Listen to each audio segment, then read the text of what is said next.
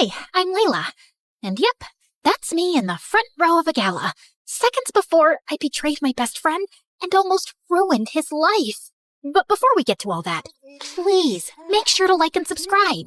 Ever since I was little, I've been a lot to handle. Or at least that's what I've been told. By my mom, Layla. By my dad, Layla! by, well, any adult really. But really, I'm just always trying to do the right thing. And sometimes that gets me in trouble. That's why my parents sent me to Woodmere Academy to begin with. That and other reasons. It's only the 5th-ranked preparatory school in the country, but heavens, no one else will take you, no matter how much money we throw their way. Good grief, Layla. How will you replace your father as CEO of Adrizi Tech if you keep up with these morality plays? Woodmere was supposedly elite, but to me, it was just like every other rich kid cesspool my parents plopped me into, complete with snobby, entitled lookalikes who wore the same navy blazer and walked the halls like the world owed them a standing ovation just for showing up. You think you belong here? You're just a poor, worthless... Funny you think he doesn't belong here when your dad basically had to donate a wing to get your sorry butt in here. The scholarship kid ran, but Milo's ego didn't. You're gonna regret that! My family basically runs this school! I'm untouchable! Cool. But are you waterproof? Huh? I bent down and turned the knob on a nearby sprinkler, which aimed straight at Milo and sprayed water all over him. Some other kids watching us laughed. 15 minutes later, I found myself in a familiar place, the headmaster's office. Do you think drenching a student with irrigation equipment is leadership material, Miss Adrisi? I don't think threatening a kid with a lacrosse stick is exactly student of the month behavior either. That student of the month is my grandson. Of course he is. Which is why you're not just suspended. You're expelled. Wait, no, please. If I get expelled, my parents will actually disown me. You don't understand. I'm supposed to be the next CEO of Adrizi Tech! As the school doors slammed shut behind me, along with, my future, I did the only thing a girl with no options and rapidly shrinking inheritance could do. I walked home. Every step was basically a countdown to whatever fresh nightmare my parents had waiting for me. Mom? Dad? Pack your bags. Immediately. Wait, you already know? You bet we do. You got accepted to Advena Academy! I am so sorry, Wait, what? It's the #1 school in the country. Looks like they changed their mind. Wow! So you're not mad about the sprinkler? The what? Nothing. When do we leave? Apparently, we were leaving that night. No time to overthink it, no time to sabotage it. Just a suitcase and a second chance that, let's face it, I totally deserved. And when we got there, my jaw almost dropped. Advena made every other fancy school I'd ever been kicked out of look like a daycare run by raccoons. I waved goodbye to Mom and Dad and approached the doors with a fresh start in mind and a promise in my heart. But as soon as I walked through the doors... Layla Idrissi to the headmaster's office immediately. Oh, what now? I hadn't so much as eye-rolled at anyone, and I was already in trouble? I braced myself as I entered the headmaster's office. But something felt different this time. For one, the headmaster was smiling. Ah, Miss Idrisi. Welcome to Advena. I'm Headmaster Quinlan. Hi? Don't worry, you're not in trouble. Not yet, anyway. We brought you here for a very specific reason. Let's call it an assignment. What kind of assignment? One that requires your particular talents. Quick thinking, initiative, a healthy disregard for rules. Wow, most schools just call that detention. Here we call it useful. But if you mess this up, we will expel you.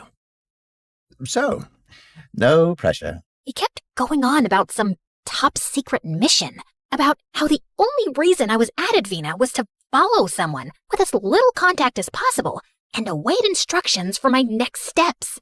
Then, he slid a manila envelope across the desk like we were in some low-budget spy movie. I expected a photo of a criminal mastermind, maybe a hacker, a ninja, at the very least someone with a scar or an eye patch. But nope, it was Louis Block, a kid so aggressively average he practically faded into the folder. Brown hair, brown eyes, scrawny. You could lose him in a crowd of two. And yet, that was my mission. Follow Louis. So I did. And at first, everything about him was even more ordinary than I'd expected. He was the quietest kid in class. He didn't eat with anyone. Even his locker code was 1, 2, 3, 4. But because he was allergic to attention, he actually turned out to be weirdly hard to follow. After all, we couldn't both sit in the back row and pretend to be invisible, and there's only so much space between the vending machine and the science wing. But in all that solo stealth mode, there was exactly one group activity where he appeared to be somewhat comfortable. The chess club. A place so mind-numbingly dull that it made math class feel like a rock concert. And, thanks to this seemingly pointless mission, I guess that's how I'm going to be spending my afternoon. Pawn to b4. Before what, though? I watched as Louis moved a pawn, then another pawn, then the horse one, whatever it's called. Riveting stuff. But then, his opponent leaned back, grinning like he just solved world hunger. Checkmate again. Wow, Louis, do you just come here to be reminded about what a loser you are? Man, even in chess club he was an easy target. My brain was screaming, stay out of it, observe, don't blow your cover. But my instincts, they'd already stood up. Do you just come here to forget that your mom cut your hair with a weed whacker?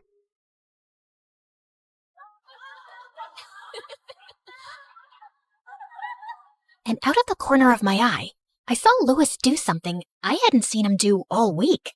He smiled. After the 3-hour chess club that felt like 3 years, I felt a tap on my shoulder. And when I turned around, it was him. Hey, thanks. You can talk? Yeah, no sweat. And just like that, we started chatting. Nothing dramatic, nothing spy-worthy. But for the first time since I got here, it didn't feel like an assignment. It felt normal. Actually, it turns out we had a lot in common. My parents put so much pressure on me. I figure it's better for my future to keep a low profile. You probably wouldn't understand. Oh, trust me, I do. Maybe he was just a regular guy after all. But as we talked more often, I started noticing something unique about Louis. He had a knack for expressing himself in a way that was poetic. So you always eat alone? Mostly, but sometimes the birds show up. They all swoop down for the crumbs, pecking at them like it's their last meal on Earth. Yet, somehow, they always leave enough for each other. And I think that's kind of beautiful. Yeah, it kind of is. Even his voice had this magnetic pull, like there was something musical about him. And over the next few days, my whole just observe and report strategy kind of crumbled. I told myself I was keeping things professional, that staying close to Louis was just part of the mission. But the truth? We were becoming friends, real ones. He was also weirdly funny, in that dry blink-and-you-miss-it way. And he could quote MSA videos like they were Shakespeare, which, let's be honest, is a wildly underrated skill. Why don't they teach those videos in school? I know, right? Then one afternoon, I saw him slip into a place I didn't even know students were allowed into. The old theater backstage loft. I waited for a moment, then crept in after him. And that's when I saw it. Louis, alone, tucked into the shadows with a battered violin under his chin. Playing. But not just playing. Humming, too.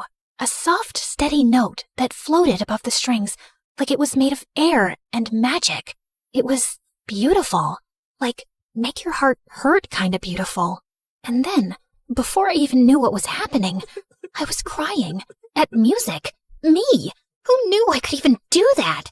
Unfortunately, he heard my sniffles and looked directly at me. Oh, I'm so sorry. What? No, don't apologize. No, I'm so sorry.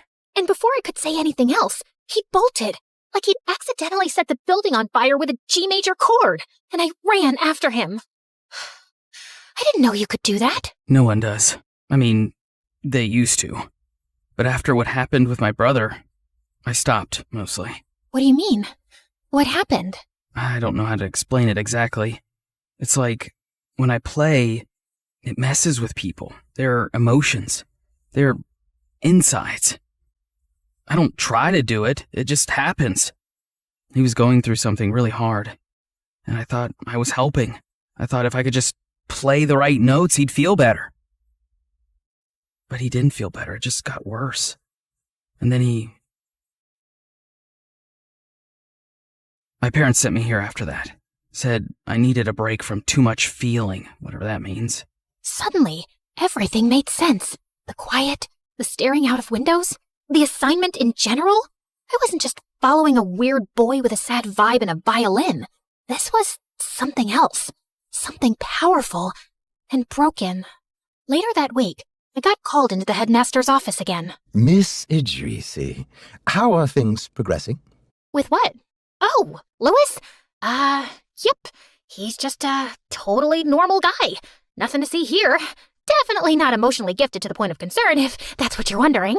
I understand the two of you have become quite close. What? No, I'm the headmaster, Layla. I know exactly what happens around here. You do know about the incident involving his brother, right? I tensed up. This was going deeper than I ever could have thought. He blames himself. He hasn't spoken about it to anyone.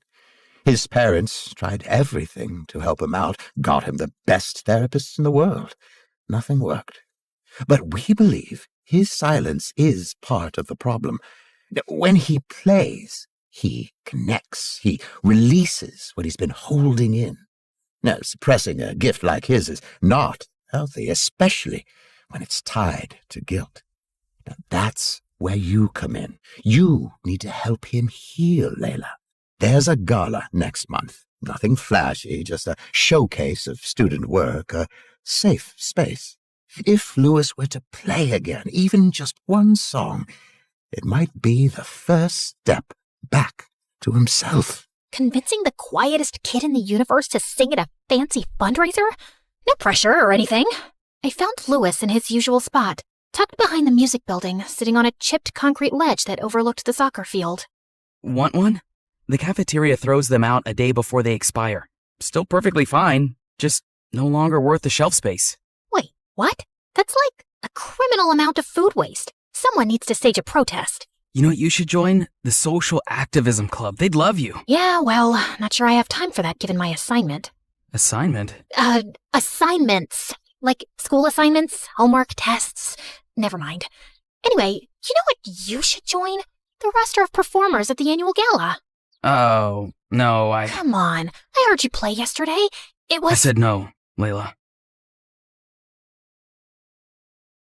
Sorry, it's just not my thing. I should go. But for a while, I kept trying. Subtly. Isn't it weird how the word gala rhymes with voila, like a big performance reveal?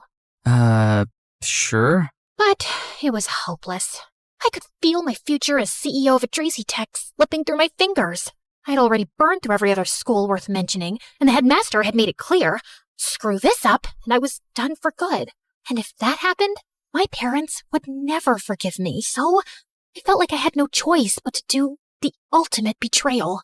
I signed him up for the gala anyway. And then I told the headmaster that Louis had agreed to play. Next thing I knew, Louis wasn't just on the schedule. He was the centerpiece.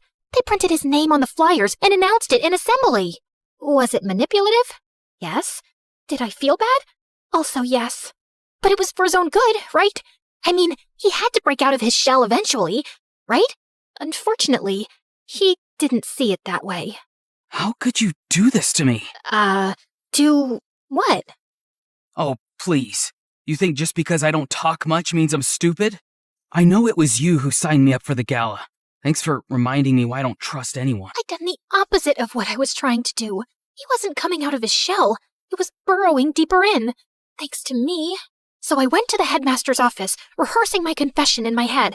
How I'd pushed Louis too far, and how I'd betrayed his trust. That maybe I wasn't the right person to help him overcome his dark past. But when I reached the door, it was already cracked open. And what I heard made me freeze.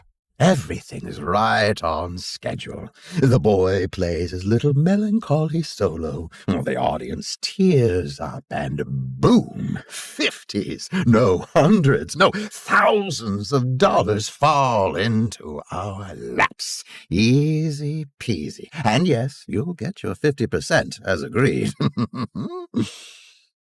I couldn't believe my ears. He didn't want to help Lewis. He was using him for profit, and I was just a pawn in his scheme. But I'm not a pawn, or one of those horse thingies. I was going to show him who he was really messing with. A queen. Chess club stuff. I sprinted to find Lewis, who was sitting alone, as expected. Lewis! What do you want? Well, first off, to apologize. I never should have signed you up for the gala. But honestly, I swear to you, I only wanted to help. I didn't ask for help. Why does everyone keep trying to fix me? What if I'm not broken? What if I just want to be left alone? You have every right to feel that way. Then why are you here? Because something's not right. I overheard Headmaster Quinlan on the phone. He's not trying to help you. He's using you. The gala is just a cash grab, and your solo's the tearjerker. That's the plan. You suffer, and they get paid. I expected him to explode the way I was about to, but to my surprise, he didn't get angry. I guess he was too broken to even react. Of course, that tracks.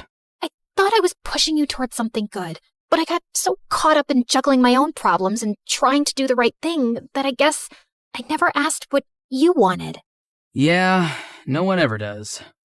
I'm so sorry, Lewis. You know, when I first met you, something clicked in me, and I played something different. What do you mean? Can I hear it? He didn't say a word, but the way he looked at me hit me harder than any note ever could. No audience, no gala, just me, I promise. To my surprise, he picked up his violin.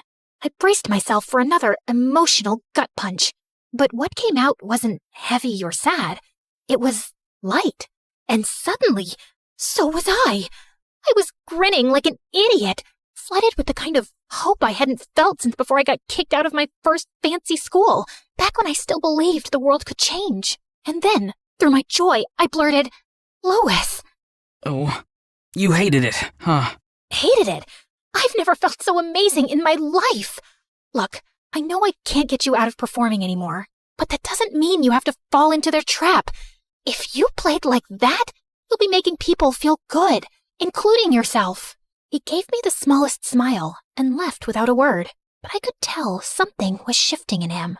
On the night of the gala, I had no clue what to expect. Either the one person in my life I truly cared about gets exploited and traumatized even further, or he goes off script and reclaims his story, which meant I was probably getting expelled again. And then, just when I thought my bundle of nerves couldn't get more twisted, I spotted them in the audience. My parents. Guys, what are you doing here? Layla, look at you. Still enrolled. How nice. Come sit. We saved you a seat. We hear you're close with tonight's little prodigy. If getting expelled was my worst-case scenario, then watching my parents' live reaction to it was the apocalypse. But as Lewis made his way onto the stage, he looked unchanged in a way that made me sad. It was like the spotlight was too hot and had shriveled him back into the broken boy they all expected. And sure enough, a sad melody followed suit. As I looked around, I could see the audience tearing up, dabbing eyes, sniffles everywhere. And right on cue, Headmaster Quinlan started slinking between rows, smiling and collecting checks like it was church. As I watched Lewis crumble, I expected, as always, for my body to move before my mind had a chance to think. But for once, I paused. It was my decision now. I could sit there and be the good girl everyone wanted me to be, or I could stand up and be me. You're amazing, Lewis! I believe in you! Lewis froze mid-note. As the wealthiest people in the country stared me down, I still stood firm. And then, like he just remembered who he was, Lewis's lips twitched into a smile. And suddenly, the music changed. It became lighter, happier, and the audience? They forgot all about me. In fact, they actually started dancing. Headmaster Quinlan's donations became an afterthought. And just as I was ready to start joining the dancing... Layla, what have you done? Huh? What do you mean? The donations are stopping. Do you know what that means for the company? This was supposed to be a proof of concept for investors for our latest tech.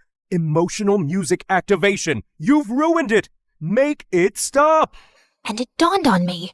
The person on the other side of the phone call with the headmaster was my father. How do you think you got into the school in the first place? You had one task. Now we'll never be able to convince the board to make you CEO. No, wait, But I couldn't finish the sentence.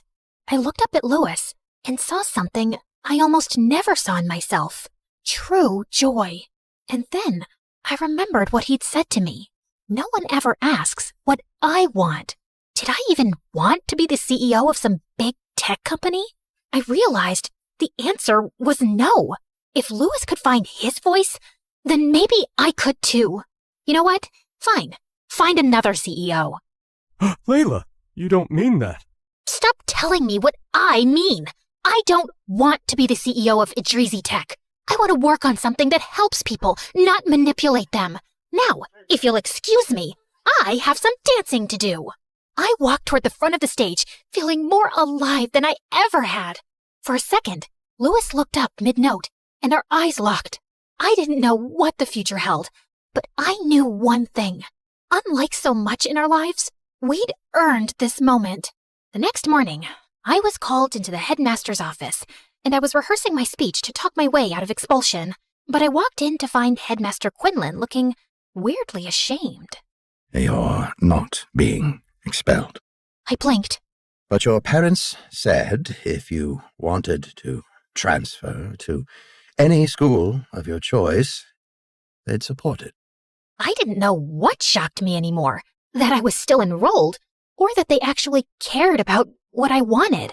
Maybe, for once, they were trying. Thanks, but I think I'll stay here. I hear there's a social activism club that may need some help. I walked out of the office towards Lewis, who was waiting for me down the hallway. Still enrolled? Shocking, I know. You were kind of amazing last night. Kind of? Wow.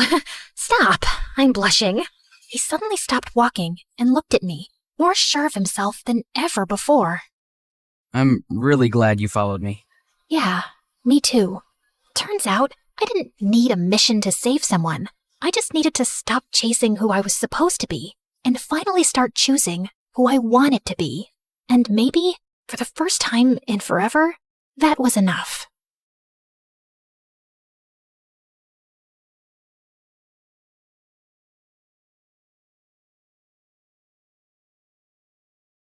Contestant 9, please state your name. Sierra? Looks like a nightmare, right? Hi, I'm Sierra, and ever since I could talk, I've had a stutter. I didn't think much of it until I moved to a new town when I was 6. Welcome to the neighborhood. I'm Dean. This is my daughter, Kelsey. What's your name, sweetheart? Sierra. Why do you talk like that? It was the first time anyone had asked me that. It wouldn't be the last. My stutter happened frequently, but it got worse when I was nervous. My mom barely noticed or cared that I had a stutter, or that I really existed. She was always working. And my dad? Well, he left the picture a while ago. Most days, Mr. Dean would watch me after school, and Kelsey and I became fast friends. We did everything together. Played at the park, put on fashion shows, grabbed ice cream at Scoopy's. When we went out as a trio, I'd secretly pretend that Mr. Dean was my dad, and Kelsey was my older sister. In those moments, it felt like the family I'd always wanted. But things started to change when Kelsey's mom announced she wanted a divorce and moved out of state. After that, Kelsey started to change. She wasn't just upset. She was furious. She yelled at everyone, and once even smashed the living room furniture in a fit of rage. She lashed out in class and got held back a grade. And if her dad hadn't been the superintendent, she probably would have been expelled. By middle school, we ended up in the same class, and Mr. Dean dropped us off on the first day. Wow, your daughters are so beautiful. Aren't they? I'm a lucky dad. Kelsey looked like she was about to explode. I'm Kelsey. I'm his only daughter. My mistake. And what's your name? Sierra. Sierra? Why do you talk like that? Yeah, can you not speak properly? Or are you stupid? The class erupted into laughter, and I could feel my face burn. Since then, Kelsey wasn't my friend anymore. A real friend wouldn't do that. Through the years, Kelsey's hatred only grew. Anytime I had an accomplishment, she had to ruin it. Opening night of the school play, she stuffed worms in my costume. She threw her birthday party on the same day as mine every year and literally paid people to skip mine. At the science fair, she unplugged my volcano as the judges walked by, so it just looked like a sad pile of paper mache. And during my middle school graduation speech, she just had to make a scene. And so, I want to say how proud I am of our class. We did... What the glitch here is trying to say is we did it. Congratulations, grads. Party at my house tonight. Everyone's technically invited, but only cool people should show up. If it weren't for being her neighbor and still being close with Mr. Dean, I would have liked to never see Kelsey again. I'm sorry about my daughter. Ever since her mom left, she's been a different person. I just wish she wasn't so mean. You shouldn't be ashamed of something you can't control. At the end of the day, your stutter is something that makes you unique. I held on to that going into high school. My stutter didn't bother me much anymore. In fact, it was getting better with age. He was right. It did make me different. And I liked that. One Friday in English, we were doing a vocabulary spelling exercise, and I was totally killing it. ESOTERIC. Esoteric. QUERULOUS. Querulous. VACILLATE. Vacillate. Everyone was surprised at how well I was doing. And honestly, so was I. Who knew I was that good at spelling? Sierra, there's a regional spelling bee in a few weeks. You should join. Who knows, you may make it all the way to nationals. That night, as I sat in my room looking over the spelling bee brochure, loud music suddenly rattled my walls. Kelsey was throwing a party in her backyard. A few classmates waved me over. Fine, just for a little. The party was fun, but I couldn't stop thinking about the spelling bee, and I decided I would sign up. I was about to leave when... What's this? She snatched the brochure out of my hand. A spelling bee? Oh, please. Like you could ever win one of these. In case you didn't know, you trip over your words. Give that back. Not so fast. I'll help you practice for your big day.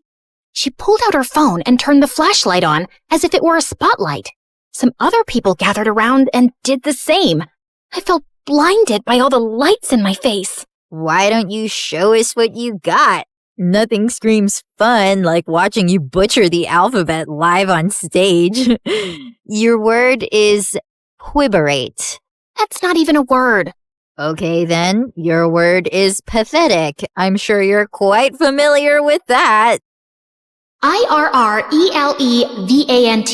Irrelevant. I'll use it in a sentence. Kelsey is irrelevant. Now give me back my brochure. But she ripped it into pieces and threw it up like confetti. I took a small step in her direction. Kelsey took a step back and fell into the pool. Ugh! You pushed me! Yeah, right. I didn't push you. Your attitude just slipped. She climbed out and stormed over to me, and I bolted. As I ran, I saw her shoving people in her way into the pool. I made it home and locked the door just as she started kicking and clawing at it. My heart was racing. By Monday, the whole school was talking about it. Someone had filmed everything, and she looked completely unhinged. I avoided her all day. After class, I asked my teacher if she would sign off on my spelling bee application, and she wrote a letter of recommendation. That night, I was recording myself practicing when I heard Mom come home early. I rushed downstairs to tell her about the bee. but she really wasn't listening. As usual. Sierra, that's great and all, but I'm working and I don't need any distractions tonight. And the Mother of the Year award goes to... Feeling annoyed, I went back upstairs and found Kelsey sneaking through my bedroom window. What are you doing here? Get out! Relax, Miss Broken Record. I'm just here to apologize. Apologize? Yeah. I saw the video from the party over the weekend. I looked crazy. It wasn't okay how I was treating you, so I'm sorry, okay? Thanks? I'm not really sure what to make of this. Yeah, well, we used to be friends or whatever. I think it's time to put the bad blood between us to bed, right? Trust doesn't just snap back into place, not after everything that's happened between us. I understand. I intend to prove it to you. Do you mind getting me some water? Climbing up the vines was harder than I thought. Uh-huh. Sure. This certainly wasn't on my bingo card for how the night would go. I brought her water, which she downed in one gulp. Thanks. I'll see you tomorrow. Maybe we can sit together at lunch? Maybe. Also, never sneak into my room again. Then she climbed out the window. What a strange interaction. But maybe we really were turning over a new leaf. The next day, I walked into class feeling good about the new era I was in, where I tried new things and made up with old friends. But that confidence vanished when I found my teacher waiting for me, looking pissed. Sierra, you will not be attending class today. I've contacted the spelling bee and pulled my recommendation for your application. What? What did I do? You should be ashamed of yourself. The principal is waiting for you in his office. What was going on? It has come to our attention that the English exam answers were sent to your entire English class yesterday. I'm sorry. I have no idea what you're talking about. That's strange. Given the exam answers were sent from your email address, you'll be suspended for 3 days. Your mom is on her way here to come get you. What? This wasn't possible. I didn't do it. When Mom showed up, the veins in her forehead were practically bursting. I begged her to believe me the whole way home, but she didn't say a thing. When we pulled up to the front of the house, she told me to get out of the car. I can't believe I missed an hour of work for this. You're grounded. Then she just drove off, and I burst into tears. I was wrongly accused, suspended, banned from the spelling bee, and all my mom cared about was missing work. Over the next few days, I stayed home and studied, and I kept practicing spelling words anyway. Failure. Failure. Dismay. Dismay. Okay, maybe I was leaning into the drama a little. When I finally got back to school, everyone basically hated me. A bunch of students had used the answers sent from my email, so the teacher failed the entire class, and now everyone was blaming me. Next few weeks were so lonely. I walked straight out of school one day and went to get an ice cream cone from Scoopy's, and Mr. Dean happened to be passing by. I told him everything that happened. Let's go talk to the principal right now. It was nice to have one person who actually listened and seemed to care. Back in the office, Mr. Dean demanded answers. It was sent from her email account. My hands were tied. Steve, you're talking like you weren't the biggest troublemaker back in school. Honestly, I'm shocked you became a principal. Mr. Dean insisted on seeing the email with the timestamp. It was around the time I was practicing spelling. Wait, I had recorded myself doing that. I pulled out my phone to prove it. We watched me spelling, then leaving when Mom got home. Then Kelsey climbed through my window and went for the laptop, but I walked in. Once she sent me away for water, she sat down and typed out the email. She did this. They called her into the office. Dad, what are you doing here? You framed Sierra for stealing exam answers when she's completely innocent. I did not. He showed her the video. Of course you go to defend her. She's never been completely innocent, Dad. What had I ever done to her? The principal and I had front row seats to their screaming match. Kelsey got suspended for a week, and the principal and teacher apologized to me and reinstated me in the spelling bee. That night, I heard a commotion outside. I looked out my window and saw Kelsey stuffing suitcases into her car. I'm over you, Dad, just like Mom was. She slammed the door, rammed the car into the garage, and peeled out of the driveway. I ran to Mr. Dean, who was covered in food. What happened? We were in a huge fight about what she did to you, and she threw everything in the fridge at me. I kicked her out, and she's gone to live with her mom. As much as I wanted to jump with joy at the thought of never seeing Kelsey again, I didn't want things to be like this. Mr. Dean looked crushed as he walked back inside, and I followed him to help clean up the mess. At school, word got out about what Kelsey did, and people started being nice again. Things weren't just back to normal, they were better. I gave an incredible anti-bullying speech at a school assembly that got a standing ovation. I started a support club where victims of bullying could share their stories. And at every free moment, I was practicing for the spelling bee, often with Mr. Dean's help. He still seemed down about being alone, but when I was around, he cheered up. He drilled practice words with me every day until regionals. And on that day, he was there in the audience. My mom wasn't. I got second place and was qualified for nationals in a month. Afterward, the top contestants did a group photo shoot. I was smiling for the camera when someone put an arm around my shoulder. I looked up. It was the guy who won first. You were a great competitor out there today. Congratulations. His accent, his eyes. Suddenly, I forgot how to breathe. Thanks. Where do you come from? Where do you come from? Sierra, are you kidding me? Is that how you speak, or did I just fluster you? Oh, no.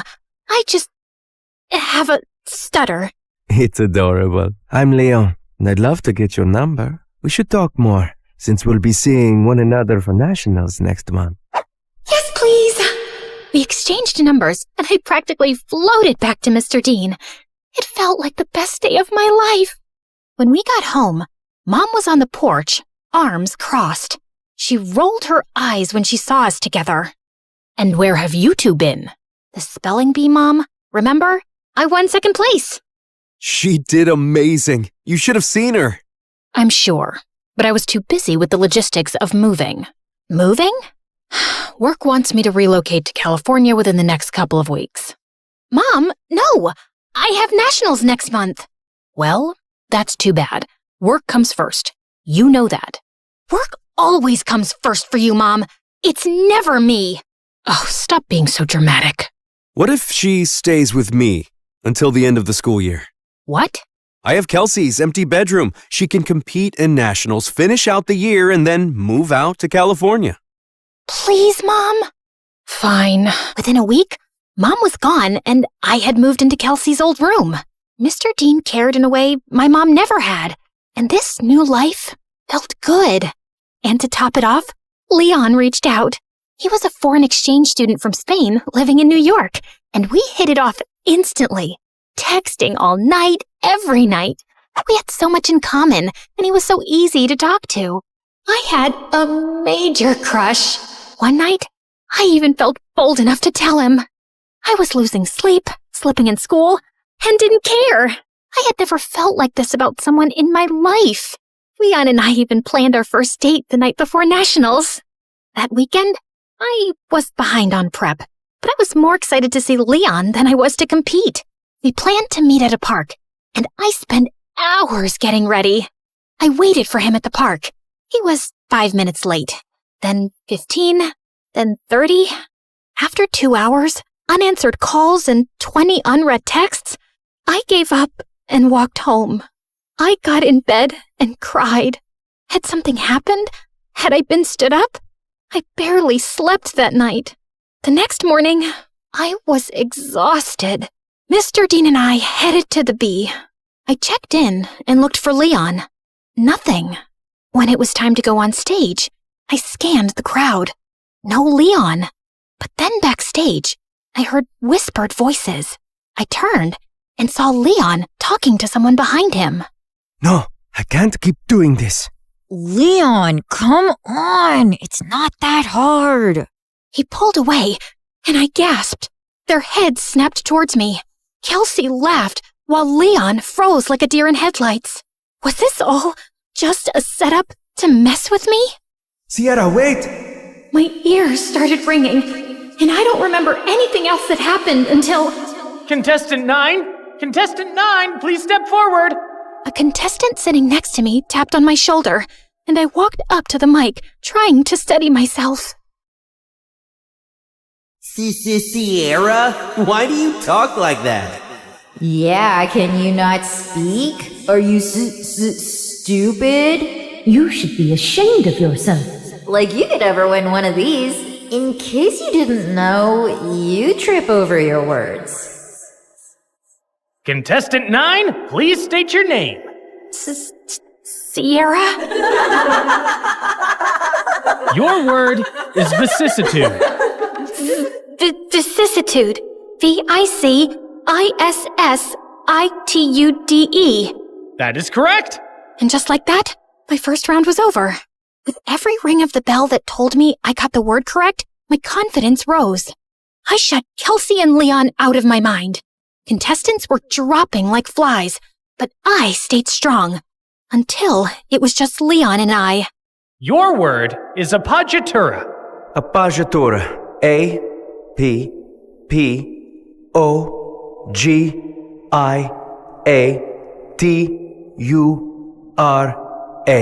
Appoggiatura. I'm sorry, that is incorrect. Sierra, if you can correctly spell the word, you will be our national spelling bee champion. Appoggiatura. APPOGGIATURA. Appoggiatura. That is correct. I did it! The audience went wild. I got my huge new trophy and went to the lobby to find Mr. Dean. But I heard Leon's voice behind me. Wait, Sierra, please! Leave me alone! Sierra, please, let me explain. It was all Kelsey. She put me up to this. She wanted to get in your head so you'd lose. Wait, don't go to the lobby. I walked through the doors, but Leon lunged at me and pushed me out of the way. The doors had buckets of slime and feathers on them, which all fell on Leon. Why did you push me away? I was trying to save you from this. Listen, Kelsey moved to my school and found out I was going to regionals for the spelling bee. She said she'd pay me to flirt with you and distract you from studying. I'm so sorry. I was just a game to you? I only agreed because I really needed the money for my mom's treatments. That's why I'm even competing in the bee. I didn't expect to end up having real feelings for you. When Kelsey found out, she stole my phone and smashed it. She even threatened to get me kicked out of school. Just then, my mom and Mr. Dean walked up. Mom, what are you doing here? Mr. Dean convinced me to attend, and I had no idea you were so talented at this. We're so proud of you, Sierra. And then Kelsey walked in. Of course my dad is here to support perfect little Sierra. And Leon, I see you've betrayed me too. Guess your mom isn't going to get any better. Why are you so evil? What did I ever do to you, Kelsey? You stole everything from me. Everything! She didn't steal anything from you, Kelsey. Oh, really? Because I remember the night you and Mom screamed at each other when she found out about your little affair, when we both found out Sierra is your daughter. What? Oh, yeah. My neighbor was actually my half-sister. The girl who ruined my family and took my dad away from me. Is this true? Yes, it is. Even though this was the craziest day ever, the news warmed my heart. I'd seen Mr. Dean as my dad since I was a kid. You didn't lose your dad to me, Kelsey. You lost him because of you. You could have told me the truth. You could have been my sister. But you chose to be a liar, a bully, and a sad little lowlife who only feels powerful when someone else is hurting. I may stutter, but I never had to hurt people to be heard. And why didn't you guys tell me sooner? I'm sorry. He didn't know until I told him once we moved in next door. I wanted to tell you right away, but then my wife left me and Kelsey took the news really hard and started lashing out. We thought it would be best for you to not know. For your sake, and Kelsey's. I was planning on telling you. I figured since we live together now, it was the right time. You live together now? She screamed, grabbed my trophy, and hurled it through the convention center's windows. She got arrested for property damage and spent some time in juvie before going to live with her mom.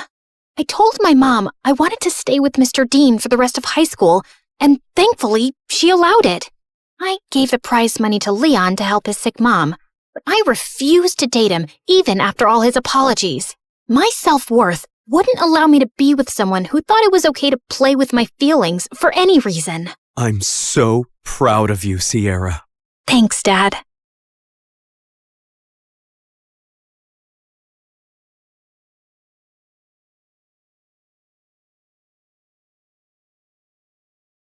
The school day ended, and I was walking to the bus when I got a message from my crush, Carter, the school jock, who never even knew I existed. Hey, I need to tell you something important. Meet me in the warehouse behind the school, now. Why would Carter send me something like that? But I told myself, maybe he finally realized how cool I am and decided to ask me out. So, without even hesitating a bit, I ran to that warehouse like I was late to my own wedding. I got there, only to find darkness. The warehouse was small, with no windows or anything. I started calling out for Carter when I heard noises behind some shelves. I peeked, and there was Carter, hugging and laughing with his girlfriend Zoe. She was the queen bee and the head cheerleader. She was mean, and everyone was scared of her. But then I wondered why Carter sent me that message. Was it an accident? Of course it was. God, I'm so stupid. I tried to tiptoe out, but the door wouldn't budge. I kept pulling like crazy until I ended up with the knob in my hand. Oh my God, could this get any worse? Yep, because right then, Carter and Zoe noticed me, and she glared at me like she was about to eat me alive. What are you doing here, you freak? Are you stalking us? Did you follow my boyfriend here? I didn't know what to say because she was scary as heck. Hi, my name is Amanda. And this is how I got stuck with my crush and his girlfriend for days, until I discovered a secret that almost cost us our lives. Carter tried to open the door, but it didn't work, so we started calling for help. We pushed and kicked the walls, but no one heard us because it was a faraway warehouse and everyone had already left. And to make matters worse, it was Friday. And to make it even triple worse, it was the last day before winter break, meaning the school would be closed for 2 freaking weeks. And to make it even quadruple worse, oh wait, there's nothing worse than that. Don't worry, guys, I'll call 911. I took out my phone, only for it to die on me. Or, never mind, my phone just died. Can you guys call for help? Oh, we have a genius here. Don't you think we would have if we had our phones on us? Why don't you? Not like we owe you an explanation, but we just wanted some private time, alone without distractions. So we left our phones outside and brought only our bags. I even made my baby boo some food in case we talked for hours. Oh, I'm so sweet, aren't I, Pookie Bear? We sat in silence for what felt like forever, until Zoe leaned on Carter's shoulder and started crying like a lost puppy. Babe, tell her to move. It's cramped and I'm claustrophobic. Babe, tell her to fold her legs. Her feet are disgusting. Babe, tell her to stop breathing so loudly. I literally cannot. And he actually comforted her. What an absolute fake. But then my stomach growled, and I laughed nervously, trying to play it off. Zoe pulled some sandwiches out of her bag, and I thought she was going to give me one, but she just handed one to Carter. Then they both started chewing like monkeys. I'm here, but they ignored me. Seconds later, Carter looked at me like he felt bad and started gesturing and making faces at me like he was hinting at something. But I couldn't understand what he was trying to say. Man, speak up. He face-palmed while Zoe turned to me and warned me not to ever speak again. I got so annoyed by her bossing me around. Like, what would she do? We were both stuck and miserable. So I started singing to annoy her. La la la la la la la la la. I was walking with a group and I stepped in poop and I tried wiping it, but I still smelled like poop. So I cut off my pants and I still smelled like poop. Turns out the stink came from the group. They smelled like poop-poop-a-doop. La la la la la la la la la. Zoe looked so annoyed, I could swear I saw Carter smiling. She grabbed him and they went to sit across from me. Good riddance. Later, I felt tired, so I just fell asleep right there, hugging my bag. I woke up in the middle of the night to their kissing noises. Apparently, Zoe had bad dreams and Carter was comforting her. I had a dream that a dumb blonde with a mole above her lip came into our lives and stole you from me. Babe, I can't live without you. Was she describing me? And Carter just went ahead and kissed her again. Blech. But I really had to pee, so I grabbed an empty bottle near them and went over to a shelf to do my business behind it, when Zoe yelled at me to bring the bottle back. When I was done, I turned around and saw Carter standing there. I literally jumped. He whispered that Zoe was asleep and wanted to tell me something. I like you, Amanda, and I wanted to talk to you about it today. Wait, you like me? For real? So his message was on purpose. Finally, a win! Then he told me he broke up with Zoe 2 days ago. He said he liked me and wanted to talk to me in private yesterday, but before he could do that, Zoe convinced him to come in here to talk about their relationship because she thought he wasn't serious about the breakup since it happened before and they always got back together. So why are you still kissing her like a chimpanzee? I'm just trying to keep her calm because she's crazy. Plus, what's the point in saying anything now? We're stuck. Annoyingly, that made sense. And honestly, I had a huge crush on him. Carter was kind and smart, and everyone loved him. The whole school knew he deserved better than Zoe. So I hugged him, and he hugged me back. But just then, I felt dizzy from hunger and tiredness. Carter caught me before I could stumble and held me steady in his arms. You okay? I nodded. Wow, you smell amazing. Let's get you to sleep. He carried me to my spot and gently helped me lie down. Then he looked straight into my eyes, and I thought he was going to kiss me. But right then, Zoe shifted in her sleep and Carter pulled back. He left, but not before winking at me, and my heart fluttered. I woke up to find Carter had slipped a snack bar into my bag. I ate it in one go. Zoe was extra fussy because her foot still hurt from yesterday's cheerleading practice. So she was relying on Carter for physical support to get behind the shelf so she could do her business. She was rubbing his hair and his neck and his back like a psycho, and I literally gagged. I got up and wandered around to distract myself, and that's when I stumbled onto something, a knob that opened into a storage room below. I climbed down. The space was small, probably for extra storage, but it was cleaner and nicer than the warehouse, so I stayed there for a bit. Carter noticed and followed me once Zoe fell asleep. Nice place you have here, cutie. I blushed, and he smirked as he offered me a soda can he'd stolen from Zoe. I drank half of it too fast and let out the loudest burp. I clapped my hand over my mouth, mortified, but Carter gently moved it away and smiled. Then suddenly, he winced.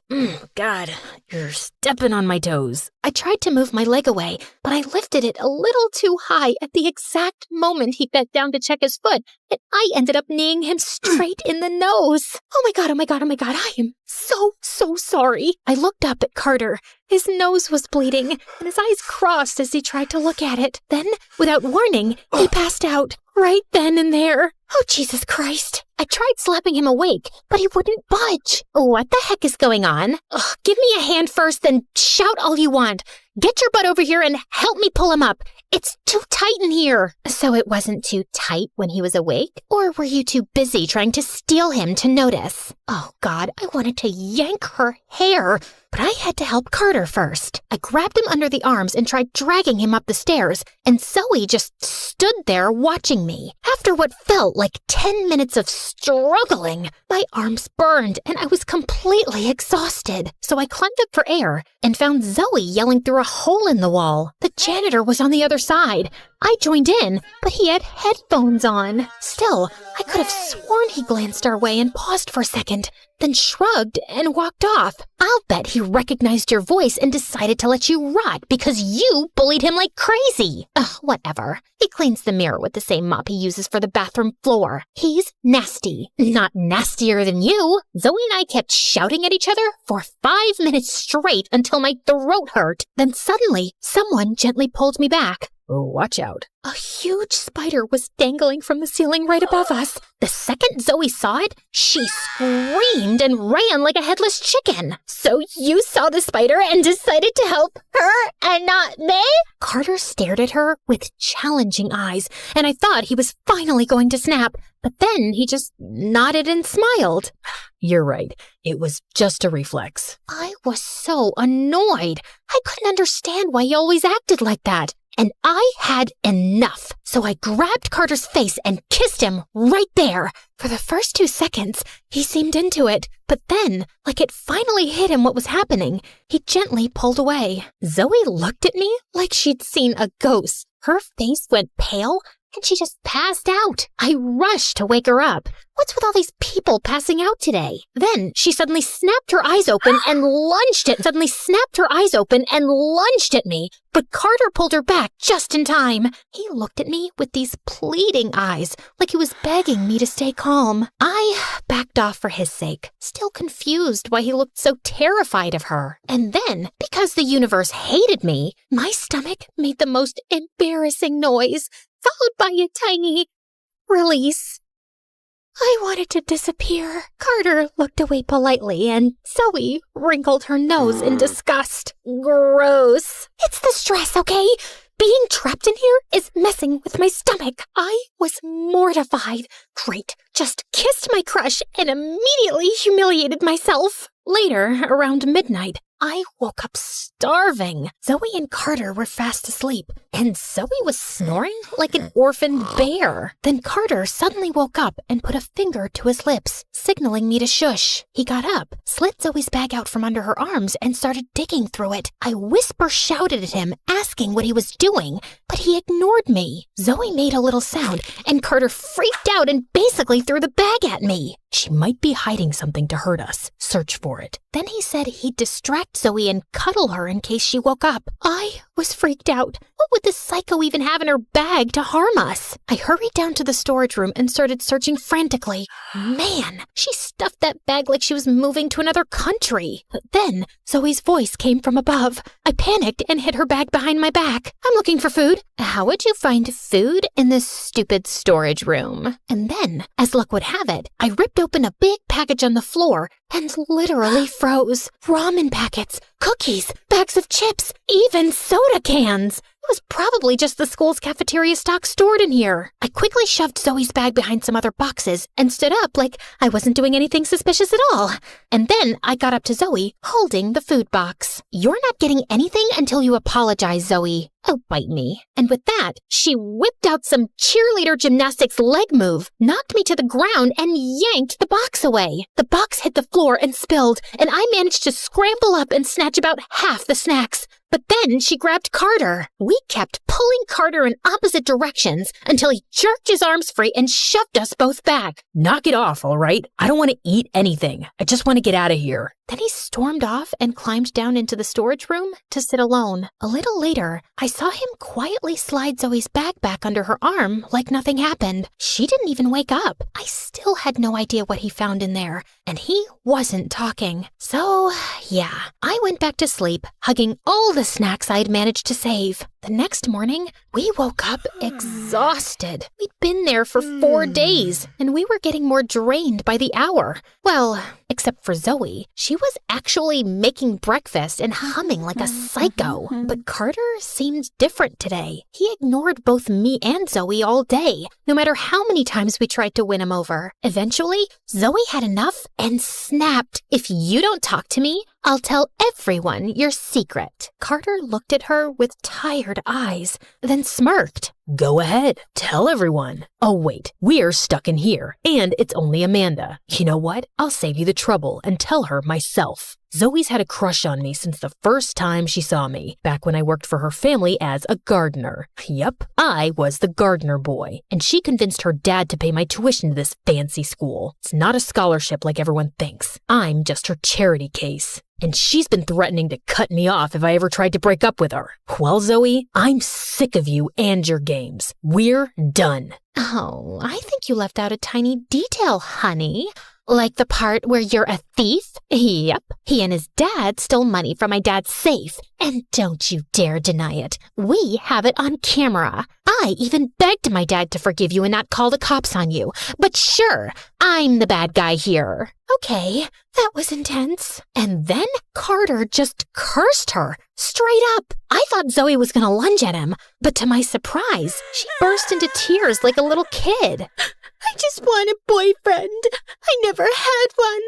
They leave me after the second date. And when I finally found one, I am not letting go just like that. And definitely not because of that freak. She stomped over to the corner and cried while angrily munching on cookies. I looked at Carter, but he wouldn't meet my eyes. He just walked off and went back to the storage room again. Okay, this was officially awkward. But things changed after that. Later that night, Zoe was crying like crazy. I honestly thought she was going to drown in her own tears. Then she came over to me and sat next to me. Listen, Amanda, girls like you always get what they want. You're smart, you're funny, you're beautiful. You just need some confidence. I'm just a pretty face, though.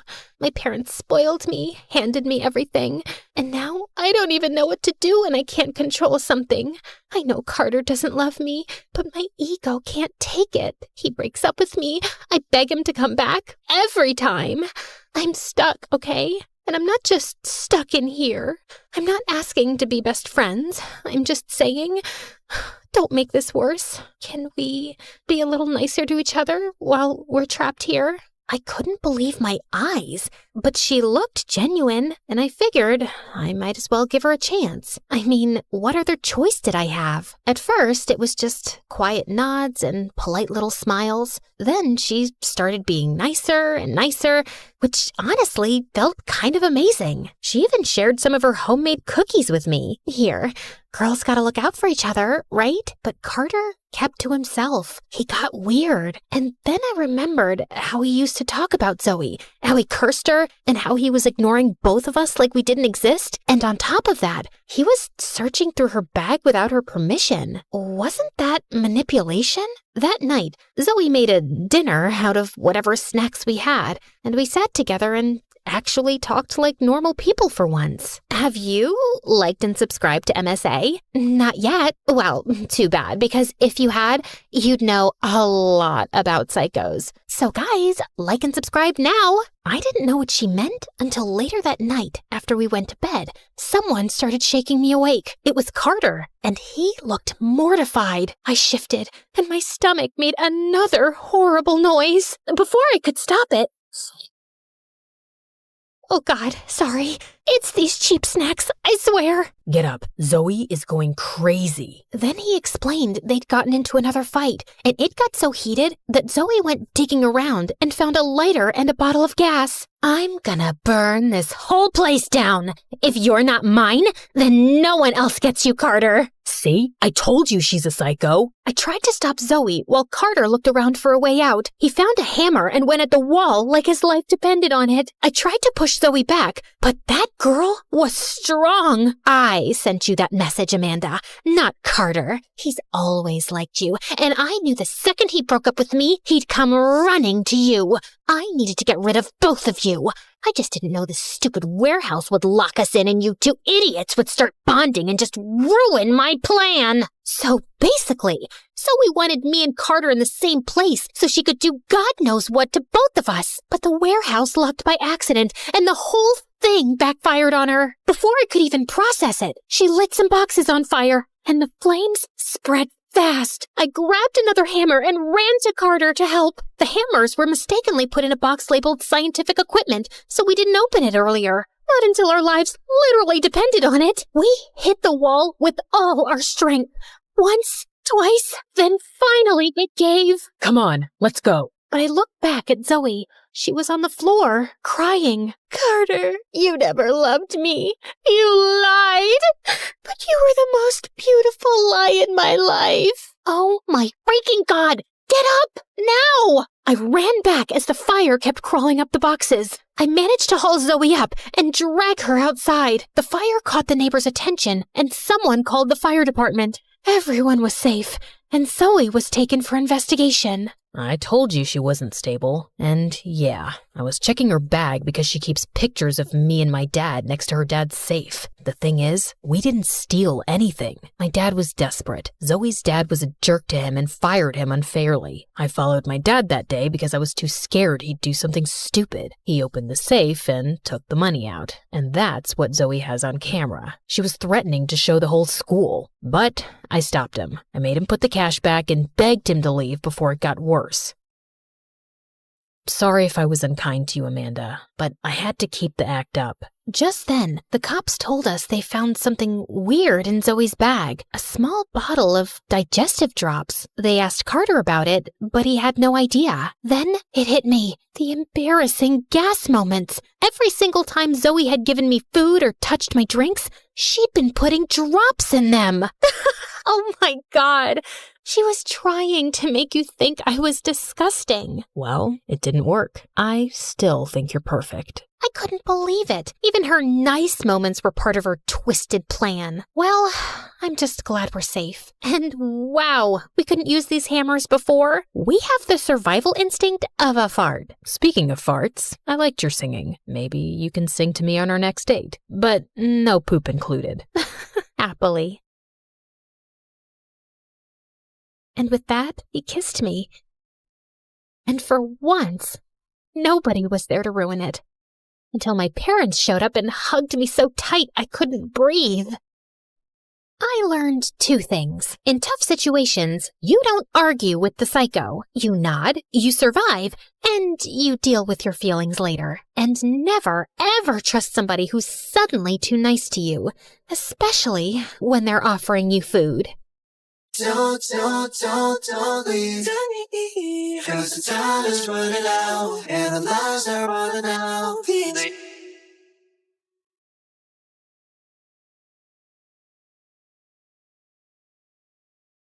Hi, my name is Rose. When I was 10, I found out that the woman I called Mom was actually my aunt.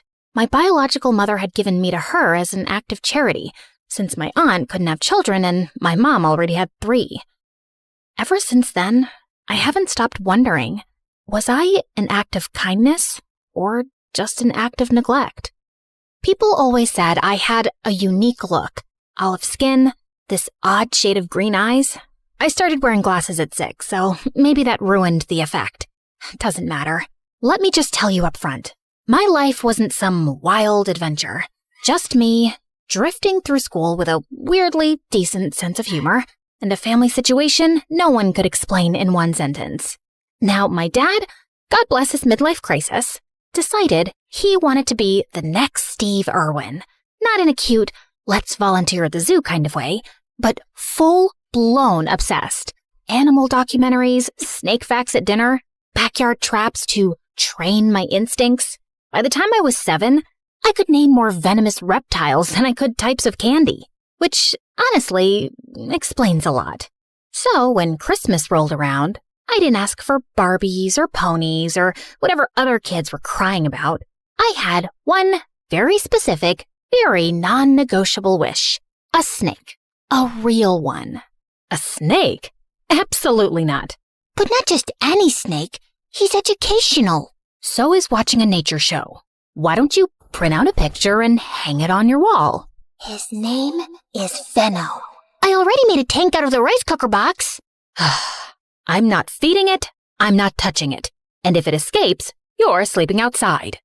I was that weird kid in school, obsessed with snakes, reptiles, and obscure animal facts. So no, I didn't have many friends. And honestly, I was fine with that. Apparently, not everyone else was. So, as you both know, Rose is different, and I think we should work together to help her make some friends. Well, you're saying it like there's something wrong with my daughter. Maybe all her classmates are just weird and stupid, and she doesn't want to be their friend. Honey. Mrs. McGill, I understand your frustration, but your daughter brought a snake to school, and she threw it at another student. Do you understand how dangerous that is? She threw it at Jessica, the little bully brat you should have suspended years ago? But no, let's go after the quiet, weird kid who minds her business and likes snakes. Look, I get what you're saying. I do. But this is our daughter. She'll stay like this until she grows out of it, hopefully. So please, don't call us in for these Dr. Phil meetings again. Come on, honey. That night, I did the only logical thing a lonely, misunderstood 11-year-old could do. I sneaked out to get a tattoo of Venno. But the guy at the shop called my parents before the needle even touched my skin. And yes, I got an earful the entire way home. Things stayed the same until I turned 17.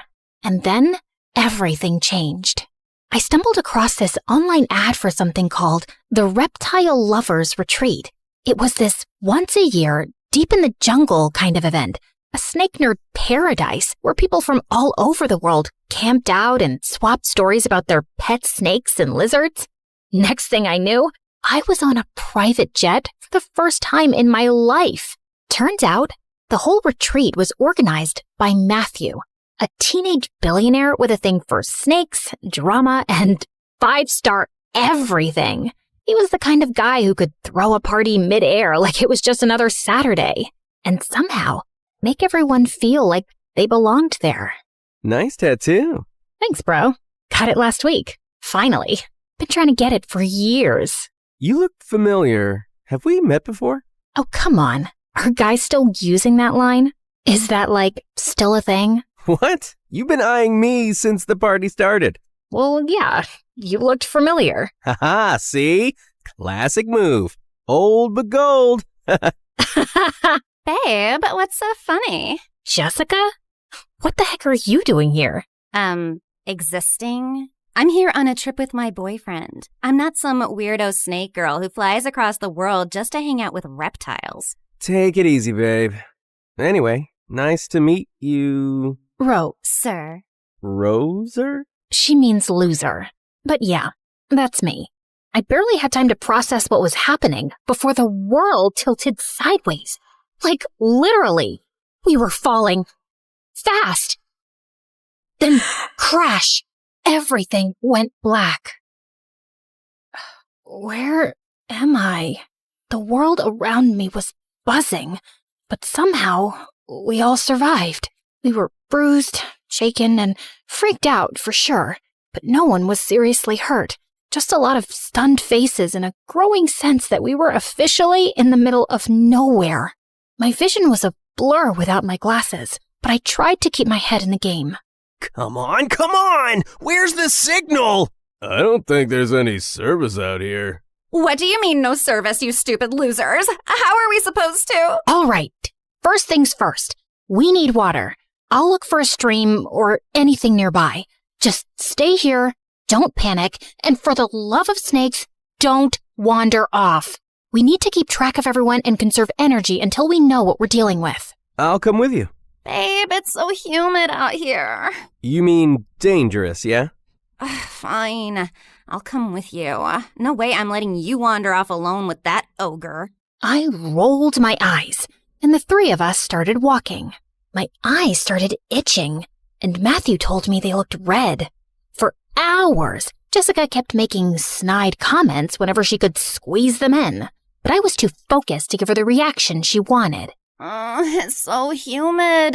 I swear I just felt a bug crawl into my shoe. Welcome to the wilderness, babe. Why are you even on this trip, Matthew? You look like someone who's never even been outside a spa. Excuse you? I'm very outdoorsy. My family made me do survival camps every summer. Learn grit. Apparently being born rich means you have to earn your personality.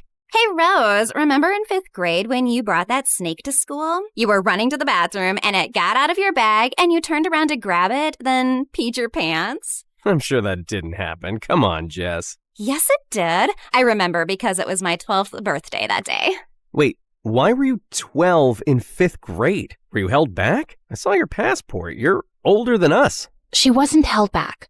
Some people just start school later than others. Why are you defending her? Because she's a helpless little weirdo who will jump at any chance to be my friend. And fine, yes, I was held back. There, I said it. What now? You gonna break up with me? No, babe, I was just... Save it. I'd rather walk alone and get eaten by a wolf than spend another second with you and that snake perv. Whoa! Just then, Jessica fell into a trap. A rope whipped around her ankle and yanked her up, leaving her dangling upside down midair. Help! Help! What are you two idiots doing? Oh, sorry, babe. Not you. Her! Say sorry to Rose first. Matthew, listen. The fact that there's a trap here suggests there might be hunters nearby. Maybe we finally found someone. Wait, I hear footsteps. I'll be with you, Rose, after Jessica apologizes. Come on, Jess. I heard the footsteps getting closer, fast, so I climbed up a fallen tree trunk, crawled along the branch hanging above Jessica, and started cutting the rope, barehanded, then with my teeth. Matthew, behind you! I looked up. A group of people stood there, dressed in what looked like traditional tribal gear. They were watching us. Their leader, a tall, stone-faced man, stepped forward.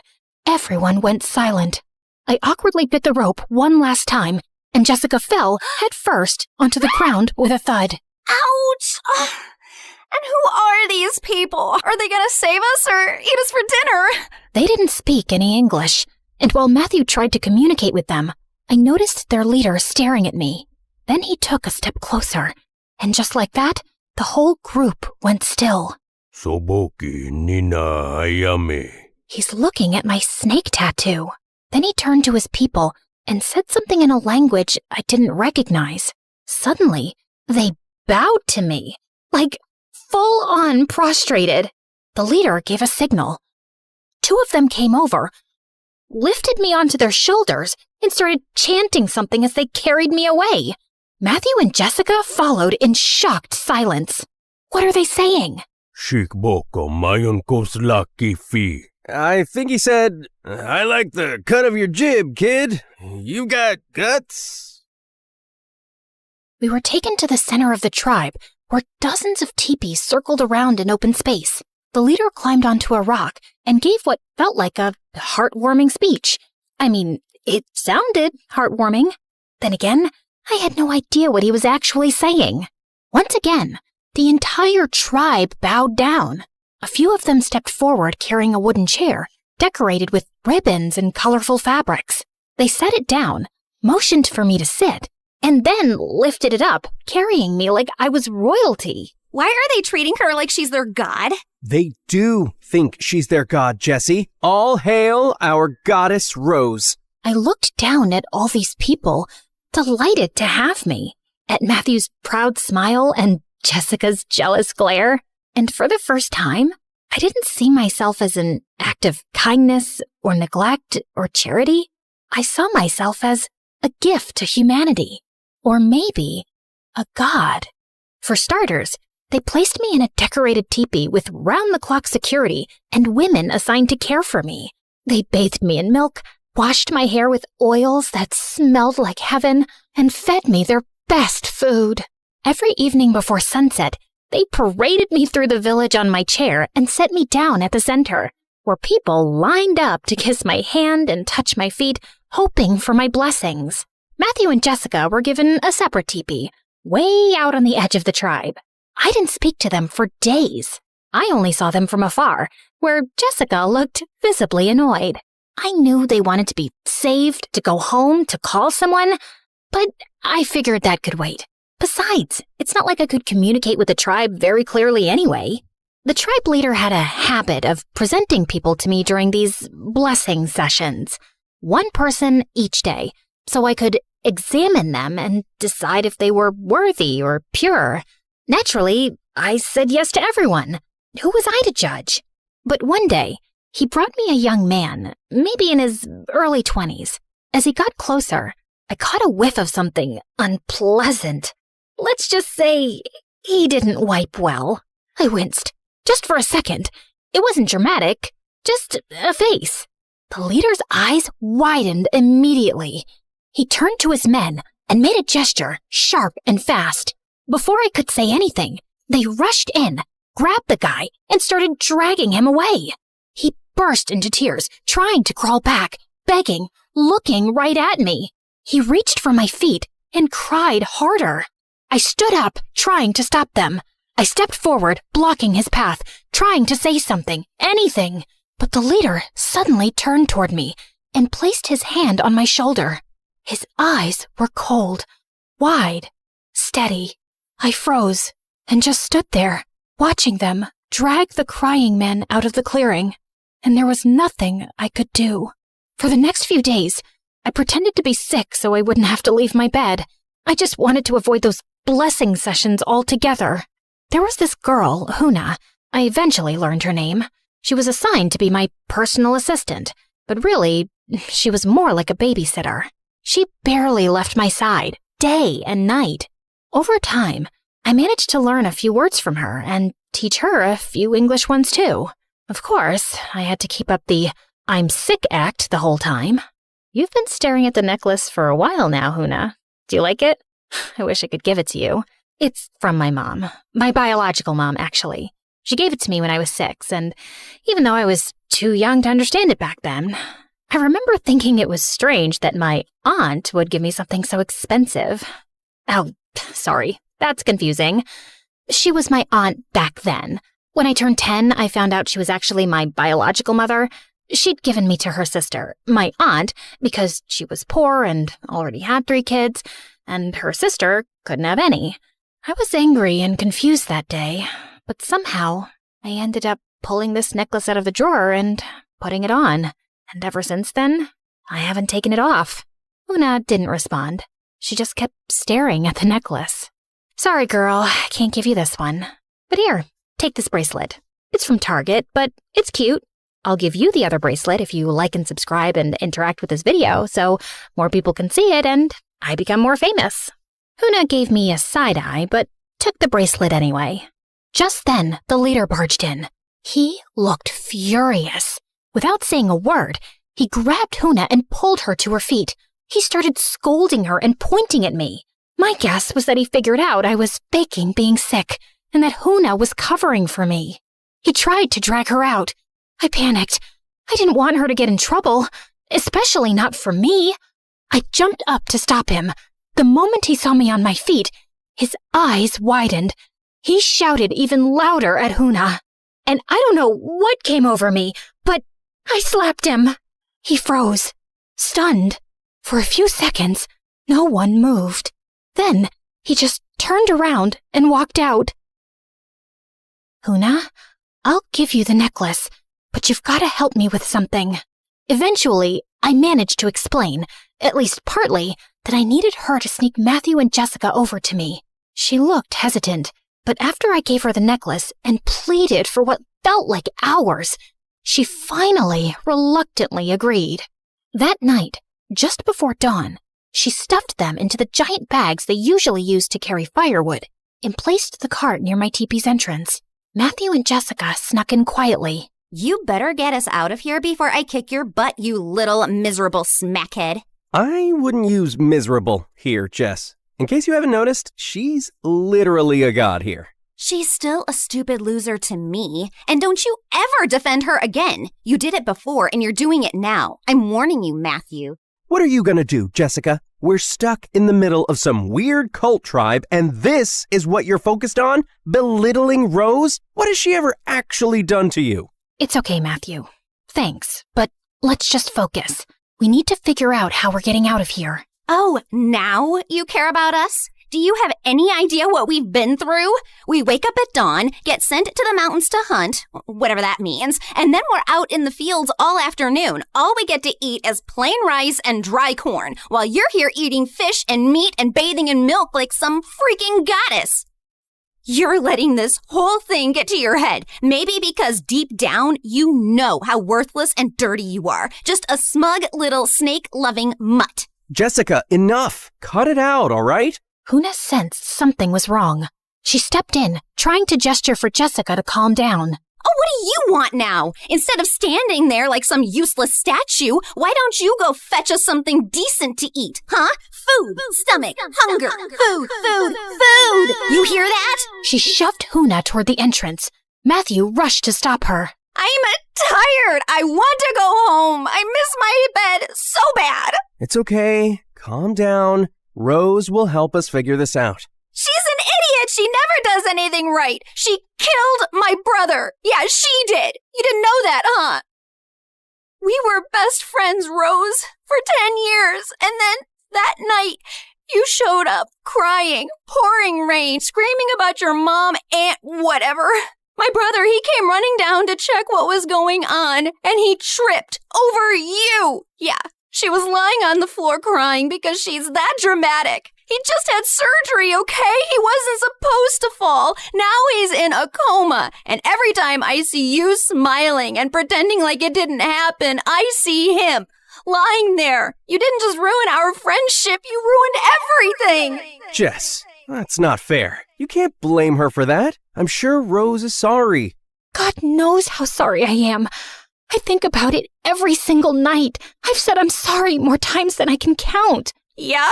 Look how sorry you are. Getting pampered like royalty while we rot out there. You and your crocodile tears. I'll never forgive you. I'm sorry. I'm sorry. I'm sorry. I was crying hard. That incident never left me. It came right after I found out about my mom and aunt. And then Jessica completely cut me off. She hated me.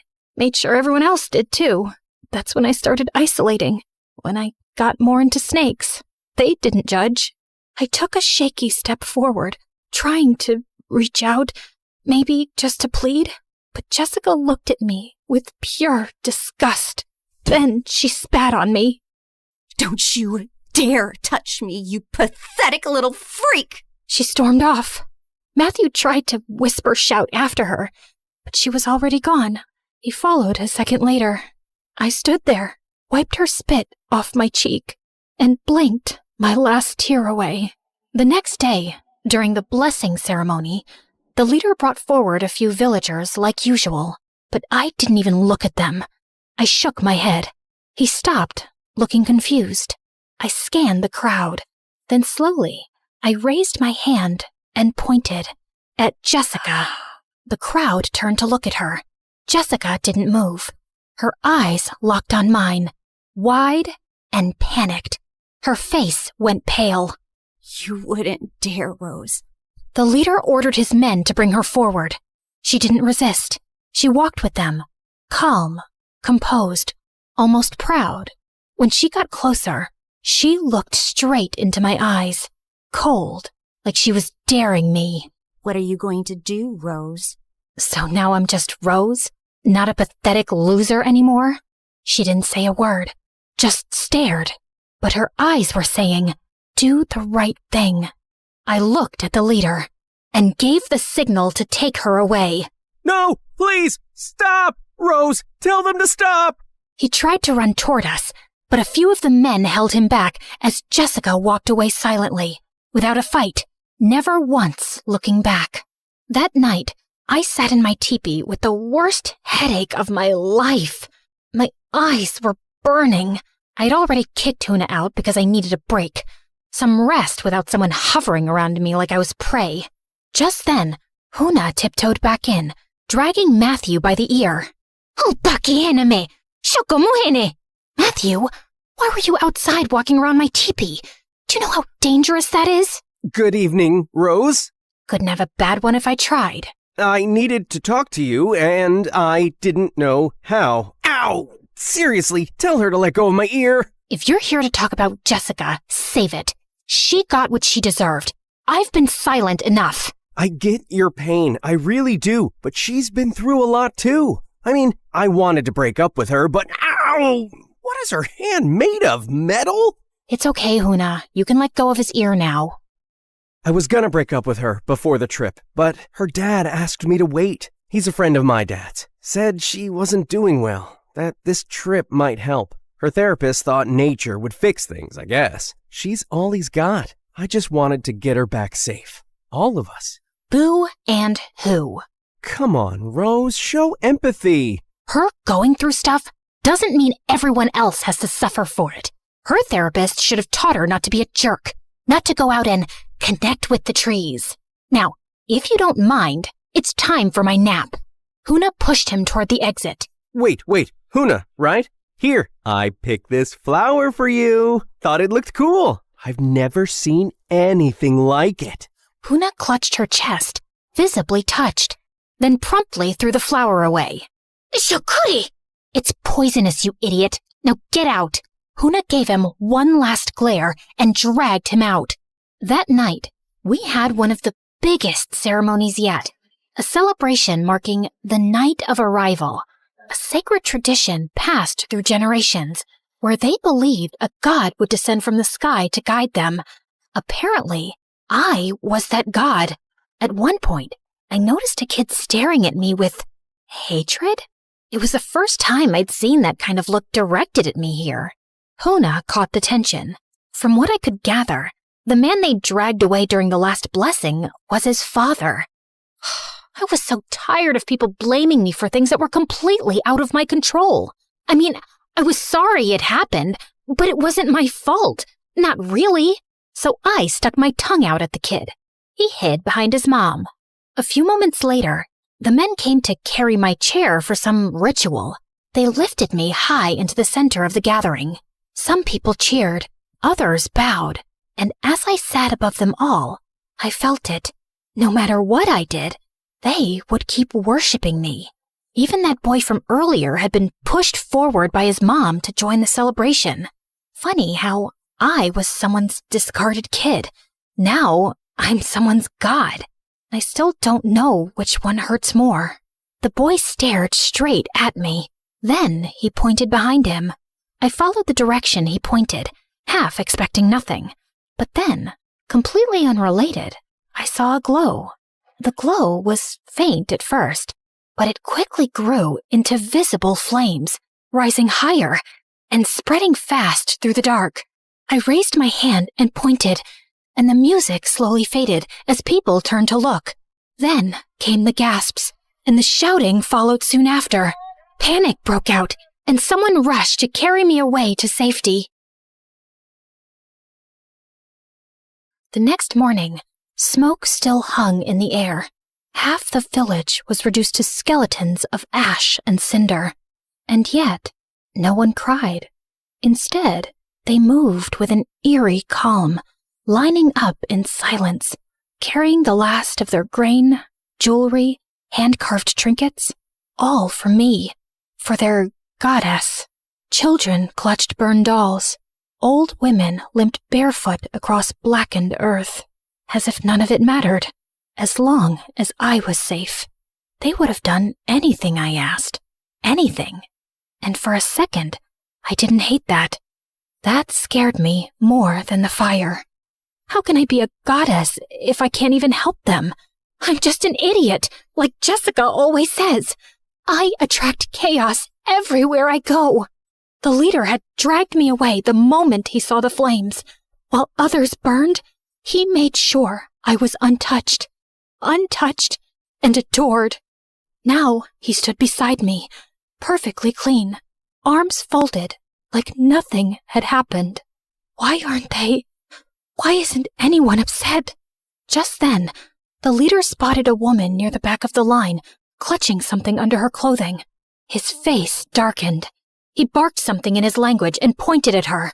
She froze, then slowly stepped forward, shaking. From beneath her clothing, she pulled out a small bundle of dried herbs and placed it at my feet. Her child clung to her side, coughing quietly. No, keep it. It's yours. You need it for your child. I tried to hand it back, but the leader yanked it from my hands and gave it to his men. He pointed at my hair, then nodded approvingly, muttering something about the herbs, as if they were meant for me, as if some miracle hair treatment was more important than a sick child. What is wrong with you? These people lost everything, and all you care about is them giving me things? What am I going to do with all this stuff? What kind of leader are you? Just then, I spotted Jessica in the crowd and ran to her. Are you okay? Why do you care? If you must know, I was assigned to clean the poop hole. Guess the fire saved me. Never thought fire could be a blessing, but here we are. We need to find a way off this island, Rose. I know, but we can't just leave them like this. We have to help them. Well, gee, isn't that wonderful? Help yourself first, Rose. Before I could respond, The leader started shouting orders, telling the villagers to rebuild. No rest, no mourning, just obedience. First we were asking how we'd survive the jungle. Now I'm wondering how we survive him. His men approached me again. I knew what that meant. Back to the teepee. Back to playing goddess. I didn't resist. I just walked silently, trying to figure out how the heck we were going to get out of here. That night, I sat in my teepee, waiting for Huna to sneak in Matthew and Jessica. But just then, I heard voices outside. I peeked through the fabric and saw the leader and several villagers gathered, tense and angry. In the center was Huna. The leader was holding my mom's necklace. They must have found out she had it and assumed she stole it. But why wouldn't they ask me first? Why jump to punishment? That was it. I stormed out and pushed through the crowd. I grabbed the leader by the horned band on his head and stared down at him. Everyone, he's not pure. I don't give him my blessing. Take him away. Why are you looking at me like that? I said, take him. But no one moved. They all looked down. And then, quietly, so did he, his chin dipping just slightly, like he'd expected this, like he knew they would choose him over me, even now. So who do you fear now, God or man? I walked over to Huna and helped her to her feet, and for a second, everyone just watched, waiting for me to lead, to fix it. The weight of it hit me all at once, and it made me realize something. Maybe my biological mom didn't give me away because she didn't love me. Maybe she was just overwhelmed, trying to survive with more than she could carry. I used to hate her for that. But now, faced with such a big responsibility to help Huna and the others, I finally understood how overwhelming it could be. And I was going to make a different choice. I wasn't walking away. Inside, Matthew and Jessica were already waiting. Hey, Huna. Looking lovely today. Anyway, Rose, we found a boat on the shore. It looks solid, newly built. Since everyone's busy rebuilding the village, we figured we could take it. Tonight. Get ready. And leave everyone? With that jerk still in charge? You didn't seem to mind when he was pampering you. Yeah, and you're really making it hard for me to regret punishing you. She rolled her eyes. Anyway, you guys can go. Try to get help. Sounds like I'm the only one who can stop that man from hurting more people. I'm their god, remember? I'm safe. Just then, Huna reached over and squeezed my hand. Father, leader. Wait, he's your father? Wow, this man just keeps giving. Huna gestured for us to wait and slipped outside. 5 minutes later, she returned with folded clothes, disguises. We changed quickly and followed her out. We walked through the woods in silence for about 20 minutes. Remind me again, why are we following this primitive girl deep into the jungle? What if she's leading us to be sacrificed? Let's go back, guys. I mean, this place is messed up enough, even for you, Rose. They think I'm something sacred, like a spirit their ancestors waited for. The tattoo, the crash, the timing, it all fits some old legend, I guess. Yeah, plus those weird red-green eyes and your olive skin. I mean, you're also like goddess-level beautiful. Whoa, look at that! We had arrived. In front of us was a hidden stash. Crates of food, piles of fruit, and even gold. Not a few coins, but full chunks and trinkets. All hoarded by the leader, probably taken from the people or gathered during raids. I wasn't even sure if he knew what gold was, or just kept it because it looked shiny. We need to leave tonight. If we make it to the mainland, maybe we can bring help, especially if we tell them about this. Smart thinking showing us this spot, Huna. Huna blushed, smiling shyly. Jessica rolled her eyes and ran toward the pile, stuffing gold into her pockets. If I'm gonna die in the ocean, I might as well die rich. I'm staying. I'll help these people. Or die trying. Just then, I spotted something. Movement. A snake slithering behind Jessica. I lunged, grabbed it, and flung it into the woods. It was right behind you. Are you okay? Yeah, I'm okay. Thanks, Rose. I gave her a small, tired nod. Come on, let's move. We've got some escaping to do. Why are you so excited about this? You do realize it's not one of your yacht trips, right? Yeah, and I was sent to jungle camps before I even learned how to shave. My dad called it character building. Character and mosquito bites. We get it. You're rich but humble. Very Disney Prince of you. The three of us laughed, and we kept walking toward the shore. Are you guys sure about this? More than ever.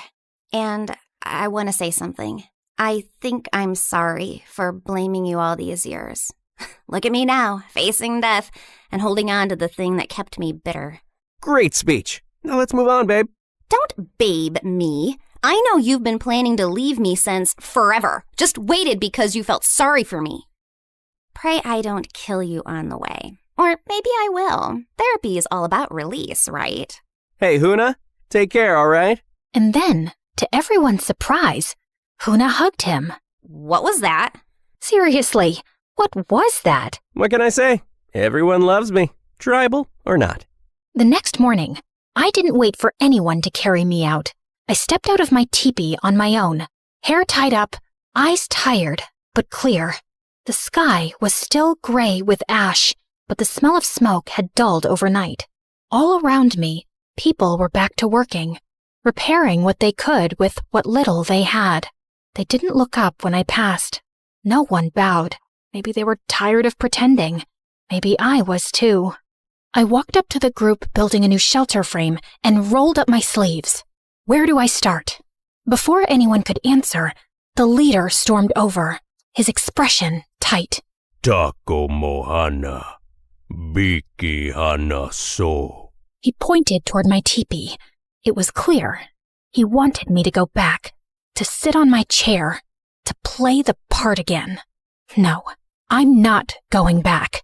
He stepped closer, his eyes narrowing. You want a goddess? Fine.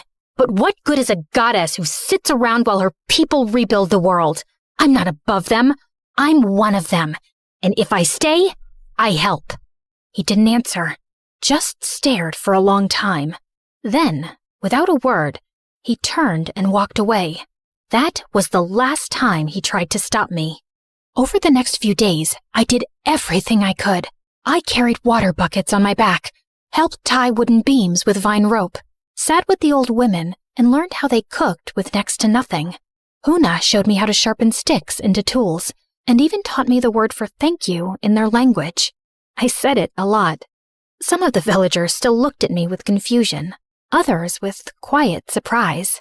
But a few started nodding back, offering me fruit, smiling, just a little. It was a slow shift, but it was real.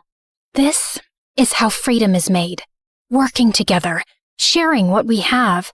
Don't you want to live in a place where we smile at each other as we pass, instead of hurrying away worried you might be punished? Where you get to choose your leaders, not fear them? I took Huna's hand and spun her around into a playful dance. She laughed, shy at first, then let herself enjoy it. Freedom doesn't mean chaos. It means you get to choose when to work, what to believe, who to follow. You don't have to give your food or your herbs or your memories to a god just to feel safe. You're already worthy. You're already free. You just forgot how to be. And then, on the 5th morning, I heard the sound. A low hum at first, then louder, unmistakable. A helicopter. I dropped the woven basket I was holding and ran. Others followed behind me, some hopeful, some scared. We burst out of the trees just in time to see it land in the open field beyond the village. Doors swung open. Medic stepped out first. Then 2 people ran past them. My dad and my mom. And behind him, her, my biological mother. I froze. She ran to me first, arms wide, eyes brimming. Rose! Oh my God, Rose! I let her hold me. She was shaking. I didn't know what to say, so I said nothing. I just let her cry into my shoulder. Eventually, The rescue crew tried to approach the villagers. They offered help, food, clean water. Some of the villagers nodded politely, but backed away. Others disappeared into the trees. They didn't want saving, not from strangers. I didn't blame them. Before we left, the leader and Huna approached me one last time. I stepped forward and hugged her tightly, burying my face in her shoulder. Come with me. You don't have to stay here. You can go to school, dance when you feel like it, be away from him, be free. But she gently pulled away and gave me a small, sad smile before stepping back beside her father. I wanted to scream at her, tell her to run while she could, but I didn't, because deep down, I knew what it felt like to still need the person who failed you. I reached back into my bag and took out my mother's necklace. I pressed it into Huna's hand and closed her fingers around it. She blinked at me, stunned. It's yours now. The leader held something out, a single, rough chunk of gold. I stared at it for a long moment, then slipped it into my bag. I'd never say where it came from. Some things deserve to stay buried, but some people, even the broken ones, deserve the right to choose what freedom means to them. Man, I'd kill to live this life. Freedom at its finest.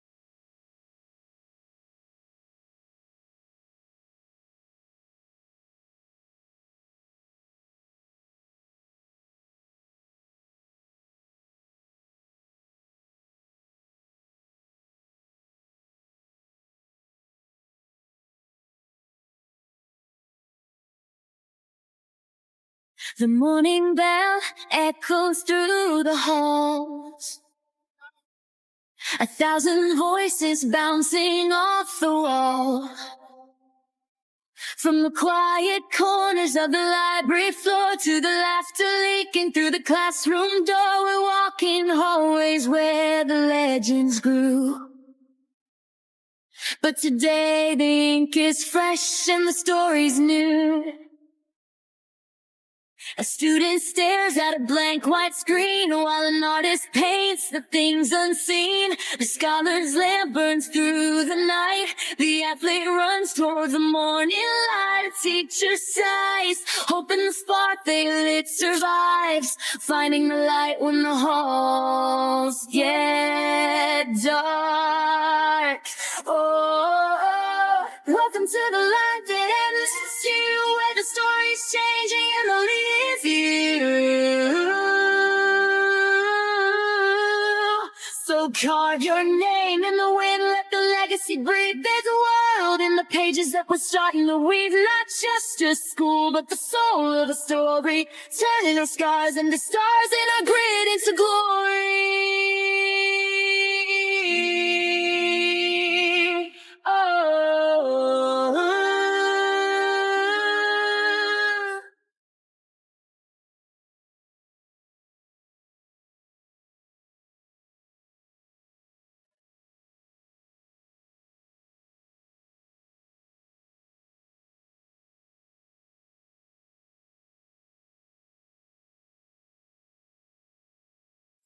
Okay, deep breath, Audrey.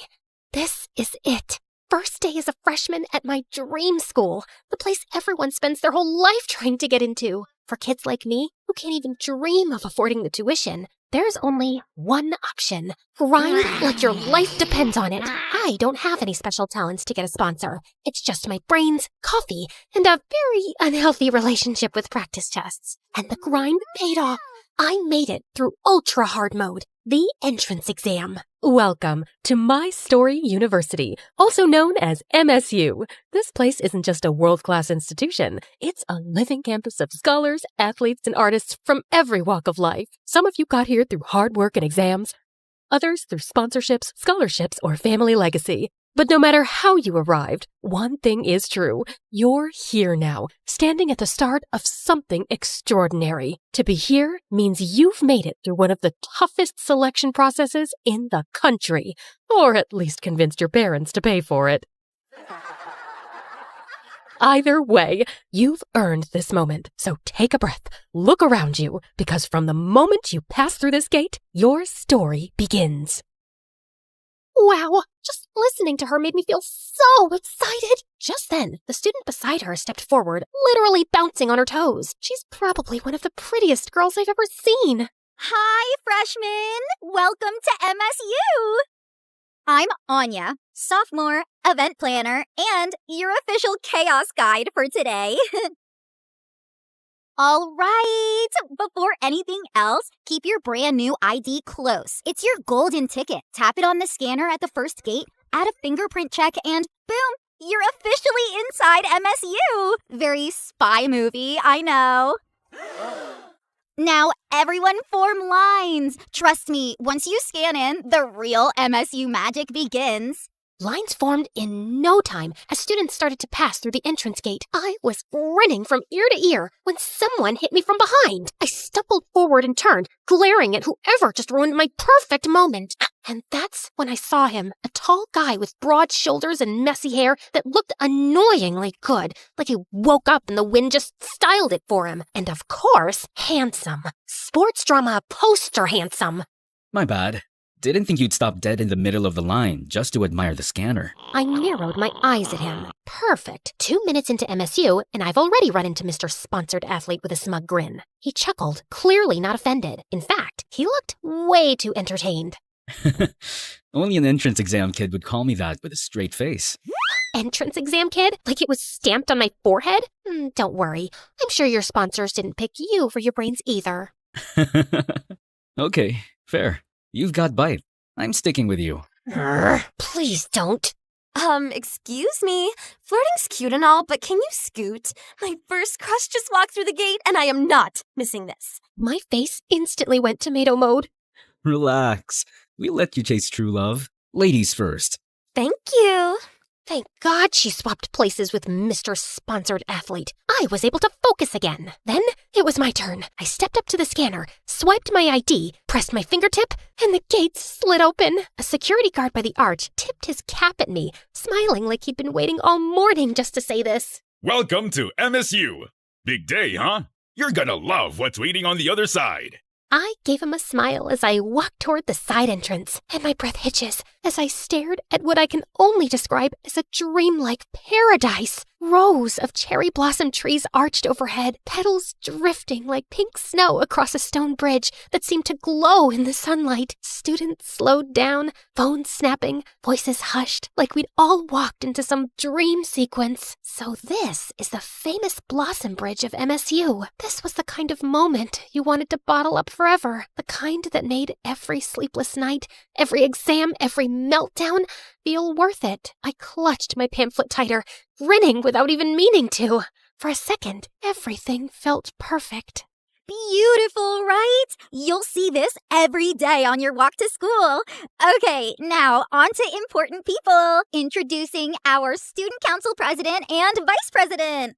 The student council president looked intense, posture straight, sharp eyes scanning the crowd, practically glowing with authority. Meanwhile, the vice president had this cheerful, approachable vibe, like the type who'd hand out snacks during finals week. Welcome to My Story University. You should all be proud because earning your place here is no small achievement. But pride alone will not carry you. MSU demands discipline, excellence, and respect. Your time here will test not only your abilities, but your character. Remember that. The air went heavy. Students straightened their backs like we'd just been drafted into the military. My grin slipped into something closer to panic. Don't let him scare you too much. Yes, MSU is prestigious. Yes, it's challenging, but it's also where you'll find friends, discover passions, and create memories you'll never forget. The tension broke instantly, and I felt my shoulder relax. To help with that, we have a special event for the whole day. You may form your own groups, but if you're too shy, we'll group you. Like, for example... Her eyes swept the crowd, and then landed right on me. Her perfect couple here. My eyes went wide. Perfect couple? Me? But with who? I glanced sideways and saw Mr. Sponsored Athlete standing way too close to me. He grinned at me. Told you. I'm sticking by you. I'm Tyler. And you? Before I could roast him, a camera shutter snapped. A boy popped out of nowhere with a massive camera, already crouching like he was shooting for National Geographic. Yes, that's the shot!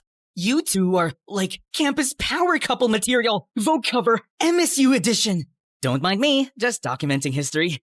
I'm Jaden, future photography club icon, and future sponsored legend. Once the universe wakes up. I mean, come on! Sponsors don't just fall from the sky, but these shots? Portfolio gold! So yeah, I'm grouping with you two. No debates. Lighting's immaculate. Chemistry's insane. Ooh, you're literally my muses now. Ugh, holy pachoochie! I almost went to heaven studying hard day and night to enter MSU, and I ended up with a smug boy and shutter weirdo as my group on my first day? Ugh, pray for me. We went to the school auditorium, and I was stuck between my team. The ceremony kicked off with the basics about the school system and classes. Freshmen, it is my honor to present the man who not only leads this university, but built it into what it is today. The owner and president of My Story University, Mr. Lucian Valcorin. The hall erupted into applause. A spotlight cut through the room as Mr. Lucian stepped onto the stage. Tall, broad-shouldered, every detail immaculate, a dark, tailored suit, and an aura so strong it silenced the room the moment he looked at us. Handsome, almost too handsome, in that untouchable, dangerous way. Okay, yeah, that's definitely a vampire businessman. He wasn't wrong. A deep, velvety voice filled the room, sending a chill down my spine. Welcome, my dear freshmen, to My Story University. Here at MSU, we aim to shape you into the best versions of yourselves. Our university is more than just a campus. It's a community, one you may never want to leave. His lips curled into a smile, teeth just a little too sharp. We're currently expanding MSU's reach by adding classrooms right by our beloved cemetery. And soon, we'll be bringing MSU to the moon.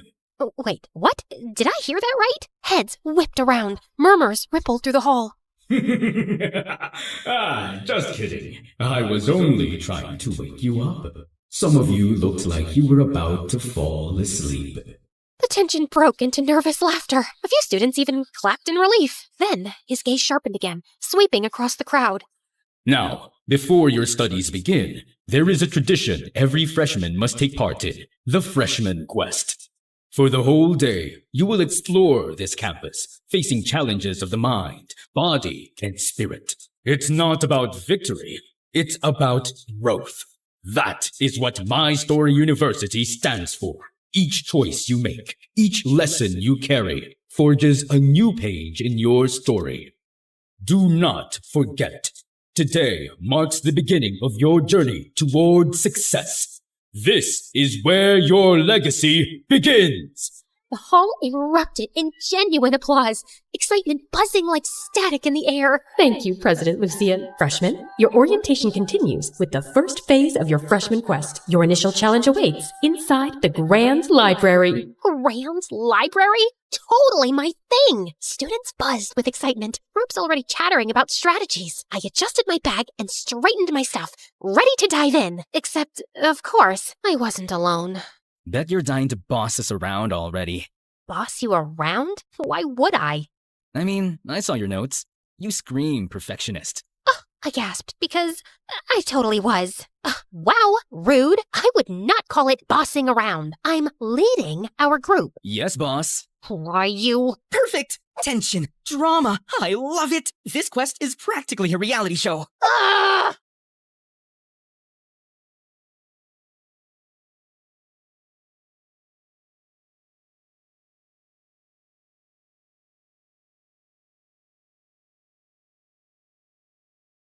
Welcome to MSU's Grand Library. Now, for your challenge, decode the riddle, find the hidden phrase within the library, and present it to the librarian's desk. You only have an hour. The ones who will solve it by the given time will be rewarded by MSU prestige points. The room erupted into murmurs as groups crowded around the pedestal. I leaned in, scanning the parchment, my brain already piecing it together. Guardians of the word, keepers of time. Knowledge is locked in order and rhyme. Seek the author whose name holds 3. On the 2nd floor, row 63. Next, take the tome of silver spine, 5th from the top where the lamps still shine. Last, find the scholar who never wrote. His number alone keeps wisdom afloat. Bring them together, letters align. Reveal the message hidden by design. Yeah, that wasn't a riddle. That was a boss fight in poem form. Other groups started discussing right there. Some already arguing over what the poem even meant, and some I knew from one look, our competition. If I wanted to win, I needed to focus. I dragged Smut Boy and Shutter Weirdo to a quiet corner. No way I was letting the entire freshman class eavesdrop on my strategy meeting. Okay, listen, we're not solving this in the middle of the stampede. Everyone's confused, which means we can get ahead if you two actually listen for once. Love the confidence. Totally giving Team Captain energy. Yes! Secret strategy meeting! Love it! Focus! The first clue points to authors with 3-letter last names. 2nd floor, row 63. Tyler, that's your job. You can climb faster. The second clue is a silver-spined book, 5th from the top, near the lampposts. Jaden, you can handle that. And the last clue, the scholar who never wrote, that's a call number with no listed author. Reference section. That one's mine. Yes, boss. I rolled my eyes. Come on, chop chop! Tyler sprints up the 2nd floor like a man on a mission.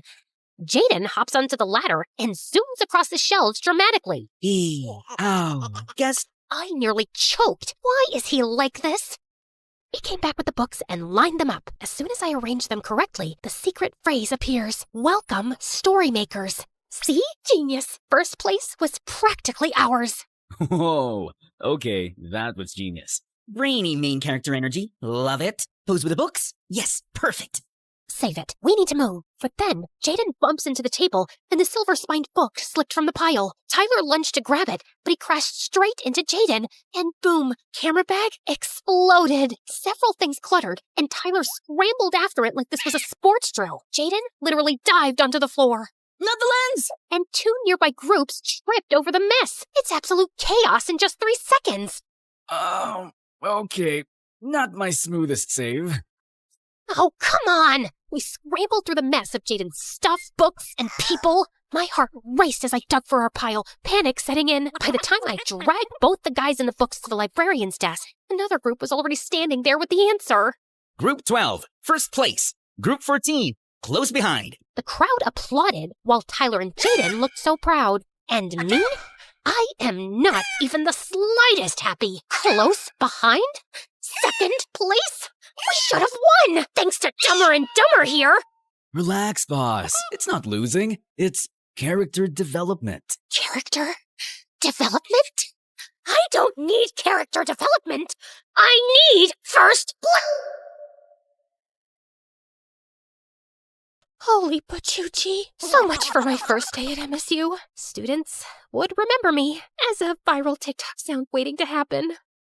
The next quest, art challenge. I hid behind my map like it was a security blanket, trying to block out the stairs. And of course, Tyler and Jaden were crackling like hyenas behind me. Apparently, my rage and humiliation are their new favorite hobby. We finally stopped in front of the art building. Its glass doors framed with colorful murals painted by past students. Anya bounced ahead of us, waving both arms like she owned the place.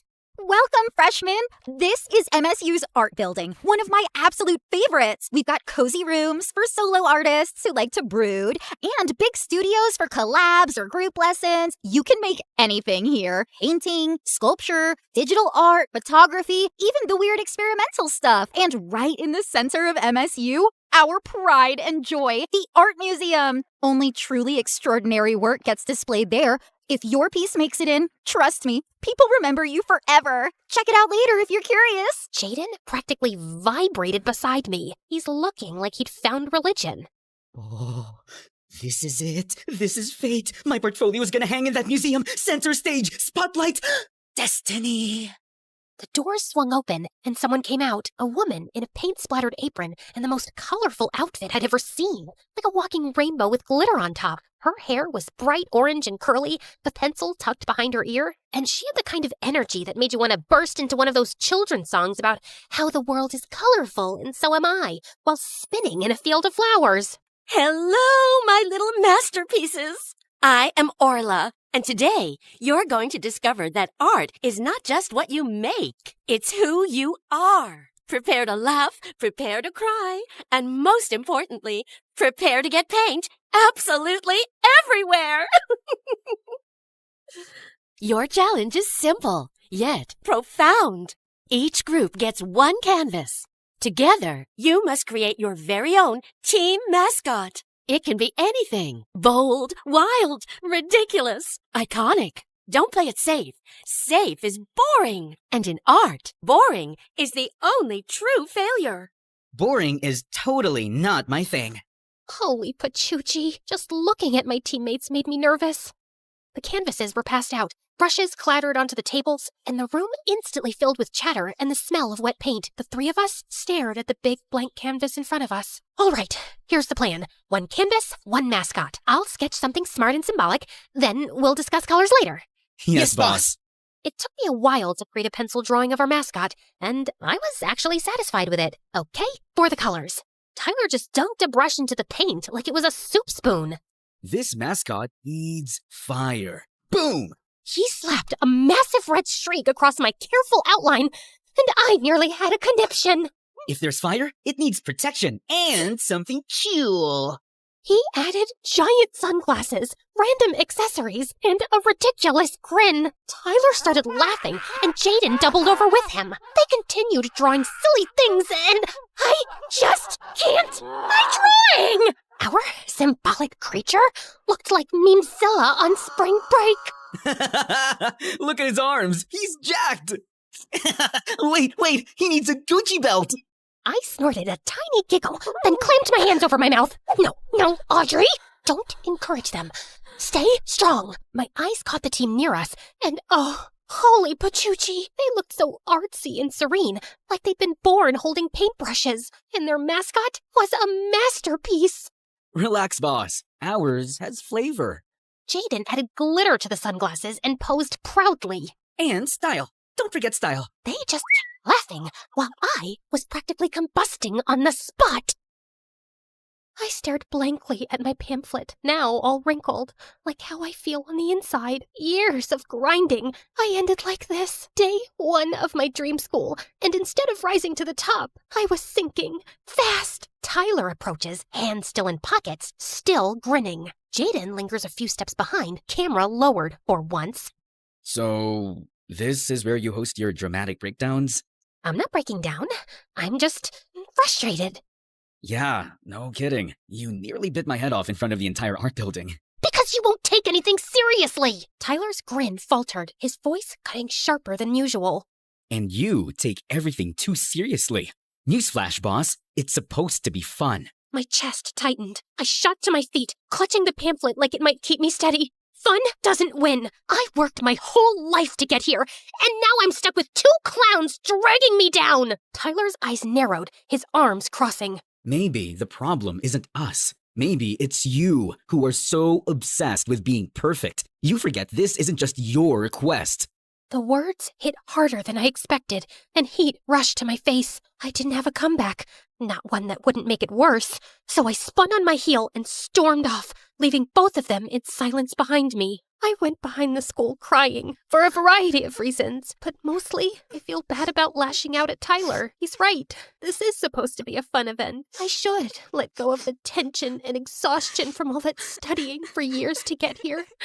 I need to apologize later, sincerely. Then maybe we can actually enjoy today's event together. But then, later came, and the tension was still thick between me and Tyler. Jaden was caught in the middle, throwing out jokes, trying to lighten the mood, but it's not working. I gave Jaden an apologetic smile, and he just grinned back and mouthed, "Don't worry, it's cool." Then I glanced at Tyler. My stomach twisted immediately. Come on, Audrey, just open your mouth and say you're sorry. Attention, students. I lost my chance to say something as 2 teachers walked in. The female teacher looked like she just walked out of a drama poster. Long, straight black hair, sharp eyes that could probably see straight through you. Beautiful, but terrifying. The type who made you sit up straighter without even realizing it. The male teacher was her complete opposite. All smiles. Tall, broad-shouldered guy in a tracksuit, whistle hanging from his neck. He had that athletic dad energy. Warm smile, easy laugh. The kind of teacher who'd crack a joke right before making you run 10 laps. Settle down. This is your final challenge. Oh yeah! Time to see if you've got brains and brawn. Don't worry, kids. Only a little pain is involved. Good afternoon, freshmen. I am Ms. Hoshino, your instructor for logic and strategy. I also teach mathematics. This is Coach Ramirez, head of physical education. But you can just call me Coach R. Easier to shout across the field. All right, final challenge. Brain power, muscle power, team power. If you don't work as a team, you're gonna eat dirt. Let's see what you've got. I gulped. Our team isn't exactly working right now. I am so gonna eat dirt. There are 3 rounds. Listen well. Assistant stepped forward, holding sealed envelopes with different colors. Your final challenge will test perception, reasoning, and endurance. Round 1, a visual puzzle. Each group will receive an image cut into fragments. Your task is to reconstruct it correctly. Only then will you move to round 2. Round 2 is a logic puzzle, a riddle requiring critical thinking. Solve it, and you advance to the final round. Round 3 is simple. A long-distance run to the finish line. 1 runner per team. Fastest across wins. The assistants dropped the first envelope on our table. Tyler ripped it open, spilling a dozen oddly shaped scraps of glossy paper across the surface. Ooh, puzzle pieces. My time has come to shine. It's not just a jigsaw. Look, the edges don't even match. Please, I've spent years framing shots and lining up angles. This is basically Photoshop, but in real life. His hands moved fast, rotating pieces, sliding them into place. Tyler and I tried to follow, but he was already halfway there before we could blink. Not gonna lie, he's kinda cracked at this. A few final clicks, and Jaden smoothed the last piece into place. The image formed into the blossom bridge in full bloom, glowing under a spring sky. And that's how you turn chaos into art. Done! Miss Hoshino stepped over, gave a curt nod, and handed us the second envelope. Well done. Proceed to the logic round.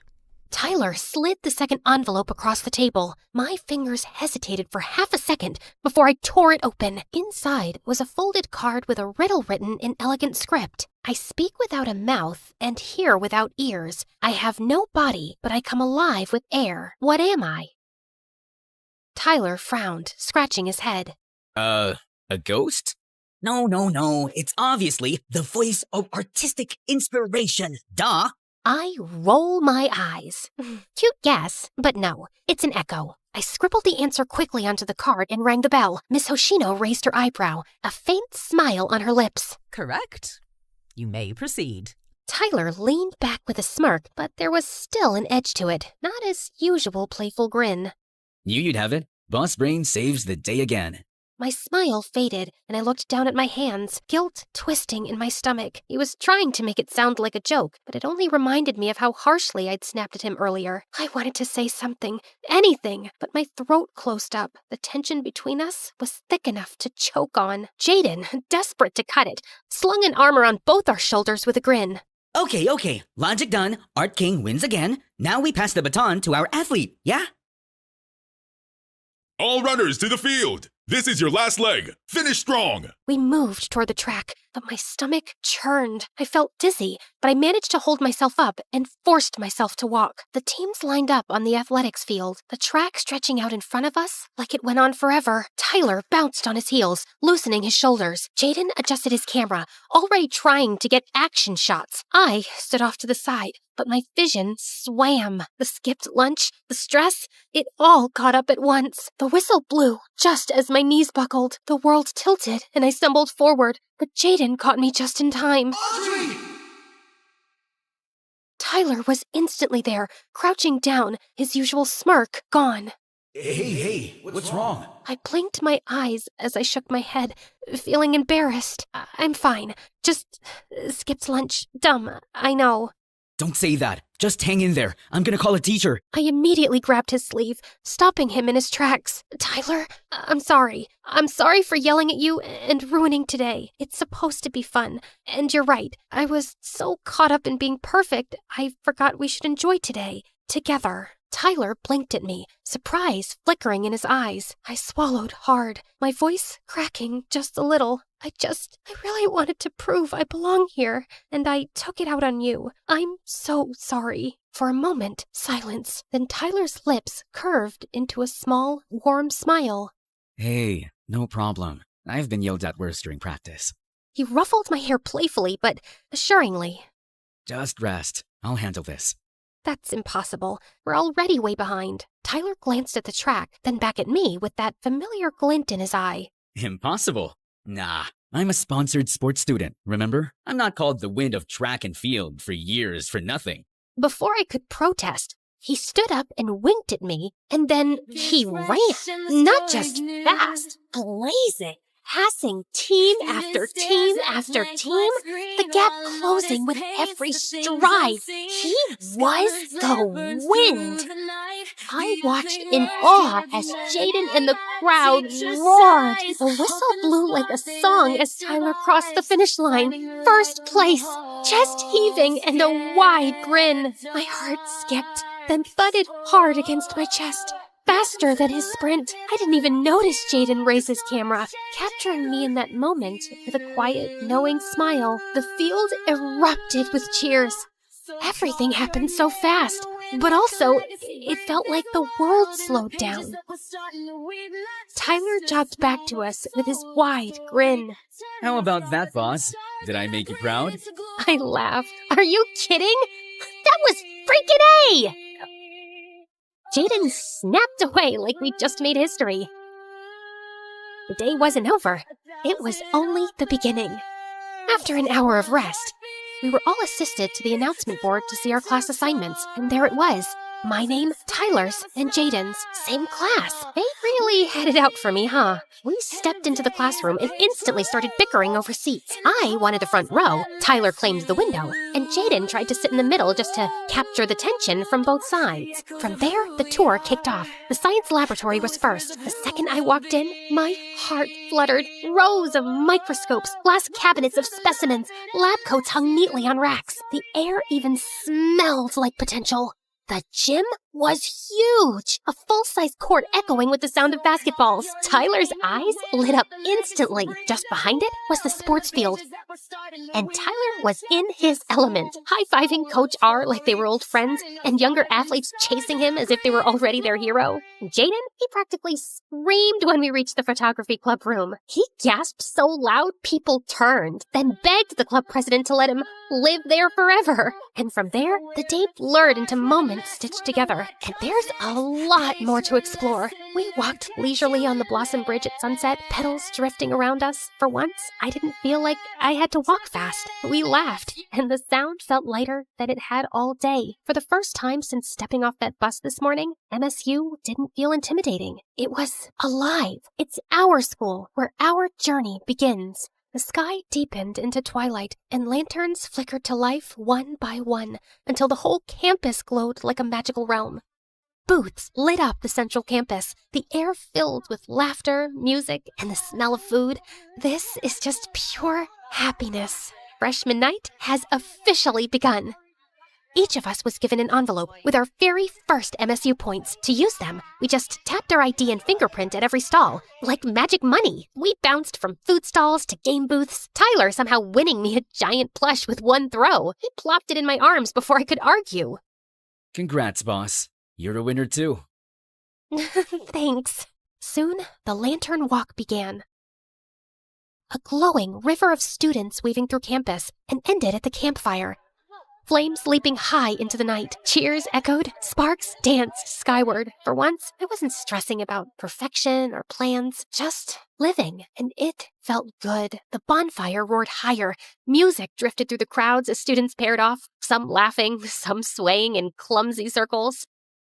Tyler turned to me, his usual smirk, softer now. Come on, boss. Dance with me. My heart stuttered. 1,000 excuses buzzed on my tongue, but his hand was already out, waiting.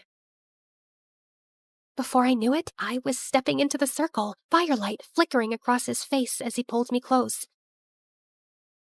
The world felt smaller, warmer. We both turned. Jaden stood there behind his tripod, grinning like he just caught the cover of a magazine. Perfect. Firelight, romance, history in the making. Before either of us could protest, he barreled in and hugged us both, nearly knocking me off my feet. I'm so glad it's you two. We're gonna make the next few years at MSU unforgettable.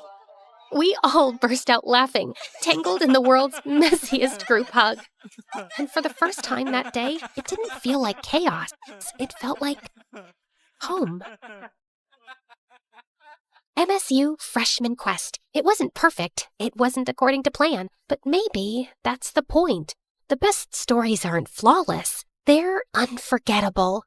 This is My Story University, a place where ambition awakens, your dreams take shape, where passion becomes flame of purpose, where friendships deepen into lifelong bonds, and each moment becomes a page in the legacy only you can write.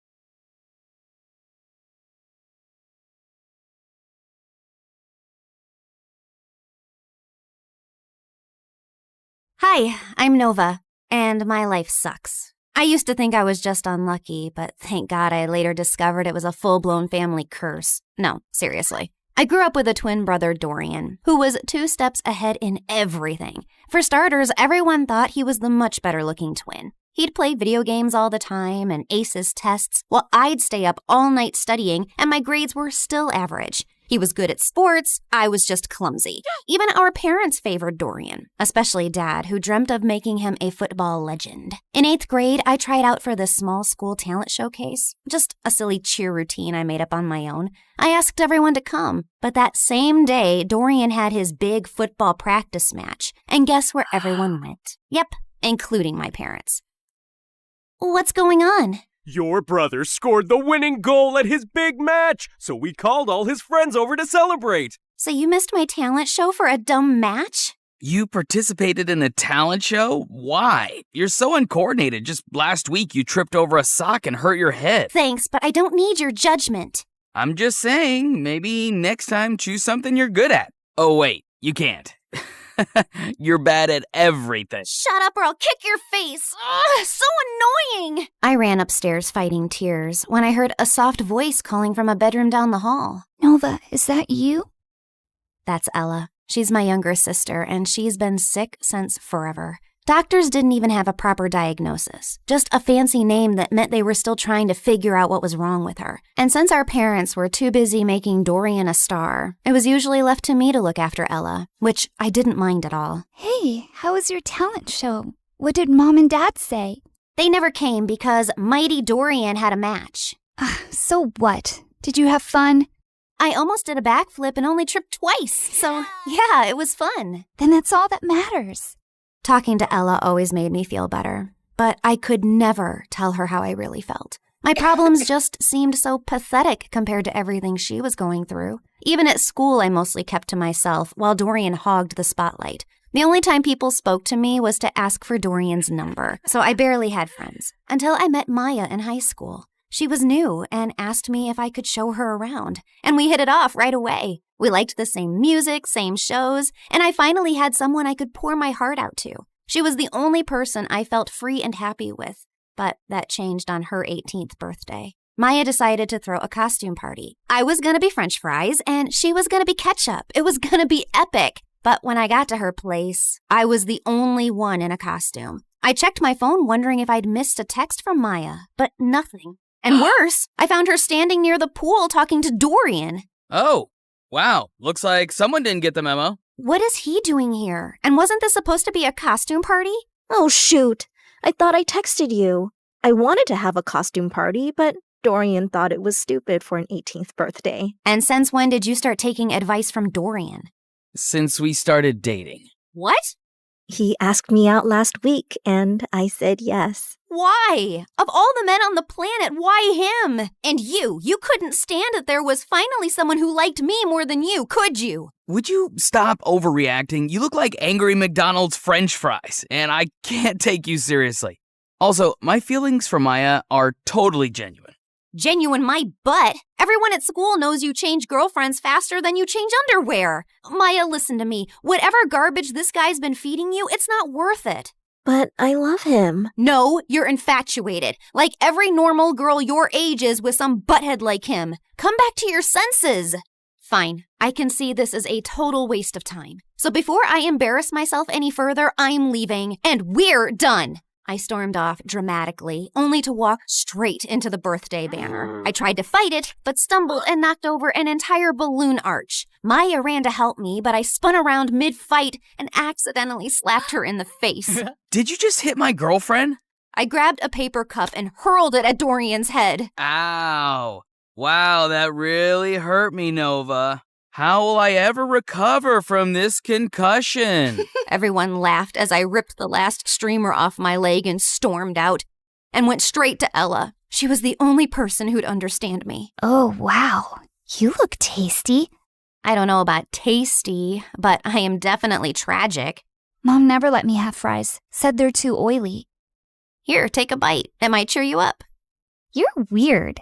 And you're stuck with me. And I put my head down, and we dozed off. The next morning, I woke up to a bunch of missed calls from Maya, but I ignored them. So she sent me a bouquet with my favorite ice cream scoops, flew drones past my window with "I'm sorry" banners. At one point, she actually climbed up to my window to talk to me, but I just drew the curtains and ran into the attic so she wouldn't find me. I was looking for some boxes to hide behind when I accidentally knocked one over and a diary fell out. It had my grandmother's name on it, with a photograph of her standing next to someone who looked exactly like her. And there was a note. Lumiere se dara kinso, veher dul ambrax? What? That's what it said, written in this bizarre language I've never seen before. Luckily, someone had scribbled a translation underneath. To break the curse, balance must be found. One light shall rise, one shadow bound. I read more and found out that my grandma had been overshadowed by her own twin, too. So she teamed with a psychic named Margot and crafted spells to break the twin curse, a generational cycle where one twin always thrived while the other faded into the background. I knew it sounded ridiculous, but this just couldn't be a coincidence. I was constantly lagging behind Dorian, not because there was something wrong with me, but because I was cursed. The note also said that to unlock the curse, like and subscribe to this video and leave a comment. Gotcha. She didn't write that. But seriously, like and subscribe. Things are about to get weird. I had to find out more, so the next day I skipped school and tracked down the psychic Margot. It wasn't too difficult since Grandma had her address in the diary, and by afternoon I was already knocking at the door of a rundown apartment. I waited for some old witchy lady to open the door, but instead it was a girl not much older than me. Sorry, I think I must have gotten the wrong address. No, you're in the right place. We've been expecting you. Like me and the spirits. They told me you were coming. You're Nova, right? Hilda's granddaughter. You know me? I know a lot of things. Like it's gonna rain in about 5 seconds and you should come in. And right on cue, it actually started raining. Freaky. Anyway, I walked in and the girl told me she was Margot's granddaughter and her name was Coco Lin. My dad's Chinese and my mom's American. They couldn't decide whether to give me a Chinese name or an English one, so they mashed them together. Kinda has a ring to it if you say it on repeat. Coco Lin, Coco Lin, Coco Lin. Cool, right? I think it's very cool. Like, it's also pretty cool that I'm my grandma's reincarnation. I've retained some of her memories and her power to see the future, talk to ghosts, and read your star chart, yada yada. In fact, before I was my grandma, I was this super rich woman who went on a ship, met this cute artist. He was poor. I was loaded. We fell in love, but then the ship crashed and he died. Like the movie Titanic? What? Never mind. Can we just get to work, please? I gave her the diary, and she invited me into the small room. As I settled into a beanbag, Coco Lin took the diary in her hands. Then suddenly, she threw her head back dramatically. Before I could ask if she was okay, she snapped her head forward like a possessed owl, then started spinning in slow circles. Then she dropped to her knees, flapped forward, and after a full minute of silence, popped back up. All done. The curse is now reversed. Whatever once belonged to your brother is now yours. Wait, what do you mean by reversed? I wanted you to end the curse. Yeah, well, unfortunately for that, you'd have to find the original witch who cast the curse on your family. And she's probably dead. So unless you have a shovel and a time machine, this is the best I could do. Now remember, every spell has its repercussions, so just be aware of potential side effects. What kind of side effects? Mild nausea, headaches, nosebleeds, and in rare cases, hallucinations. It depends. On what? On how badly cursed you are. Just kidding. I fixed the curse, remember? You'll be fine. Would you like some tea? But I just thanked her, paid her fee, and got out of there as fast as I could. The whole way home, I kept thinking if what I'd done was wrong. But was it really that bad if Dorian suffered a little? Also, Coco Lynn was kind of a weirdo, so I wasn't too sure if her chaotic head Roomba fixed anything. But boy, was I wrong. I looked around and I froze. This wasn't my room. It was bigger, with velvet curtains, a chandelier, and a full-length mirror. I jumped out of my bed and pulled the curtains, only to see a massive, perfectly manicured garden with fountains and a freaking swan. Why am I in this place? How did I get here? I checked my phone. It showed the same date as yesterday. Okay, this is clearly a dream. Ow! Ow! I pinched myself hard, and seconds later, Mom burst into the room. Oh my God, Nova! Why did you scream like that? I thought some stalker tried to jump into your room again. Again? When was the first time it happened? Oh, my poor baby. You've been so traumatized lately, you've probably blocked out everything. It's fine. We can talk about it later. For now, drink your kale. You're already late for gym, and Coach gets cranky when you're not warmed up before cheer practice. Mom, I don't do cheer practice. I barely passed PE. This isn't real. I rushed outside to find Ella's room. She might have answers. But the house was so huge, I had no idea which room was hers and accidentally entered Dorian's. What are you doing in my room? Shut up and tell me what's happening. Are you trying to pull some elaborate joke on me? Who even owns this house? One of your weird rich friends? What are you rambling on about? I'm just living my perfectly miserable life in silence, and you won't let me have that? If your life is miserable, I might as well be an earthworm. You know, I saw this documentary about teen celebrities and how they all went bonkers at age 18. You should watch it. I think you'll fit right in. You think this is funny? God, just tell me where Ella is and I'll leave. Same place she's always been. Why? Suddenly remembered you have a sick sister who needs your attention? I've always cared about Ella. You don't care about anyone else but yourself, Nova. Now get out and go sign some stupid autographs. I was shocked. The way Dorian was talking and everything Mom said could only mean one of two things. Either everyone in my family had lost their minds, or the spell actually worked and transported me to my new reality where I was the golden child. I ran back to my room and opened my closet to find shoes and clothes that I could never afford. Downstairs, Mom was smiling like I was the best thing that ever happened to her, while Dorian sat quietly on the side scowling. Then I went to school, and the moment I got out of the car, people flocked around me. Hi, Nova. Love your outfit. Can we get a selfie? Are you coming to my birthday next week? You can cut the cake if you want to. It was like stepping into a dream where I finally mattered and wasn't invisible next to Dorian. I was still processing everything when Stacy walked over and linked her arm through mine. There you are, bestie. I've been trying to call you. Really? I didn't get any calls. I said I was trying, but then I got busy with these new cheer uniforms. Everyone's obsessed with pink, but what do you think?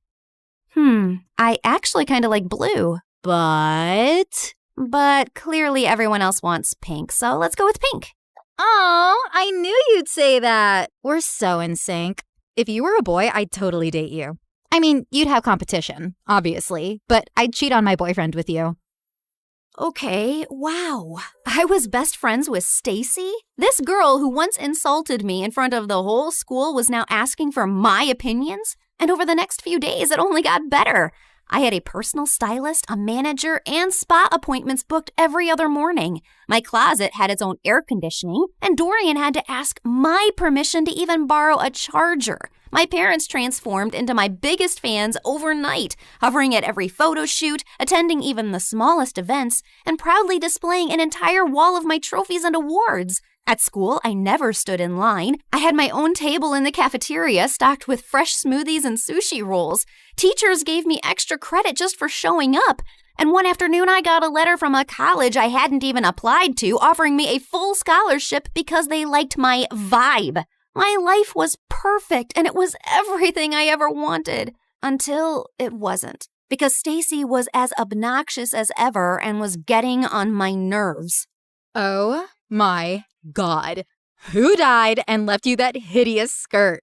And why are you carrying a Prada purse when I don't have one? You need to pay fashion tax. What? You know, do my homework, pack my lunch, clean my sneakers, that kind of thing. Now hurry up, I'm hungry. The girl ran off in tears, and I turned to Stacy. Was that necessary? No, but it's fun. And why are you being all judgy today? Did you forget the time you bullied that new girl, Maya? She was so terrified of you, she literally transferred schools.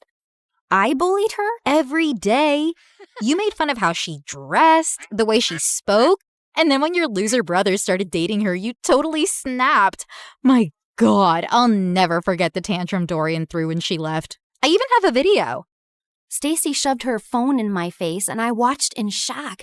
Dorian was having a full-on meltdown while I stood there laughing like a maniac. Seriously? What? And that wasn't even the worst part. The girls on my cheer team laughed and joked until I walked in. Everyone on my modeling team walked on eggshells around me. I even overheard this girl say that I should get an exorcism because I had a devil living inside of me. This one time during a shoot, my makeup artist accidentally dropped a brush. I reached down to pick it up and she recoiled like I was gonna hit her. I'm so sorry. I'll get a new one immediately. Hey, it's just a brush. Don't worry about it. You're not mad? Why would I be mad about an accident? While the photographer was adjusting his camera, I overheard two assistants whispering. She seems different today. Last week she threw hot coffee at me because I got her the wrong brand. Remember when she made Tina cry because she accidentally walked into her photos? Poor girl's still in therapy. It felt like I jumped from living under Dorian's shadow to being the most hated person on earth, and it was heartbreaking. But what truly got to me was that at home, Dorian barely looked my way, and Ella never came out of her room. And every time I tried to meet her, Mom would freak out. Her disease is contagious, sweetie. You know that. I can't lose another daughter to that stupid illness. I really wanted to see her and share what I was feeling, but I was too swamped with photo shoots, press events, and parties to process it. Has anyone ever tried snail mucus coffee? Apparently, it's very good for your skin. I'm already having my vitamin C, D, E, G, H, Y, Z, Q to keep my nails shiny and healthy. You know what, guys? If you hang upside down for at least an hour and a half, you will get the reddest cheeks ever. Or you could get a brain hemorrhage and die. Excuse me? I'll just be right back. Jeez, how lame were these conversations? If these people were the cream of society, I'd rather be skimmed milk. The rest of the night was just as bad. The music was too loud, the people were fake, the food looked fancy but tasted like chalk. Then my date asked me to dance, and I accidentally stepped on his foot so hard he started limping. I rushed to grab him a first aid kit and came back to find him making out with a waitress. Ew. I just wanted to leave.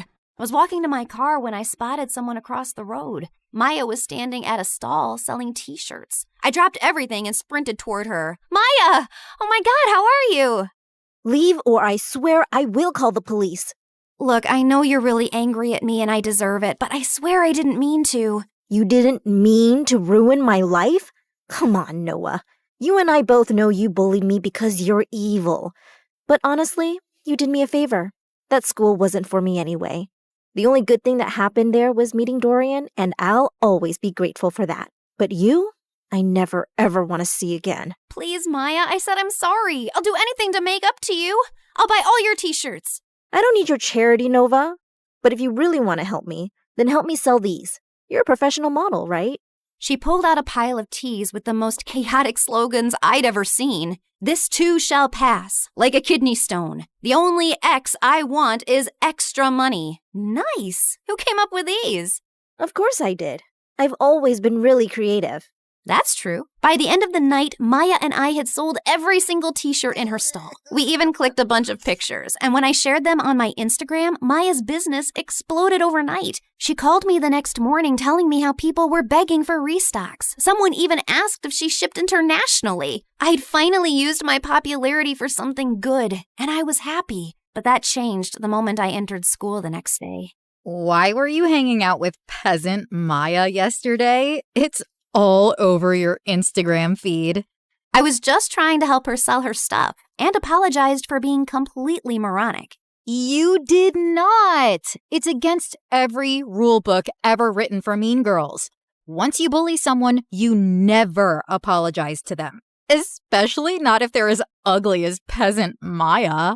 Stop calling her that. She's a brilliant and hardworking girl, and she's 10 times the person you'd ever be. 10 times fatter, sure. She's a real inspiration for stretchy t-shirts. Say one more word about her and I swear. Or what? You'll cry into your organic kale smoothie? I have a better idea. And I launched myself at Stacy, but she didn't even budge. Instead, she smiled and punched me. Then she jumped on me, pulled my hair, elbowed me in the stomach, and I almost threw up. I thought I was gonna die when a bunch of girls rescued me. Later, while I sat outside the nurse's office with an ice pack on my face, I overheard a group of girls whispering nearby. Wow, Nova really thought she could take down Stacy? That girl's made of iron. I heard her mom's Russian. She came here illegally, then married some rich guy, and that's how Stacy got all her money. My maid's cousin works at their house. She says Stacy lives like a trash gremlin. Her room smells like stale yogurt and wet socks. Ugh, gross. Imagine strutting around like a queen bee while your closet is a health hazard. If I were Nova, I'd wash my hands with bleach just to get the smell off. They kept going, but I tuned out. Not because I was offended. Honestly, it all made sense. Stacy didn't rule the school out of confidence. She did it to distract people from the disaster she actually was. Anyway, I was feeling better, so I decided to take the day off and go home, when suddenly Dorian came running down the hallway. Nova, it's Ella. They're moving her to a hospital. Her condition's getting worse. The world blurred for a second, and I pushed Stacy out of the way and ran through the gates. We reached the hospital and saw Mom and Dad were sitting in the waiting room. Where is she? What happened? She took a turn for the worse. The doctors are doing everything they can. I sat down slowly. Ella, my baby sister, my sunshine. She was the only person who ever believed in me, and she was suffering. I buried my face in my hands, and that's when Dorian snapped. Is this all your fault? Dorian, please. No, Mom, she needs to know. I've been trying for months to act normal, but no more. What are you talking about? You were supposed to babysit Ella, but instead, you chose to sneak out and go to your dumb party with her in the back seat. You'd barely gotten the car out of the driveway when you crashed into another car. You blacked out and Ella took the hit. She's been in a coma ever since. But Mom told me her condition was contagious. That's why I couldn't see her. Well, she lied. Because you hurt your head too and forgot all about the accident. And Mom didn't tell you so you could live your perfect little life like the golden child you are. I swear, if something happens to her, I will never forgive you. And he stormed away, leaving me totally shaken. I bullied my best friend. My brother couldn't even look at me. And my little sister was in a coma because of me. This wasn't the life I wanted. I stood up quietly while everyone was still talking to the doctor, slipped out of the hospital, and ran straight home. I stormed into the attic, flung open every box until I finally found the diary. The next morning, before going to the psychic's house, I went to the hospital. I just had to make sure Ella was okay. And thankfully, when I got there, she was sitting on her bed smiling. I stopped a doctor walking by. Is she okay? Yeah, she had a seizure, but it shocked her system so hard, it jump-started her like an old car battery. Guess sometimes being on your deathbed has its perks. I took one look at Ella's face and walked in. As soon as she saw me, her face lit up. I ran over and hugged her tight. Hey there, you slept for a really long time. Yeah, well, I needed my beauty sleep. Why do you look so old and wrinkly? Probably because I'm sad and sorry for everything. I messed up your life. It wasn't entirely your fault. I was jumping around like a monkey in the back seat, remember? You couldn't even see the car behind us. I basically launched us into it. So I guess I'm sorry too. Well, I'm sorry too, Nova. I shouldn't have snapped like that yesterday. I haven't always been the best brother because I've often let jealousy get in the way. I wasn't exactly the best sister either. What I did with Maya and how I treated people around me was horrible. Yeah, but you're changing. I saw what you did for Maya. That's growth. I nodded slowly. I'd spent so long being angry about everything I wasn't. I forgot to appreciate what I had, my adorably flawed family. And all I really wanted to do was to go back and mend things now. Namaste, fellow seeker. What brings you here today? Oh, it's you. Welcome back. You recognize me? Why do you always ask the same question? Of course I do. I can see through dimensions too. Like in one of my parallel lives, I was this really hot girl who lived on the streets doing odd jobs until one day this handsome rich guy asked me to be his date. He bought me clothes, took me to parties, and eventually fell in love with me. Like Pretty Woman? Yes, I was a very pretty woman. But enough about me. Tell me what you need. I told her I wanted to reverse the curse, and Coco Lynn stared at me blankly. Are you sure? Once I reverse the curse again, the spell will seal itself. No more rewinds. So make up your mind. You can't keep jumping between realities. I already have. I want to go home. And this time I won't hide behind Dorian's shadow or bad grades. I spent so much time being angry and dejected that I never really focused on myself. And that's why I never got anywhere in life. I can't control how people treat me, but I can control how I take their opinions. So now I'll live for me, with kindness and purpose. Spoken like someone who's truly ready. She stood, cracked her knuckles, and started chanting. The candles flickered, the walls shimmered, and then everything went blank. I woke up to the smell of burnt toast and the sound of birds. I sat up slowly and looked around. My old room. My old posters, my old creaky fan spinning above me. I rushed to Ella's room and found her sleeping peacefully. Then I went downstairs and saw Dorian kicking the ball like a dork. I ran and tackled him in a giant hug. Oh my God, I missed you. Get off me. You broke my streak. Now I have to start all over again. Well, so do I. That morning I got dressed and walked into school. And for the first time, people noticed. Not because I was a model or because I had 1 million followers, but because I held the door open. Because I helped a kid who dropped books. Because I smiled at people. For real. And that's when I realized that life isn't about being the favorite. It's about being someone you can be proud of, even when no one's clapping.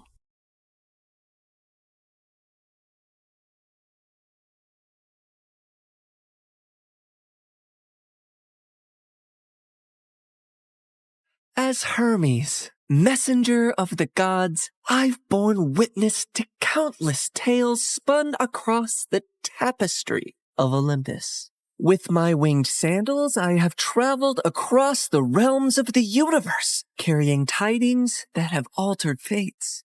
Among these tales, one that stands out in my mind is the story of Persephone and how a twist in her fate affects every mortal until eternity. You see, Demeter is the goddess of harvest, and she could turn the earth green with her touch. She made countless flowers bloom and coaxed bountiful crops from the soil. With her presiding over the planet, no living creature ever went hungry. She took great joy in her role, but her heart belonged entirely to her daughter Persephone, the Maiden of Spring.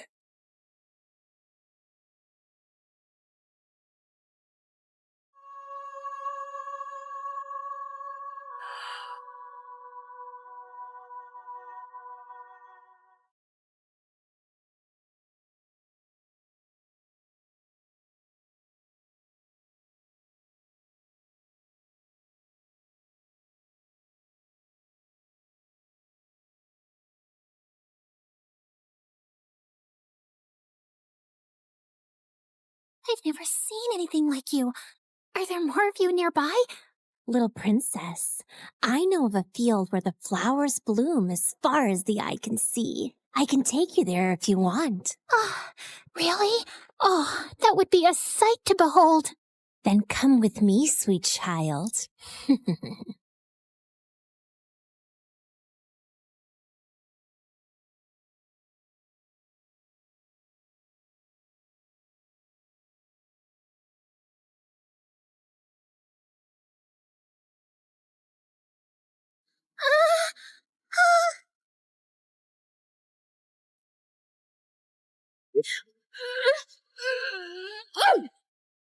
Enough, spirit of mischief! I have given you plenty of chances to change, but it seems all you want to be is a troublemaker. Did you think you could lure my daughter away and I would be unaware? Curse you, Demeter! Why should you and your child receive all praise and adoration when we, the spirits of nature, fade into the background?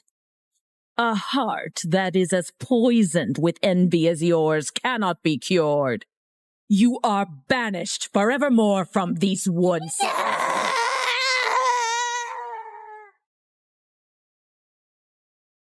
Did you forget that you are not allowed to venture into the forest alone? I'm so sorry, Mother. I only wished to see the magical flowers. And you shall see many wonders, my child, but always within the safety of my reach. The world holds great beauty, but also grave danger.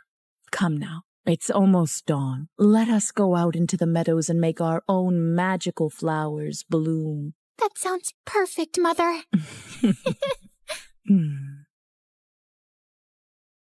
Demeter always wanted to keep Persephone close to her.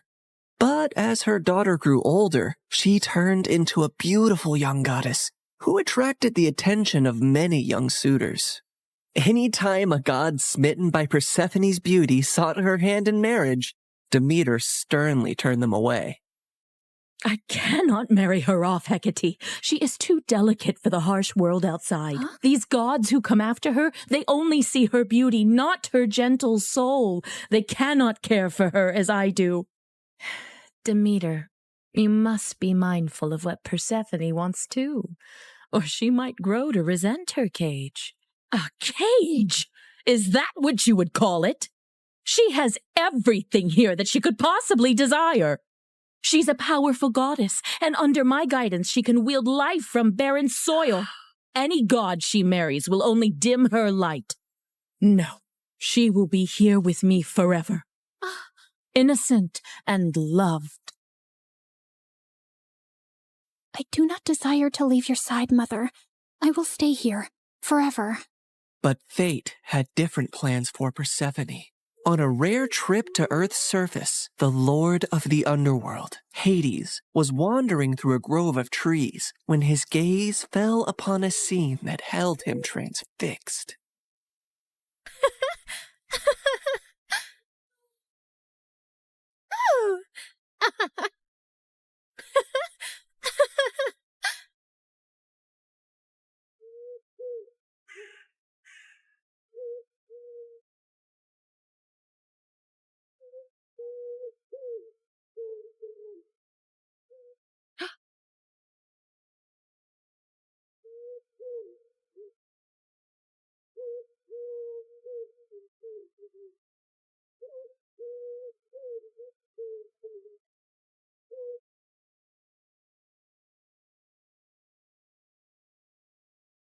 Hades, my lord, you seem to be troubled.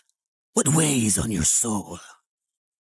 As you well know, when my brothers and I overthrew our father, the kingdom was divided among us. Zeus received the sky, Poseidon the sea, and I the underworld. I've never complained about my lonely lot, and do my duties justice. I don't frolic or play like the other gods, and work hard in my solitude. But mortals and gods alike see me as the embodiment of darkness, and their tales paint me as a monster to be shunned. My realm is necessary, but it is hated by all, as am I. But do they not see that I also have a heart, that I am made of the same cosmos as they, even yearn for the light sometimes? What has brought this on, my lord? Persephone, she is the light where there is none. She is life where all is death. Ever since I laid eyes on her, I can think of nothing else. But would she ever see past the darkness that cloaks me? Would she ever gaze upon me and see not a lord of despair, but a soul longing for companionship and warmth? Persephone, Demeter's daughter. Indeed, her radiance rivals the dawn, but she is of the upper world. I must have her as my queen, as my wife. Her presence would bring joy and life to a realm that only echoes with loneliness and sorrow. And I must believe that even in the underworld, love can find a place to blossom. My lord, her mother would never allow it. Perhaps there is a rightful path to this union. I will go to her father Zeus with a proposal of marriage. I only need his permission according to our customs. Get my chariot ready and prepare for my departure. Today, either I win a queen for my empty halls, or I resign myself to an eternity of despair.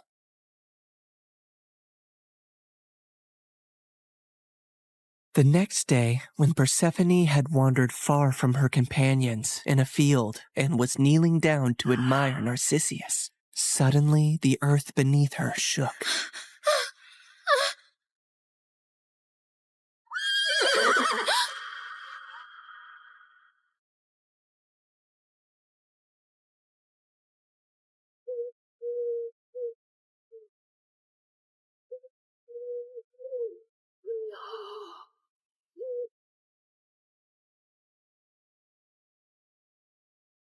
Fair Persephone, be not afraid. I am Hades, lord of the underworld. My kingdom is vast and rich, but it lacks the radiance of your presence.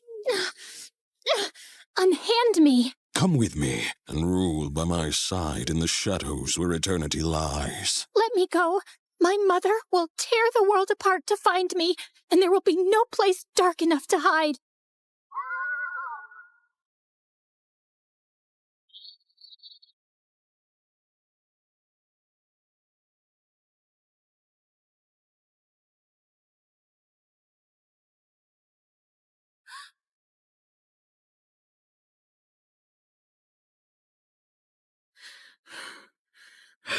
Where is Persephone? Something has happened to her. I can feel it. Leave everything and search for her, now!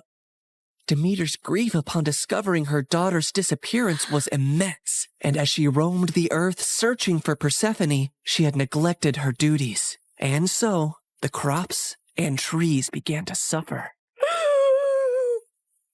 My daughter! My heart!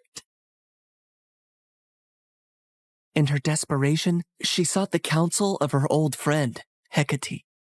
Hecate, you who see into the shadows, help me find my daughter.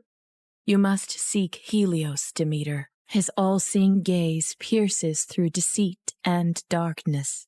Taking the advice to heart, Demeter ascended to the chariot of the sun, where Helios guided the day. Helios, please, you must tell me where my Persephone has gone. You see everything from your throne. Surely you must know. I can't bear this pain any longer. Helios the sun god had indeed seen everything that fateful day, but had chosen not to interfere. However, he was moved by Demeter's grief. Demeter, your daughter has been taken by Hades to the underworld. He desires her as his queen. That cannot be. My daughter, queen of that cold, dead realm? I won't allow it. Perhaps it is not as dire as you fear. Persephone's grace could bring life even to the underworld. Also, he is one of the most powerful, wealthiest gods in the universe, and she would rule by his side. Is that so terrible? This is an outrage! How dare he take my daughter?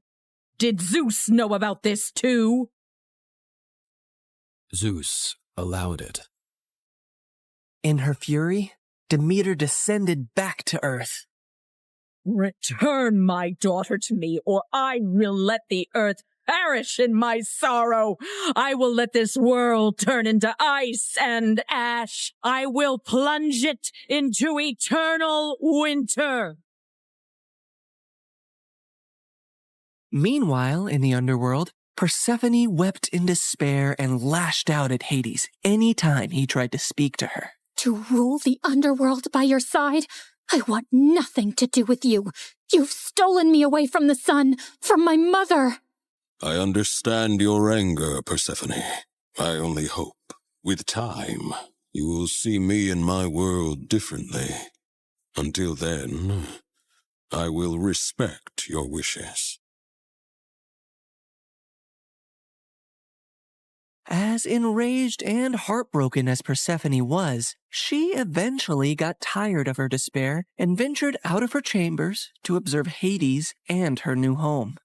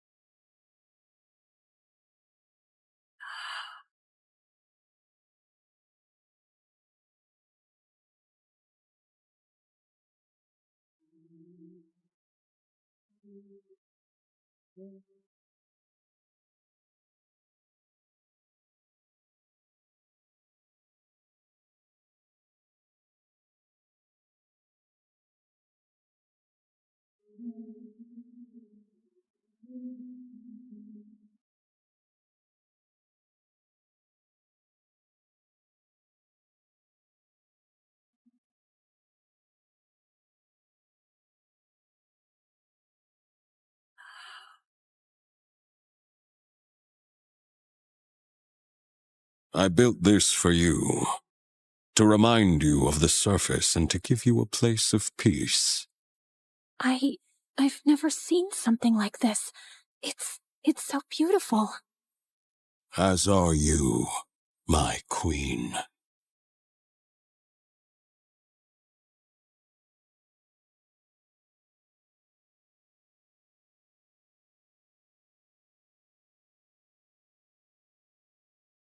Each realm has its supreme ruler, Persephone. But here, you and I will rule together as equals. You will never be beneath me, but always near me. Meanwhile, on the surface, Demeter's grief and rage was a storm that screamed across the lands. Where she walked, earth cracked, rivers ceased their babble, and crops withered to dust under her shadow. As she withdrew her blessings from the world, famine began to spread far and wide.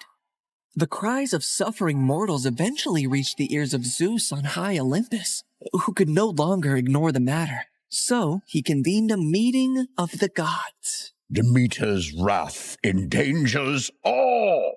We must find a solution that honors both her demands and the laws of gods. If my daughter wishes to leave the underworld, let her return to me, or I shall never again let the earth bear fruit. Very well, Demeter. If Persephone wishes to return, she shall, if she chooses to stay with Hades. So be it. With a heavy heart, Demeter agreed, and Zeus commanded me, Hermes, to negotiate Persephone's return. So I descended into the gloom of the underworld, where Hades sat upon his throne with Persephone by his side. Her face was as pale as the ghosts around her. Hermes, why does Olympus disrupt the quiet of my realm? Mighty Hades, Zeus commands you to release Persephone, lest the earth die with Demeter's heart. I cannot ignore the decree of Zeus or the pleading eyes of the one I love. But know this, the ties that bind us are not easily broken. What do you mean, Hades? Just then, Persephone looked down at something she was clutching in her hand, and I saw it was a pomegranate. Suddenly, the realization of what had happened dawned on me. Fair Persephone, did you eat from that fruit? I couldn't help it. 6 seeds to be exact. Each of them has sealed her fate and has bound her to the underworld. I knew I had to think quickly and come up with a deal that Hades would accept. Otherwise, Demeter would let the earth starve forever. She only ate a small portion of the fruit, so she should only stay with you for part of the year. She will spend 2/3 of the year with her mother on Earth, and 1/3 with you in the underworld.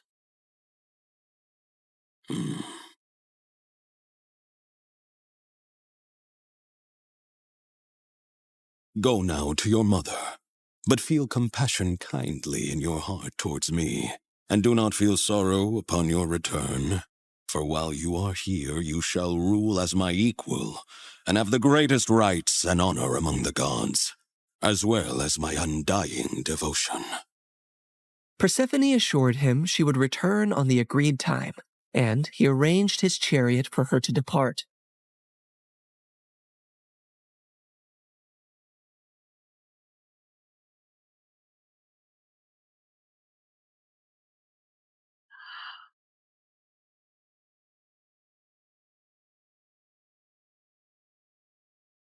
Demeter's joy knew no bounds when she was reunited with her daughter, but she was furious at the deal that had been struck.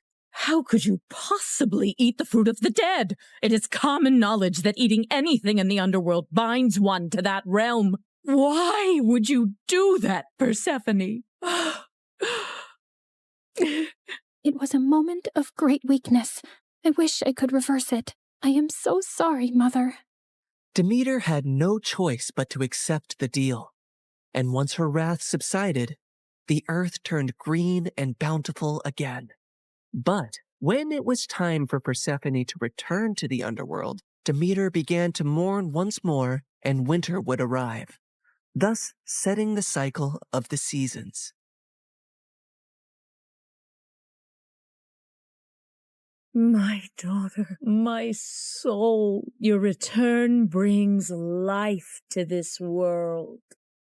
Mother, in the darkness, I've learned the secrets of the deep earth, and in your light, I bring forth life. Together, we bind the world in a cycle of death and rebirth.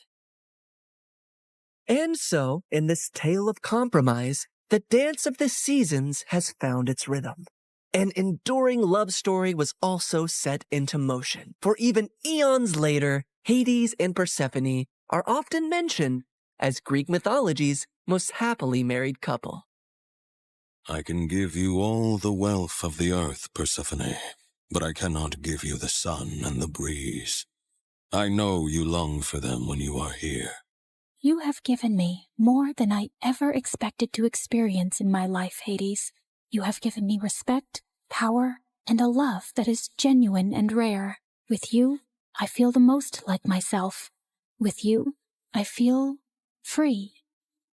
So you do not regret your decision to eat the pomegranate seeds?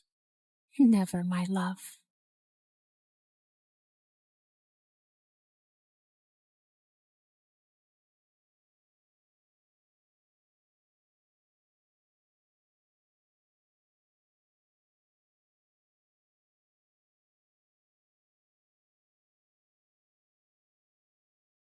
Hi, I'm Emma from Chile. Please like and subscribe to MSA. Show your love for MSA with their awesome bottles and notebooks. Peek at the collection in the description and pick your favorites. My childhood was tough. My parents were always fighting. But when I grew up, I met Clara, and my life started to become better. We met on the first day of high school, and I remember it like it was yesterday. Hi, is this seat taken? No? Great. I saw you sitting alone and thought you needed some company. Is that a choco chip muffin? I love them. You get the best muffins at this coffee house nearby, but if you eat too many, you might get gas or a sugar rush. Sorry, I'm blabbering a lot, right? Kind of. You'll get used to it. I'm Emma, by the way. Do you want to be my friend? Trust me, we both need friends if we want to survive high school. Oh, okay. I'd like that. I'm Clara. Since that day, we were like gum. Clara was a pretty and shy girl, and me, well, I was the weird girl with a tiny obsession for Sherlock Holmes. You better not be asking who Sherlock Holmes is. Wow, that's an interesting outfit. It's my Sherlock Holmes uniform, Clara. I already told you like 1 trillion times. detectives. Yes, of course. How can I forget? The world's greatest detective, right?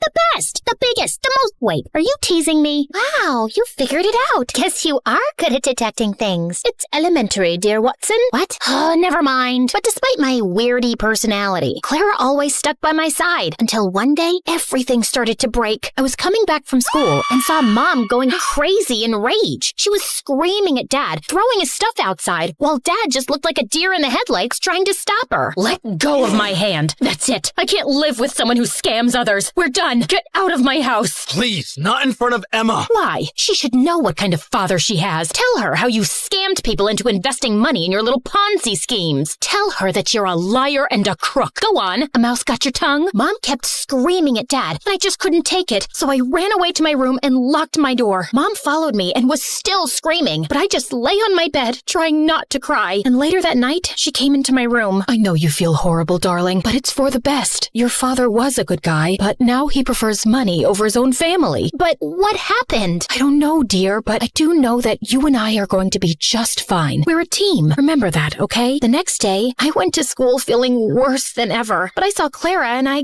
got a little happy. Hey, I had the most awful day yesterday. Can we skip classes and talk? I really need to vent. And why do you think I have the time to listen to you whine? Excuse me? Clara started to walk away from me, but I stopped her. No, wait, I don't understand. Did I do anything wrong? We can talk about it. Oh, God, if I have to listen to you talk one more time, I will kill myself. I don't even know how your parents tolerate you. You're so childish and annoying. I can't be around you anymore. But we're best friends. And now we're not. So please don't talk to me again. Clara left, and I felt completely broken. Did she always think of me like that? I tried to talk to Clara between breaks, but she ignored me, and she did so for the rest of the week. I had no other friends, so I just spent my time in the school library reading some Sherlock Holmes. At least the books were loyal. But one day, I was walking to my next class and saw a notebook by the lockers. I opened it out of curiosity, and what I saw blew my mind. The notebook was full of pictures of Clara. Clara going to class, Clara in the gym, Clara walking to her house. What kind of creep would do something like this? I was flipping through the pages when I noticed someone familiar in one of the photographs. It was this guy from our class, Gerardo, and he was holding a camera in a mirror reflection in the photograph. I'd seen Gerardo following Clara around in school, and I always felt that there was something off about him, but Clara would never let me chase him away. And now he was taking her pictures? This guy was a freak, and I had to do something before Clara was in some serious trouble. So I went to the principal and explained everything to her. I can't accuse any student without real proof, Emma. I mean, Gerardo is the official photographer for our yearbook. He could be taking pictures of anything else. But if you feel so strongly about this, I'll tell the teachers to be on the alert, okay? But nothing ever happened. Since telling the principal blew up in my face, I fell back on the one thing that I knew would work, my awesome detective skills. I spent the entire night stalking Gerardo on social media, but it was a dead end. The only possible solution was to confront him. But the next morning when I entered school, I saw Clara walk in with Gerardo looking completely different. Her face was painted with makeup, and her hair was all red. Oh my God, Clara, what happened? Did a radioactive spider bite you or something? What happened to your hair? And what's with the makeup? Can you stop touching her, you freak, and get out of the way? I wasn't talking to you, creepy stalker. Clara, what are you doing with him? Did he torture you? Do you need my help? She doesn't need anything from you, so get lost if you have nothing to say. Clara didn't look at me, so I walked closer to her, ignoring Gerardo's protests, and pulled out the notebook. Clara, this guy is a stalker. He's been taking your pictures since God knows when.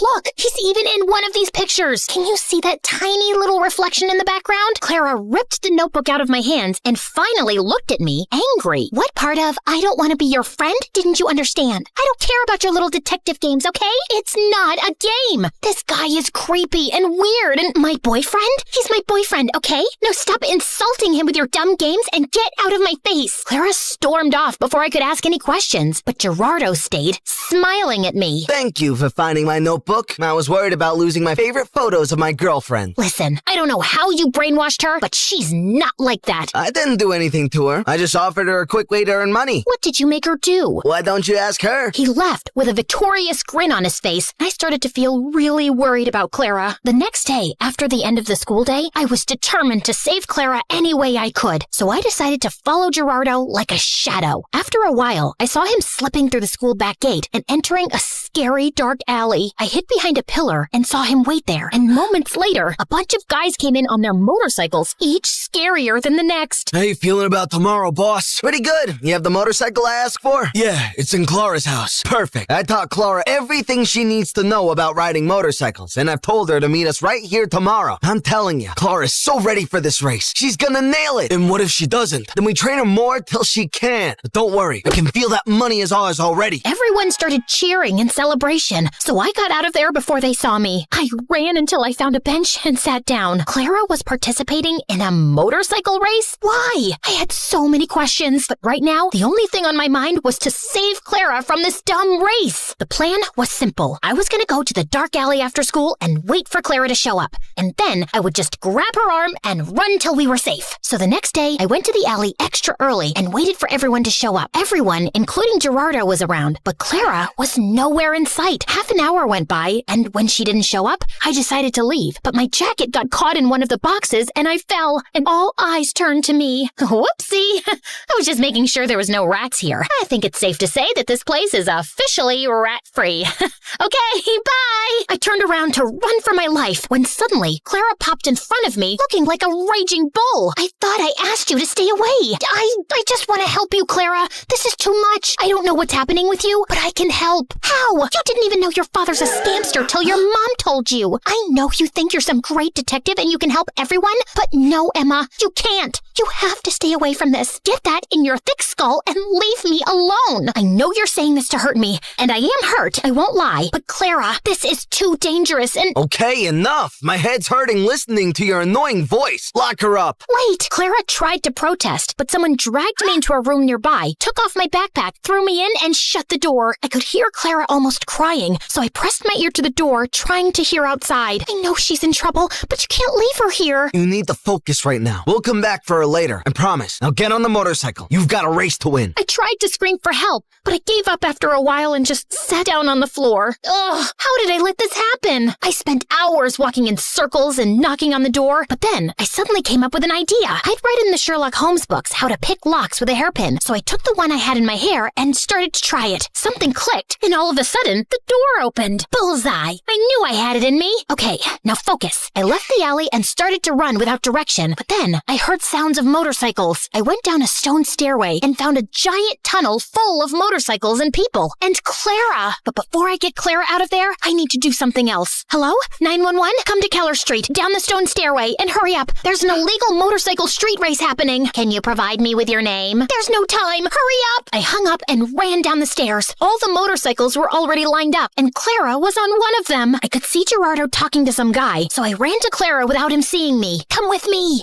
It's impossible to escape from you, right? You can roll your eyes later. Just get off this thing and come. Emma, you don't understand. I found out a week ago that my parents declared bankruptcy, and we might have to move to a homeless shelter. He's a liar. Look at that nose on his face. It's so plastic and fake. You can't trust him. His nose was really crooked. You should have seen— Wow, great story. Let's save it for another time. Now come. Just as Clara stepped down from the motorcycle, we heard police sirens outside. I pulled Clara away before Gerardo or anyone else could frame her. How? Shh, you're a suspect. If anyone asks why you're hiding behind this bush, pretend that you're from a really exotic island, you know? Maybe you're collecting a— Emma, I'm such an idiot. I've ruined everything. My grades, my life, my future, our relationship. Gerardo told me not to talk to you anymore because he wanted me all to himself. Emma, I am so sorry about everything. I just really need my friend right now. Hey, don't worry. I'm not going anywhere. You and your family can stay with us until you guys get back on your feet. Let's just go home and get you cleaned up. I missed you. I missed you too, Emma. Thank you.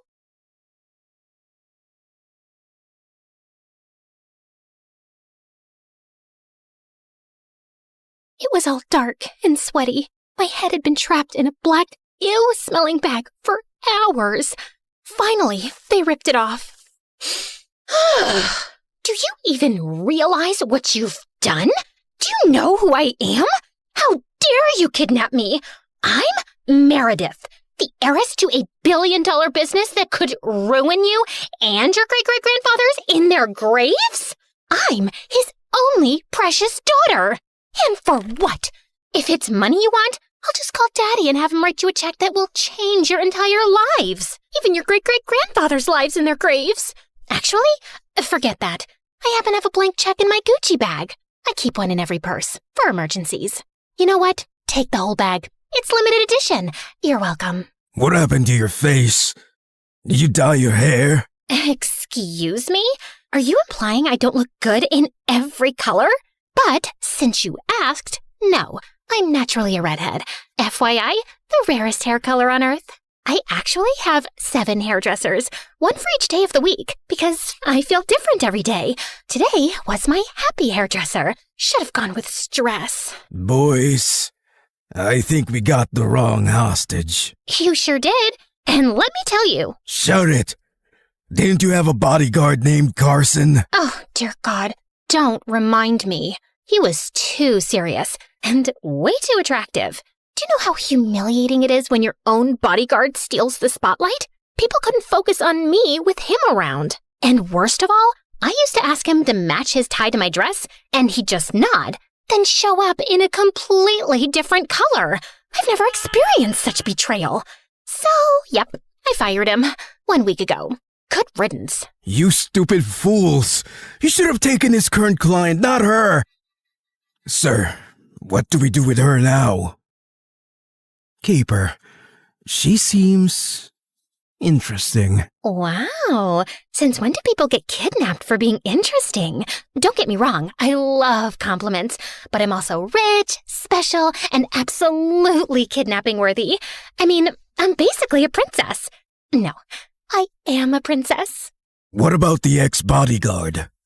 Wait, he's here too? Oh, my bags! How— Keep him with her. He deserves some torture. Excuse me? FYI, being with me is a privilege.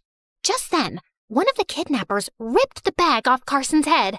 He looked straight at me, those cold, piercing eyes locking onto mine. And oh my God, he looked fine. How does someone get even hotter in just 1 week? Hello, milady. Who even talks like that? We're not in some cheap old romance novel. Carson, my lord. When the kidnappers left, I pulled out my handkerchief and handed it to him. Ma'am, what am I supposed to do with this? Wipe the shame off your face? This is all because of you. They knew you were the bodyguard of their target, so they assumed I was the target. Thank God my charm worked on them and they decided to keep me alive. Hopefully they'll realize their mistake and let me go soon. Straight to the afterlife for sure. Ma'am, these people don't joke. They're an organized, dangerous mafia. They kill their hostages. Organized my butt? Yeah, real professionals. Kidnapping the wrong person? Honestly, I feel insulted. I expected better kidnappers. When I get out of here, I'll just tell the media they're terrifying and highly skilled to make my story sound more dramatic and unhinged. We need to escape. I have a plan. Carson spent days silently watching the guards, memorizing their movements, counting how often they checked on us, finding the blind spots of the camera. Me?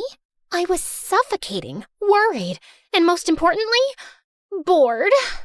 Ugh, when is this going to end? My poor boyfriend must be suffering. Oh, babe, David, my Day-Day, my sugar pumpkin, my Shayla, my dumpling deluxe. I know you're absolutely inconsolable without me, but this is life, my peekaboo. We must endure, through pain, through hardship, through 1 whole week of separation. Stay strong, my love. Cry into my sweater if you must. You're still dating that idiot? Excuse me? Can't you see I'm communicating telepathically with him? And I do not allow you to speak ill of the love of my life, my precious— Ma'am, be quiet. Someone is coming. One of the guards, face covered, came in and tossed a tray of food at us. If I were you, I wouldn't give this Meredith woman any food. It'll give her energy, and she'll keep talking. Ah, women. What can they do besides talking and wasting money? How dare he? I sprang up to attack, but Carson grabbed my wrist and pulled me back. The guard left laughing like a hyena, and I fumed. You should have let him keep talking, ma'am.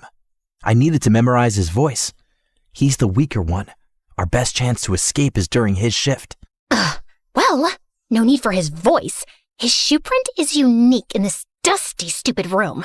I know these shoes. It's called the B for Boring brand. Ugh, what ugly taste. I wouldn't even let my enemy wear them in their coffin. That's a very smart observation, ma'am. Of course it is. Then we're ready. That night, I unleashed my Oscar-winning performance. I started wailing in pain, groaning, kicking the floor, and clutching my stomach. At first, the guard ignored me, but I kept going for hours, moaning like a dying goat until he finally snapped and stormed inside. I dragged myself to the corner. Carson had told me it was a blind spot. What do you want now? You were right.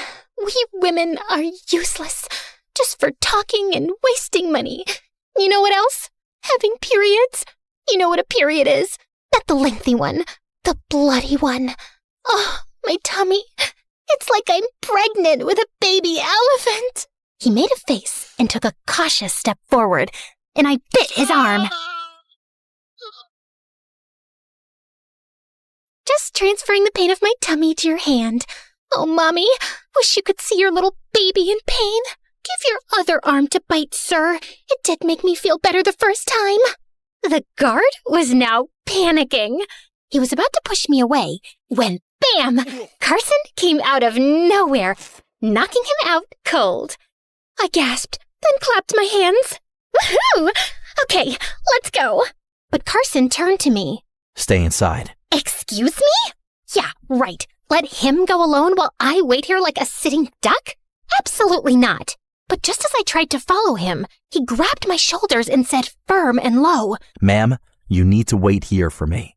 Oh, why did that sound so attractive? No, bad heart. Wrong man. Carson changed into the guard's clothes and typed the code in without hesitation. He'd memorized it just by watching the guard's fingers move over the keypad. The lock beeped and the door clicked open. From the next room, I heard punches, cursing, furniture breaking, and then silence. Carson reappeared, slightly out of breath, grabbing my wrist. Let's go. Wait! I need to get my bag and my heels first. How can I walk in public like this? Carson stared at me like I just asked to adopt a shark. Ma'am, I have no time for this. And he threw me over his shoulder and ran. Put me down, you muscular ogre! No. And just like that, we were out.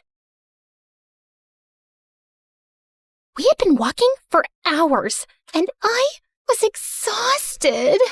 Hey, Mr. Fighter, why can't I just go home to my mansion? How sure are you that it's safe there? Maybe they're waiting for you. Maybe showing up will put your entire family in danger. Ma'am, I know these people. We beat them up, we humiliated them. If they don't want ransom anymore, they just want to get their pride back. Pride, prejudice, pickles. I don't care. At least let me make one phone call. I bet my dad has shut down every company under his name, going on strike to grieve me. I need to tell him I'm alive and that I allow him to keep our businesses running. There's a public phone at a gas station 5 minutes from here. When we got to the public phone, I reached into my pockets. Empty. No coins. Ugh. So obviously, I did what any smart, resourceful person would do. I started crying loudly while staring directly at some random guy standing nearby. Maybe he'd take the hint and hand over some change. Carson, clearly confused, just watched, waiting for me to shut up. Oh, I never forget those who helped me. I remember a man once who lent me money when I was in need. And what did I do in return, you ask? I became his girlfriend for 3 hours. He died a few weeks later, and on his grave, he wrote, I spent 30 years on this earth, but I only truly lived for 3 hours. Obviously, he meant the hours he spent with me. Just then, the guy I'd been staring at actually approached us, smirking. Before I could reply, Carson punched him straight in the face. One punch and some kicking. The guy stumbled back, wheezing. I quickly stepped between them before Carson actually killed him, and, more importantly, before the guy changed his mind about giving me money. I bent down, snatched the coins from his hand, and he ran off. I turned back to the phone, inserted the coins, and just stood there, So? trying to remember my dad's number. You don't know your own dad's phone number? Well, the kidnappers took my phone, and someone didn't let me grab my bag, where, being the responsible person I am, I keep a notebook with all my important contacts. But no, thanks to your, oh, I'm a hero and we should get away fast from the danger, but here we are. Ma'am. Wait, I memorized it through a song I made. Hold on, I think it goes like this. ZZ Sack, my first grade crush. Ate glue for a snack, way too much. Z40, left him for N. Oh, what a fate. Stuck with Nate, whose stinky breath I hate. N49. Dumped him for a J. Jonathan. So sweet, so fine, with hair that shined. He stood for 5. 'Cause no number starts with J, obviously, but I liked him enough to have him in the song. Ma'am, it's fine. I remember your father's number. He dialed. The moment my dad picked up, I immediately started explaining everything, my voice shaking through my sobs. But then, his voice came through the line, and it sent a chill down my spine. You need to disappear. Now. And then he hung up. We sat in the park, and I just stared off into space, completely lost in thought. Carson must have noticed, because he spoke up. Ma'am, how about we... Who does he think he is, being all secretive and mysterious? Oh, you need to disappear, now! What is this, Breaking Bad? Should I start cooking in an RV and going bald for dramatic effect? Does he think I have a plan for this? What am I supposed to do now? Is he ever gonna look for me? Should I try calling him again? How am I even stuck in all this? Ma'am, we don't know anything for sure, but what I do know is that we need to lay low. We can't use any of our real documents. We need new IDs, passports, everything. I know a guy who can help. Why are you doing all this for me? You could just leave me to figure it out on my own. Ma'am, I used to be your bodyguard, and honestly, it wouldn't sit right with me to just leave you to an unknown fate. He hesitated before continuing. I have a suggestion. You might not like it, but it's the best option until we figure things out. I narrowed my eyes. Oh no. What is it? We need to get married. Excuse me? A married couple attracts no suspicion. It gives us a reason to live together, travel together, and stay under the radar. It's the safest cover. Oh, I'm not confused anymore. Of course, you want to marry me. And how exactly are you going to introduce me? Meet my wife? Ma'am Meredith? First, you won't be Meredith. You'll need a new name. Something cute. Maybe Sally or Emily. FYI, my name means great ruler. It suits me perfectly, thank you very much. And if we're picking new names, I've already decided on yours. Apollos. I think I'll stick with something normal. Then, in a more serious tone, he explained why this was the best move. If we're married, I'll be legally tied to you. That means if anything happens, I can step in without raising suspicions. You'll be safer that way. After some debating, we finally settled on Sally for me and Adam for Carson. Carson reached out to his contact, who arranged everything for us, including fake IDs and papers. He even lent Carson some money to help us get on our feet. And just like that, I went from kidnapped heiress to Miss Sally Nobody in a single day. Sadly, I had to dye my natural red hair and wear lenses. I went with blonde and blue. Classic disguise chic. On our first day in this painfully boring neighborhood, a girl with wild hair came running straight toward us. She looked about my age, maybe younger, but definitely chaotically adorable. OMG, you're so pretty. And your man, God, like straight out of a romantic movie. Girl. I'm Abby, by the way. And I'm about to be the best friend you ever had. Oh, I don't like friends. Me neither. Then we should be friends. Yeah, we already have something in common in the first 3 seconds of meeting. Imagine in 3 minutes. Totally. I'm Sally. Want to come in for a cup of matcha? Did you say matcha? 2 things in common? God, I love you. I love you too. By the way, this is my husband Adam, but it's just a lavender marriage. We don't love each other. He's gay. He's like a sister to me. Oh my God. So sweet of you to protect him like that. So sweet. Just like me. I'm sweet too. 3 things in common. Just then, Carson grabbed my wrist and yanked me aside, his jaw tight. Ma'am, what are you doing? Well, she's going to notice we don't kiss or hug, and she'll get suspicious. That was me thinking ahead. Thank me later. Life was hard. I missed my family and my boyfriend. Carson wasn't bad, but things were always formal with him. He, of course, slept on the couch. He had loosened up a little, but he was still serious and boring. At least I had this girl Abby, wild enough to make up for it. Until one day, someone knocked on the door. Carson opened it, and there stood David. Without hesitation, Carson lunged forward, yanked him inside, and shut the door behind him, quickly scanning the area before locking it. Then, like a World War general interrogating a captured spy, he fired off questions. How did you get in here? Did anyone see you? Did you tell anyone where you were going? Hey, let the man breathe. I called him. I missed him. Ma'am, what? Do you have any idea how dangerous that is? It's not just reckless, it's stupid. Hey, don't talk to her like that. Show respect, bro. Carson's entire face twitched. Then, without another word, he grabbed David by the collar and lifted him like he was a grocery bag. How about you shut up and speak only when spoken to? Hey, Carson, put him down. That's my boyfriend. He's fragile. He has feelings. Carson sighed, rubbing his face like he was trying to physically push the frustration away. He was equal parts furious and disappointed, and he took a moment to gather himself before speaking. You bringing him here? Your boyfriend? To our house? We're married. On freaking paper? Look, I appreciate everything you're doing for me. I really do. But I missed him. I've always had a boyfriend. I don't know how to function without one. And I trust David. So please, relax. Yeah, man. Chill. Carson shot David a glare so sharp it could cut steel. Then, with a sudden jerk, he lunged forward, startling David so badly that he let out a pathetic yelp and sprinted behind me, grabbing my arm like I was a human shield. Carson allowed David to visit twice a week. Days passed, life grew more boring, and Carson grew more cautious.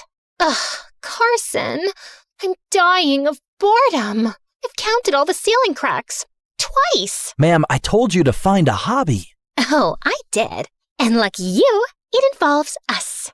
We've been invited to a neighborhood dinner, a little welcome to the neighborhood thing. It's this Saturday. It'll be so cute. We'll blend in, meet people, and act like a normal couple. We are not a normal couple. Details. Just wear something nice, Apollos. It's Adam, ma'am, and we're not going.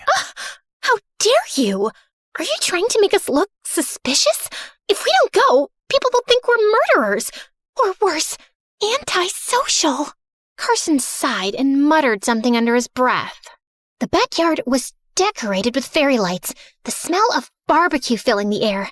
Families laughed, kids ran around, and we were stuck at the picnic table of doom. Across from us sat two suburban couple extraordinaires, the Sharps. So, Adam and Sally, how'd you two meet? I opened my mouth. Carson opened his mouth. And we said completely different things. Oh, it was fate. Love at first sight. He saw me in a coffee shop and boom, instant obsession. Silence. The Sharps exchanged a look. Oh. And how long have you been together? 4 years. Another silence. Well, that's sweet. And how did he propose? Oh, it was so romantic. A candlelit dinner, a rooftop view. He cried a little. I did what? Yes, you cried. You were overwhelmed by my beauty. You're just too emotionally stunted to remember, Mr. Cold Heart. She's right. I was emotional. I mean, who wouldn't be? After all, she had spent years searching for me. What? You see, she once visited a psychic who told her she'd meet the love of her life, a man whose name starts with C. And from that moment on, she searched for me. Every cafe, every street, every parking lot. The moment she laid eyes on me, she said, "What was it again, darling?" Nope. Not happening. Yes, I knew it was you. I've seen you in my dreams. And then she begged, pleaded for me to give her a chance. She even showed me her phone background, a photo of me, which she had taken secretly. I know it sounds intense, but I felt sorry for her. So I thought, why not? I'll give this woman who has clearly devoted her life to me a chance. And here we are. Wait, but you said the psychic told her true love's name would start with C, and yours begins with A. I crossed my arms, turning to Carson with a slow, satisfied smirk. Yeah, well, my middle name is Adam. My first name starts with C. It's Caesar. Like Caesar salad. By the end of the night, I was sure they thought we were complete weirdos. But secretly, seeing this side of him was weirdly entertaining. Who knew Mr. Coldheart had a sense of humor? One day, Abby showed up for her usual visit. Lately, she had developed this charming habit of bringing all the ingredients and cooking at our house, which meant we got to enjoy food that was half burnt, half stiff, and entirely inedible. That day, David was with us. He took one bite, gagged, and immediately spit it out. Ugh, oh man, this is so bad. Even a stray rat would refuse it. And if you made him eat it, he'd take you to court. And just like that, all hell broke loose. Look who's talking. Aren't you just a stray rat in designer shoes? She launched at him like a wild animal. I tried to pull them apart, while Carson, of all things, just sat there looking amused. Would you, I don't know, help? Carson finally stood up, but instead of breaking up the fight immediately, he calmly reached for Abby and gently pulled her away. Dramatically, she clutched his chest. Let a girl have her revenge. David stormed out in anger. Later, Carson went to take a shower, and Abby plopped down next to me, still fuming. Then, out of nowhere... Are you sure your husband's the gay one and not your boyfriend? 'Cause, God, your husband's so manly. Oh, and the way he looks at you, and don't even try to deny that he has feelings for you. He does?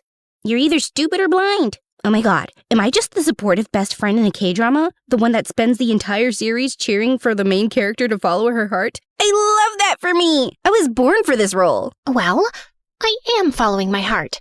I kind of love David. We both know you're lying, and there's something you're hiding. But whatever for now. By the way, I like the color of your shirt. This shade of brown, so earthy. Thanks. I fertilize it every day.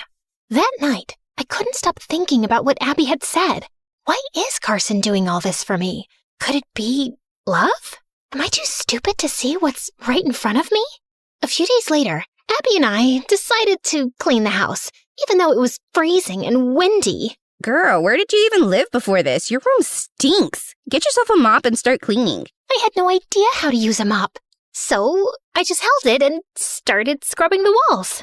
Are you painting the walls with a mop? What's wrong with you? It's just a cleaning technique I invented. Oh? And when exactly did you invent it? Just now. Oh, totally. In fact, mop therapy is a thing. Just strap it to your head and let it sponge up all your poor life choices. And so, I did. It's too cold and wet. Who even told you about this therapy? Oh, I just invented it. Just now. Oh my God, what is wrong with you? Who are you? Excuse me? FYI, I lived like a princess before this. And Adam is actually your prince, right? Not some gay bestie in a lavender marriage? I paused for a half a second too long. Wait, oh my God, you hesitated. You totally hesitated.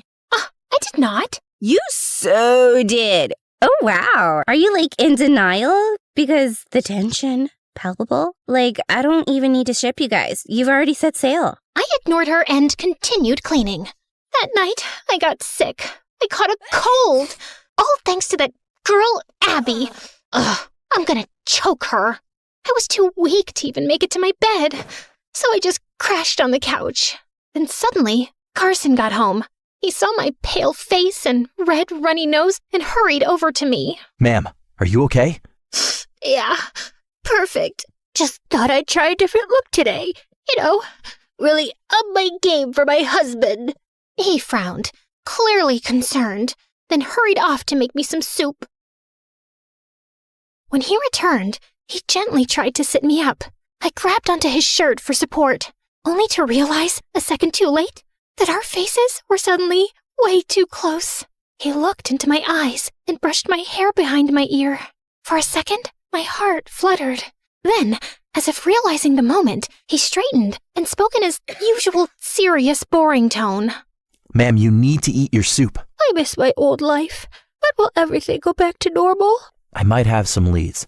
The person who tipped off the mafia gang about you wasn't mistaken. He meant to get them to you. He chose you on purpose. Who even does that? I'm nice to everyone. I'm practically a walking angel. Aren't I, Carson? You're okay, ma'am. And then it happened. A tiny smirk. A small side smile that faded as quickly as it appeared. Is that a smile? You smiled! Lord Cold Carson actually smiled. I have no idea what you're talking about, ma'am. You're hallucinating from your fever. Oh no, you smiled. Carson, the smiley, grinning so widely. I started coughing hard from the singing. Carson immediately leaned in and pressed a hand to my forehead. You're burning up. Duh. Glad you finally see it. I'll stay with you all night until your temperature goes down. I was already drifting in and out of sleep. It's okay. I called David. Sure you did. A few days later, I was feeling better, but still bored out of my mind. Ugh. I've been a fugitive for, 3 weeks? And I've already lost my glow. Look at my skin. This is what stress and middle-class living do to a person. Ma'am, you're wearing a silk robe, and you spent an hour doing skincare. And yet, my suffering continues. I miss him. Who? David. My love, my joy, my walking designer handbag. So an accessory. How dare you? He's not just an accessory. He's the whole outfit. That day, I called David and suggested we go out for a walk. A few hours later, he pulled up to our house in his brand new Lamborghini, music blasting, honking like a madman. I was about to walk over when Carson materialized out of nowhere, striding straight past me to David's car. He knocked on the window, gesturing for David to get out. David, pretending he didn't hear him, acted very busy checking himself in the rearview mirror and started brushing his eyebrows. When I tried to enter the car, Carson blocked me. What exactly do you think you're doing? Let's see. Walking to the car, getting in, driving away for some fresh air before our couch absorbs me into its fabric from sitting on it all day. No, ma'am, you can't do that. I'm stopping you. Well, watch me. Carson, I just need some relaxing time. Don't worry, I won't attract any attention, I promise. Please, Carson, pretty please. Just then, David rolled down his window and yelled, because of course he did. Yo, Meredith, you coming or what? Shh, say my name louder, why don't ya? Maybe alert the whole city. That's it, I'm ripping his eyes out. Whoa, that's a bit intense. Right then, Abby appeared out of nowhere, arms crossed. Wait, hold on. Why did he just call you Meredith? Carson whipped around, clearly at the end of his patience. Were you spying on us? Have you done that before? How many times? Carson, chill. It's fine. I'll just go for an hour, I promise. Hey, I'll even bring Abby if it makes you feel less jealous. Meredith, it's not about jealousy.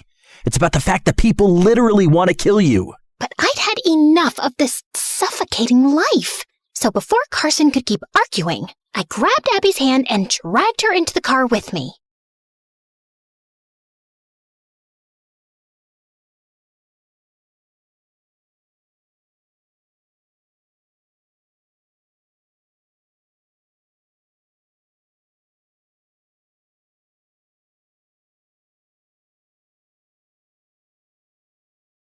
The park was quiet, the cool evening air brushing against my skin. I took a deep breath, stretching my arms. Freedom at last. Abby had wandered off to buy snacks from a food cart. So, Meredith, crazy how life works, huh? I turned to him, raising an eyebrow. Weird opener, but okay. Yeah, totally. Super deep. Love this chat. Then he grabbed my wrist. Not playfully, not casually, hard. My stomach dropped. David? His fingers tightened around my wrist, his jaw clenched. You really have no idea, do you? Something about his voice made the hairs on my arms stand up. Your father destroyed my family, and now his clueless little heir gets to take everything while we lost it all? David, let go. His grip tightened more. My pulse spiked. No more heirs. No more Meredith. I tried to get rid of you before, with that gang, but your stupid Carson ruined everything. So now, I'm doing it myself. His free hand slipped into his jacket. I tried to yank back, but he was too strong. Panic started clawing at my chest. Then, a blur. Before I could even process it, David was ripped away from me. A loud thud. Carson slammed him to the ground. Hard. David gasped, stunned, struggling against Carson's grip. I had my suspicions about you, and so did her father. We've been in contact this whole time, waiting to catch you red-handed and take you down for good. But we couldn't act without proof. You were too careful, too clean. Until now. David's face fell. Before he could react, officers emerged from their hidden spots, closing in fast. Then he was gone. The second the police took him, I let out a shaky breath. Carson's gaze was still locked on me. And then he took a step closer, and another.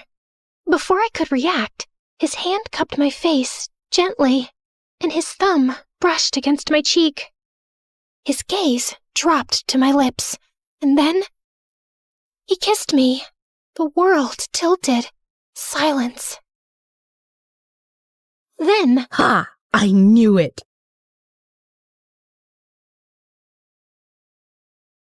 My parents were billionaires, so I got whatever I wanted growing up. Dad was the head of a huge fashion company that my mom helped him run. Dad was ruthless in the boardroom, like an ancient warrior. But when it came to me and my mom, he was a total pushover. He gave us everything we could ever want. Just one island? Anything for my girls. I'd give you the moon if you asked for it. Even though my life was practically perfect, I had a bad stutter, which made me a laughing stock at school. Wow, that's a pretty skirt. Where did you get it from? Shouldn't it? It's cool. I'll just check some stores. It was awkward, and my parents took me to the best doctors, tried speech therapy, medication, and even hypnotism, but nothing helped. I started to lose confidence, but my parents were always supportive and inspired me to accept myself, just as I am. It doesn't matter if it takes you 1 try or 100. Never stop speaking your mind. Your voice is just as important as anyone else's. As I grew older, I became more comfortable with my condition and even made friends at school. But my favorite thing in the world was being the princess of my house. Life was good, till I turned 13 and everything changed. My parents told me they were adopting from the orphanage, but it wasn't just 1 girl, but 5. I wasn't as thrilled as they were, but I didn't show it to my parents. Besides, it could be fun to have so many sisters. So I got on board. The day they were supposed to come home, I decked up the whole place and must have tried 100 dresses before finding the perfect one. I wanted to make a good impression. The oldest one, Olivia, was my age, and from the looks of it, she loved fashion just as much as I did. I'm Grace. Pleased to meet you. Olivia was so busy sizing up my outfit, I don't think she even heard me. I like your dress, but the ribbons are so tacky. And what's with those shoes? You know what? You look so cute with braids in this outfit, even though it's a little, weird. I think she looks nice. Ignore Olivia. She's just jealous. It was clear from the beginning that Olivia had an issue with me for some odd reason, but at least the other 4 were gentle. Margot and Beatrice didn't care about fashion, but they were easy to talk to. We became friends in no time, gossiping about boys and school and fighting over the best spot by the pool. Harper and Quinn were younger and stuck to themselves. Harper was obsessed with insects and was always collecting ladybugs and other creepy crawlies. Quinn was like her sister's shadow, silently following her everywhere. A week after my sister's arrival, my parents took us on a shopping spree so they wouldn't have to wear the same clothes from the orphanage. And Olivia bought everything I did. At first, she just wore the same belt or hat, but soon she was copying my whole outfit. Why are you copying me? I think you're copying me. But it's cool. I know I have a great eye for fashion, so it's a compliment. Oh my God, the new Gucci bag. I didn't care if Olivia wanted to dress like me. It just bugged me that she was lying about it. So one day, I pretended I was going to wear the ugliest outfit. But then I changed at the last second. Olivia showed up to breakfast looking like a clown. Wow, Olivia, you look so good. Yeah, right? I saw Gummy Hadid wearing this. You mean Gigi? And I don't think that she would ever wear something this funny. The only thing funny here is the way you talk. Olivia, apologize this minute. Why? It's just harmless jokes between sisters, Dad. Whatever. Sorry, Grace. Please don't cry now. After that day, Olivia stopped copying my outfits, but we just couldn't see eye to eye. I tried to be friendly, but she was just a mean witch. So after a while, I stopped being nice and just ignored her. While Olivia was a pain in my butt at home, in school, I had Pearl. She was the head cheerleader and a total bully. One day, my sisters and I were eating in the food court at the mall when Pearl swooped in like a vulture. How are you doing, Grace? Just leave me alone. What? I didn't quite catch that. Were you trying to say something? Zip it, moron. Don't you have something else to do? Like bore people with your dumb cheerleading moves? Oh, but I'm getting bored. And you're so entertaining. Did I do that right? That was perfect. Before I could say anything, Harper pulled out a jar of ladybugs from her backpack and dumped them on Pearl's hair. What have you done, you moron? Pearl screamed and ran off. Instead of staying with us, Olivia took off to help her. Thanks for sticking up for me, you guys. Of course, we sisters need to have each other's backs. I just wish Olivia wasn't such a blind duck. Oh, she'll come around. Only she didn't. She started getting weird around me. And then one day, something unbelievable happened. Pearl turned into Olivia's evil minion. She followed her around like a shadow. If Olivia made a dumb joke, Pearl laughed. If Olivia wanted a cookie, Pearl brought her one. Pearl would have helped Olivia make a monster in a lab if she asked. This was so weird and fishy. I tried to find out what Pearl's deal was, but then I got busy with school assignments and forgot all about it. They were a match made in hell anyway. A week later, Mom and Dad called us into the study for a big announcement. It's my dream that my girls join the family business one day. And with Fashion Week coming up, I want all my girls to help with their brilliant ideas. The best ones will end up on the ramp, so give it your best shot. Oh, my God, Dad. This is such an amazing opportunity. I won't let you down. Yes, Dad. You'll love our designs. Olivia smiled at me, but the moment Mom and Dad left, she went back to her devilish smirk. Ugh, dramatic much? This opportunity is mine, and I will own it. You can relax and watch me work if you'd like. Think of it as a learning experience. Say what you want, but I know Dad will pick my designs, so watch out. I stayed up late every night working on my dress. My other sisters made their own dresses for fun, but everyone knew Olivia and I were the only ones taking it seriously. We both really wanted to impress Dad. The night before Dad judged the dresses, Olivia snuck into the studio and destroyed my dress. Luckily for me, Harper and Quinn saw her sneaking out and told me what happened. I knew she was jealous of me, but this was an all-new low. How was I supposed to make a new dress overnight? That's when an idea struck me. If I couldn't beat Olivia fair and square, I'd just have to play tricks with her. So, I swapped her dress for my ruined one. The next day, when Dad walked into the studio to judge our dresses, we both took the sheets off of our mannequins, and Olivia's mouth dropped open in shock to see what I'd done. But obviously, she couldn't tell Dad that the dress was really hers without admitting that she'd destroyed mine. Grace, I pick you. This isn't your usual style, but it's certainly beautiful. Olivia, it's a shame you gave up on your dress. It looks like it could have been something special. I know, Dad. Wonder what happened. Oh, don't be a sore loser, Ollie. I'm sure you'll do just as good as the next time, if there is a next time. I wasn't one to gloat usually, but the look on Olivia's face was so satisfying. A few days later, we were all on a flight to Paris for Fashion Week, and Olivia couldn't stop glaring at me. That's my dress that's about to go down the runway. You shouldn't steal credit, and you shouldn't sabotage people. Olivia, why can't we leave this stupid fight and just be friends. Friends? With you?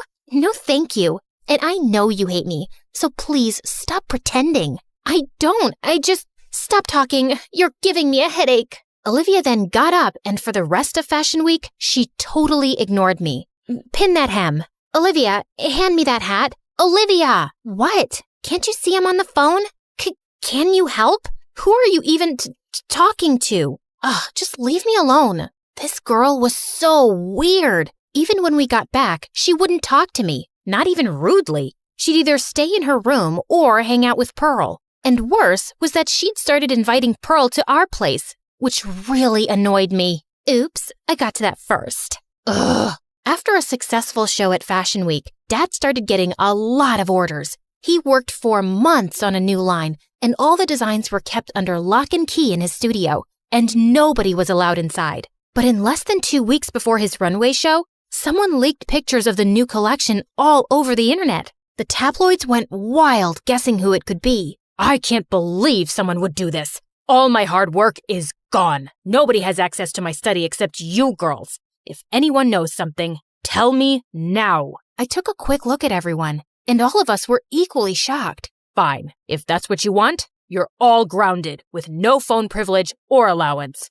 But we didn't do anything. That's not fair. But Dad simply frowned and left. We all know you did it, Olivia. Just admit it. It wasn't me. I would never do that to Dad. Relax, guys. This is not the time to turn on each other. Dad didn't talk to us for days, and it really hurt me to watch all my sisters so sad and depressed. But Olivia looked extra worried. She would stay in her room, refusing to talk to anyone. One day, I was taking an evening stroll in the garden when I noticed Olivia slipping out of the house, and she looked really anxious. I wanted to stop her, but then I decided to follow her, and she stopped in front of Pearl's house.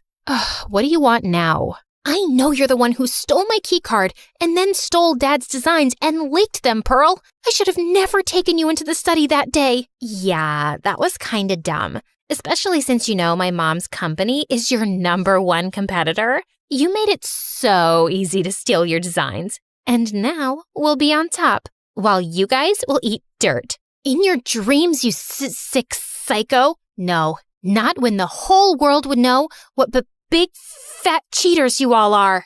Olivia looked at me in shock as I pulled out the phone and started playing back the recording with Pearl's confession. Give me that.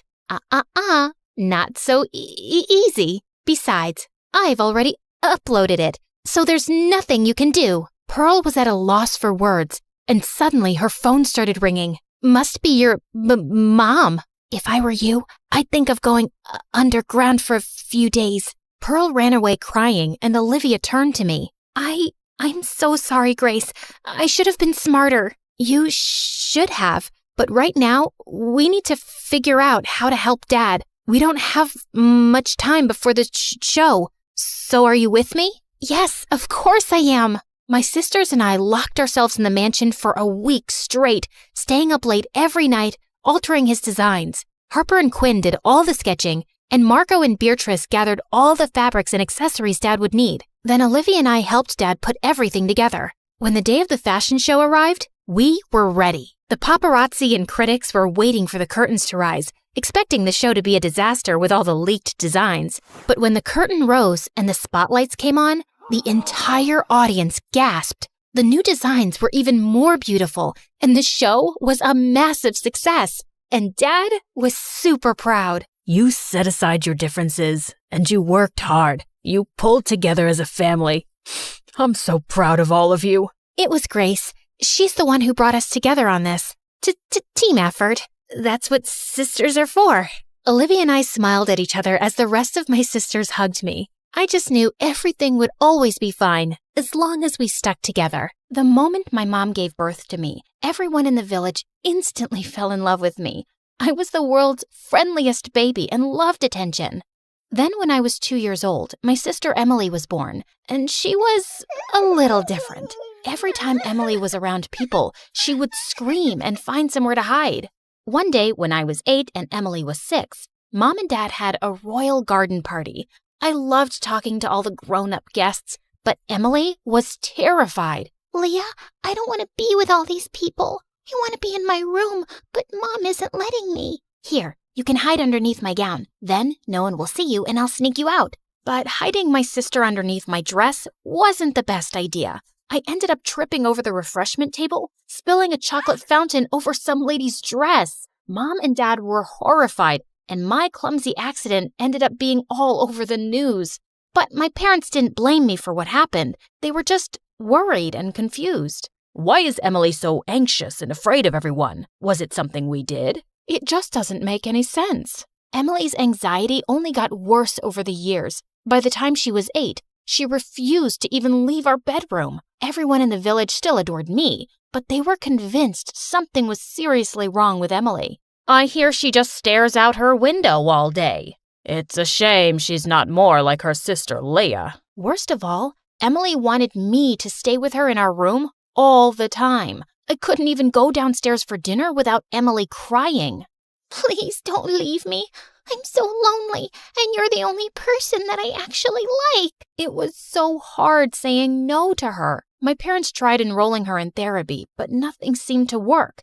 And as time passed, I got tired of being cooped up in her room and wanted to go and have a life. One night when I was 16, I took a walk around the castle to get some fresh air. Then suddenly, I looked up and almost had a heart attack. There was a guy trying to climb onto the roof. Hey, what do you think you're doing? Climbing onto the roof? What does it look like? Excuse me, but this happens to be the King and Queen's castle. You better climb down before I tell my parents about this. The guy jumped down from the roof, landing inches away from me. There, I came down. You're welcome. With that, he just walked off, and I felt my blood boil. I just knew he'd been trying to cause trouble. The next day I came down for breakfast, and I was shocked to see my parents with the guy who climbed the roof. Oh, darling, you're awake. I'd like you to meet Nico. He's the Duke's son and a lovely young man. But I saw him climbing onto the roof of the castle last night. He's dangerous. He was up to no good. No. Nico just likes lying on our roof to watch the stars at night. What? My parents were crazy. What king and queen would let some weirdo climb their castle walls at night and believe such a stupid lie? Fine, be naive and let this intruder do his thing. But when he puts all our lives in danger, don't come crying to me. I was going to sneak up on Nico and see what he was up to. I would have one of our guards bring me up to the roof with a harness and a rope. But that night, as I rose up to the castle roof, I saw Nico sitting with tears in his eyes. He didn't even look surprised to see me. Nico, are you okay? I came to check on you, but... I figured you'd check on me sooner or later, and I haven't been okay for years. What do you mean? I'm not really the Duke's son. I'm adopted. When I was 10 years old, my parents left me, and they never came back. Wow, I didn't know that. My parents were friends with your parents, so they'd take me up here a lot when I was young. My mom and I used to sit here together and watch the stars. Once, she told me if I ever got lost to come up to this spot and she'd know where to find me. I know she'll never come here, but hanging out at this spot makes me feel closer to her. Your dad's a saint. He was the one who convinced the Duke to adopt me. I just wish I didn't miss my parents so much. I was too stunned to speak. I had totally misjudged him. We ended up talking for hours, and before I knew it, the sun had come up. I should go, but this was really fun. Maybe we can do this again tomorrow night? I'd like that. You're a good listener, Leah. Then one day, something crazy happened. I was having lunch at school when suddenly a few girls came up to me with smirks on their faces. According to one of your mates, your weirdo sister threw a chair at a new mate of yours this morning? We didn't know she was that crazy. Oh, God, I wanted to disappear. They should just lock her up forever. You shouldn't have said that. I yanked the girl's hair hard and she started to scream. Just then, someone pushed the girl backwards and I saw it was Nico. You forgot you're speaking to our future queen, girls. Come on, Leah, let's go for a walk. Nico led me away from the girls, and that's when I asked him how he was in my school. I've been homeschooled my whole life, but my dad decided it was time I start studying with other royals. I was really happy Nico had transferred, but his words made me think of Emily. She had never been able to go to a normal school. All of a sudden, I had tears in my eyes, and I told Nico everything about Emily, how she never came out of her room, how my parents were ashamed of her, and how I always needed to stay with her. What if the girls are right? What if Emily really is crazy and she starts losing her mind? I don't know, but you shouldn't have to sacrifice your life for her. Emily probably just needs someone outside her family to feel safe with. If you want, I'll come over and talk to her. I hugged Nico and immediately agreed. That night, I brought him into our bedroom and Emily started having a panic attack. Hey, it's okay. Nico's a friend. Then suddenly, Emily stood up to really get a look at Nico. And seconds later, she was swooning. I never knew Leah had such handsome friends. You know I'm a princess too, right?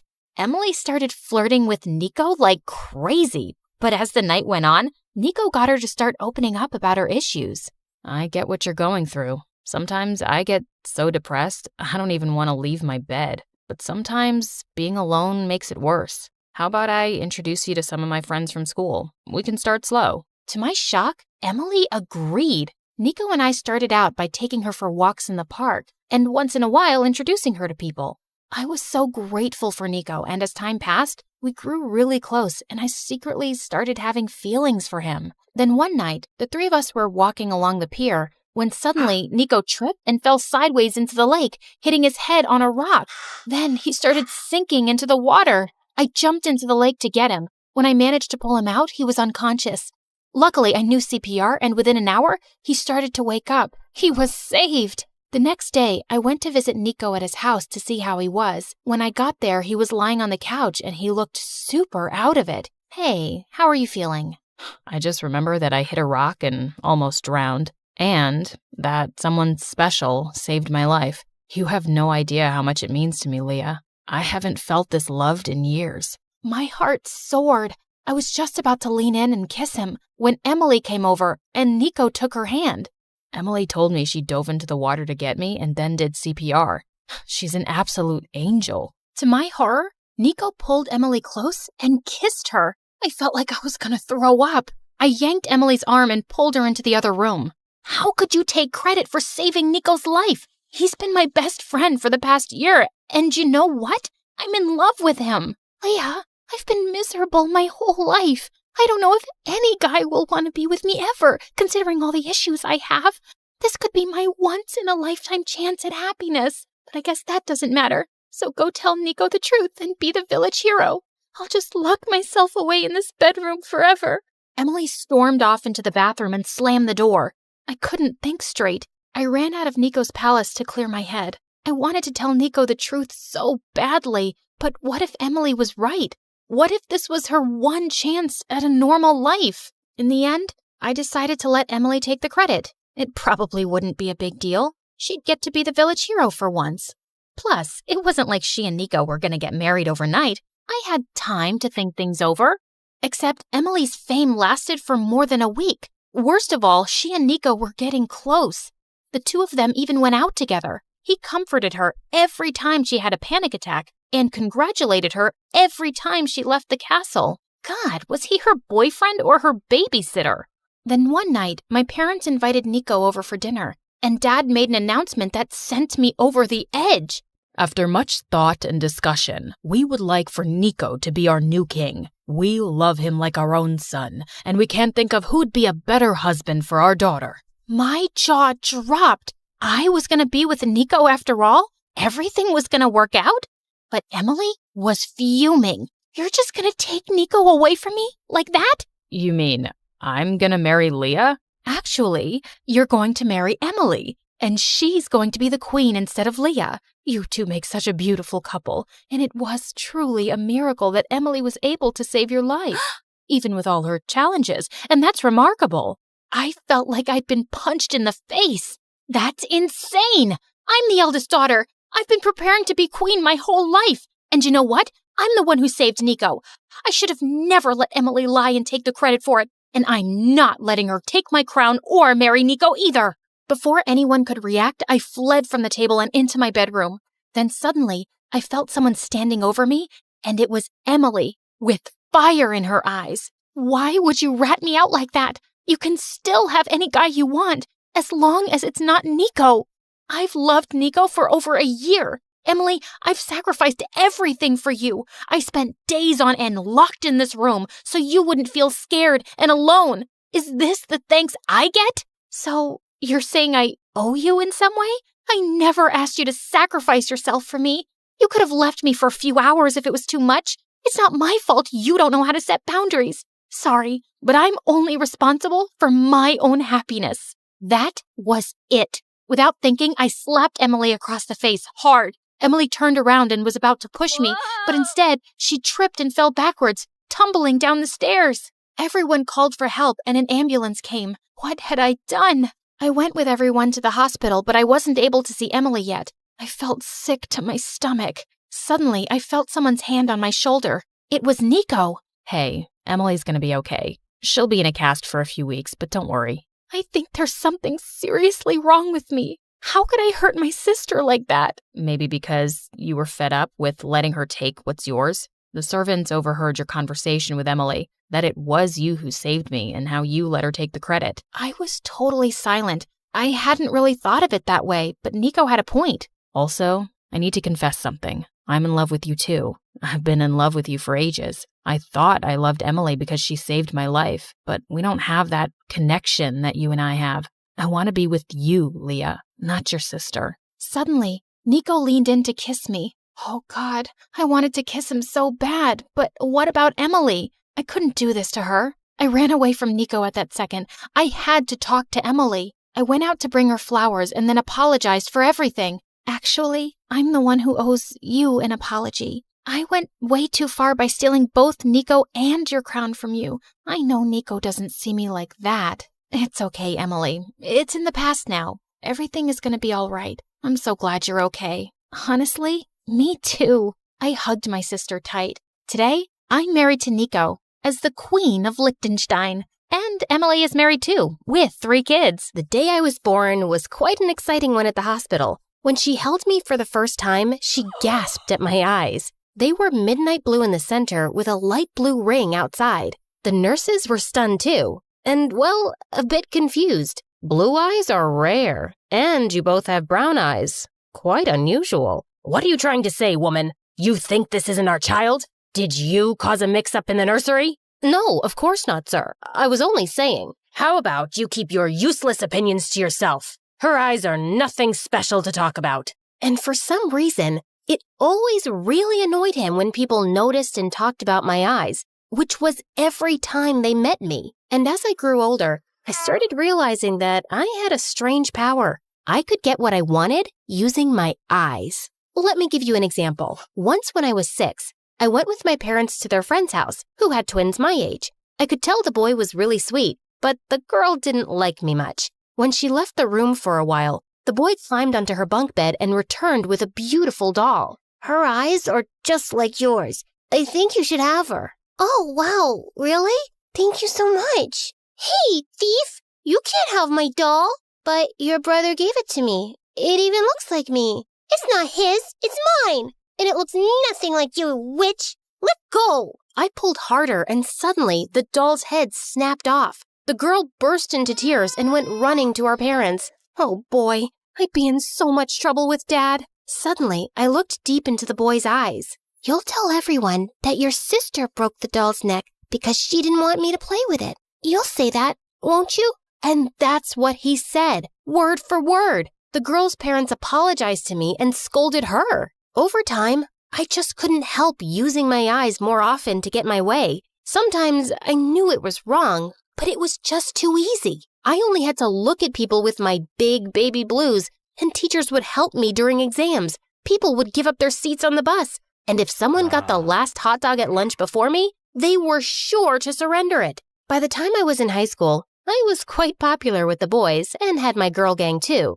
But I knew I wasn't well liked by the mean girls, especially the head cheerleader Cadence. She was the girl whose doll I'd broken as a kid, and she hated me since. One day in 9th grade, a group of cheerleaders and jocks in the cafeteria were talking about a cool new movie they were going to watch that weekend. It sounded like fun, and I wanted an invite. So I walked straight up to this boy, Zach. Hey guys, I was wondering if I could tag along to the movies with you this weekend. Zach hesitated, and then he looked directly into my eyes. I knew what his answer would be. Of course, Phoebe. Thanks, Zach. You're a sweetheart. Did you just invite her to the movies without asking any of us? What's the big deal? I don't think anyone has a problem. The rest just shrugged, and Cadence glared at me before storming off. I was still grinning when I walked over to my locker later, and I found her waiting there. You're not going to the movies. No way. I don't care what Zach said. You're uninvited. What are you going to do? Ban my entry into the cinema? You can't, so I'll see you there. I turned to leave, but she knocked my books out of my hand and stepped on them.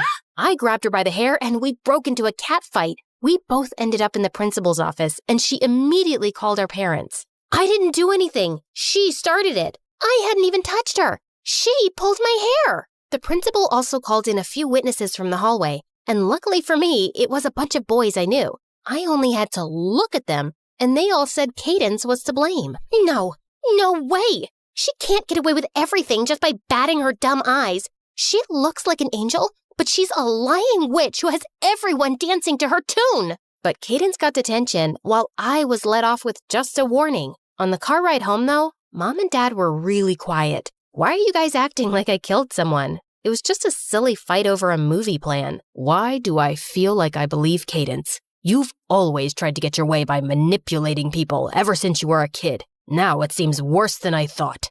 Okay, so people are sometimes nice to me and do what I ask. What's so wrong with that? We'll talk about this tomorrow. You are grounded for a week. What? Why the heck? Phoebe, enough. You heard what your dad said. I felt really mad at both of them. But the next morning, I found them waiting for me in the dining room with a small box on the table. What's this? Something to cover up your eyes. You need to learn that life isn't so easy, and you can't just get whatever you want. Inside the box were brown contact lenses. They were the color of mud. Are you kidding me? You think I'm gonna wear those? You have to wear them if you want to continue going to school. I looked over at my mom, who wouldn't even look me in the eyes. But I could tell Dad was completely serious, and Mom just didn't have my back. With angry tears, I grabbed the box and ran out of there. It took me a few tries to wear the contacts, but I finally managed. And I hated what I saw staring back at me in the mirror. It wasn't me. At school, I was hoping by some miracle no one would notice. But of course, everyone did. Why are your eyes suddenly brown? Did your evil spell finally wear off once you got all your wishes?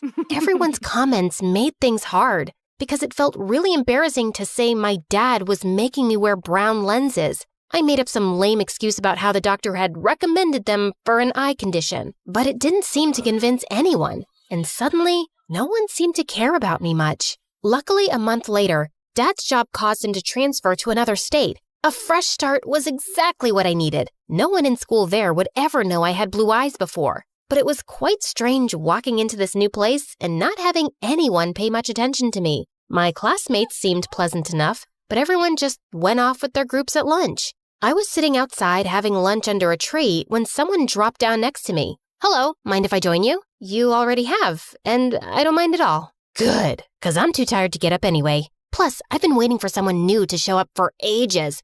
All these other girls just talk about boys and makeup, and they think they're from another planet. Or they think I'm from another planet, I'm not sure. Her name was Grace, and I warmed up to her instantly. We quickly became close friends, but I just couldn't tell her my stupid secret. A few weeks later, we were sitting on the gym floor making decorations for an event when some guys started playing basketball. And suddenly, the ball came flying at me and hit me smack in the face. I opened my eyes, and looking down at me was a gorgeous boy with black hair and the deepest blue eyes ever. Had I died and gone to heaven? Hey, are you okay? Of course she's not okay, you moron. You could have killed my best friend. Help me up, will you? Grace pulled me up, but my knees gave way and the boy swept me up effortlessly. He carried me to the bleachers and said he'd be back with some water. Phoebe, are you okay? Yeah, I'm fine.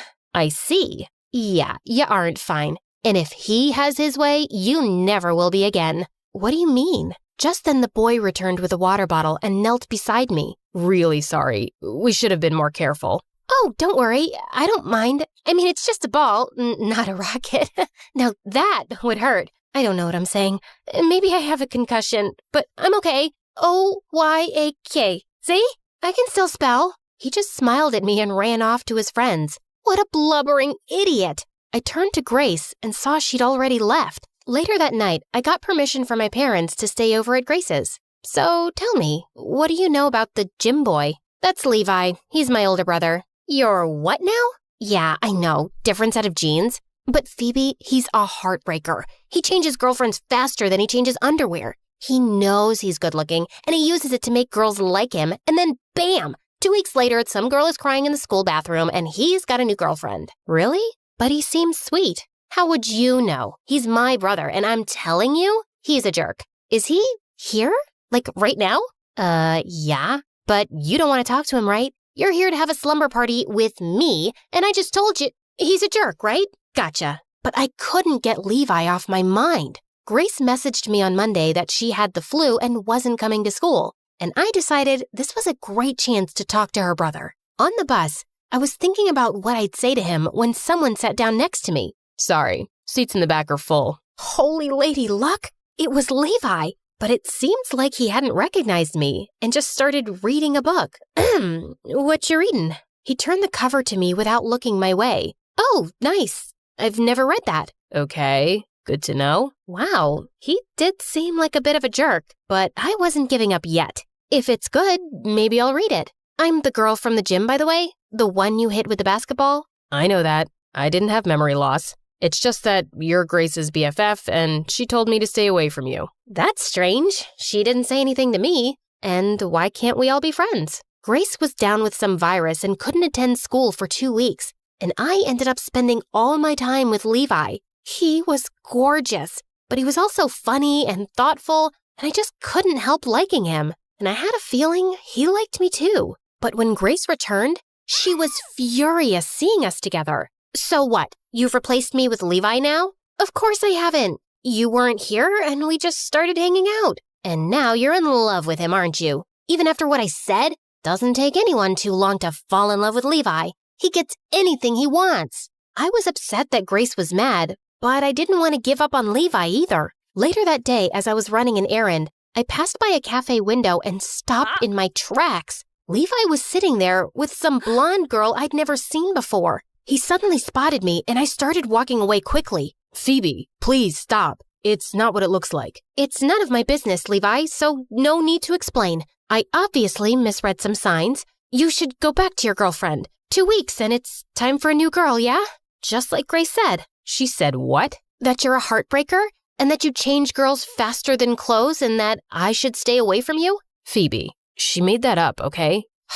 I went out with her best friend a year ago, and things ended badly between us. She blocked out Grace too and moved away, and it broke Grace's heart. In fact, that girl in the cafe is my ex. She's in town and wanted to return some things. And you didn't misread any signs. I like you, a lot, and I was planning to ask you to the winter dance. I need to talk to Grace first, okay? I had a heart-to-heart with Grace, and she admitted that she'd lied about Levi. I know he's a good guy, but I don't want to lose another friend. Pinky swear, no matter what happens between me and your brother, we'll stay friends forever. We decided to go shopping together for the winter dance, and I found a beautiful blue dress. As I looked in the dressing room mirror, I suddenly took my contacts out and called Grace. What happened to your eyes? I told her all about how I'd get whatever I wanted because of my eyes, so my parents made me cover them up. That is ridiculous. They can't make you do that. I know, but maybe it hasn't been the worst thing.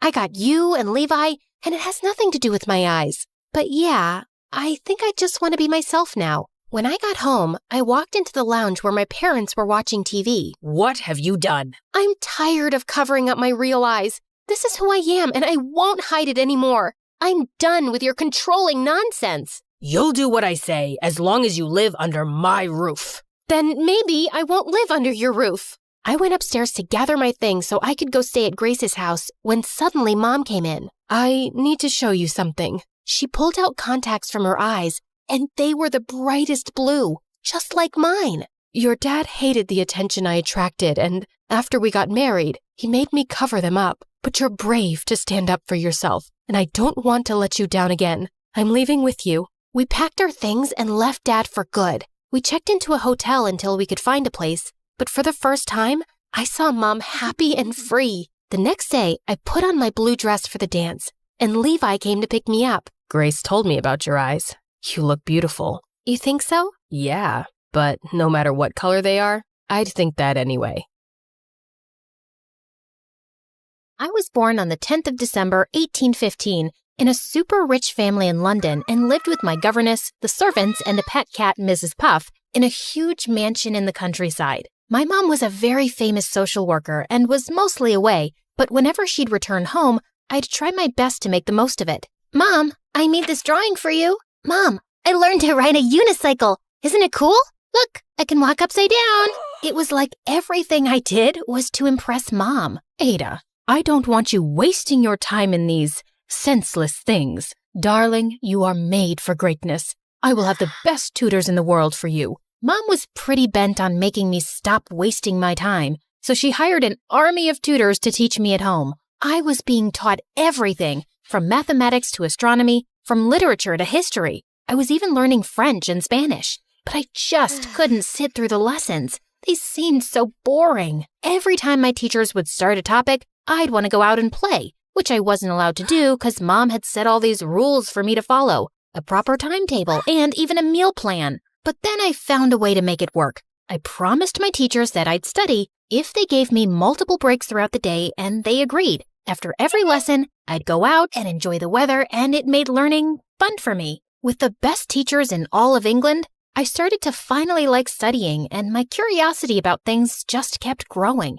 I'd lay my eyes on something and wanted to know how it worked. Why does the wind blow? If the earth is spinning, why don't we spin with it? Why aren't we dizzy? Where does the rain come from? And why is the rainbow always an arc? Why is it not a circle? One time, I wrote a poem about rainbows and read it to my mom. I thought I did a pretty good job, but Mom looked royally pissed. Ada, what is all this? Poetry? I hate it. I am giving you this lavish life far away from all the worries and troubles of the world, and you waste your time writing poems of all things? I hate poems. I'm going to get you new tutors. Looks like you have too much time to waste. Saying that, she went to her room where I was never allowed to enter because she always kept it locked. Mom thought I was some dumb kid who couldn't pick a lock and enter her room. As a matter of fact, I had known what she was hiding in that room right from the start. My dad. Actually, pictures of my dad. I had heard the servants often talk about him. My dad was a very famous poet.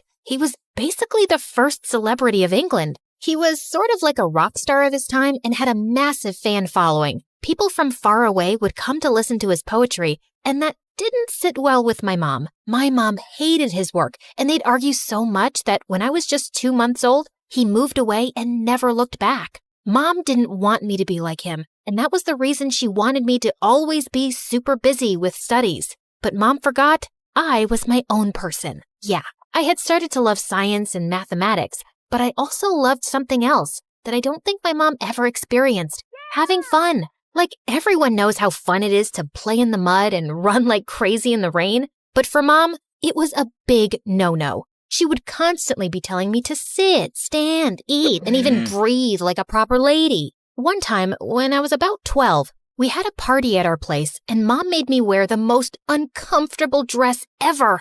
It was so tight that it just made me wonder how women could breathe in it. As everyone danced and enjoyed themselves, I just wanted to get some fresh air. So I went to the garden, and it was then that I saw it. A nest on a tree. It was about to fall. I quickly got into action and climbed the tree. Thank God Mom wasn't there. But then, out of nowhere, I heard her yell. Dear God, Ada, what in the world? You are wearing such an expensive dress. Ugh, it's ruined now. I held this party to introduce you to Augustus, the best math teacher in all of Britain, and this is how you behave? But Mom, the little birdie's nest was about to fall. I had to fix it. This nest was more important than the stupid dress or anyone else. You see, my lady, why I was refusing to tutor your daughter. Math, science, these are not the fields women should worry about. I suggest you teach her how to cook, clean, and yes, some manners too. Saying that, the man left, and Mom,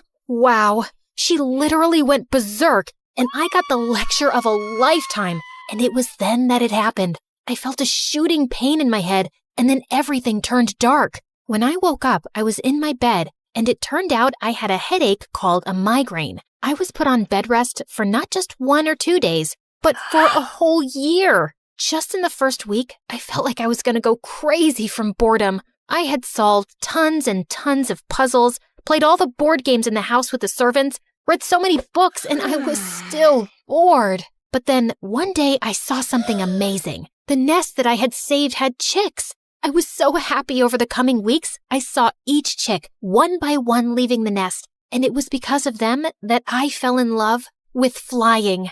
I poured my heart into researching how to fly and called the subject flyology. I gathered supplies and even built wings. I so wanted to try them on and see if I could fly. But Mom, she thought it was a waste of time thinking about a machine that could never be made. In reality, if Mom could only see the world now. When I turned 14, Mom introduced me to my new teacher, Mary. She was a mathematics genius, and it was because of her that my love for the field of mathematics just grew. One time when Mary was done with her class, she forgot her advanced math book at my place. Since back in the day we didn't have TV or smartphones, I was just bored, so I started solving the equations. And the next week when Mary visited, she was stunned. Who helped you? There is no way you did it yourself. This is practically the hardest math question. Hardest? It was easy peasy. Hearing my answer, Mary went deep into thought, and when she visited me the next week, she had a gentleman with her who looked familiar. It was Augustus, the man who thought women couldn't do math, and now he wanted to be my teacher? But I didn't. I was about to tell him to leave, but couldn't because Mom was going all gaga over him. She really wanted him to be my tutor. So in the end, I agreed, but I made sure to push his buttons every now and then. So, I have a question. It's a math question, very hard.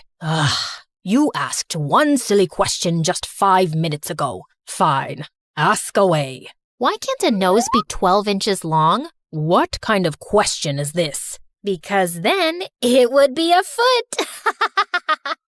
But it was funny. I guess I needed to cut Augustus some slack. He was a nice guy and taught me everything I needed to know about math. I know I was his favorite student. He never said it himself, but I did find his letters in Mom's drawer one time in which he told Mom that I had the potential to be one of the greatest mathematician minds in the world. One time when I was 17, Mom and I were invited to Mary's house for a ball. She was getting engaged, and to be honest, the party was boring. Like, there was no one I could talk to. All the girls my age wanted to talk about were boys, babies, and baking. Oh my. Look at your 9 o'clock. No, 3 o'clock. That guy is totally checking you out. Wave your fan. Say hi to him with your fan. Sweet lady. You look so pretty tonight. My thoughts about you keep multiplying by 10. I hear you love numbers. So, how about we dance? Cringe. I need something to eat. I feel like I'll faint if I don't eat something fast. Saying that, I hurried to the food table, and just as I grabbed the last donut, someone else took it. And when I saw who it was, I felt like a deer in the headlights. It was Charles Babbage, a science genius who had been building a giant calculating engine, or as you call it today, a computer. Oh my God, a big fan of your work. I was wondering if you could... Dance? No, thank you. What? No, not dance. I wanted to see your machine. I've heard so much about it. I want to work with you. Work? With me? That's cute. Please excuse me. What huh? Well, I was determined to see his invention, and when I told Mom, she pulled some strings, and Charles had to finally invite me to a showing of his machine, which was still not complete. The moment I laid my eyes on it, I was in absolute awe. The man was a genius. His machines had like 25,000 parts, and once complete, could perform all types of complex calculations. The man was working on the very first computer, and I wanted to learn from him. It's marvelous. I have never seen anything like this in my whole life. How about you teach me about this marvelous machine, and I can help you make it better? Oh, wow. You think you can just make it, better? I have spent years and years working on this, and you think you can make it better? No way. Are you always such a jerk, or do you just show off when I'm around? Ugh. And by the way, why do you have to repeat the same steps over and over again for a simple addition? Saying that, I turned to leave, but I guess what I said made perfect sense to him, and he stopped me in my tracks. The repeating steps again and again. It was on my mind, but no one, not even the best scientists, could understand that part. But you did. You really want to learn from me? Help me make this machine better? Fine. I'll have you as an apprentice, but only if you first translate the manual book for the machine from French to English. OMG, was this really happening? Oh, yes, it was. I was pretty glad Mom had me take French classes when I was a kid. It took me 9 months to translate the piles and piles of notes. As I understood his designs more and more, I added my own notes on how to make things better. By the time I was done translating, I had over 30 notebooks. But it was all worth it, because I realized Charles's machine, when finished, could even print, create graphics, play music, all along doing complex calculations. The man had hit the jackpot. But when Charles saw my notes, he looked confused. I was so sure I did everything right. Did he find some mistake? Were my calculations wrong? Did I blow my chances of working with the Charles Babbage? Look, I can do it again. Do it again? Nonsense. Ada, this is extraordinary. Everything you've written makes so much sense. With you by my side, I am so sure this machine will be a success and even better. Charles was so happy with my work that he started calling me the magician of numbers. He even got my notes printed and distributed to all the mathematicians and scientists in England. It was incredible. Just like Charles, I didn't go to school, college, or university, and here I was, standing shoulder to shoulder with the greatest minds of all time. After that, there was no stopping me. I officially started working with Charles, and he not only became my mentor, but also my best friend. Soon, we decided to make a new machine called the Analytical Engine. While working with Charles, I developed the first algorithm ever. It could calculate advanced algebra equations. Together with my algorithm and Charles's machine, we were creating the world's first mechanical computer. A few years later, I got married and had 3 children, but I still worked with Charles, even from home. Every day I'd write letters to him since he lived nearby. We were exchanging letters like 6 times a day. It was totally like texting. One day, I was home with my kids when I got the worst news ever. Mom was sick, so I visited her. I stayed with Mom for a week, and it was during those days that I told her about what I'd been working on. I wasn't expecting it, but Mom, she looked so happy, and then she said the most amazing thing ever, something I never thought I'd hear her say. You make me feel so proud every day with your courage, kindness, and hard work, Ada dear. I am sorry for being tough on you when you were a kid. I came from a family where women weren't allowed to study, and I wanted you to have every opportunity to be educated. Ever since you were a kid, I knew you could do far better than your dad or me, and I am so happy I was right. Mom, everything I am today, it's because of you. I love you. Once I returned from Mom's place, I got back to work, but then our big project came to a stop when Charles was out of money to build. He asked me to visit Queen Victoria and ask her to fund our project, but how could I? The woman basically hated me. Yeah, I had beef with the Queen after I stepped on her gown at a party and didn't recognize her. Oh God, this was gonna be so hard, but I had to do it. For Charles. I went to see the Queen and explained everything to her.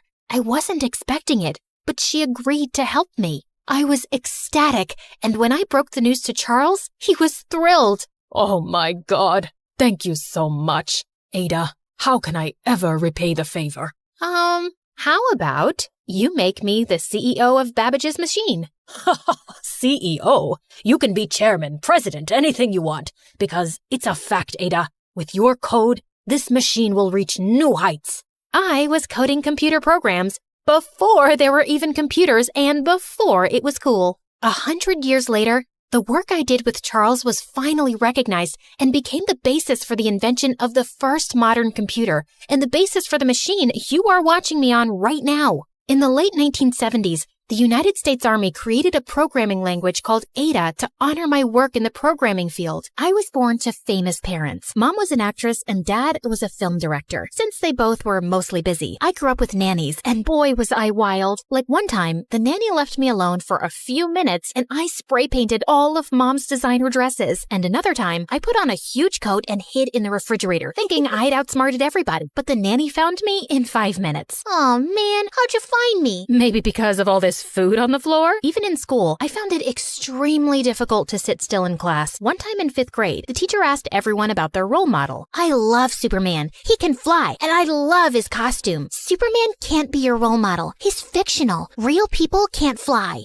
Even I can fly. Watch me. I jumped and crashed right into the meanest girl in class, Jessica. Her mom was a famous actress too, and Mom always said she got lucky without any talent. I just thought she was ugly. Anyway, Jessica broke her arm, and after that day, we became sworn enemies, always trying to one-up each other with pranks. She would stick glue to my chair, and I would fill her lockers with slime. But the worst was when she spread mean rumors about Mom. I've heard that Nora's mom wears a wig and never leaves the house without makeup because she's ugly. At least in her case, makeup helps. Your mama looks like a potato no matter how much makeup she uses. Don't talk like that about my mom, and you shut your filthy mouth about mine, you little snake. Jessica pounced on me and pulled my hair. I punched her nose, and we both fell on the ground fighting, and we both landed in detention. Growing up, my parents tried everything from therapy to music to calm me down. But what finally worked was dancing. It felt great to finally have an outlet for all my energy and to find something I was good at. But then a week before my 17th birthday, Dad came home looking really upset. Apparently, this was his 5th movie in a row that had flopped, and no one wanted to work with him anymore. He was home all the time and constantly whined. Meanwhile, Mom continued getting more famous and traveling the world. I missed having her around, but kept myself distracted with dancing. Then one day during lunch, I was learning a new dance routine when someone tapped on my shoulder. You're doing that wrong. Excuse me? The girl showed me a much cooler step, and I was blown. That was amazing. Can you teach me that? I'm Nora. I know. I actually love your mom. I'm such a big fan. And oh my God, I'm rambling, right? It's just that no one talks to me because I'm not rich. Well, I don't see how that's a problem with us being friends. Let's grab some ice cream. Carly and I spent the day together, and we instantly bonded over dance and music. Soon we were hanging out every day. And the best part was that she hated Jessica as much as I did. She's such a bully and made me feel like a loser because my clothes aren't branded. She hates me, mostly because our moms are competing with each other for movies. Also because I broke her arm one time. Carly even taught me more dance routines she'd seen on YouTube Shorts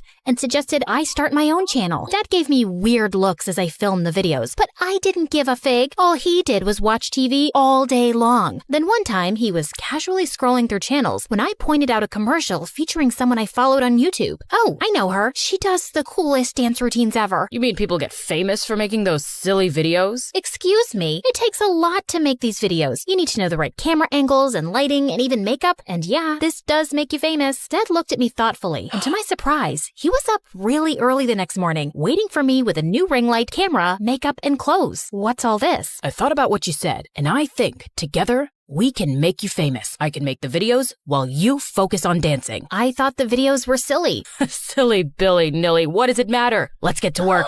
He even cleaned out a whole room to set up all the equipment. I danced a lot that week, and together we made enough videos for the month. Even Carly joined in sometimes, and slowly my channel grew to be huge. I got invited to all the latest events, celebrity meetups and talk shows, and I was living the life. But I had no time for school. So when I sat for my 11th grade finals, I had no idea what to write. Carly, shh, look here. Oh my God, are you cheating? Shut up, you witch. But obviously, Jessica created a huge scene and I was sent to the principal's office. Mom was called in, but since she was one of the school trustees, I only got suspended for a week and was allowed to retake the exam after. She didn't say a word the whole ride, but as soon as we got home, she went ballistic on me. This was so embarrassing for me, Nora. I don't like this whole YouTube dancing thing at all. Someone your age should be focused on school and friends, not behaving the way you are. Really? And how should a mother behave? Leave her kid and choose her career over her family? How dare you? I did what I had to do to support my family. Your dad, on the other hand. Can you please stop blaming Dad for everything?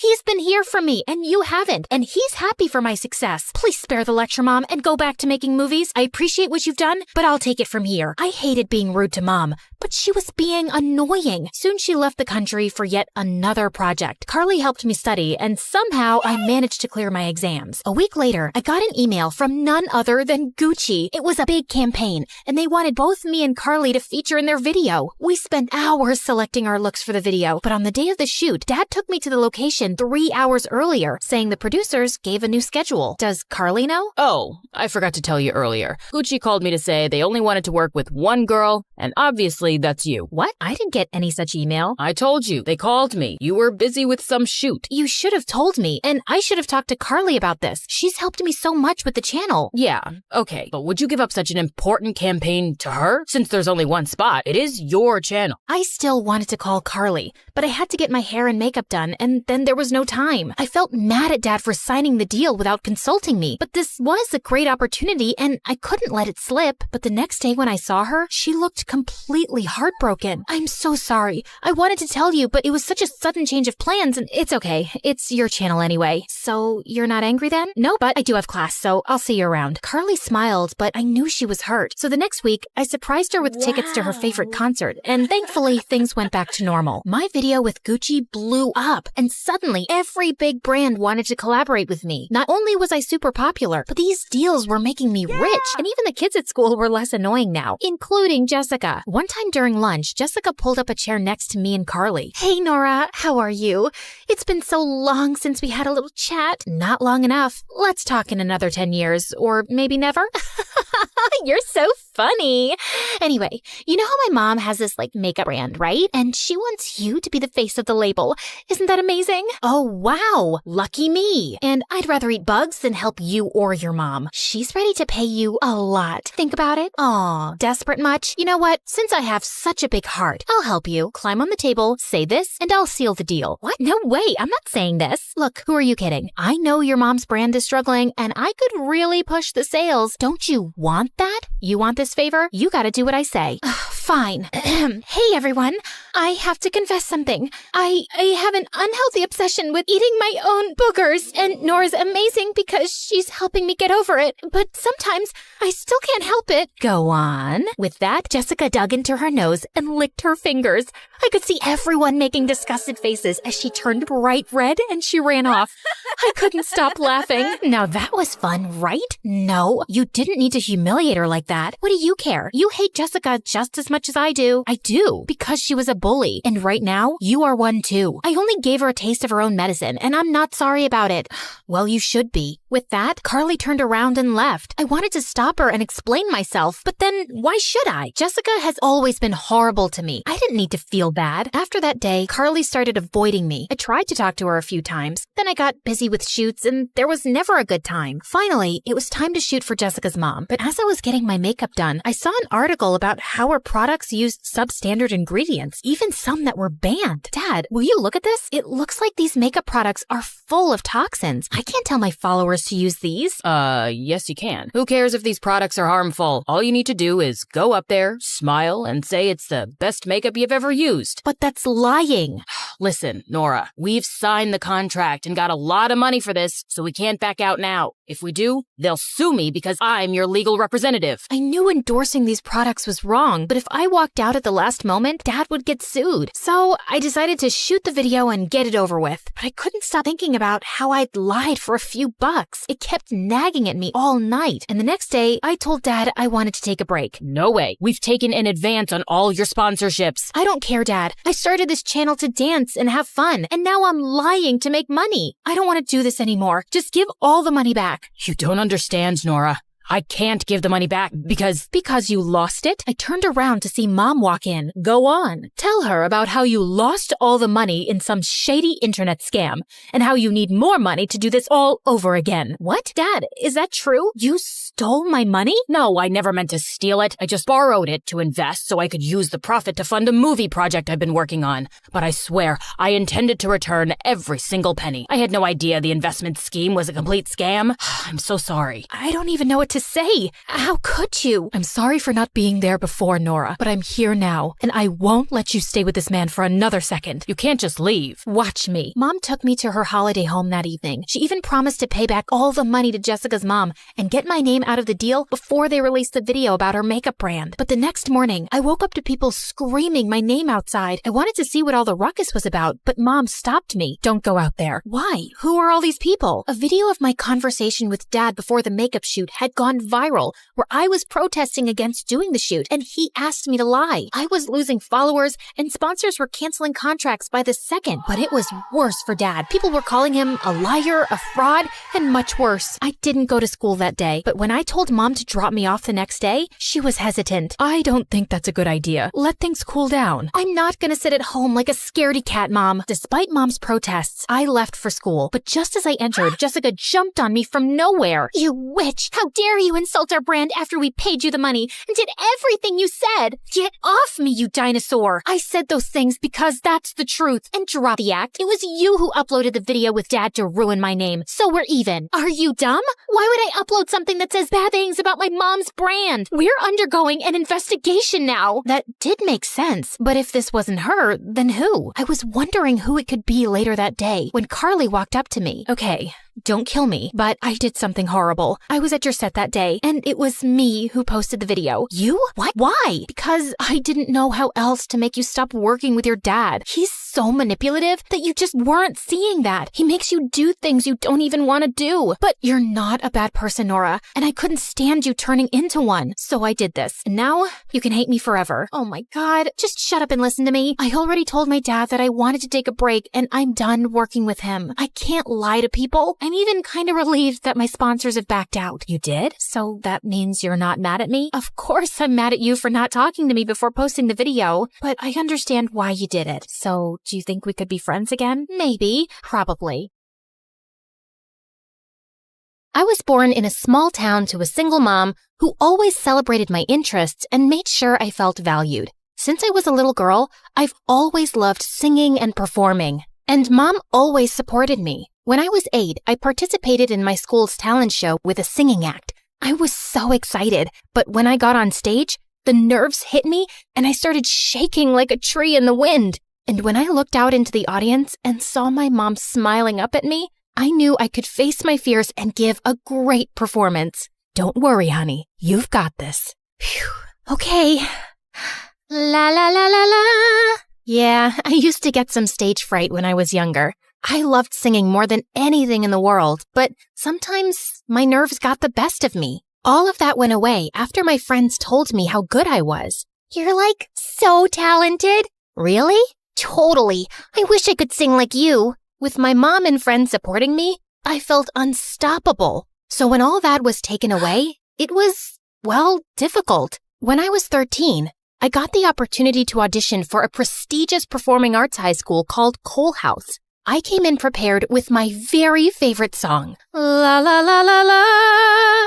Incredible. Superbly performed. It had been my dream ever since I was 8 to attend, so I was thrilled when they offered me a spot the following fall semester. Cole House was all the way in New York City. I'd only ever been there once to see the Phantom of the Opera on Broadway, so the idea of going there to live was intimidating. It was a boarding school, so I would be away from home for the first time in my life. My home friends wouldn't be joining me. They were all staying back to start regular high school in our hometown, but they were so excited for me. Go get 'em, Greta. We can't wait for you to take NYC by storm. It would also be the first time my mom and I lived apart. Though I hated the idea of being away from her, I knew I needed to follow my dreams. And of course, my mom was super supportive. I'm so proud of you, honey. She dropped me off at the train station and waved goodbye. See you in a few months, my Broadway star. As soon as I stepped foot in Manhattan, all sorts of doubts started creeping in. What if I don't make any friends? I'm not a good enough singer for performing arts high school. Maybe I should just go back home. My fears just got bigger and louder when I stepped foot in my new school. It was gorgeous, with high vaulted ceilings and brightly painted classrooms. Just as I was looking up at the beautiful stained glass windows, I was suddenly shoved to the ground by a pretty girl. Oh, sorry, didn't see you there. How rude. Could she tell I was out of place here? I didn't have too much time to think about it because my first class started in 2 minutes. I ran down the hallway just in time for the bell to ring and sat down in the last open chair right across from the girl who shoved me. Just my luck. I see you've met Lena. She's a pill. A boy sitting right next to me with curly hair and a cute smile put out his hand. Hi, I'm Daryl. I'm Greta. Nice to meet you. You must be new here. Was it so obvious? It was like I had a sign on my forehead screaming, New Girl. Daryl must have noticed my concern. I just haven't seen you around here. I would have noticed a pretty girl like you. I hoped he couldn't tell I was blushing. Yeah, I just moved here from Scaniatalis. Never heard of it. It's a tiny town. I really love it there, but I couldn't miss the opportunity to go to school here. Coal House is pretty incredible, and this is my favorite class. Mrs. Larimer is the bomb. Just then, a tall woman with a long braid and huge green glasses entered the room. Hello, class. I see some familiar faces. I see some shiny new faces. For those of you who don't know me, I'm Mrs. Larimer, and this is Singing for the Stage. I looked around the classroom and saw a lot of smiling, eager faces. It seemed like a lot of people really liked Mrs. Larimer. I hear we have a new student in school this year. Class, let's give a big Coal House welcome to Greta. Hi, Greta. Nice to meet you. Just then, Lena chimed in. Can't wait to hear you sing. I felt like she was taunting me, like she felt she was better than me. What was this girl's problem?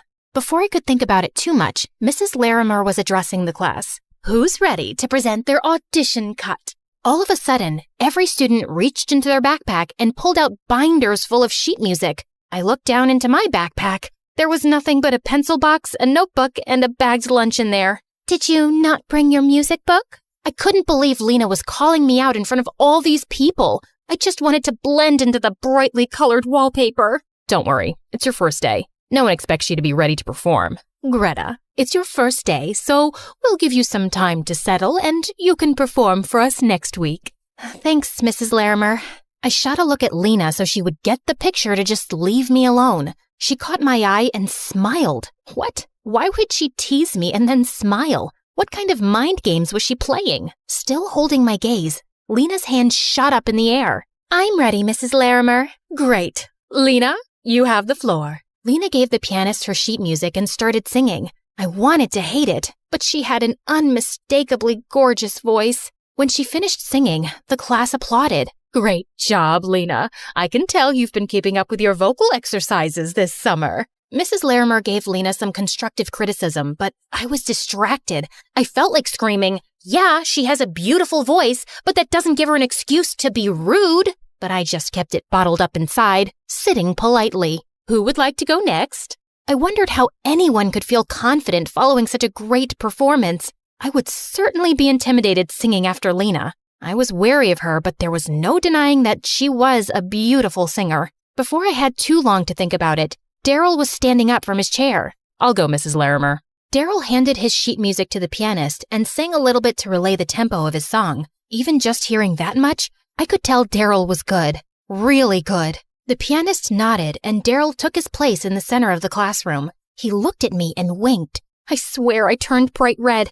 Did everyone see that? Lena looked back at me scowling. Daryl began his song. It was incredible. He sang with such confidence. The vibrations of his voice pulsated, making it feel like the room itself was breathing. I looked around and I could tell everyone else was enjoying themselves as well. Everyone, that is, except Lena. Well done, Daryl. That song really suits you. Thanks, Mrs. Larimer. Mrs. Larimer gave Daryl some adjustments and had him sing parts of the song over again. If this is what my new school was going to be like, just listening to cute boys sing, I had nothing to be worried about. I was starting to like it here. That evening, I was settling into my new bedroom in the dorms. As I was rounding the corner with some of my favorite snacks from the corner store, I heard a familiar voice. Hi, Greta. I couldn't believe it. Lena was my next-door neighbor. I was going to have to share a wall with her for the entire school year. I could feel my blood boiling under my skin. Hi, Lena. Is this your first time in NYC?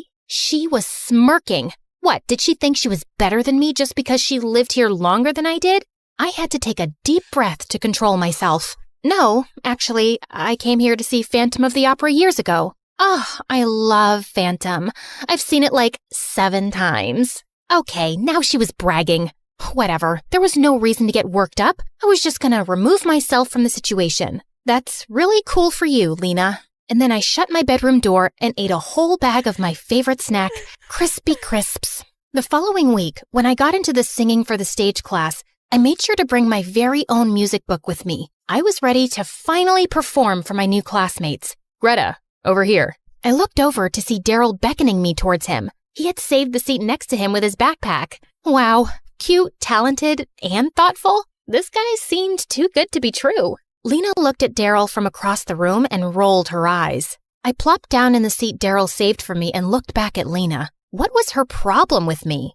Don't let Lena give you a hard time. This is kinda awkward, but she and I actually used to date. I was shocked, but I tried not to let Daryl notice. How could such a lovely guy date such a cruel girl? As if he could read my mind, Daryl responded, Yeah, I know. She was actually really nice when we started dating, and she has such a gorgeous voice. We loved singing duets together, but things didn't work out, and now it seems like she's taking it out on you. I'm sorry. It's not your fault. I appreciate you telling me. I had so many more questions for Daryl, but before I got a chance to ask any of them, Mrs. Larimer came into the room. Okay, class, let's get ready to sing. Greta, have you had time to prepare your audition cut? I was ready. I had been practicing all weekend, but now I felt so nervous. I clutched my music binder to my chest, willing myself to disappear behind it. Break a leg, Greta. My vision blurred until all I could see was Lena's stupid, smug face smirking up at me. All of a sudden, I felt like I was 8 years old again. My voice caught in my throat, and I couldn't stop my hands from shaking. I wished my mom was here to give me a reassuring smile. I longed for words of support from my home friends. I searched for Daryl among the sea of unfamiliar classmates, hoping he would provide me with some fortitude. He had been so sweet to me this past week. He was the only person who seemed interested in being my friend. But when I scanned the room, I was shocked to see Daryl whispering into another girl's ear. Oh, Daryl, you're so funny. She was giggling and looking up at me. Was I being paranoid, or were they making fun of me? Tears started building a fortress in my eyes, and my throat clamped down in a desperate attempt to keep them from tumbling down my cheeks. With all the straining to keep myself from crying, there was no way I would be able to sing a single note. I ran out of the classroom before my body betrayed me and I let anyone see me cry. I ran down the hallway and slipped into the bathroom stall. I was finally alone. Leaning against the cool door, I let the sobs escape. Greta, is that you? Lena's unmistakable lilt seeped under the stall door. What the heck was she doing here? Did she just want to rub it in? How I came all the way to NYC and couldn't even sing in a singing class? I felt like my brain was a volcano and lava was about to seep out of my ears. Lena, leave me alone. Haven't you already done enough? What are you talking about? I know, I'm a failure. You don't need to tell me. You're not a failure. You know, my first time in singing for the stage, I got so nervous I sang my whole song off key. What? Was Lena trying to console me? Why are you telling me this? Because I like you, and I don't want you to feel embarrassed. You like me? Then why have you been tormenting me all week? Tormenting you? What are you talking about? You tripped me on my first day. I didn't mean to trip you. I'm nearsighted and my glasses haven't come in yet. I didn't see you until I ran into you. I'm so embarrassed. Oh, well, what about when you talked down to me in the dorms? I just wanted to get to know you. You seemed so cool, and I was new last semester, so I know how scary it can be to make new friends. I didn't mean to make you feel belittled. I'm sorry. But Daryl said you didn't like me because you and him used to date. Oh, that's so like Daryl. He pursued me last semester when I was the new student. I was so excited to make a new friend, and then it got romantic. But as soon as another new girl started here, he broke up with me. It's like he only has eyes for new girls. I just try to ignore him, but it's difficult because he has so many friends. And I just know he's telling them his own story about why we broke up. I was remembering my first week with a whole new perspective. Suddenly, every mean thing Lena did to me was a misunderstanding or a kind gesture. I felt so foolish to have believed Daryl. I emerged from behind the bathroom stall and looked at Lena with new eyes. She looked so apologetic. I embraced her in a big hug, and before I knew it, we were both laughing at how silly the past week had been. Do you think you're ready to get back to class? Yeah, actually. When we got back to Mrs. Larimer's classroom, I could tell Daryl had been talking about me. Suddenly, his smile wasn't sweet, but a cruel smirk. Hi, Greta. I'm glad to see you back in class. Are you ready for your song? Seeing Daryl, I felt that familiar feeling of dread wash over me. But I looked over at Lena, and she gave me a reassuring nod and a warm smile. Having her on my side, I felt supported. I'm ready. I closed my eyes and started to sing. I felt a quiver in my voice at first, but then it got stronger and stronger, And soon, I was just lost in the lyrics and the music. When the last note ended and I opened my eyes, everyone erupted in applause. Some people stood up while cheering and clapping, and some people were crying, including our teacher. Even Daryl looked stunned. Greta, your voice is so pure and beautiful. I think I can say for everyone that you've really moved us, and we're honored to have you here. Lena leapt forward and gave me a bear hug. And finally, I felt at home at my new school. My dad was the most special person in my life. He made me homemade milkshakes and taught me how to throw a kick and a punch when I was only 6 years old. He always said that I should know how to take care of myself, and I thought he could do no wrong. Except a day after my 11th birthday, I woke up to Mom crying. What's wrong? Your dad left. Like, left to get some milk? No, he left us, Mare. Look at this note. He'd been stressed for weeks at his job, and I thought he'd be okay, but I guess he wasn't. I tried calling him too, but he left his cell phone at home. What? Dad can't leave me just like that. He tells me everything. I'm sure there's some mistake. He must be around the corner. And I darted outside the house and started running around the neighborhood, screaming for Dad, but he really wasn't around. Finally, Mom caught up to me and took me home, and I was a crying mess for days. We tried looking for Dad for weeks, but it was like he'd vanished into thin air. I was heartbroken, and since then,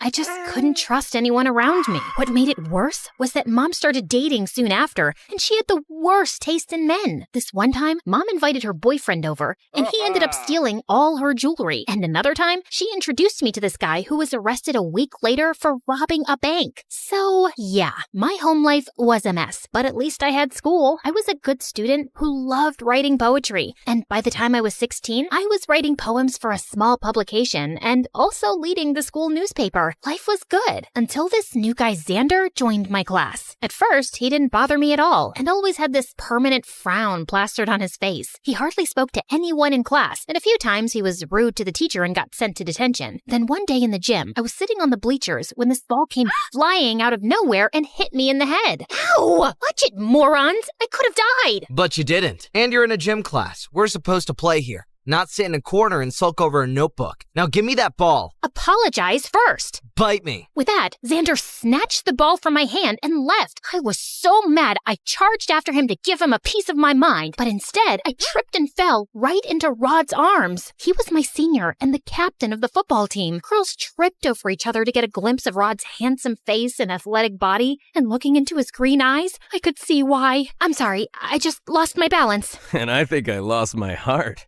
Are you okay? I'm fine. Sure about that? You could have a concussion. You know, we've never had a chance to talk, but I think we'll have a pretty good conversation. How about we find that out over dinner? I don't eat dinner. Coffee? Nope. Water then? I'm late for class, but thanks for the help. And I just quickly left before Rod saw my knees shaking. I knew most girls would kill for a date with him, but all men were jerks, so I decided to ignore Rod. But boy, Rod was persistent. He would send me flowers in class, leave chocolates and notes in my locker, and one time, even showed up at my home in a limousine. I was just trying to figure out how to get rid of him when Mom walked into my room. That boy looks fancy. Yeah, whatever. I'm not interested. He will break my heart like Dad broke yours, and you don't know that. Not all men are the same. Now get dressed and go. I reluctantly agreed to go out with Rod, and it wasn't so bad. He was cute and fun, and he took me to this cool pizza place. So I was wondering, you could date anyone. Why me? 'Cause you're smart. I've never dated smart girls before. Did you just call me a nerd? No, I called you a pretty nerd. You're sweet. Unlike that rude Xander. He's such a brat. You'd know him, actually. He's on the football team. Xander has always had temper issues. If I were you, I'd stay away from him. Anyway, let's not spoil our date by talking about him and concentrate on more important things, like me. Rod reached for my hand, and my stomach felt like it was in knots. We ended up talking some more before Rod dropped me home, and soon after, we started dating. School was twice as fun with Rod around. We'd have lunch together, and Rod would take me to these amazing parties, and things were going well. But then one day, I walked into my class and saw Xander bullying a student. I barged in and pushed Xander off. What's your problem, weirdo? Just mind your own business. I will when you stop treating people like trash. I was just asking some questions about chemistry. I'm not blind or stupid. Just get away from this poor guy or... Or what? You'll hit me, princess? Xander inched closer, and I could feel his breath on my face. I wanted to move, but I just felt numb. And seconds later, the teacher walked in, and we all went back to our seats. I tried to ignore Xander after that, but I guess luck wasn't on my side, because a week later, I was picking up a cake for Mom's birthday at the local cafe when someone tapped on my shoulder. May I take your order, You! I don't remember the last time I turned around and didn't see your face. I don't like looking at your face either. It doesn't look like that. In fact, it looks like you're stalking me. Excuse me, but before I could get another word out, my stomach made a loud rumbling noise. Xander's face softened and he smiled. Looks like someone's starving. I'm fine. Just come with me. You can be angry while you eat. I wanted to say no, but my stomach made another really loud sound. Xander took me to the back kitchen and quickly fixed me a sandwich. As I gulped it down, a cat crawled in and Xander filled a bowl of milk for it. I watched him play with the cat and he looked so calm and peaceful and really cute. If you keep staring like that, I'll get uncomfortable.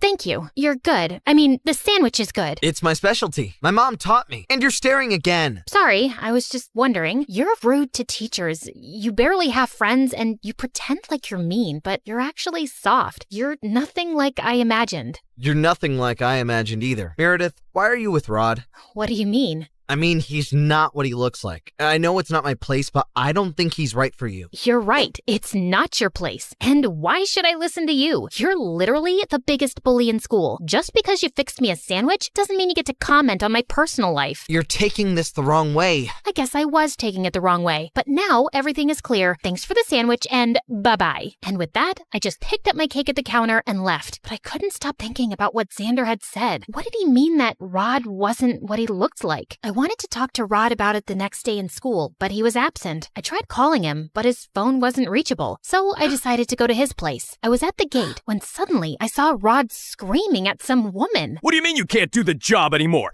Tell Xander that I still have the video proof, and I will send him to jail if he doesn't get me what I asked for. But he's already done so much for you. Please, sir. We are poor and vulnerable, but you're rich and kind. Please understand. Don't touch me, you filthy woman! And just tell your son that if he doesn't deliver the papers by tonight, I will show the video to my dad and have him arrested. Rod pushed the poor woman away and she fell on the ground while he simply smirked and left. I rushed to help her up, but before I could ask her anything, she started wailing and ran away. What was happening? Xander's mom knew Rod, and from what I heard, Rod had some video he was using to blackmail Xander. What was this video? And what papers was Xander delivering? I wanted to get to the root of everything, so I waited all evening outside Xander's cafe where he worked and then followed him. To my surprise, he parked his bike outside Rod's house, slowly making his way to a slanted door on the ground. Xander opened the lid of the door and jumped in. I left my bike behind as I made my way to the same basement door and saw Xander throw a huge envelope on Rod's face. These are all the exam papers you wanted. We're done. And one more thing, if you ever touch my mom again, I swear I will bury you alive. Don't be so mad, pretty boy. Also, we're far from done. You still have to write me that essay for my college application. Make sure it's perfect, or you know what I can do, don't you? I've already done everything I can, Rod. Just quit torturing me. It's nothing to what you'll go through in jail. All I need to do is make one phone call and tell the police how you stole from my dad. Rod smirked at Xander in the most evil way before moving closer and spitting in his face. Xander lost it and hit Rod, and the two of them got into a huge fight. I wanted to do something, but before I could, the basement door I was leaning on broke and I dropped to the floor. Thankfully, it wasn't too high, or I would have ended up breaking my bones. Both Xander and Rod looked at me in shock as I got up. Meredith! Oh my god, are you okay? I'm fine. Step away from her, she's my girlfriend! What are you going to do, spit in my face again? You bet I will. Rod tried hitting Xander again, but this time I got in the way and pushed him away. Don't hurt him! Why are you so worried about this worm? You like him, don't you? I dated you even though you're way beneath me. You should be thanking me, but instead you're choosing him? I'm not choosing anyone, but I do know now that I don't want to be with a psychopath like you. Rod turned to me with crazy eyes, and I thought he was about to hit me when suddenly his dad barged in. He must have heard the noise when the door crashed. What is this mess? Xander, what are you doing here? Dad, Xander is a thief! Remember you lost your favorite watch? It was Xander who took that. See, I have proof. Everything was caught on camera. Rod's dad looked at Xander in shock as Rod showed him the whole video, and then Xander explained the whole story. Apparently, his mom worked with Rod's family as a housekeeper, and he and his little sister grew up with Rod's family. Last year, my sister was diagnosed with a lung condition. We really needed a lot of money for the treatment, but Mom didn't have any. So one day, while the whole family was away, I broke in, stole one of your watches, and sold it to pay for my sister's treatment. I thought I'd somehow collect the money and replace the watch eventually, but Rod found out, and since then he's been blackmailing me to cheat on his college applications. He told me that you'd cut him off if he didn't get into a good college, sir. I didn't want to go to jail, so I did what he said. But Rod's demands never stopped. I'm so sorry. Xander broke down in tears, and I felt so bad for him. Thankfully, Rod's dad understood and forgave Xander and said he wouldn't press charges. Rod lost his mind and started throwing things like a maniac, but his dad called in security and they dragged Rod away. Xander escorted me outside and called me a cab. We were waiting when he finally spoke. Meredith, I've never said this before because you were with Rod, but I really like you. I always have. You're a good guy, Xander, but I can't be with someone I can't trust. You should have just told Rod's dad the truth. I know, I was a coward, but I felt I didn't have a choice. You always have a choice. You had the choice of being honest. Meredith, I want to go. Saying that, I slid into the cab and left, leaving Xander alone. I didn't hear from Rod again, but Xander tried calling me 1,000,000 times, and I ignored him. I didn't even want to go to school and felt totally lost. I guess Mom saw that because one night she walked into my room and asked me what happened, and I ended up spilling everything. I loved your father, and I know you did too. He suffered some hard knocks and didn't deal well with it, and it hurt us. But that doesn't mean everyone else will be the same. Well, Rod turned out to be crazy.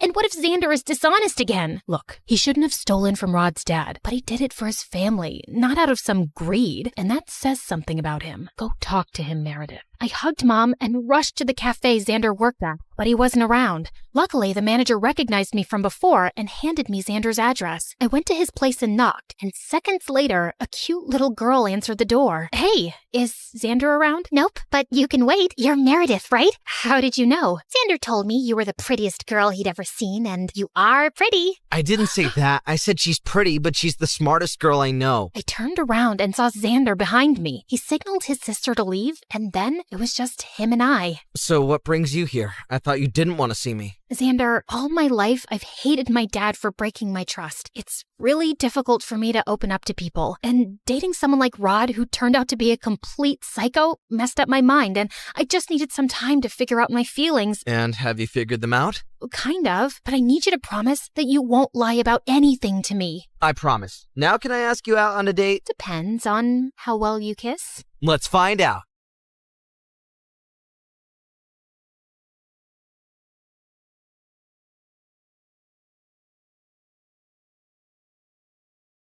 I used to think silence was peaceful. Then my mom fell into a coma, and silence became the loudest sound in the world. Everything just kept piling up. And worse, it was just the two of us. No rich dad, no secret inheritance, no billionaire auntie waiting to adopt me and fix my life. I tried to stay strong, but when the nurse gently reminded me again that we still had unpaid bills, something inside me finally cracked. I just nodded, locked myself inside the restroom, and finally broke down. I had already sold almost everything I loved. My iPad, my sweatshirts, even the tiny cute things that used to make me happy. What else was I supposed to give? My hair? Both of my kidneys? I had almost lost hope. Please, I'll do anything. I'll study harder. I'll stop complaining about homework. Okay, maybe not completely, but I'll try. I won't even call the mean girls at school ugly goblins anymore. Just, please, I need a miracle.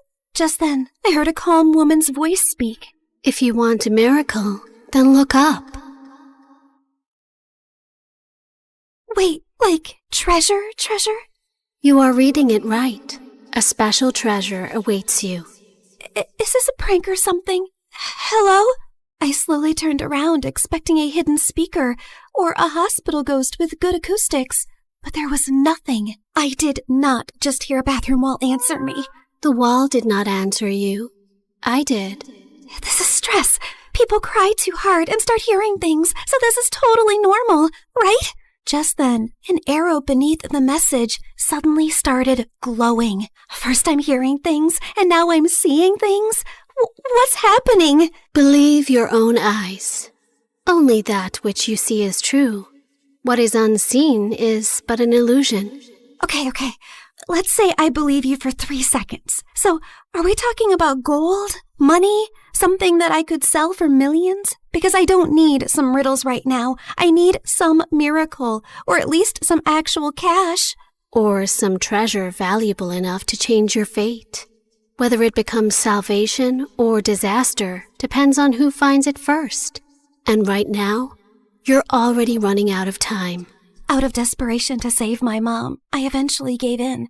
I followed her out of the restroom, through the hallway, and toward the exit while she narrated every tiny step like a freaking GPS. Continue forward, and please do not look suspicious.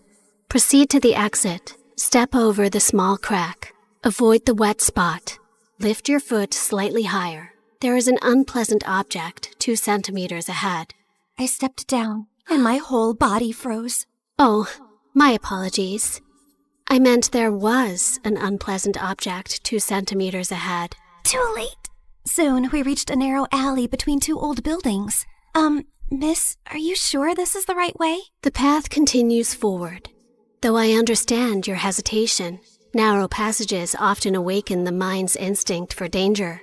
However, if treasure were always placed in bright, comfortable places, far few people would learn anything from searching for it.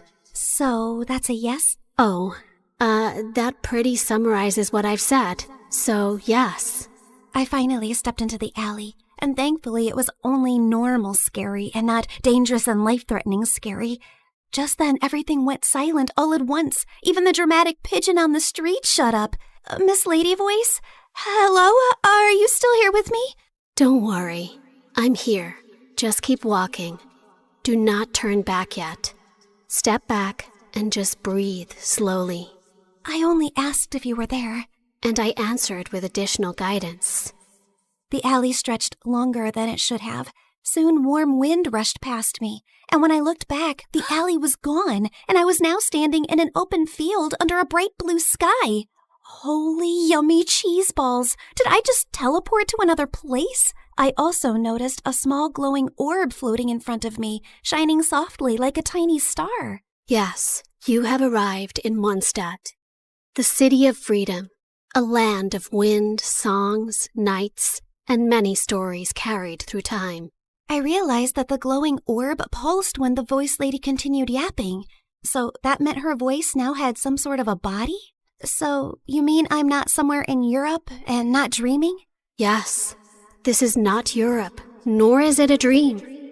A world with its own laws, gods, stories, wounds, and miracles. Why am I exactly in this unfamiliar land? I just want my mom to wake up. Then keep walking, Sabrina. The treasure hunt begins here. Fine. If this treasure can really give me a miracle, then lead the way. Watch out! Explosive encounter highly likely nearby. Explosive what? Just then, a loud boom suddenly echoed from somewhere near the trees, and a tiny red figure then burst out from behind a bush. Ta-da! Clee is here!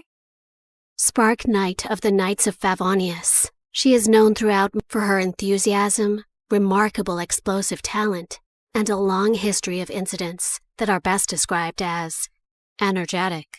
Sorry about that. Clee was only doing a little fish blasting. Well, maybe not a little, but the fish tastes so good, so Clee thinks being grounded for a day is worth it. Anyway, are you here for the treasure hunt? You know about that? Uh-huh. Miss Nicole told Clee. She said a dear traveler named Sabrina would arrive. Wait, you can hear her too? And she actually has a name? Of course. Miss Nicole is the best. And she talks inside heads because she can't talk with her mouth. Mom says she's very smart and very nice, but also talks a lot. Alice said that? Yep. I see. Clee skipped closer and grabbed my hand like we'd been friends for 10 years. Can Clee come play with her today, Miss Nicole? Please? Yes, you are allowed. As far as Alice is concerned, nothing is more important than a request from her beloved daughter. Yay! But why does Sabrina look so sad? Did someone make you cry? Was it a bad guy? Clee can blow them up! Only a little. Well, maybe not a little, but Klee will try. I'm not sad. You are.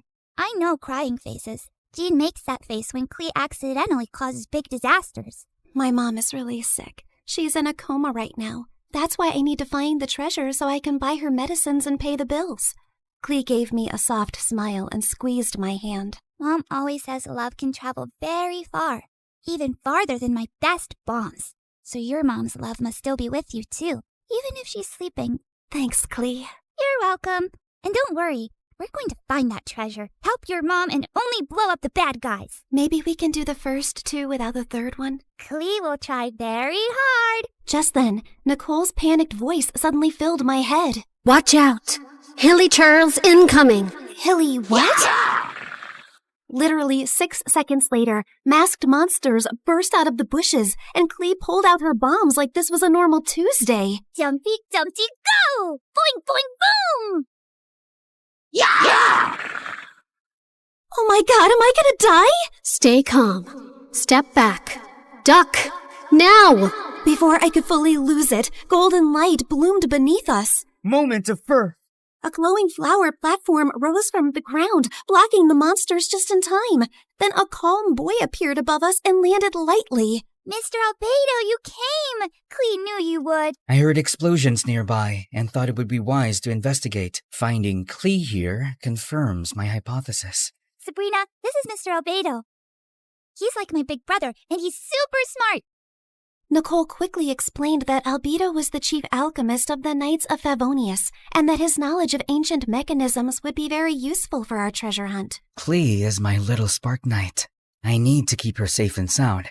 Besides, investigating the unknown is certainly my thing, so count me in. Well, I guess the more the merrier. After that, Nicole led us to Thousand Winds Temple, an ancient ruin full of broken pillars, weird symbols, traps, slimes, and things that clearly wanted me flattened. But somehow, because of Nicole's directions, Albedo's magic, and Klee's little bombs, we made it through. I thought you were just going to lead me to the treasure. You did not warn me about all this. Seriously, did I get transported into a video game world or what? A world is only called a game by those watching safely from the outside. To those inside it, every path, every danger, every choice is real. Wow, that was beautiful, but also very unhelpful. Then allow me to be more direct. Keep moving. Something larger is approaching. Larger? Just then the ground shook. From the dark corners of the ruin, 2 giant metal monsters slowly woke up. Please tell me those are statues. Please? Unfortunately, no. Those are ruin guards. Ancient machines built for battle. And judging by the glow in their eyes, they have already identified us as a threat. Before I could pee my pants, someone crashed down from a broken wall and stood between us and the machines like a walking shield. One swing sent a ruin guard flying back like a stupid little tin can. Whoa, this guy looked like he could punch a mountain and the mountain would apologize. Uncle Varka, you came! Klee knew you would. Now the big metal meanies are in trouble. Ah, the almighty Knight of Favonius to the rescue. How timely. Ha! Miss Nicole! Didn't expect to find you leading children into ancient ruins. And I didn't expect you to enter by jumping from a wall. Yet, here you are. Fair enough. When the coast was finally clear, Albedo calmly stepped toward the broken machines and found a small glowing fragment inside them. The moment he lifted it, the air around us shimmered. The first clue has awakened. First clue? Nicole's glowing orb rose into the air, stretched like a flower opening, and became a beautiful woman. Well, there you are. I was wondering how long you planned to stay as a floating light. Wait, you're Miss Voice Lady? You actually had a physical form this whole time? Nicole looked at me, and even though her lips did not move, her voice gently entered my head again. My apologies. Until the first clue awakened, I could only guide you through a small projection of my presence. Now that the path has opened, I can take this form before you. However, for certain reasons, I am unable to speak. This is the only way I can communicate with you. Now then. She continued yapping for 8 more minutes straight, And from what I understood, she was an angel called N from the Hexen Circle, a circle of powerful witches. She then explained that the glowing fragment was a piece of the treasure's scattered light and could lead us to the traces left across Tivat. The treasure you seek was broken long ago. Its light scattered across Tivat, leaving traces behind. This fragment will reach those traces.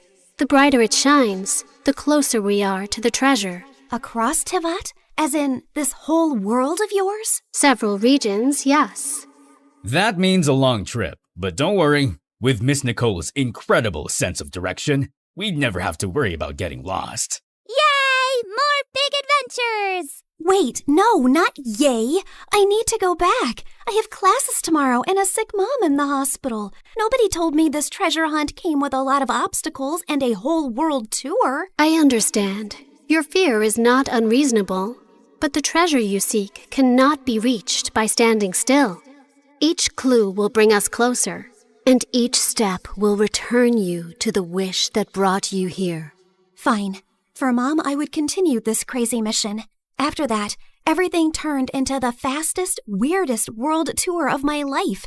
The mute angel continued her directions like an unmutable treasure hunt navigation guide, dragging us across a giant magical map, jumping from one region to another, while I tried my best to stay alive and understand what was actually happening. In Inazuma, the sea was angry, the sky was angrier, and my stomach was fighting for its life. Storms often remind mortals that control is an illusion, and yet... Miss Nicole, respectfully, I'm about to throw up into the ocean. I suggest you give the kid the short version, Miss Nicole. Very well. Storms pass. Thank you. That one helped. In Sumeru, we finally got one peaceful break near a waterfall. Albedo sketched the view. Klee showed me Dodoko, and when she said her mom gave it to her so she would never feel lonely, my chest hurt in the softest way. After our little break, Nicole led us to Natlan, where we were nearly roasted alive. Fiery creatures chased us through rocky paths while she calmly yelled directions. And at one point, Varka carried Klee and me like luggage. This is fun! Uncle Varka is the best! Hold on tighter! Every trace we followed made the fragment shine brighter. And by the time we reached Fontaine, it was full-on glowing, like it had finally remembered where the real treasure was hidden. Nicole led us beneath the water to hidden ruins, where the fragment pointed us toward the final trace, the one hiding the real treasure. Freaking finally!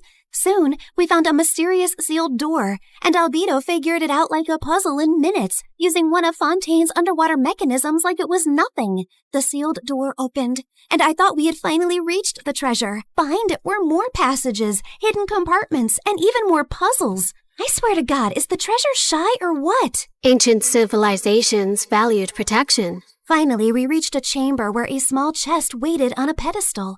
I opened it with shaking hands, but there was no gold, no money, no jewels, nothing I could sell. Inside was just a small, broken, flower-shaped relic. No, we traveled across Tivat for this? For a broken thing? It is indeed damaged. We can fix this, right? Yes, but not with gold, not with force, not even with knowledge alone. Then how? This relic is a vessel of hope. It reflects the heart's deepest wish. It was never meant to make someone rich. It was meant to answer the part of a person who refuses to give up. I stared at the tiny broken flower and slowly understood. The treasure was never something I could sell to fix my life overnight. It was hope. The one thing I had almost lost in that hospital restroom. Nicole said every region had left something inside me. Courage, endurance, wisdom, strength, and truth. I held the broken relic and thought of Mom's smile, her warm hugs, and the little things she did whenever I was sad. I wish for my mom to wake up. I don't need gold or anything. I just want more time with her. Please. Just then, the relic started glowing. Golden light filled the cracks, and the broken petals slowly repaired themselves until the flower became whole again. You fixed it! The restoration is complete. The way home can now be opened. A portal appeared behind us, and my chest hurt when I realized I was really leaving them. They were supposed to be just my treasure hunting team, but somehow they had become my friends. Klee hugged me first and gave me a tiny Dodoko charm. So you won't forget Klee. Fear doesn't mean you're weak. It means what you're fighting for matters. Always remember that, kid. If fate allows us to meet again, perhaps we could continue this conversation over dessert. You asked for a miracle, but you were the one who kept walking toward it. Remember that, too. After a tearful goodbye with them, I finally stepped into the light. When I opened my eyes again, I was back in the hospital restroom. I thought it had all been a dream until I felt Klee's Dodoku charm in my pocket. So it was real. Everything was real. I ran back to Mom's room. The bills were still there. Mom was still sleeping. But I felt different.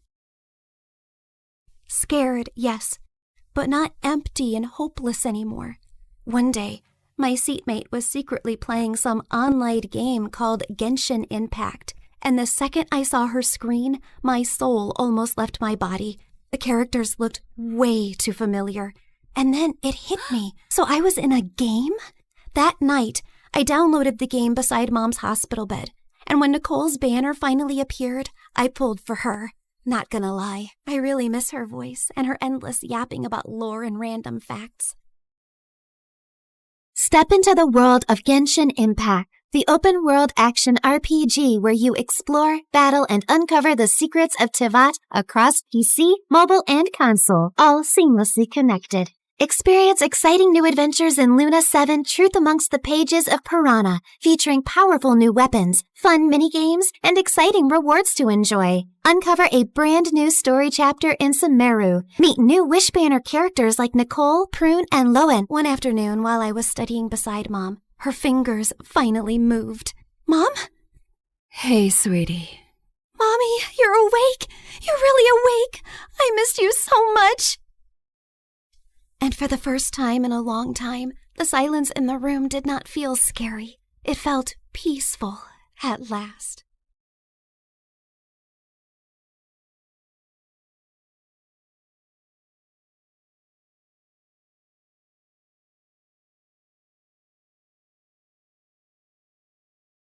Hi, I'm Emma, the wealthiest girl in town. But I wish I wasn't. Before I tell you my story, please like and subscribe. My parents are insanely rich. They own a mansion, have maids and butlers, and drive fancy sports cars. Dad is always on business trips, leaving Mom and me in that enormous house. And that's the problem with my life. It's okay, Emma Bear. Your mother is only strict because she loves you. Really, Dad? She controls everything in my life. If she's not careful, she'll love me to death. With Dad always working, Mom controlled my whole life. She was always telling me what to do. Emma, you have ballet in 15 minutes. Emma, hurry to your music lesson. I chose a new piano teacher for you. Emma, I threw out all your old clothes. They were so last season. After being the perfect daughter all day, movies were my only escape. I loved teen rom-coms. Being homeschooled by private tutors meant I had no friends and no social life. And actually, I'm kinda awkward. My favorite movie characters are always having adventures with their besties. I wanted my life to be like that. When I turned 15, I begged Mom to let me attend public high school. Mom wasn't happy, but with a little help from Dad, she finally agreed.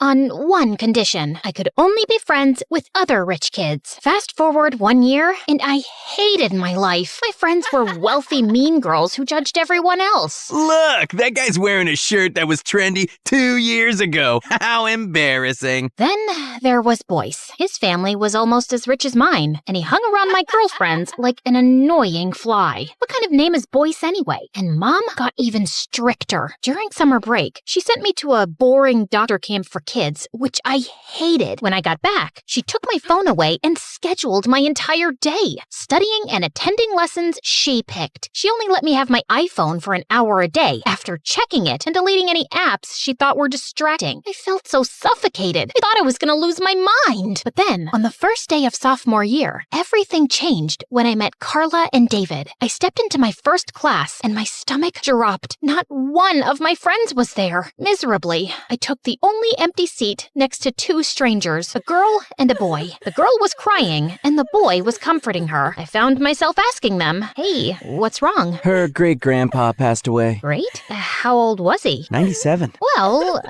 maybe it's a bit of relief. I mean, he's not in pain anymore, right? And, it might be a little easier for everyone now, I guess. Why would you say that? It's kind of true. He was in pain and we were too poor to hire a caretaker. I don't want to look like a bad person. I really loved him, but it was kind of a burden. See? Told you. But of course, sorry for your loss. Can I hug you? She hugged me, and I wasn't sure if she was crying or laughing. I'm sorry, I'm just too awkward. You're interesting enough. David's backpack and clothes were worn, and Carla had wild hair and duct-taped shoes, but they seemed kind. I left the class walking with them. Emma, please, don't tell me you're that desperate. Hanging out with the nobodies? Look at their clothes and shoes. Come on, Carla. Let's just go. Wait, Emma, look at him. Do you think it's fair what happened to my great-grandpa and not him?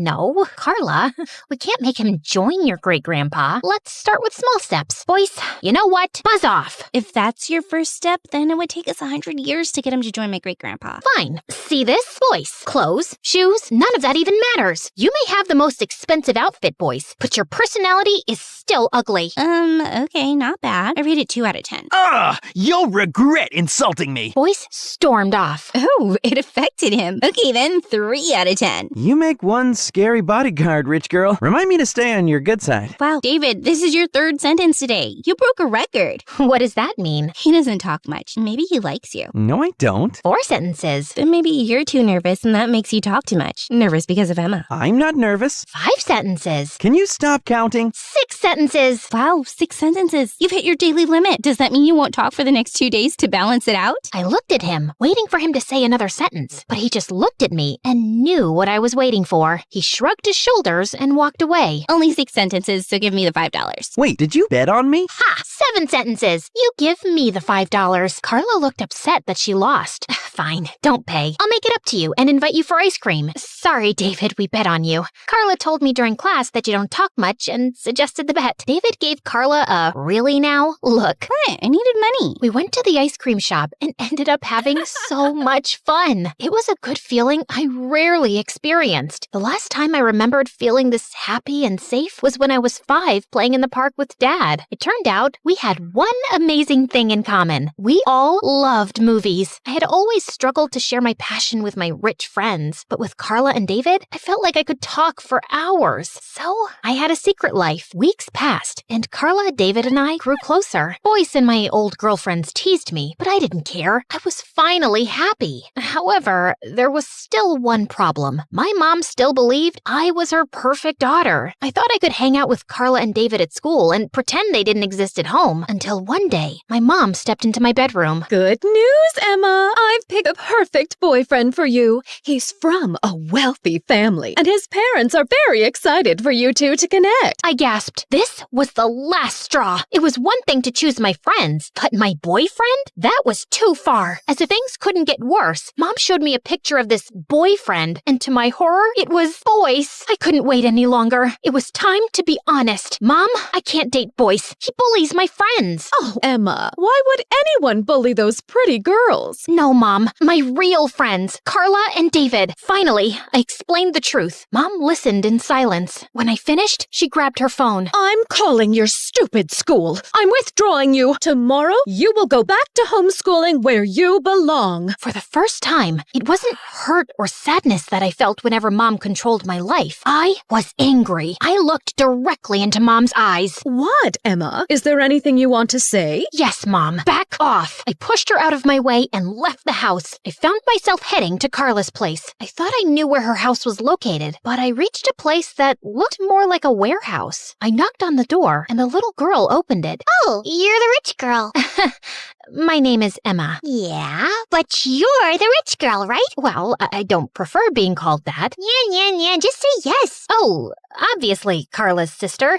Where is she? She's with Dad. She sometimes works with him in gardening for some rich people. Oh, I didn't know she worked after school. Okay, how long will it take her to get back? I think they're done by now. Did you come straight from home? Yeah. How long did it take you to get here? About 20 minutes. Okay, then 20 minutes. Wait, why did you ask? I'm confused. Are you saying... Yeah, she works at your house. You never noticed? Shows how much you care about your workers and talk to them. Why are you standing there shocked? Come on, get inside. I'll show you some of the toys I have. They were yours when you were little. Your mom gave them to my dad and said you didn't need them anymore. I was stunned. Their house was indeed a warehouse. Carla's sister told me they were kicked out of their old apartment because they didn't pay rent for 3 months. An old friend of Dad's told him that we could live in this warehouse temporarily till things get better. We've been living here for 2 years now. When Carla arrived, she was shocked to see me. I explained everything and what Mom did. But you can't stay here for too long. I mean, look around. I don't care. I just want to be away from Mom. Carla, why didn't you tell me you worked for us? I wasn't shy or ashamed, Emma, but I enjoyed our friendship and didn't want you to see me as your employee or something. I would never see you like that. Come on, Carla. Yeah, you're right. Okay, if you're sleeping here, you'll sleep next to my sister. She still wets her bed sometimes, so if you wake up covered in pee, that's on you. Oh, wow. Best toast ever. Oh, did you meet my mom? Wait until you taste her cooking. She's the best. Hi, honey. Carla's told me so much about you. You're welcome to stay as long as you want. Oh, Carla, look, I got you new shoes. But Mom, we agreed you'd buy new pants for yourself next.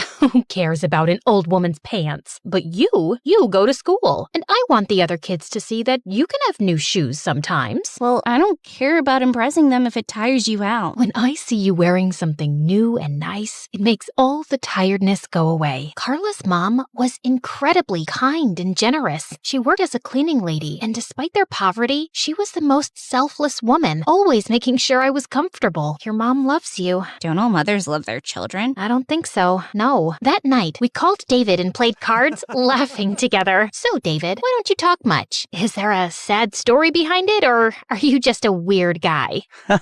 No sad story. Sorry to disappoint you. My parents didn't talk much to me when I was little. I just grew up lonely. And you don't think that's a sad story? That makes it even sadder. David threw a pillow at Carla, spilling the soda she was holding on her, and we all burst out laughing. I spent the next 2 days at Carla's place. I used Apple Pay to buy a lot of stuff for Carla and her family, and also for David. Here, David, I got you a parrot. He talks and repeats words. It'll help you talk more. Who said I'm upset that I don't talk much? I enjoy my life the way it is. Hello, jerk. Hello. Well, no, we don't say jerk. It's a bad word. We say pal, buddy, pal, buddy. Oh, Emma, okay, I see your point. And for you, Carla, I got you this. Wow, thank you. But just then, Mom burst in with police officers. You think you can just kidnap my daughter? I'll make you regret this. Officers, arrest them! No, Mom! No, officer, don't arrest them! I came here on my own. I kept begging, but no one paid any attention, and the officers took Carla's parents away. Carla's sister started crying. I was going to comfort her when Mom dragged me out. She forced me into the car. When we got home, I locked myself in my room and ignored her. That night, I called Dad. If you want me to behave, you have to fix this and help Carla's parents. Otherwise, God knows what I'll do, and no regret in the world would be enough for you to bear. Dad helped them get out, but I just stopped talking to Mom. One night, I heard Dad's voice. I ran downstairs and hugged him. It's been 2 weeks. Isn't it time to forgive your mom? I know she's a bit much sometimes, but she loves you. I don't need just love. I need her warmth and understanding. But she keeps controlling my life, Dad. She even decided who I should date. I've had enough. Carla and David might be poor, but at least they have the freedom to live their life the way they want. And I want that too now, even if it means staying away from Mom. I have to tell you something. When we first fell in love, we had no money. Life was really tough for us. We had to scrape together loose change and lived in tiny, rundown apartments until you were born. The moment your mom and I saw you, we promised to do whatever it took to give you the best life possible. We never wanted you to go through what we did. That's why I work so much and why your mother is so strict. Thanks for sharing, but that doesn't give her the right to control me like a puppet. If you want, you can book me a hotel room to stay away from Mom, or I'll just run away again. Don't say that. You know what? I'll help Carla's and David's family. Will that make you less angry and drop the idea of leaving the house for now? Helping my friend wouldn't fix my problems, but I didn't want to miss this chance for them, so I nodded. Dad got Carla's family a better apartment and increased her dad's salary. Her mom also became our head maid. Mom wasn't too happy about it, but I didn't care. She tried to apologize, but I was still too angry to talk to her and didn't feel she was sincere. Mom gave me some freedom, but she still wanted me to join lessons and host parties to meet new people. I knew it was hard for Mom to change, so I started sneaking out to go to Carla's place. I loved Carla's mom's lentil soup. It was so good. She was also the best storyteller. Sometimes I would fall asleep listening to her stories, but she'd always wake me up to go home. She wouldn't risk it again. A few days later, while we were at school, Carla's mom had a terrible accident at her house. She fell down the stairs. When Carla found out, she was terrified for her mom. We rushed to the hospital. Carla cried and prayed the entire way. I'd never seen her like that. When we got there, we found her mom lying in bed, looking hurt and tired. She couldn't move, but she saw us from the corner of her eye. Carla, baby. Carla ran to her and cried on her chest, her sister joining in. Her mom cried too. Suddenly, I found myself hugging them and crying as well. Then I heard a voice. You never hugged me like that, Emma. Mom was standing at the door. She was the one who had brought Carla's mom to the hospital and stayed with her all day. Well, you never loved me the way Carla's mom loves her. Of course I love you, honey. I know you've been sneaking almost every night to go to Carla's place, but I didn't stop you. Gee, thanks, Mom. Well, if you love me so much, tell me, what's my favorite color, Mom? Pink? Wrong. Maybe that was my favorite color when I was 5, and you probably told me it should be my favorite color. Emma, I'm sorry. I realize my mistake now. I'll change. Can you come home? Can you leave? Mom looked sad and left, and the next day, the doctors told us that Mom settled the entire hospital bill for Carla's family. I was a bit shocked, but it still wasn't enough for me to forgive her. I was pretty sure she was acting out of guilt. I think she's trying to win you back. Maybe she's changing. I don't think so, but I'll send her a thank you message. Emma, dear, your mom loves you. She can be strict, but maybe that's just her way of showing her love. Give her a second chance. I'm sure she'll change. That night, I was drinking chocolate milk on Carla's balcony when David came in. I heard what your mom did. I think it's time you give her a second chance. Why does everyone keep saying that? She's been controlling me my entire life. I need another lifetime to forgive her. You know what? I'll go to her. If you can guarantee she won't annoy me for the next 2 weeks, even 2 days. If I could predict the future, I'd have hugged my mom the morning she left if I knew she'd be gone forever. What do you mean? Mom left when I was little, and Dad neglected me for so long. Then he remarried, and she's not nice to me. I don't talk to her or my dad. I just miss my mom and hope she's okay and will come back to me. I'm sorry. I didn't know. It's okay. Your mom has been trying to get you back for weeks. She calls me and Carla, crying and begging. The least you can do is talk to her. She's inside, waiting for you. I walked into the living room and found Mom crying. She looked tired and depressed. I promise I'll be good. If I bother you again, I'll leave the house myself. I hugged her. Come on, Mom. Let's go.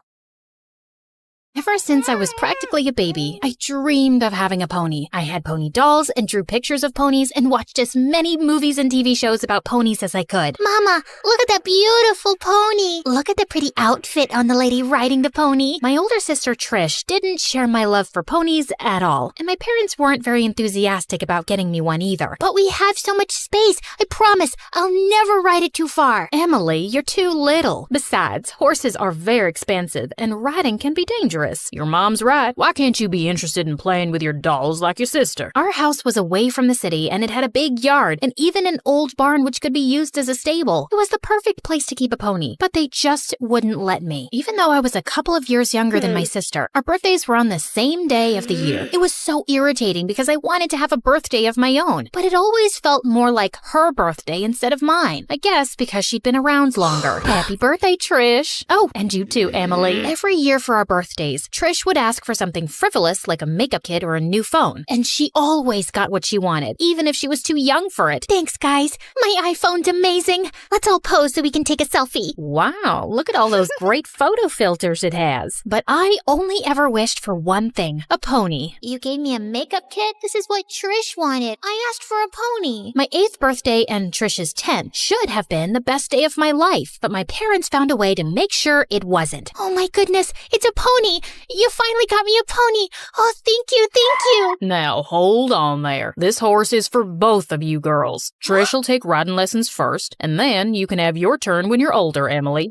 You want me to ride that big, scary, dirty animal? But horse riding's great, honey. It may seem awful to you now, but trust me, you'll love it once you get the hang of it. I don't have a problem with the horse. I love him already. Just tell me, when's my turn? While Trish takes riding lessons, you need to care for the horse so you learn how to be responsible because you're so little. So maybe in a year or two. In a year or two? That's so unfair. Trish didn't even want a horse, and she gets to start riding right away? I felt like Cinderella, cleaning up and preparing the feed for the horses for more than a year while my sister rode around like a snooty little princess. Trish actually got pretty good at it, and after her first year of riding, she started entering into competitions, and I still hadn't gotten my turn. I was so tired of this. So one night, I decided to take things into my own hands. I snuck out late and saddled the horse, then climbed onto it. Giddy up, let's go! Yay! But no sooner had I made one lap around the yard that Trish ran out in front of us. What are you doing, Emily? You have no training, you'll hurt yourself. Whoa, horsey, calm down, boy. But the horse was really agitated, and he reared up and threw me off. Trish let out a shrill scream, and my parents came running out. What's going on here? I looked up at Trish, my eyes pleading with her to side with me and pretend like she was the one who'd taken out the horse for a ride. But of course, she did not. Are you crazy?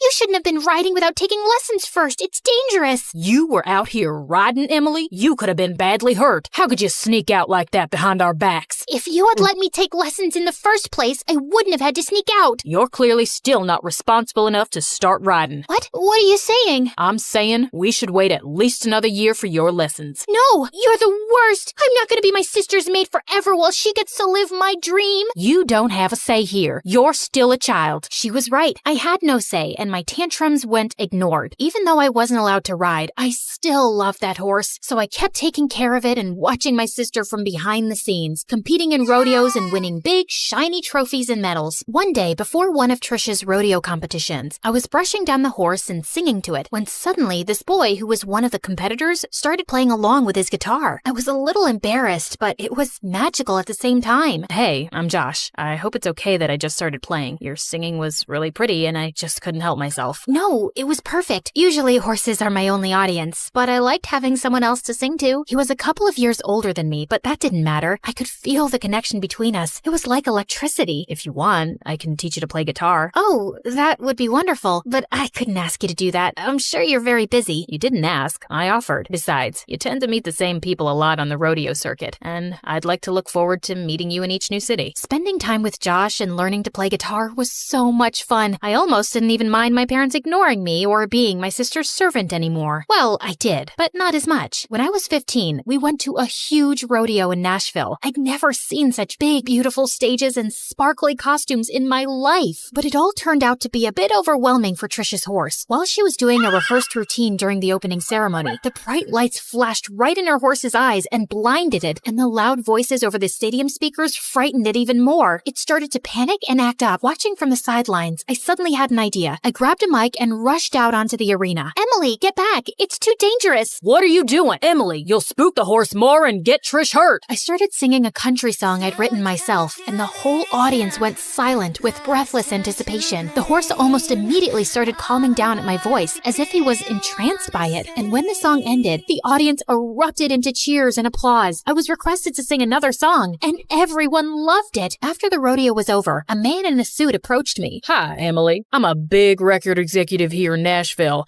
and I think you could be the biggest country music star ever. Wow, really? Yes, really. My parents weren't thrilled at the idea, but the record executive convinced them by saying I could perform at the same places we were already going to for rodeo shows, so they agreed. But Josh seemed really excited for me and gave me a big hug. Thank goodness you acted fast and saved your sister like that, and I'm so proud of you for getting that recording contract. I blushed at the compliment. As we pulled apart, our faces were close, and I felt this was the moment we were going to share our first kiss. But then suddenly, something horrible happened. Well, I'm glad this show's over. Trish, I was so worried for you. Josh literally pushed me away and drew Trish into a long hug, and then they kissed. I was so shocked. It was like reality had shattered into a million pieces, and down was up and up was down. It didn't make sense. And then I was so angry I could spit nails. I felt like fire was running through my veins, and I wanted to shoot lasers out of my eyes. Get away from him, witch. What? How could you steal my boyfriend, Trish? Right in front of my face? Your what, Emily? When did I ever say I was your boyfriend? You implied it. I mean, I think you did. There's clearly a connection between us. There's clearly been some confusion, but I don't want to get in the middle of sisters. I don't think I can be around either of you. I'm sorry. Josh, wait. I hope you can both work things out. Goodbye. As Josh left, I turned furiously to Trish. Haven't you stolen enough from me already? Did you have to take him too? She just gaped at me like a fish, like I was the one who'd done something wrong. I cried all that night, and I refused to talk to Trish for months. Fortunately, singing and writing songs kept me so busy that I didn't have time to keep dwelling on how Trish had betrayed me, and I poured most of my anger and hurt into my lyrics. I recorded my first album, and when it was released, it debuted at the top of the charts. I was famous overnight. My face was all over billboards, and people were always stopping me in public to get my autograph. I even started a vlog on social media and instantly got millions of followers. By the time I was 16,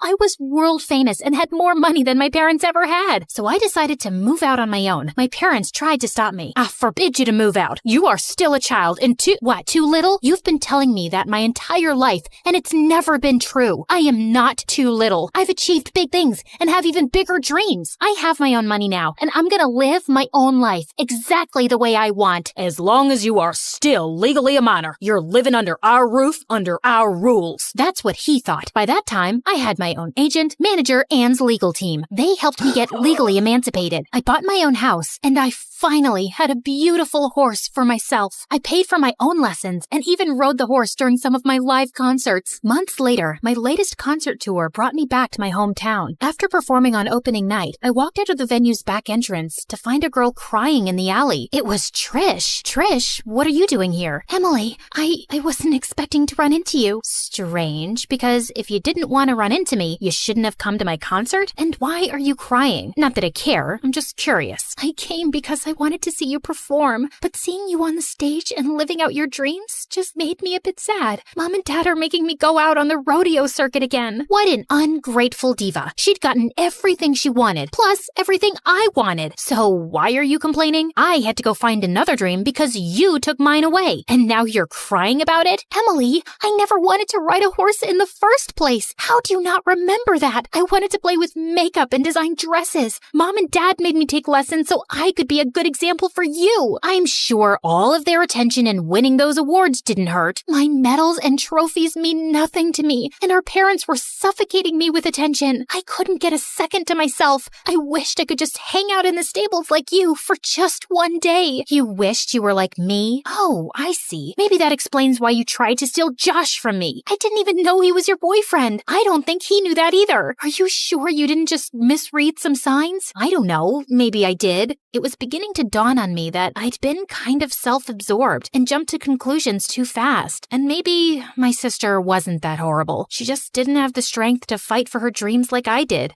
Trish, I'm sorry I judged you so harshly, but you really can't spend the rest of your life doing something you don't love. You need to stand up to Mom and Dad, and I'll come with you. My parents were shocked to see me, and even more surprised when I told them Trish wouldn't be competing in rodeos anymore. That's not your decision, Emily. You're right, it's not. It's Trish's decision. And you're not being good parents by keeping your kids away from their dreams. You already drove one daughter away. Do you want to drive Trish out of your lives too by being so bullheaded? For the first time in my life, my parents were speechless and were actually listening to what I had to say. We thought we were doing the best for both of you. You were always on the smaller side, and I was terrified to let you go for something risky like horse riding. And Trish was so good at it. We thought she'd be more successful than she would be at fashion. I can see that we were wrong, and we're sorry. It's okay, Dad.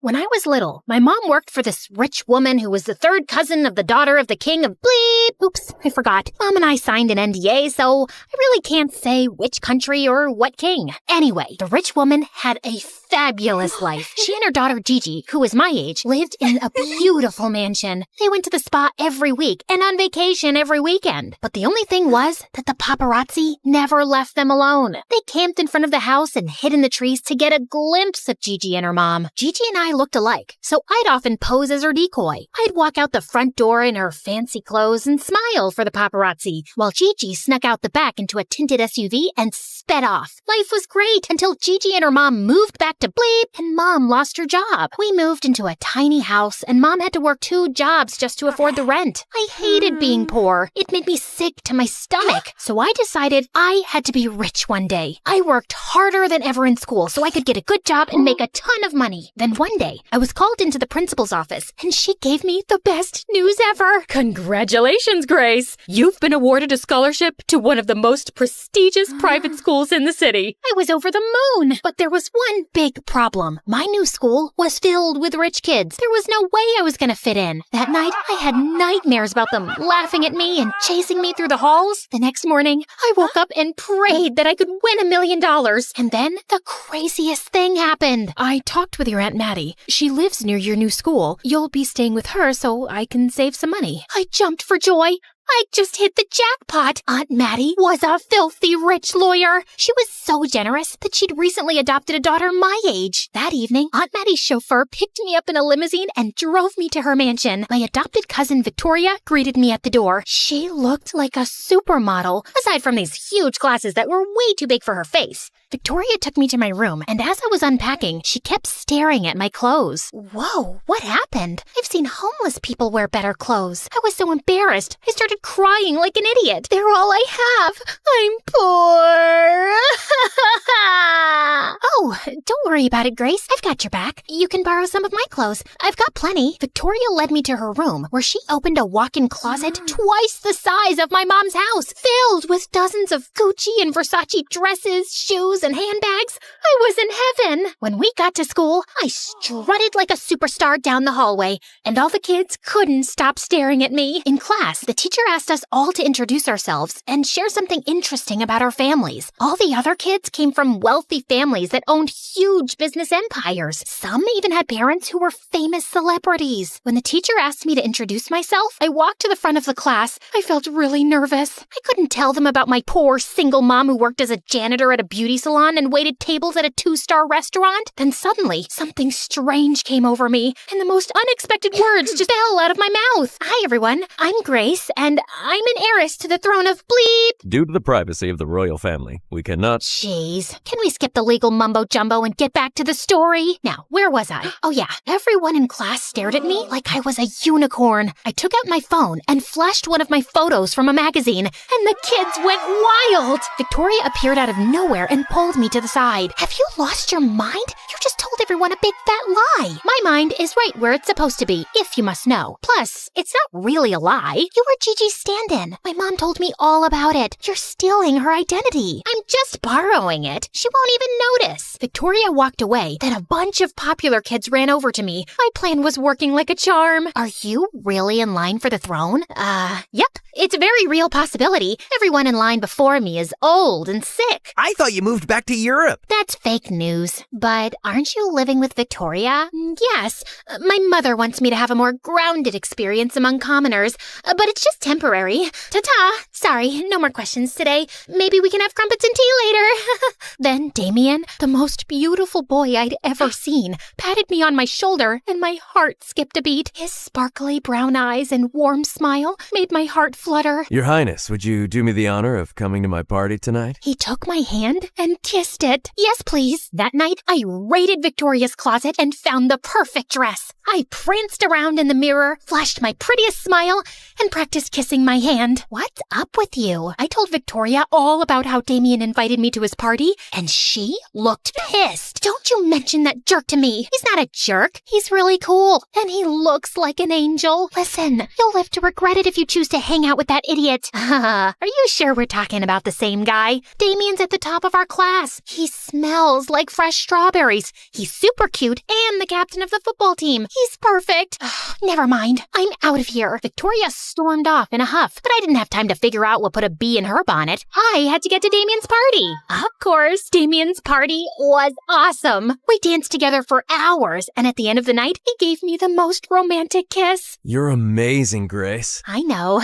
People tell me that all the time. I've never met a girl like you before. Which made sense, because everything I told him was a lie. I must admit, I I felt a little guilty for lying, but I wasn't hurting anyone. After that, Damien and I started dating, and we became the hottest couple in school. My popularity was through the roof. Even Victoria stopped shaking her head at me every time we passed each other in the hallway. Life was great until things took a horrible turn. One day, one of the rich kids invited me to an exclusive restaurant. I was busy enjoying my caviar when I looked out the window and saw Victoria and Damien having a heated argument across the street. I was about to go out to snoop on them, but our waiter Brian, this geeky kid from my math class, stepped into my path. Excuse me, you forgot to pay for your food. He gave me a bill of over $200.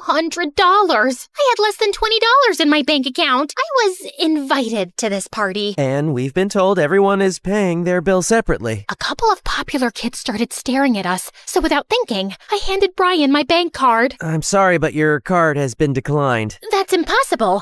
I'm heir to $1 million fortune. We also accept cash. This is no way to treat royalty. I want to speak with your manager now. I dragged Brian to the side, but I was so afraid he was going to call the cops on me that I decided to tell him the truth. Listen, there's no way I can pay all that money. Maybe we can work something out. You rich kids always try to take advantage of people. Please pay so I can do my job. Aren't you from some royal family anyway? I'm seriously not a rich kid. That was all a big lie. I just wanted to fit in. Suddenly, tears started streaming down my face. Oh, geez, please don't cry. Listen, I know what it's like to want to fit in with the rich kids. I'll put it on my tab, but you have to pay me back this month. I was so relieved. It felt like a huge weight had been lifted. It was good to tell the truth, but then it hit me. If Brian exposed me, my fabulous life would be destroyed. Could you please keep my secret? Sure, but only if you agree to tutor me. I'm kind of struggling with calculus, and I saw you got 100 on the test. I happily agreed. By the time I was done with this drama, Victoria and Damien were gone, and neither of them answered their phones. I called my driver to take me home. I waited in my room for hours, but didn't hear a word from either of them. I was confused, worried, and a little jealous. What on earth could they have been arguing about? A few minutes after midnight, I woke up to hear a car pulling into the driveway. I looked out the window. It was Damien, and Victoria was in the passenger seat. I saw red. I raced down the stairs and ran straight into Victoria. Why are you sneaking around with Damien? We aren't sneaking around. I saw you two arguing at the party. It's complicated, and I'm really tired. Can we talk about it later? It's not complicated at all. You're a jealous witch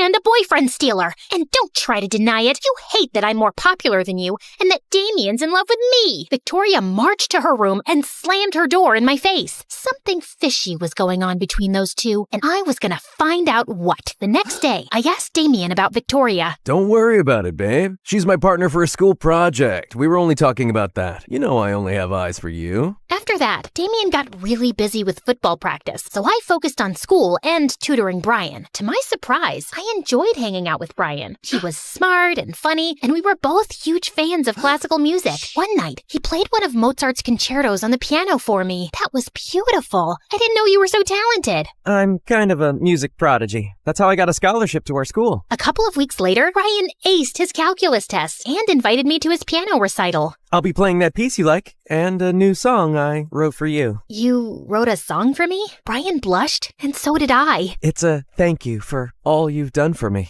I wouldn't miss your concert for the world. That night, just as I was getting ready to go to the concert with Brian, Damien showed up in a tuxedo. What are you doing here?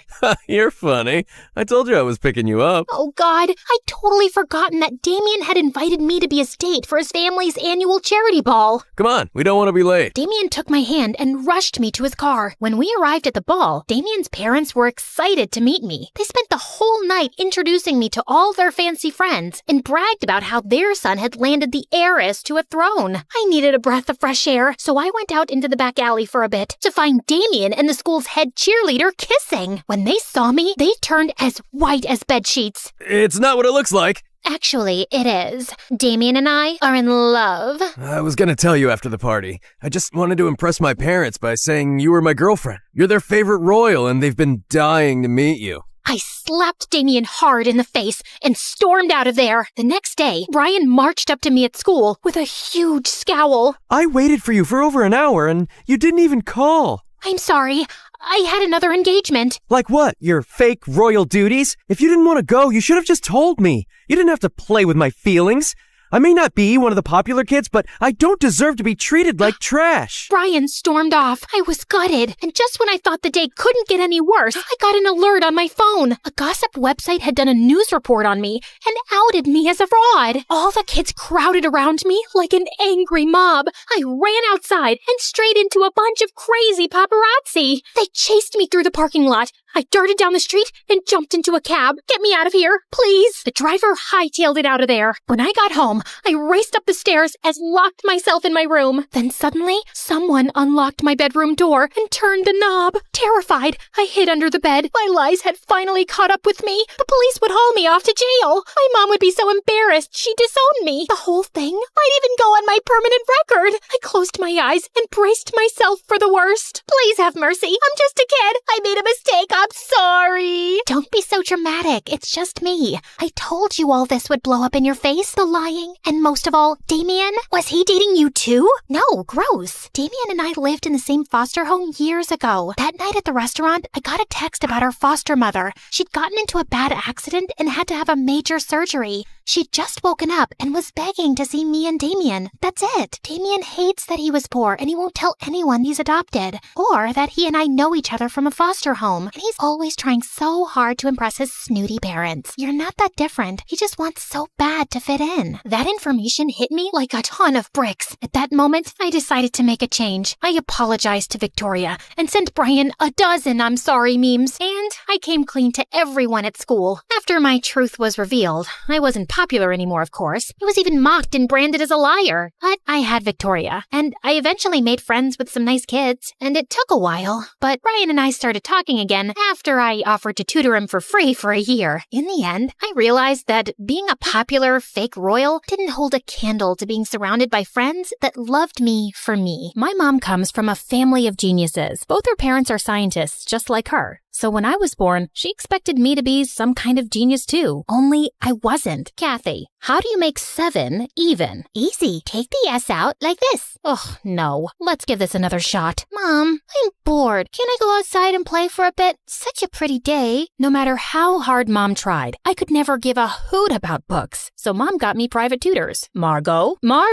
are you with me? Tell me what I just said. You said, Margot, are you with me? No, I mean, what was I teaching? How am I supposed to know that? You're the teacher. The tutor got angry and swore to never come back, and Mom was just left disappointed, as always. She didn't talk to me for days until one afternoon, her old friend from school, Lydia, paid us a visit with her daughter, Sophie, who was awfully quiet. They'd recently moved to town and shifted to our neighborhood. I was so excited to see another kid in the area, since our neighborhood was full of old, boring people. Do you want to see my room? Oh, wait, that's a mess. We should go outside and play. Sophie won't be going anywhere. Why don't you guys sit down and I'll get some sodas. Sophie passed me a dry smile and did exactly that. I went and sat next to her. Are you okay? What are you doing? So you talk, huh? Please, don't talk to me. My mom doesn't like it when I talk too much. Or at all. I tried talking to Sophie, but she continued to stare at the floor and I gave up. After they left, Mom told me that Sophie was supposed to go to my school and I had to look after her. Why? She's so weird, and her mom kept staring at me like I'd farted in her face. Sophie's new here and she needs your help. That's the least you can do for me after that stunt you pulled with the tutor. Oh, fine. Just like Mom asked me to, I waited for Sophie so we could walk to school together. She didn't say a word the whole day till the teacher asked us the answer to a tough math question in class. It's 7,250. Wow, dude, that was fast. Are you a genius or something? Well, kinda. I study a lot. Then maybe you can be my tutor. God knows I need one, and no one sticks around with me for long. Sophie smiled, and we spent the entire day together. We were poles apart, but somehow clicked, and she invited me over that evening for a study session. But just as I got there, Linda walked up to us smirking. I have my eyes on you girls. Do not close this door.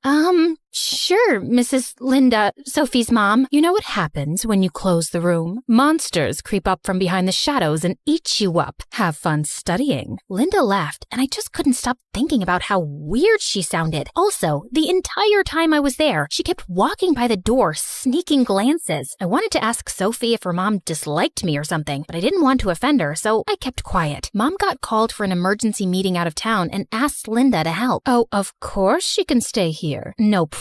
welcome. Work comes first. Tell me that didn't sound sarcastic. Anyway, I was happy to spend some time with Sophie, but as soon as Mom left, Linda grinned and walked in, locking the door from inside. I continued banging for ages till she opened up. What? I just went to get you my sweater. It's freezing. You just shut the door in my face and walked away. I did not. You're an ungrateful, wild kid, Kathy. Didn't your mom teach you how to speak with elders? Oh, wait. She's too busy working. Before I could respond, Sophie came and practically dragged me away. Your mom's crazy. Who talks like that? I'm really sorry. Ever since Dad left us, she's been a little weird around people. Just ignore her. Anyway, are you hungry? I'm starving. Sophie got me sandwiches, and we watched some MSA until we dozed off. But later that night, we woke up to loud noises, and it seemed like they were coming from the kitchen. We went downstairs to check and saw Linda trying to find something. What are you doing? Oh, no. Did I wake you guys up? I was so hungry, and I thought I'd make lasagna. Go back to bed. Who eats lasagna at 3 a.m.? I do. Sophie and I left, but we couldn't get any sleep and were super exhausted the next day. I didn't know what her deal was, but Linda just kept getting weirder over the years. But Sophie and I continued to remain the best of friends. While I was still figuring out what I wanted to do in life, she had already set her mind on becoming a writer. Look at this poem I wrote. I could never explain how much you meant to me for sharing my joys and pain. This is beautiful. You think? It's not complete yet. I think poetry is my calling, Kathy. I don't want to waste my life studying. I think it's amazing. I just wish I knew what I wanted to do too. I'm sure you'll figure it out. Well, I tried to. But finding a passion was more difficult than I thought. I tried auditioning for the drama club, but I had trouble memorizing the lines. Art was boring, and cheerleading was too much effort. I'd almost given up hope, till one day a football hit me right in the head. Ouch! Watch out, jerks! Pass the ball, shorty. You holding up the game. Oh, really? Come and get it! Just as one of the guys walked forward, I dodged him and ran straight to touchdown. Everyone stared at me wide-eyed as the coach suggested I try out for the running team. I wasn't sure I'd do well, but I ended up overtaking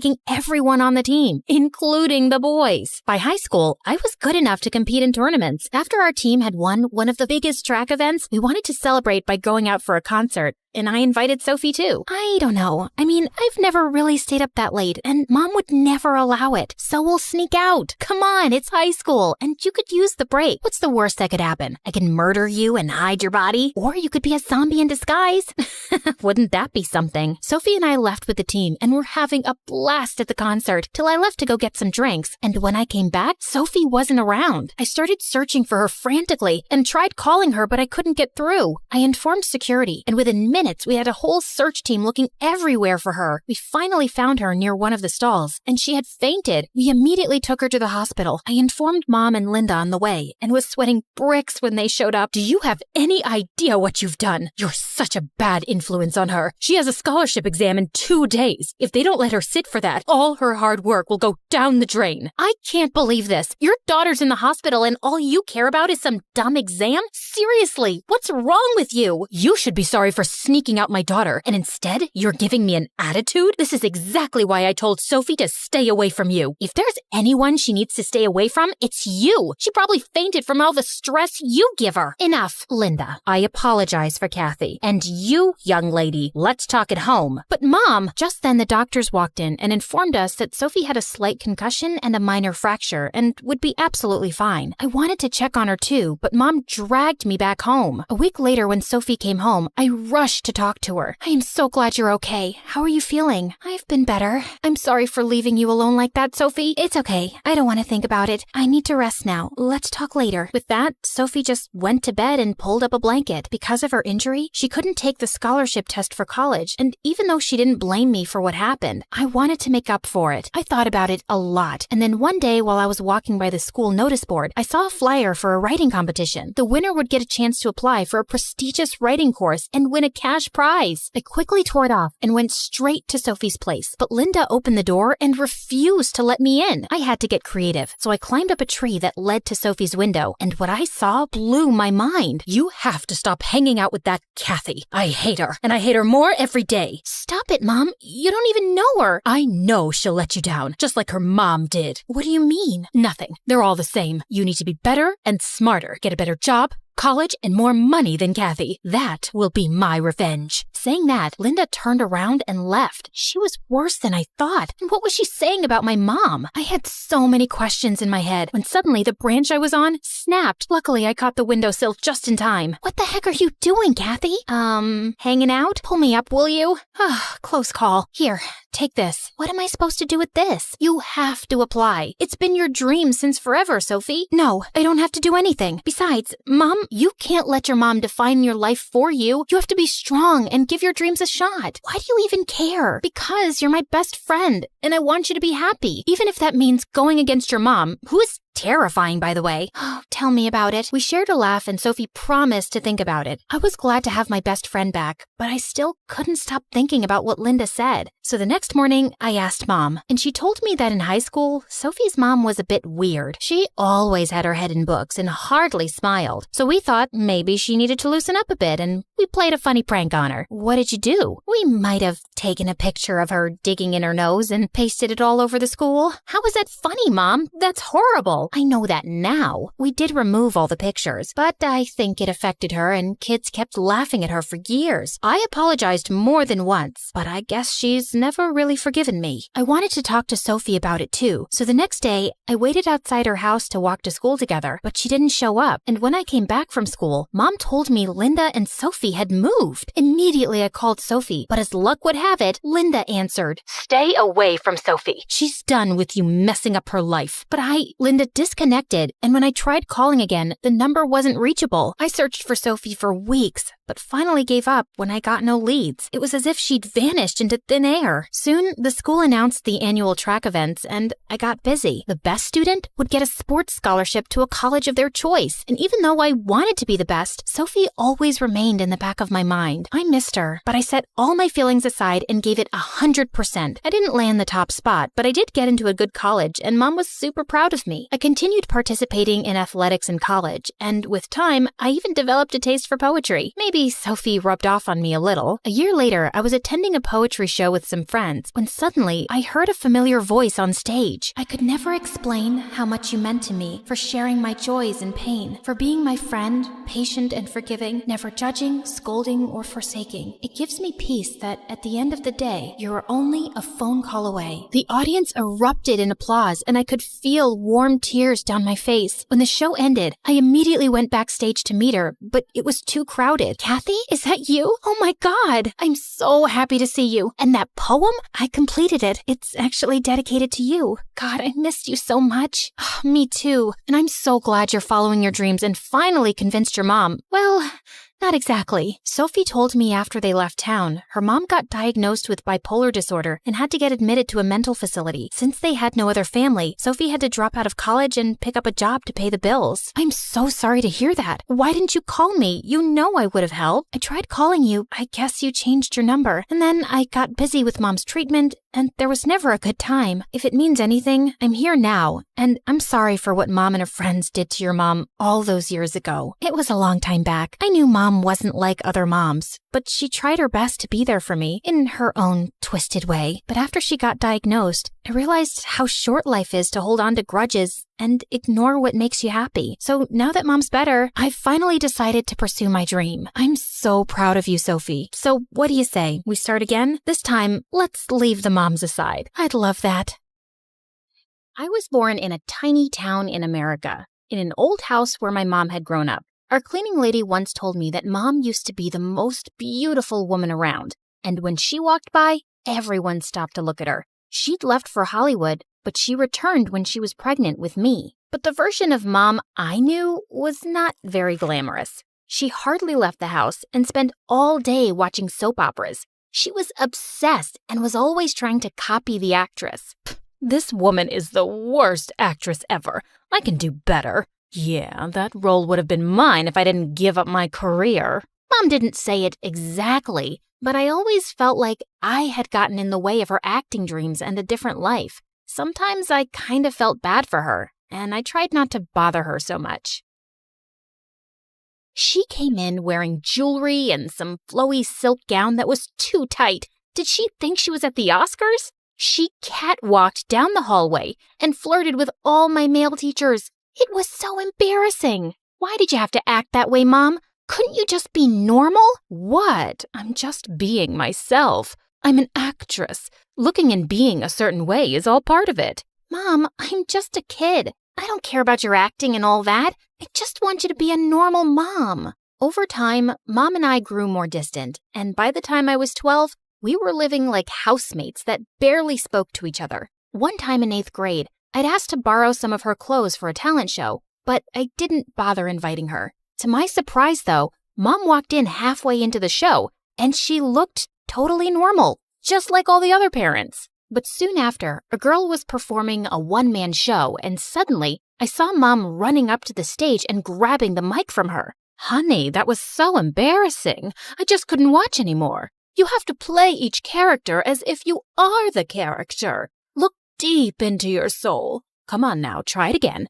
And oh, maybe you can do one character with a British accent. She started speaking in a terrible British accent. The girl looked as confused as the audience, and I was beyond embarrassed. Hey, isn't that Diana's wacky mom?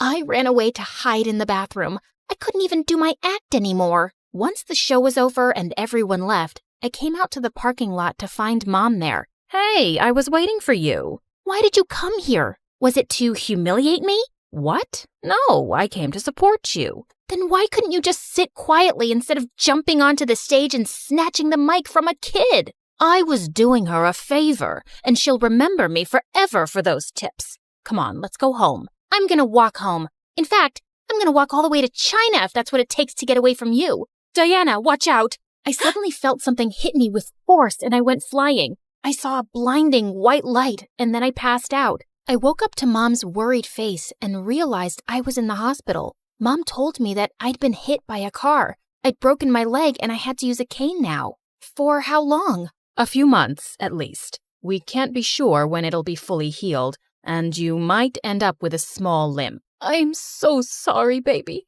This is all my fault. That day, I cried so much I thought my eyes were gonna fall out. I tried to stay mad at Mom, but I couldn't. She wasn't great, but I knew she didn't wish for this. When we got home, Mom tried so hard to be the perfect caregiver, but I knew she was struggling. It just didn't come naturally to her, but she never stopped apologizing. Baby, this is all my fault. In times like this, I wish I was more like Carol. Carol was my mother's sister who lived in New York. When I was younger, I always wished she was my mom. She had 2 kids, Theo and Becky, and the holidays I spent with my cousins were my favorite memories. Auntie Carol is quite amazing, and it would be nice to see Theo and Becky. Do you think spending some time with them would make you feel better?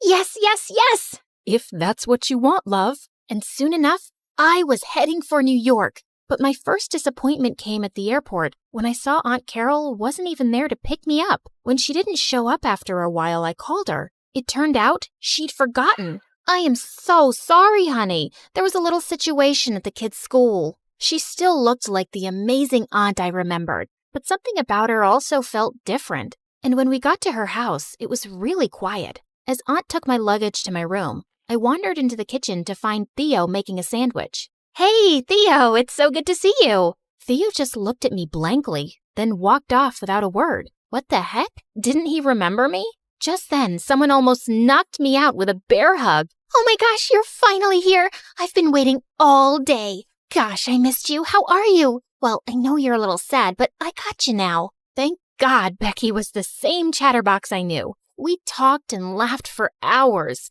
Hey, is Theo okay? He was so weird to me earlier. Becky's face instantly fell and she looked like she was gonna cry. Yeah, that's him these days. Mom thinks it's just a puberty phase, but it's more than that. He's changed so much, I hardly know him anymore. But at least I have you now. In the coming days, I got to see the new Theo myself. He never spoke to anyone and spent all his time in his room playing video games. One day, Aunt had to go in to make him clean his room, but Theo started yelling like a crazy person. Leave my room right now! Get out! One day, Aunt was having a garage sale and Becky and I were helping her out when suddenly a police car pulled up with Theo in it. Is this your son? He was caught stealing cigarettes and magazines at the mall. All our neighbors were staring at the spectacle, and Aunt's face was red with embarrassment. The policeman let Theo go because he was a first-time offender, But that day, Aunt snapped. Why have you decided to humiliate me? I work my butt off for you to have everything, and you go around stealing? And what, you're smoking now? That's none of your business. And if my allowance was enough, I wouldn't have to go around stealing, would I? So maybe you're not working hard enough. Hey, stop that. You're being rude. You know your mom works so hard. Who asked you? This is a family matter, and just because your mom dumped you here doesn't mean you get to butt into everything. I was so sick of his stupid attitude. I hit him with my cane, and we got into a fight, and Aunt had to separate us. That's enough. Theo, apologize right now. From that day, Theo and I were dead to each other. I didn't care anyway, as long as I had Becky with me. Aunt Carol registered me at my cousin's school soon, which Theo looked very unhappy about since we were in the same grade. On our first day, Theo cornered me right after Aunt dropped us off. Listen, just stay away from me. Mind your own business, and as far as anyone knows, we are not related. Understood? It was my first time in school since the accident, and I was nervous, but the students here were really nice. They helped me up the stairs and even helped me find my class. I had a feeling I was going to love it here. But when the bell rang for recess, I noticed the strangest thing ever. A group of boys ordered Theo to pick up their books and put them in their lockers. And he did, without a word, like he was their servant. During lunch, I noticed him with the same boys again. This time, they made him fetch their lunch, and while he was balancing all the trays, someone bumped into him and he fell down, and those jerks all laughed at him. Hey, what's the deal with that boy? Oh, that poor boy is Theo, and that blonde guy in their group is Billy, and the rest are his minions. They've been hurting Theo forever. One time, Theo reported Billy and got him into detention, and since then, it's gotten so much worse. Like they're really trying to punish him. Sometimes I feel bad about not helping him, but we're all scared of those jerks. My heart broke into a million pieces. Theo was being bullied by monsters. And why hadn't Becky said anything? You must know what Theo is going through. Why haven't you told Aunt all this time? Diana, Mom works for the company Billy's dad owns, and you don't know how far Billy can go to make someone miserable. He's a spoiled brat, and if he asks his dad, Mom would lose her job in a second. Theo has forced me to stay quiet and says he can put up with it. He says things will be worse if he doesn't. I tried to understand her point of view, but I just couldn't. This had to stop. That night, I went to Theo's room. Listen, I'm really sorry for the way Billy is treating you, and he needs to be punished. Didn't I ask you to mind your own business? And it's not how it looks. I do stuff for those guys and get paid for it. You get paid to run around like their errand boy? That's humiliating. Let me help you. No, you'll make it worse. It's just for a few more months and then we'll graduate. I'm handling it just fine. No, you're not. You are hurting and everyone close to you is hurting too. Can't you see it? Leave me alone. But I just couldn't. So the next day, I made videos every time I saw Billy bully him, then sent them to the principal's email address. The next day, I felt a million butterflies when I found out that Billy had just been called in by the principal and suspended for 2 weeks. Not long enough, but a little justice. But when I got home, Theo was furious. I told you to leave it alone. He's gonna come back and have my head. No, he won't. The principal knows now. You are such a dumb, nosy idiot. You think the principal will actually take serious action against someone like Billy? Thanks for ruining my life. For the entire 2 weeks, he was so paranoid and looking over his shoulder. And the day Billy was supposed to be back, I noticed tears in Theo's eyes on her way to school. I silently prayed that he'd leave Theo alone and that I hadn't made things worse. But during lunch that day, I noticed a crowd gathered outside. I got closer and saw Theo surrounded by Billy and his boys. OMG, they were gonna hurt him. Hey, leave him alone. Stop it. But no one heard me. Then suddenly, I felt a huge force rush through my legs, and I charged forward and hit Billy in the knees with my cane. He fell to the ground and stared at me furiously. Theo had grabbed Billy by the collar and punched him in the face. No one messes with my cousin. Luckily, someone had called the principal to the scene, and everyone said that Billy tried to hurt me. The principal told him he was expelled. You can't do that. Do you know who my father is? Oh, yes, I know, son. And I'm sure he wouldn't want word getting out that his son goes around beating kids with disabilities. That wouldn't be good for his reputation. You hurt a girl with a cane. I'll talk to your father right now. Billy was indeed expelled and his minions were suspended for the rest of the term. Billy's father also reached out to Aunt Carol to apologize and promised that his son would not be bothering her family again. After it was all over, Aunt Carol turned to Theo in tears. I should have known. I'm such a bad mom. No, you're not, Mom. You're the best, and I'm sorry for all the hurt I've caused you. And then he pulled me into their hug, too. Thank you for everything. I really owe you one. I'm just happy to have you back, cousin. From that day, things changed. Theo started to get better and becoming his old self, and my leg had started recovering too. I could now walk for short distances without my cane, and I didn't have a limp. One day, we were having dinner when someone knocked on the door. It was Mom, and she looked different. For the first time, she looked happy. She told us she'd gotten an opportunity to be in a big movie in LA, but she'd turned it down to take me home. I'm so happy you're getting better. I want to be there for you during your recovery. I'm learning slowly, but I do want to be the best mom for you, really. Mom, I really appreciate that, but you have to take that role. You'd be crazy to turn it down. What? It's your dream, and I'm happy here. Go to LA, become the biggest movie star, then come back to me. I know you love me, and I love you too, but sometimes the best way to show love to someone is by loving yourself. Please, leave me alone. Mom ran down the dark corridor, looking for a place to hide, turning every doorknob that she came to. Finally, a door gave way and she crouched in a corner, but it was too late. Stay away from me! Stay away! Hey, I'm Anastasia. My friends call me Anna, but my parents call me... Stay away from me. Or... Leave me alone. Okay, I was being a little dramatic at the start of the video. Mom wasn't actually scared. This is how it really played out. Mommy, can you read me a bedtime story? Please, leave me alone. Go ask your dad. Daddy, look, I was outside playing and stepped in the poopsie.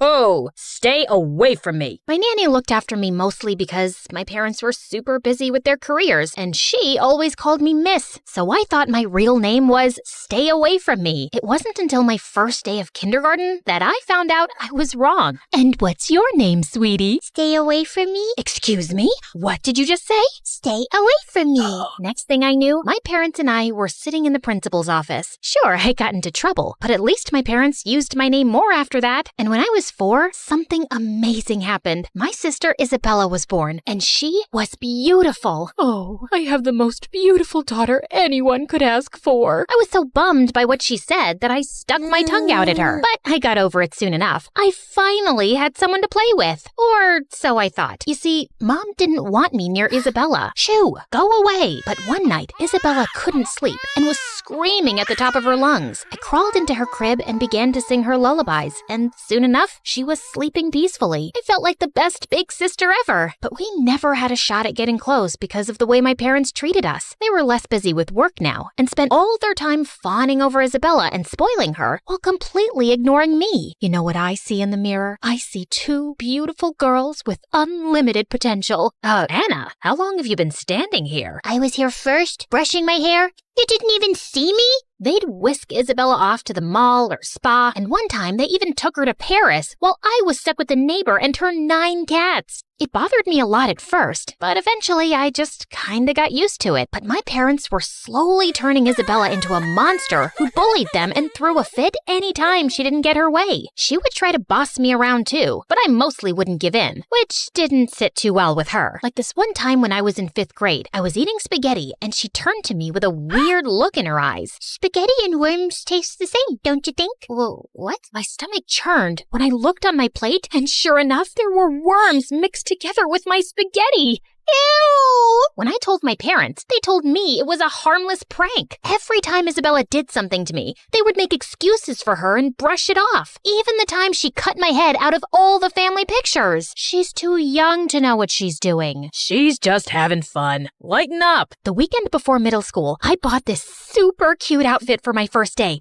and I couldn't wait to put it on. But when I was getting ready, I couldn't find it anywhere. That is, until I entered the kitchen, and there sat Isabella in my outfit. Isabella, that's mine. It looks better on me. I look like a doll. I rushed over to Isabella and tried to pull my outfit off of her when Mom dragged me away. Anna, what are you doing to your little sister? I want her to take off my clothes. Oh, is that what you want? You should have said it nicely. And then she took a pair of scissors and cut herself out of the dress. Oh my God, you're such a psycho. Mom, aren't you going to say anything? Yes, if you knew how to share your things, you could both enjoy them. But now look at what you made your sister do, Anna. I could pull my hair out. There was no winning against this brat when she had some magic spell cast on my parents. As I grew older, I just avoided my family as much as I could and faded into the background. I decided to focus on what I loved best, singing, and I became quite good at it. But I only realized exactly how good I was when I was 16. 2 months before high school started, I'd taken up a small gig at a cafe to sing occasionally, and when I was done, a stunning lady approached me. Hi, I'm Gigi.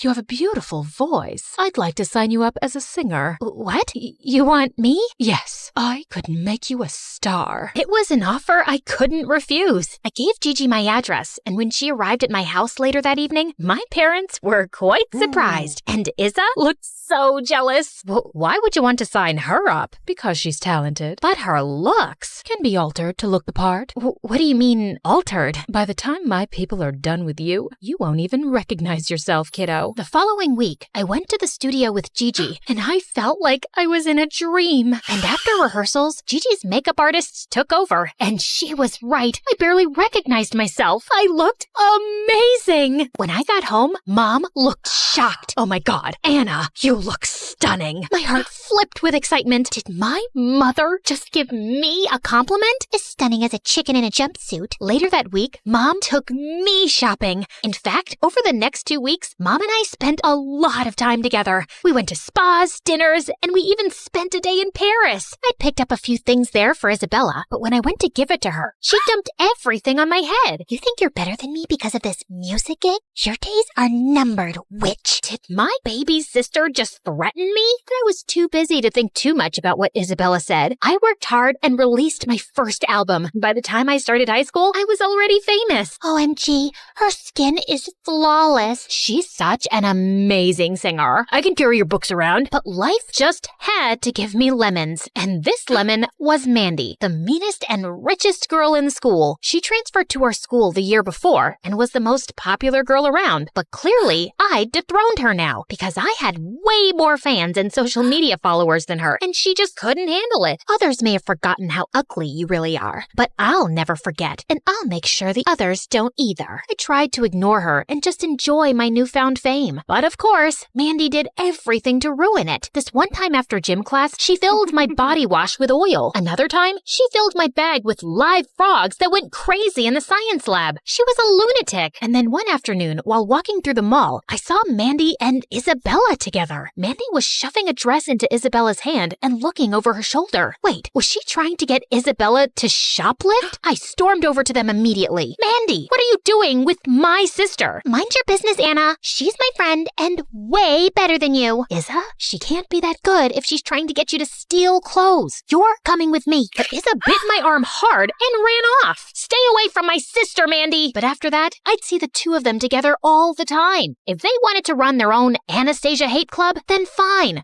I had better things to focus on, like my very first concert that Gigi has arranged to boost album sales. On the night of the concert, my family came to support me, and I was so excited. I grabbed the mic and stepped onto the stage confidently, and I was totally owning it. Everything was going great until someone from the crowd screamed and pointed at the chandelier above me, which was falling down. One of my guitar players threw himself at me and managed to get me out of the way seconds before the chandelier crashed on stage. Before I could even process what had happened, Gigi whisked me away to get me checked up at the hospital. But as I was leaving, I spotted Mandy's face in the crowd. I couldn't get rid of the thought that she had something to do with this incident. But would she go this far? She was acting like a lunatic lately, but I had no proof, and it would be useless confronting her. A few days later, I came across the opportunity of a lifetime. There was one spot open in the most prestigious music college, and they'd be visiting the school in 3 months to hold auditions. I just had to get that scholarship. You can drool on that spot all you want, but it's mine. Gosh, why was the world always putting Mandy and me against each other? She played the piano, and she was good. Like Beethoven good. I couldn't let her win this. I threw myself into practice. After rehearsals with Gigi, I'd stay back in the studio and practice for my big day. One evening, while I was walking home from practice, I was passing by the bakery when I saw Mandy stuff 2 loaves of bread under her jacket and sneak out of the bakery. Mandy was the richest girl in school. Why was she stealing food? I followed Mandy until she went into the bad part of town. The houses were small and shabby, and I watched as she entered one of them. What on earth? I needed to know what was happening, so I walked up to the door and was about to knock when I heard a familiar voice. Isabella?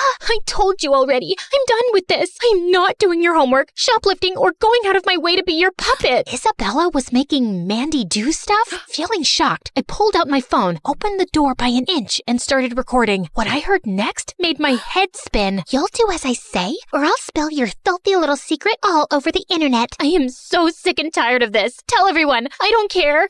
You, the oh-so-popular Mandy, not caring what people think? Are you really comfortable with people knowing that your father is rotting in jail for fraud, while you and your mother are left with nothing and living in this rat hole? I find that hard to believe, given how hard you've been trying to keep up appearances in school. I've done everything you've asked me to do since you read my diary and discovered my secret. You made me tamper with the chandelier at Anna's concert. She could have gotten seriously hurt. I should have never agreed to do it. It's been giving me nightmares. But if you don't do as I say, I'll tell everyone what you did. Oh yes, I recorded it, and then you'll go meet Daddy in jail. Do your worst, Isabella. I don't care. I watched in horror as Isabella picked up a bat and raised it at Mandy. I flung open the door and lunged at Isabella, knocked the bat from her hand, and pinned her to the ground. Get off, you ugly jerk! Did you completely lose your mind? What have I ever done to hurt you? How could my own sister hate me so much? Because you overshadowed my life. You should have never been in the picture, and I'd do anything to bring you down. Isabella lunged at me with a scream, but the commotion had attracted the attention of some neighbors who came running in and held Isabella. Someone called the police, who took her away kicking and screaming. I was still reeling with shock when Mandy turned to me. You helped me? Why? We may have our differences, but I couldn't let Isabella blackmail you or hurt you. Thanks, Anna. No problem. That's what friends are for. Friends? Are we friends? Maybe we could try. Crazier things have happened. My parents' world turned upside down when I showed them Isabella's video. They decided to get Isabella evaluated, and they were told that Isabella had some problems. She was taken to a facility to get the help she needed. I've been pointing out Isabella's issues, but you've always just let them slide. If we'd gotten her help earlier, things might have been different. Anna, we're sorry for not treating you both fairly. We're starting to see how our actions have affected you both. We want to do better. Can you forgive us? It's gonna take some time, but maybe going to therapy together could help us improve as a family. Hearing this, my parents nodded their heads in agreement. At school, Mandy and I even smiled at each other. Finally, the day of the big audition for the scholarship arrived, and I saw Mandy backstage looking super nervous. I don't think I can do this. You can and you will. Break a leg. Thanks. You too. Oh, I'm not auditioning. I thought I should give you a fair shot. Oh, because you think you're better than me and I have no chance against you? No, because I think you'll beat my butt and I'd rather not be humiliated. And you need this more than I do. I'll be cheering for you though. Mandy gave an amazing performance that received a standing ovation and she won the spot. I learned that showing kindness to a rival can turn a bitter battle into an unexpected friendship. Growing up, I thought my mom was the most beautiful girl in the world.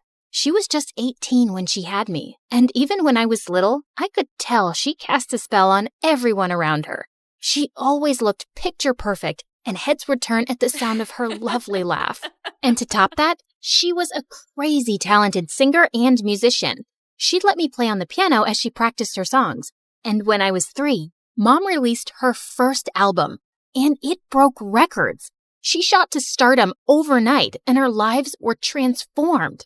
And because of Mom, I was famous too. We'd be photographed every time we stepped out, and people thought we were the cutest pair. Mom and I were super close, and I had some of her talent. So it was no surprise that I wanted to be a famous singer one day, just like her. But then suddenly, everything changed. I was in 7th grade when I started noticing that my hair was falling out, fast. This one time when I was brushing my hair, a huge clump fell out, and I screamed. My parents rushed me to the doctor, and we found out I had alopecia. I was gonna be bald, and there was no way to stop it. I'm gonna be ugly. I'll never be pretty or famous now. Honey, you'll always be beautiful, and people who care for you and admire your talent will love you anyway, just like your father and I do.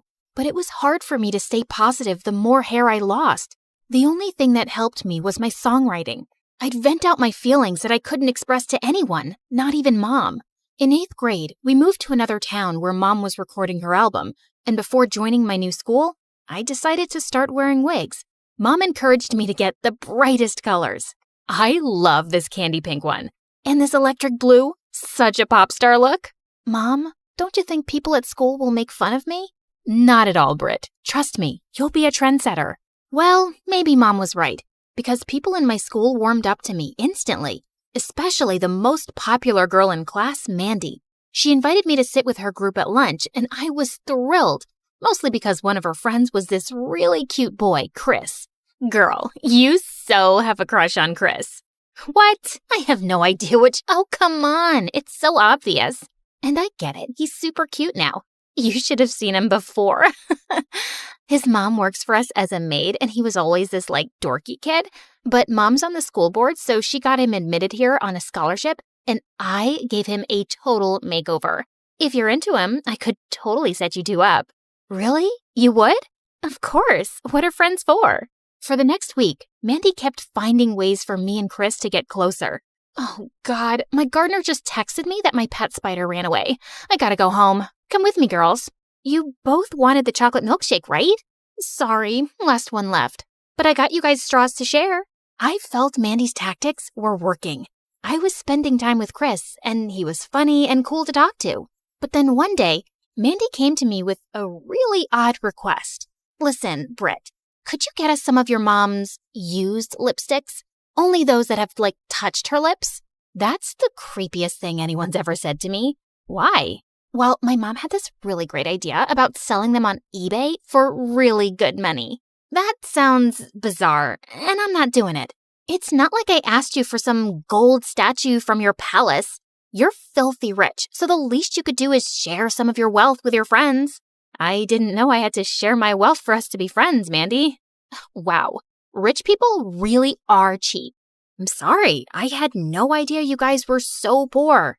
Don't worry, I'll talk to Mom and see if we can find jobs for you and your mom to mop our marble floors and dust our gold statues. Maybe I sounded like a jerk, but she deserved it. It was obvious now that she'd been my friend just because of my rich, famous mom. As expected, Mandy and her gang dropped me like a dead fly the next day. I walked past them and sat alone at recess. But moments later, I was overjoyed to see Chris walking over to me. But then suddenly, he stuck a piece of gum to my wig. Hey, what the heck was that? The pink gum goes with your dumb wig. Consider it a parting gift. What, did you really think we'd be friends after what you said? What did I say? Drop the act. Mandy told me she accidentally spilled juice on you yesterday, and you yelled at her. You said she's as worthless as the maids who mop your floors? How can you talk like that? Don't you have any respect for anyone? That's not what I— Save it, Brittany. You're just some rich brat no one would even know of if it wasn't for her mom. Good luck with your perfect life. If only they knew. After that, they kind of made my life miserable, especially Chris. Rubber snakes in my locker, glue on my seat, mud in my gym shoes. He pulled every stupid prank. One time, I walked into the classroom and Mandy groaned loudly before passing some money to Chris. Ugh, I lost the bet. Weirdo's wearing a purple wig today. Told ya. But you were right about one thing. She looks like a cartoon, no matter what. One afternoon when I got home, I heard loud voices from the lounge, and I was shocked to see Mandy and her friends surrounding Mom. Sing a song for us, please. How are you so pretty? You and Brittany look like sisters, except you're 10 times prettier. What's going on here? Oh, hi, honey. Your friends dropped by for a visit. Could you quickly get the snacks tray from the kitchen, please? And moments later, Mom was performing as those hyenas screamed and took selfies, and I just stormed off. An hour later, Mom walked into my room. Why didn't you join your friends? Are you feeling sick? I'm fine, Mom. And they're not my friends. They don't even like me. They're vultures who probably came to steal your lipsticks. What? They're just not nice to me, okay? I didn't tell you because you're busy with your album and we'll be leaving as soon as it's done, right? Yeah, but it could take a few months. You know, honey, teenage girls fight all the time and then make up. Come on, why wouldn't they like you? You're amazing. You won't get it, 'cause I bet no one's ever disliked you. Please, just close my door on the way out. It was my 14th birthday soon, and I'd only wanted a small celebration with my parents. But to my horror, Mom said she'd invited my entire class. What's a birthday without your friends? They like you. They all said they'd come. Not for me, Mom. You're the main attraction. You're wrong about this, Britt. Come on, I bought you this lovely dress and this wig to match. I bet no boy will be able to keep his eyes off you tonight. I was hating Mom for this. But then I thought I wouldn't mind looking amazing and making Chris eat his heart out. And if they all thought I was some entitled princess, well, I'd enjoy showing them that I was. The party was in full swing when I walked in, and I was making heads turn. But I caught Chris looking at me with zero interest, and then he just turned away to the food table. Why are you even here? Oh, hi. Didn't see you there. Was kind of hoping you wouldn't show up. It's my birthday party. Oops, didn't get you a present. I just came because Mandy asked me to. What are you, her pet? You believe anything she says and do whatever she asks? Chris looked mad, but before he could reply, Mom stepped onto the stage. Attention, everybody! Many of you may not know that Brittany is a super talented singer herself. So, I wanted you to cheer her on as she joins me for a duet. The last thing I wanted to do was sing in front of these people, right next to Mom. But she'd left me no choice. I was super nervous, and I could tell my voice was off key. Mom kept nodding at me encouragingly, but I just couldn't go on. As I was leaving, I suddenly tripped over my dress. Mom caught me before I fell flat on my face, but then I realized my wig had come off. Everybody was staring at me in shock, and I burst into tears and ran away, with Mom behind me. Brittany, it's not such a big deal if people know. You're beautiful as you are. Gosh, can you just please stop, Mom? I'm so sick of you telling me every other minute that I'm amazing and beautiful. Maybe it's something you need to keep telling yourself because even you don't really believe it. That is so unfair. No, what's unfair is that you made me sing tonight because next to you, I feel about this small. And it's unfair that all my hair fell out, and it's unfair that I constantly have to live in the shadow of someone like you. Why? What's so terrible about me? Just that you're you. So freaking perfect. I knew my words were cruel, but I just couldn't stop myself. I was certain I wouldn't be going back to school. But after the weekend, I decided I wasn't hiding. It's not like my life in school was great before. What would be so different now? But to my surprise, I was met with smiles and greetings when I entered the class. One girl invited me to sit with them for lunch, while another whispered, "I think you're brave, girl." I was touched by everyone's kindness. Mandy and her group didn't say a word to me, and I didn't even look their way. But that afternoon while I was waiting for my car, Chris came over to me. I tried walking away, but he blocked me. Please wait. You don't ever have to talk to me again, but I just want to say, I'm sorry for judging you when I didn't know anything about your life, and for blindly believing Mandy. I know she can be mean to people she doesn't like. I'm just sorry for being a jerk. He sounded so sincere that I forgave him, but I wasn't sure I wanted to be friends again. But after that day, Chris was always around me, and it was hard to ignore him. Plus, it seemed to make Mandy really mad, which was a bonus. Things were looking up for me at school. But at home, Mom and I hadn't talked in weeks. I felt guilty, but I just didn't know how to fix things. But one day while I was studying, Mom came in. "Brittany, I've been thinking a lot lately, and maybe I don't really understand what you're going through. I just wanted you to believe that your condition doesn't define you, and it doesn't have to take over your life. Also, I never meant to overshadow you.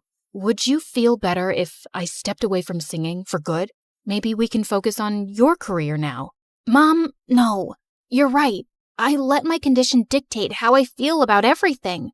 I'm really sorry for what I said, and I'd never want you to stop doing what you love. You're my favorite singer. A week later, we had a spring dance at the school, and I was over the moon when Chris asked me to be his date. But when I got to the dance, I was shocked to see Mandy on his arm. What's going on? You two are friends again? Who said we ever stopped being friends? And did you really think Chris would start liking you after the party? You are so easy to fool, girl. You think everyone's just gonna fall for you because you're some princess? I wanted to show you your place. Just a nobody with a famous mom. Chris, you're so weak and pathetic. And Mandy, you must be really insecure to be jealous of a nobody. And I have a great chance of being a somebody one day because I'm talented and have a super famous mom. And you'll always be a loser looking to sell celebrities' used things. You know what? I'll do you a favor and send you mom's used toilet paper. Mandy was about to attack me, but my classmates jumped in to stop her. And I just walked away. I told Mom I didn't want to stay another minute in this town. And by the next morning, she had everything packed and we left. Mom and I grew close again, and she featured a duet with me on her next album, which was #1 on the music charts for weeks. And I decided that I wanted to use my fame for something good. So I openly talked about my alopecia on Insta. I got such an outpouring of love and messages from people going through the same thing. And it felt amazing that I could make others feel less alone. Years went by and life was good until I joined college, because on the very first day, someone playing with a football bumped into me in the hallway, and I looked up to see it was Chris. Brittany, I'm so glad to see you. I've thought of you every day. Really? Because I never thought of you after I left. I was too busy living my best life. Now, if you'll excuse me, I'd kept my cool, but inside, I felt shock and anger bubbling up. Why did he have to be here? He just wouldn't back off. He'd leave flowers and apology notes in my locker and bring coffee for me every morning. One time at a football game, he sat across from me on the bleachers holding a large banner. "I'm sorry, Brittany. Give me one more chance." What's up with you and Chris, girl? What can't you forgive him for? I mean, look at him. Trust me, he's an A-class jerk. I told Mom about how Chris was ruining my life, but surprisingly, she told me to hear him out. Why should I? You know what he did. I know, sweetheart, but people can change. He sounds like he's really sorry, and kids in school can be so stupid sometimes. Speaking of stupid, is it that boy in her tree? Brittany, I'm not getting out of this tree till you talk to me. I swear, I will sleep here and eat the leaves and never leave till you hear me out. Seriously? Why are you acting like such a maniac? Why are you even here, Chris? Because I've hated myself every single day since you left. I was weak and pathetic, but I never faked liking you. Mandy hated that you and I had grown close, so she made me play along with her act at the dance to hurt you. Made you? No one can make you do anything. Except that she could. My mom had taken loans from their family, and Mandy threatened to make life really difficult for her if I didn't play along. I know it doesn't sound good enough, but I felt like I had no choice. After you left, I dropped out of that fancy school. I couldn't stand to be around Mandy. And I followed you online, and I knew you were going to this college, and I had to see you and give you this. It was one of the journals where I used to scribble away my songs. I had no idea where I'd lost it. You left it in your locker, and I held on to it. I was hoping to return it one day and just tell you that I'm really sorry. I seem to say that a lot, but believe me, I've meant it every time. I think I believe you, Chris, but you'll have to keep convincing me. I will, promise. Once I'm sure that you're not an awful person, I might set you up with a friend who thinks you're really cute. And I hope by friend, you actually mean you. In your dreams, jerk. The orphanage is the only home I've ever known. And honestly, it's not as bad as most people think, but I always dreamed of having a family, a real one. I had a big heart, but sometimes I'd say mean things without thinking. Once I saw a girl called Frida and said, "You look ugly with this lettuce stuck in your teeth. Open your mouth now so I can take it out." But she didn't open it. So I grabbed her and made her open her mouth. I just wanted her to look pretty. But she started screaming and everyone was laughing. And the warden came and yelled at me. Since this Frida was small in size, everyone took her side. But then suddenly a girl shouted, "Tiana didn't do anything. Frida is lying." The warden glared at me and left. The girl came over to me and said, Hey, my name is Hope. I'm new to the orphanage, and this Frida has already bullied me twice. So let's team up and hate her together. You got it, girl. And you have very big, scary eyes. Cool. I like you. But my big mouth kept sending us to detention. I even once told my teacher that her hair looked like poop, and Hope defended me. And boom, detention for us both. The happiest one about this was obviously Frida, but she never dared talk to us because we were stronger than her. But one day when we were 10, she crossed a line. It was adoption day and a nice couple came in looking for a really smart girl. The warden picked me, and while we were still having the interview, Frida burst in. Help me! I had lettuce stuck between my teeth again, and Tiana pulled my tooth this time. Look! I lost a tooth because of her. Please, do something. I can't take it anymore. God knows what else I'm gonna lose. I don't want to die here. I have dreams. She threw herself on the floor and started to cry like a lunatic. Why? You think 'cause you're smarter than all of us, you're better? Okay. Frida had been annoying for years, but this was the height of it. The nice couple was becoming uncomfortable, and I had to make Frida leave. I moved closer and took her hand to lead her out, but instantly she fell to the ground and started yelling. She pushed me. Okay, that was it. I pushed her hard for real this time, and poof, the couple ran out. Why would you do this, you witch? If you think you're gonna get adopted before me, think again. I was so upset. Frida ruined my chance of having a family, and I wouldn't forgive her. One day, Hope and I were playing in our room when we got called to the warden's office. When we got there, we saw this glamorous couple and Frida. The woman was so nice and hugged all of us, but the man just kept staring at his phone. They wanted to adopt 2 of the prettiest girls, and the warden brought us. 2 girls? That meant Hope and I would get to be sisters forever. But the craziest thing happened. You all seem lovely, but I'm going to adopt Tiana and Frida. What? This couldn't be happening. What? Her? But what, dear sister? Aren't you excited? Is something wrong, honey? I don't want... But Hope spoke up instead. She is fine, ma'am. Super excited. We stepped out of the room and Hope couldn't contain her joy. You finally got a family. I'm so happy for you. I can't leave you. Everything is going to be different now. You have a family. Don't let Frida ruin your dreams again. Hope was right. So I said yes. On the day we left the orphanage, Hope and I cried till we ran out of tears. I would miss her so much. My new mom's name was Wendy. Their house looked like it belonged in fairy tales. It turned out that she was a big-time actress and her husband was a director. I was fascinated by the house and soon began to study it. Mom was happy to show me around the house, and I was excited. Frida, however, had different interests. She loved Mom's clothes and would spend hours raiding Mom's wardrobe. I always wanted a daughter to pass on my wardrobe to. Come on, Tiana. Try some clothes on too. I don't want to. Soon Mom and Frida started having mom and daughter photo shoots without me. One time they were on the cover of a big magazine. I couldn't feel too bad about it, but I still felt left out. So sometimes I made efforts to join them. One time we were having dinner with some celebrities in our home, and as always, Frida knew what to say to please everyone. Oh my, your hair is so gorgeous and your makeup is divine.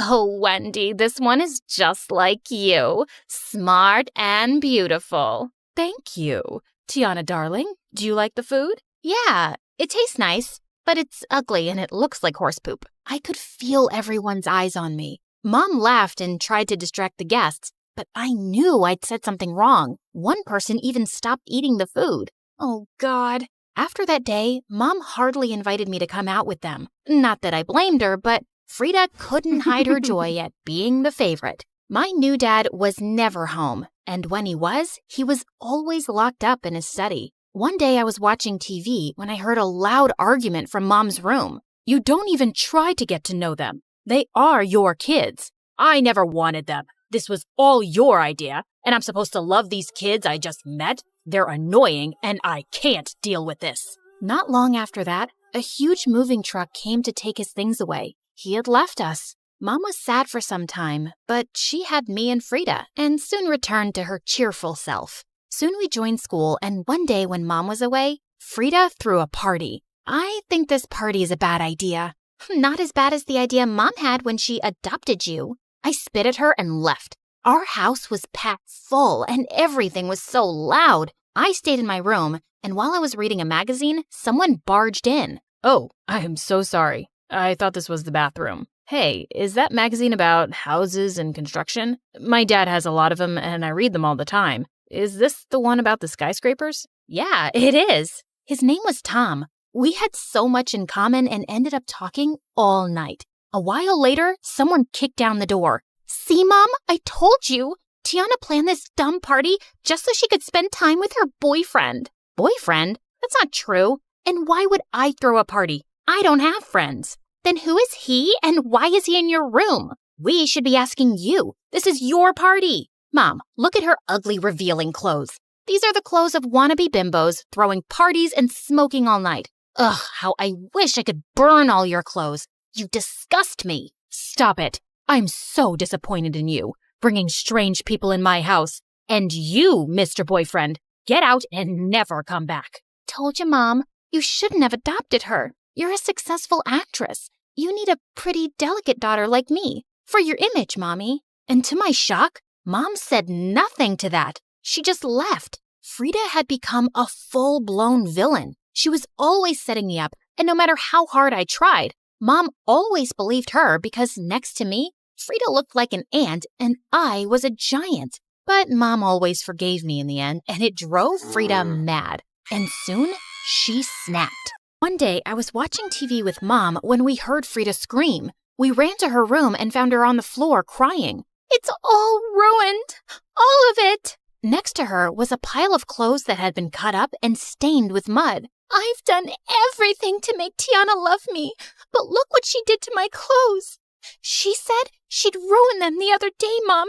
You heard her. Yeah, but I'd have burnt them, not cut them and thrown mud at them. Ain't nobody got time for that, except you. Immediately, Frida pounced on me and we got into a catfight, till Mom stepped in and separated us. Okay, I am tired of all of this. If you both cannot live in this house in peace, then we need to change this up. I think you both need a break from each other. The next day when I got back from school, Mom had moved my things to a room all the way across the hall. I was happy to be away from Frida, but it meant I was far from Mom, too. My fights with Frida stopped, but then bigger fights started between her and Mom. One day we were having dinner when Mom said, Tiana, your teacher called. Your college aptitude test score was amazing. So proud of you, honey. Thanks, Mom. And Frida, what about yours? Oh, I didn't write that. I figured that since I'm just going to be an actress, I don't need it. You're going to be a what? Just get one of your friends to cast me. It should be a movie that shows how pretty I am. No, I'm not doing that. I don't want that life for you. You will go to college, and when you are older, you can make better decisions. What? You don't get to tell me what to do. I will be an actress. Actually, I can tell you what to do. I am your mom. You adopted me just so you could be the boss of me? Frida, shut up. Mom is trying to help you. You shut up. My life would have been better if I didn't end up with a dumb sister and a failed actress as a mom. Before she could blink, I gave her a hard slap. How dare you? If it wasn't for Mom, I'm sure you would have ended up working as a waitress for the rest of your life, you ungrateful brat. Apologize now. I was ready to fight her, but instead, she moved to the mantel and threw down all our pictures. I hate you both. And after that, Frida got worse. She skipped school and was like a tiger ready to attack if anyone talked about it. She failed our last year in high school and wasn't going to graduate with me. What is wrong with you, Frida? I told you, I don't want to go to school anymore. Well, this is my house, and if you're under my roof, you will do as I say. Well, I guess I'll just leave your house then. Frida, stop it. But the next day, she was gone. We looked everywhere, but she just seemed to have disappeared. A few days before my graduation, I walked in on Mom crying in the living room. What's wrong, Mom? I'm a terrible mom. I think Frida was right. Your lives would have been so much better if I'd never adopted you. Oh no, don't say that. You're the best thing that happened to me. I'm sure of it. Funny how things work out, isn't it? I always favored Frida because she seemed more like me, and I found it easier to bond with her. I didn't make the effort to understand you better, and you've been nothing but amazing. I'm really sorry if I made you feel ignored. I should have tried harder. I did feel overlooked at times, and I wished we had a better bond, but I still love you, Mom. Well, let me start fixing things. Let's go get you a graduation dress. Whatever you want. On graduation day, Mom's smile was the widest in the room. I went off to college soon after and graduated top of my class to become an architect. One day after work, I stepped out of the office and noticed it was raining cats and dogs, and I had no umbrella. Just then, a man with the most beautiful smile walked up to me. Hey, do you need this? As he got closer, I realized I knew him. Tom? Oh my God, it's you. The girl with the magazines. I'm really happy to see you again. We went on a date the next day, and it wasn't long before we were in love. A year later, we got married and moved to another city, and soon I was pregnant. One night, Tom and I were sleeping when we heard a loud crash downstairs. Tom immediately ran down holding a baseball bat, with me right behind him. Who is that? Show yourself. Wait, Frida? Tiana? Yes, it's me. I'm not feeling well. And she fell with a loud crash. We called an ambulance and took her to the hospital immediately. Throughout the ride, I couldn't help thinking how weak she looked. At the hospital, the doctor told us she had fainted because she hadn't eaten in days and needed rest. Where am I? You're in the hospital, but you're gonna be okay. I'm right here. I'm sorry about last night, but I didn't know where else to go. Oh, Tiana, I've really messed up. I understand why Mom didn't want me to go into acting. It's really hard, but I was foolish and ungrateful, and now I'm jobless and alone. And believe me, I've really missed you and Mom. I'm so sorry. Will you give me a second chance, please? Will you beg Mom to forgive me? She must hate me so much. It's okay. Well, you're really messed up, but everything will be fine now. Of course I forgive you, and Mom could never hate you. I'm sure she'll be really happy to see you. How is Mom? She's fine. Ouch! I think I'm having my baby now. Oh my God, really? I'm gonna be here the whole time, Tiana. Yeah, and call Mom. We were living in the poorest neighborhood in town. Mom stayed at home, and Dad mowed lawns, and we had little to no money. Maybe I should have subscribed to this channel and tried to win $10,000. Hey, you should try that. Subscribe to MSA today, and you could be the lucky winner of $10,000 in just 7 days. Fingers crossed. But anyways, being poor didn't stop my parents from spoiling my younger brother Pedro rotten. You see, Pedro was a genius. By the time he was 8 months old, he could say his alphabet and count to 100. By the time he was 2, he was doing mathematical equations and solving puzzles. Our baby is a genius. He's going to make us so proud. And what am I? Chopped liver?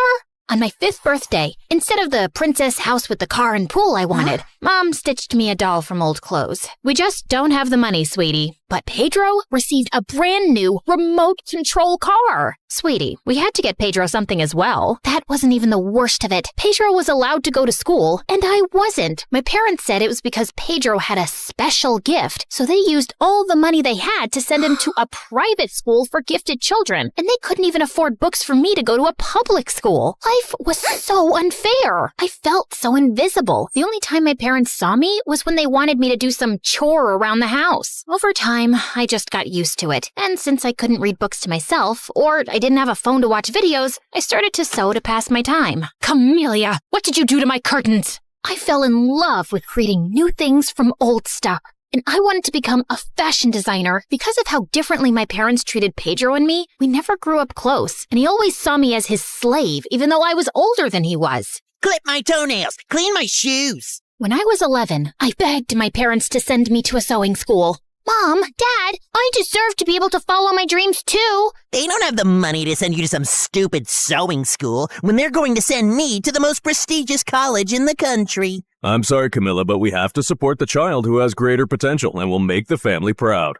That, Mom and Dad just walked away as Pedro stood there with a stupid smirk on his face. Oh, I wanted to smack him hard. It was then that I decided I'd do whatever it took to get myself into a sewing school. I tried to get a job, but nobody wanted to hire an 11-year-old, not even as a clown for a birthday party. When I was 13, things looked as though they were turning around, and I finally landed a babysitting job. But when my parents found out that I'd been neglecting household chores because of it, they were furious. I was grounded for 2 months, and Dad tore up all my designs that I had stuck on my bedroom walls over the years. I was devastated, but a tiny part of me refused to give up. I had to be smart. This time, when I drew, I hid my drawings under the floorboards of my bed, and when Mom sent me to the supermarket, I'd pass by the wishing fountain and take all the coins. Don't give me that judgmental look. But after 3 years of saving those coins, it still wasn't enough. Luckily for me, my life took an amazing turn when I turned 16, and that set things in motion for me. One day, while drawing in my room, I was so focused that I didn't see this girl peeking in at me through the window.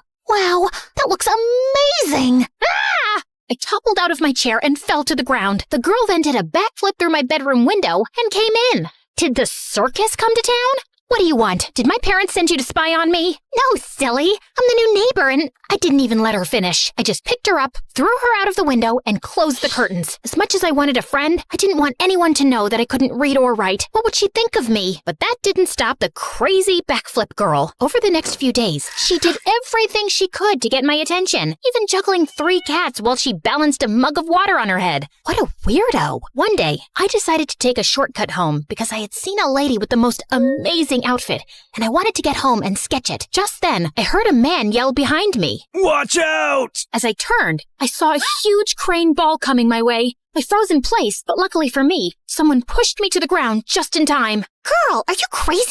This is a danger zone. Can't you read? Oh God, I was sweating like a bald man in spring. Can you read? I sighed heavily and shook my head. That's okay. I can't draw amazing fashion designs like you can. Let's go and grab some ice cream. My treat. While eating the ice cream, crazy backflip girl, Sophia, told me that she had moved next door with her parents and older brother Harrison. Also, that Harrison was a rotten egg and always got himself into trouble. She also told me that her father lost his job after his boss accused him of stealing money from his office and then blacklisted him so no one else would hire him, while her mother worked as a maid for some rich lady. I told her that my parents hated me and wouldn't even let me go to school while they treated Pedro like he was a prince. What do they think this is? The 16th century? No girl left behind. Woman power! Over the next few months, Sophia taught me how to read and write. She was a great teacher, and I was a quick learner. Sophia's mother even supplied me with her old drapes to practice my designs on. As much as I loved my bestie, there was a downside of being neighbors with Sophia. Harrison and Pedro became best friends, and they'd go out of their way to make mine and Sophia's life a living nightmare. So we stayed out of their way as much as possible. But then one evening, when I was coming home after getting groceries, I saw 2 guys push some guy to the ground and grab his keys. Hey, stop it! The guys looked around, and I was shook. Pedro? Harrison? Let's get out of here! They hopped into the car and sped off. Was Pedro crazy? That night, I cornered Pedro in his room. What the heck was that stunt you pulled today? What I do is none of your business. You're my younger brother. Of course it's my business. If you tell Mom and Dad anything, I'll tell them that Sophia has been tutoring you. I couldn't afford to lose Sophia's friendship, so I kept my mouth shut and kept a close eye on Pedro. I found out that he'd been failing his subjects in school, and he was missing classes to hang out with Harrison and his goons. I was so frustrated that I thought my head was going to explode. Maybe you should start a podcast to ease some of your frustration. Talk to strangers about my story? That'll be weird. Sometimes strangers make the best listeners. That night, Sophia helped me set up an anonymous podcast using her phone. I went by the name Raven, and it felt so good to get so many things off my chest. But what felt even better was reading the comments encouraging me to follow my dreams despite my parents' unfair treatment. They even encouraged me to open an online store and set up a GoFundMe to get started. And soon, my clothes were being sold faster than I could make them. Yeah, I set up a secret workshop in Sophia's basement where I worked at night. Over the next 2 years, it was a roller coaster. First, Harrison was arrested for pickpocketing, and his father shipped him off to the Navy. When he left, Pedro got 100 times worse, and he was even kicked out of school. And he continued to hang out with the wrong crowd, and my parents always made excuses for him. But my life was super awesome. I saved up enough money to get into the most prestigious fashion school in the country. The only thing left to do was to send in my application, which required me to create any design of my choice. You've got this, bestie. I'm rooting for you. Over the next 2 months, I worked endlessly to create the most beautiful ball gown known to man. I needed to get into this school. I had something to prove to myself. A few nights before the submission of my dress, while at Sophia's, I saw Pedro enter her parents' bedroom. I snuck up to the door and peeked through the crack. I watched in shock as Pedro was stuffing his pockets with jewelry. Pedro, what on earth are you doing? Pedro gave me one look and jumped through the window like a frog. Sophia and her parents had been too good to me to let Pedro get away with this. I ran home, but when I opened the door, the confrontation did an Uno reverse on me. Dad glared at me as he was holding a necklace in his hand. Camellia, why was this in your dresser? As if on cue, Pedro walked into the room to examine the necklace. Wait, isn't that Sophia's mother's? You should know, since you stole it. Pedro told us that he saw you take this. I didn't steal anything. It was Pedro. I just don't understand where we went wrong with you. Me? Pedro's the one who got kicked out of school. Genius my butt. We also found cash hidden under the floorboards. Where did you steal that from? I froze. How did they? My eyes met Pedro's, and an evil glint flashed over his eyes. That's my money. I earned it. Stop lying, Camellia! I think it's time to teach little Miss Fashionista a lesson that she will never forget. Pedro, bring the dress. Dress? What dress? The words stuck in my throat when I saw Pedro return with my submission dress. I watched in horror as Mom lit the fireplace and took the dress from Pedro. Mom, please, don't! You will learn your place in this family, Camellia. My mother threw my dress in the fireplace, and it lit up quicker than a barbecue on Independence Day. I tried to get it out, but Dad and Pedro held me back as I kicked and screamed. After a while, my dress was nothing but ashes. As an avalanche of tears ran down my face, I knew that my time in this family was up. I wanted to attack my parents and Pedro, but I decided to pack my bags and I went to Sophia's. That night, after bawling my eyes out, I did a live podcast and revealed to my listeners what I had just endured under the hands of my parents. This time, I used their real names. Yep, I was done being the nice guy. By the next morning, my parents were chased out of the neighborhood, and the rich lady Sophia's mom worked for pulled some strings, and she got me another submission date. Bestie, this dress is even better than the last one. I have to admit, I really did outdo myself. About 2 weeks later, I received a letter in the mail. Beads of sweat ran down my forehead. With trembling fingers, I opened the letter, and my jaw dropped. What does it say? I got accepted into the fashion school! Yes!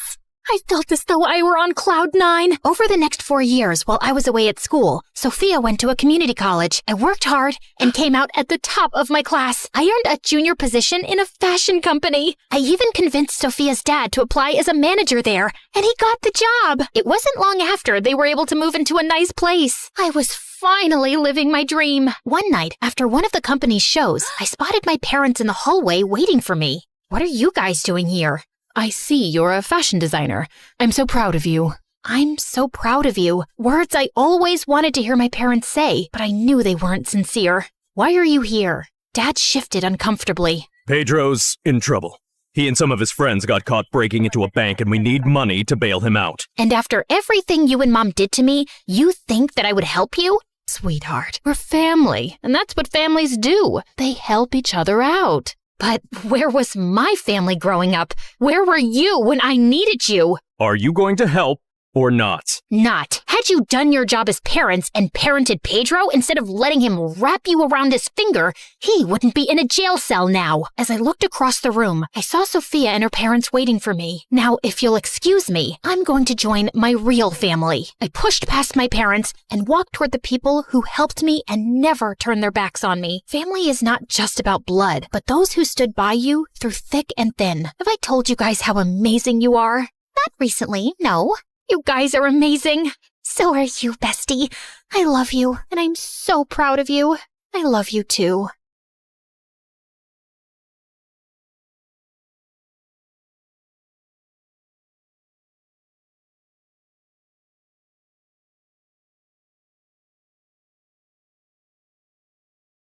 The sound of swords clashing gave me chills. Sparks were flying, literally, and my heart was racing with every swing.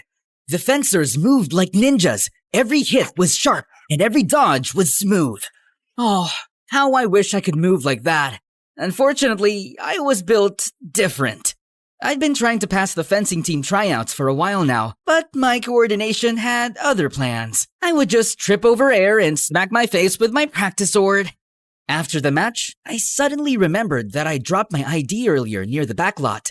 Completely distracted, I headed there while replaying every flawless fencing move in my head.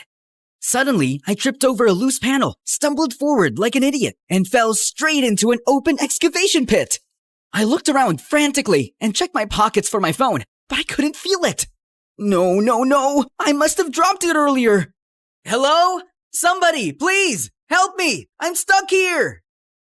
But there was only silence. Eventually, I gave up and slumped down, feeling totally defeated. I must have cried myself to sleep, because when I opened my eyes again, all I saw was total darkness.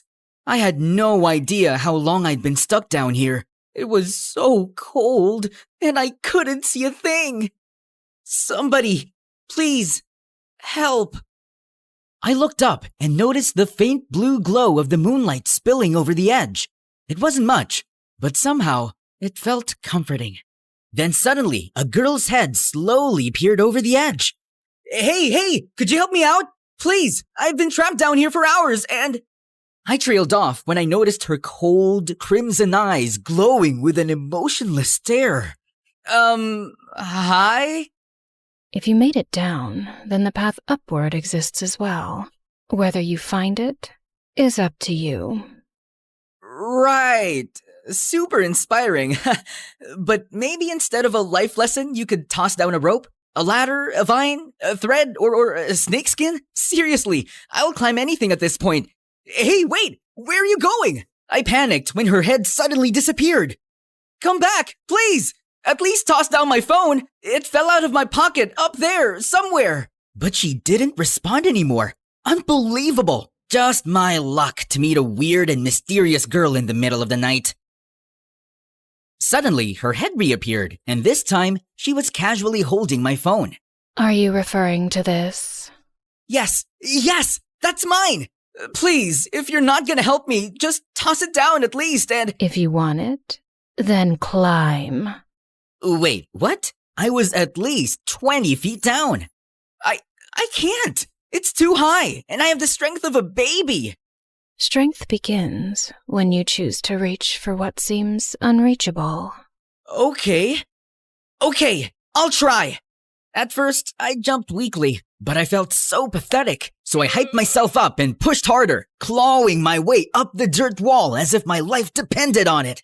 Finally, with one last desperate lunge, I jumped higher than I ever thought possible, scaling the wall like Spider freaking Man, and pulled myself over the top. Whoa! I did it? Wait, I actually did it! Somehow, this strange girl made me find strength I didn't even know I had. I stood up and finally faced my mysterious savior, her silver white hair standing out in the dim light. That was intense! Thanks for the motivation. What are you doing here at this hour, by the way? And what's your name? Then she turned to me, and my heart nearly stopped. Holy mother of hell! Up close, she didn't look real. She wasn't just beautiful. She was otherworldly. This is one of the many reasons I never wished to visit here. But oh well, I suppose I had no choice. What are you talking about? Where are you from? But she just ignored me and drifted off like a beautiful lantern. Hey, wait! Can you at least tell me your name? We turned a corner, and just like that, she was gone. I searched all over the school, but it was like she vanished into thin air. What if she was actually a ghost? The thought alone almost made me pee in my pants. I just kept thinking about her, even in class the next morning, and Belle must have noticed it. $1 billion for your thoughts? Huh? Oh, sorry, just spaced out. Belle had been my best friend since we were kids. We were next-door neighbors, survived high school together, and now we were in the same university, taking the same course like it was fate or something. Come on, buddy, spill it. What's got you daydreaming so hard? Well, yesterday I went back behind the school to look for my ID, and I met this mysterious girl. I was about to finish my story when the door suddenly burst open, and our professor finally arrived with a girl trailing behind. My jaw then dropped straight to the floor when I saw her familiar face. No freaking way! It was her! Class, this is Sky, a transfer student. She will be joining us today, so please, make her feel welcome. As expected, the other boys also lost their minds the second she walked in. They were practically drooling on their desks. Sky, do you have anything you'd like to say to the class before we start our lecture? I held my breath as she scanned the room like an emotionless queen. I have little to say to those I have yet to understand, but I'll observe, and perhaps learn something worth remembering. We were all dumbfounded by what she said. Believe it or not, but that's the girl I was just telling you about. I see. She seems interesting. Well, that was quite a speech, Sky. Thank you. You may take any empty seat you like. Without a word, she walked straight down the aisle and sat right next to me. Hey, it's me, from last night. You know, the guy in the hole? But she just stared straight ahead, like I didn't even exist. And when the lecture finally started, she was completely locked in, silent, still, eyes focused on the presentation like they were battle strategies or something. Seriously, who is this girl? And where did she even come from? Later that day, I dragged Belle to the announcement board to check out the newest fencing team updates. Just then, a calm, serious voice spoke behind me. How do I join this battle? I turned and nearly jumped out of my skin when I realized it was Sky. Man, her ethereal presence gave me goosebumps. Battle? You mean the tryouts? They're holding practice today, but you'll need to, sign up first, fill out some forms, maybe get a tetanus shot, probably wrestle with a few waivers, and... Where's the gym? She cut off Bella with a look that could end conversations in 46 different languages. We then pointed wordlessly down the hall, and she immediately walked away, like a warrior headed for her next conquest. Wait, girl, you can't just barge in. There's, a system. We followed her, and by the time we reached the gym, practice had already started. Sky walked in like she belonged there, and one of the senior members stepped forward. Can we help you? Who leads here? I guess that'd be me, captain of the team. She approached the rack and picked up one of the practice foils, turning it slowly in her hand. These weapons, they lack edge, but the balance is decent enough. Those are regulation practice foils, kind of the point. Then it will suffice. You here to try out, or...? I simply wish to test the limits of your strongest fighters, if you allow it. There was a moment of awkward silence before the captain spoke again. All right, mysterious transfer girl, let's see what you've got.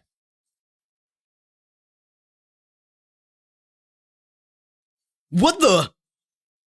Sky then turned to the rest of the team like nothing had happened. Next. 2 more stepped in, then 3, 4, 5, 10.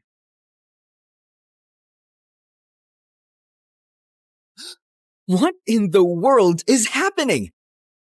Suddenly, the whole gym started to feel colder. She moved like water with a blade, fluid, graceful, but dangerous. She was tripping, dodging, disarming, absolutely destroying everyone in her path. And it was mesmerizing. Every movement purposeful, every dodge calculated. She never raised her voice, never taunted, just moved. Bella and I just stood there, frozen, totally speechless, after beating the final fencer with one clean move. Well, that was quite insufficient. And just like that, the entire gym went silent. Since then, some people started getting scared of her, while others just fell harder. Meanwhile, Belle started getting extra suspicious about her. It's really weird. She just waltzed in and wrecked everyone like she was brushing lint off her shoulder. I mean, maybe she's just really good? She is, but there's something off about her vibe. She might be hiding something, and I'm gonna find out what. Just because she looks like a Barbie doesn't mean she can't be that strong and skillful. She's literally so cool. You have a crush on her, don't you? What? No? I mean, she's really, really beautiful and... Whatever. It had been a while since she sulked like that, and it was cute. You better stay away from her from now on, okay? I think she's dangerous. I just nodded, but deep down, I wasn't scared of Sky at all. I was hooked. After that day, I started noticing her in every club and tournament. Polo, martial arts, taekwondo, even logic and strategy games. Anything competitive, anything that required skill. She joined and won every single time. But she never celebrated, never even smiled. It felt like watching a boss-level character trapped on beginner difficulty. Nothing here seemed to challenge her. One time during a swimming match, she moved through the water like it was part of her. Fluid, swift, unbothered. She was like a mermaid trained by the gods of war. No splash, no struggle, just pure, effortless power. Another time, I saw her watching a freshman student from the martial arts club, a shy girl who always kept to herself and stood in the back. Without a word, Sky walked over, gently adjusted the girl's stance, then stepped back and nodded once. The girl blinked, startled, then smiled like someone had finally seen her. Sky didn't say anything else. She just returned to her corner and resumed her own training. But that one gesture said everything. She wasn't just strong, she inspired strength in others. Who really are you, girl? One day, Belle came up to me and slapped a notebook on the table. It's time to put on our detective hats. We follow her, subtly. Define subtly. These. Midnight Stealth Tint, limited edition. Put them on. You are not serious. I've never been more serious in my life, Eli. And just like that, we became Sky's personal shadows. Day one, Sky walked into the abandoned art wing and never came out. We waited for 53 minutes and found no exits, just a clay sculpture of what I think was a horse or maybe a giant oven. Day two, she went to an aquarium and underwater zoo and had a staring contest with the sea creatures for 2 freaking hours as if they were besties or enemies. Day 3, we caught her standing under a flickering hallway light for a full 5 minutes, unmoving. She was just staring into the corner. She's talking to the shadows. She's just probably checking that wall paint. Or maybe she's possessed? Wait, what if she's a spy? Oh, a vampire. She's totally a vampire. Eli, this is serious.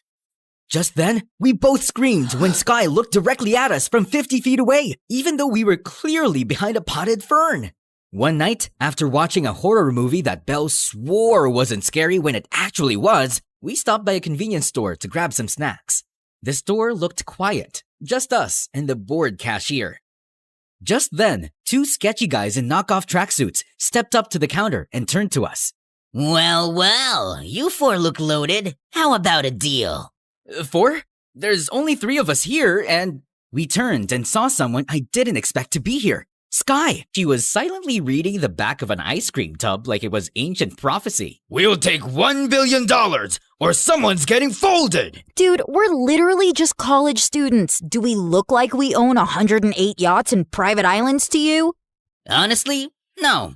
But I don't care. Just hand over everything you've got. He then shoved me straight into a shelf of ramen, and I almost passed out. Touch him again, and I swear I'll make you cry like a little boy who dropped his ice cream on a poop. But the jerk just laughed at Belle and grabbed her arm. Before I could even get up to stop him, the light started flickering, and the air suddenly got colder. Sky suddenly stepped in and grabbed the goon's wrist, twisted it with a crack, and yeeted him into a snack shelf so hard he passed out on impact. She then turned to Belle like nothing had happened. Are you hurt? I think I'm in love? She just nodded once, turned, and started walking out. But just as we thought it was over, the other jerk stumbled outside and somehow got into a freaking bulldozer. I'm taking down this whole store and taking you broken, useless college kids with it! Belle and I panicked, but Sky just calmly stepped forward and grabbed the front of the bulldozer like it was a freaking shopping cart. Then, without a word, she lifted it, and yeeted the entire machine into a glowing thing that appeared out of thin air. Gone, just like that. What the? Belle, did you see that? But Belle was already out cold on the floor, straight up passed out from disbelief. I couldn't stop replaying it in my head later that night. Sky was literally out of this world. Like, she lifted a bulldozer. Who does that? But what bothered me more was me. I couldn't even stay on my feet long enough to protect Belle. The next day, I saw this tiny scratch on her forehead, and my stomach flipped. I was such a loser. All I did was stand there and breathe dramatically. It was sunset when I wandered to the back of the school to get some air, and I was surprised to see Sky just standing there, perfectly still, half in shadow like she was about to disappear through the crack in the earth. Hey, you saved us last night! You were like a superhero! Seriously, why are you even that strong? Belle could have seriously gotten hurt, and I couldn't even help her. I panicked, and you showed up like a force of nature, coming like a hurricane. Apparently, she had no plans to speak, so I finally gave up. Anyway, I just wanted to say thanks, and sorry for being totally weak and useless. And that was when she finally looked at me. You carry too much shame for someone who stood up. That is more than most would do. But it wasn't enough. Strength isn't always loud or immediate. Sometimes it begins when you decide to stop running. I didn't know what to say. Her words just echoed in my head. If you still wish to change, then follow me. I just found myself following her like a clueless puppy as she led me behind the trees until we stopped at a tall brick wall. Then, with a flick of her wrist, she summoned this glowing thing again. A strange, shimmering light pulsed in the air like it was alive. I must be dreaming right now. What's happening? What is that? She then stepped through it like it was nothing, and without thinking, I followed. Suddenly, I was standing in a massive, dimly lit space. Blades lined with the walls, swords, spears, weapons I couldn't even name. Let's begin.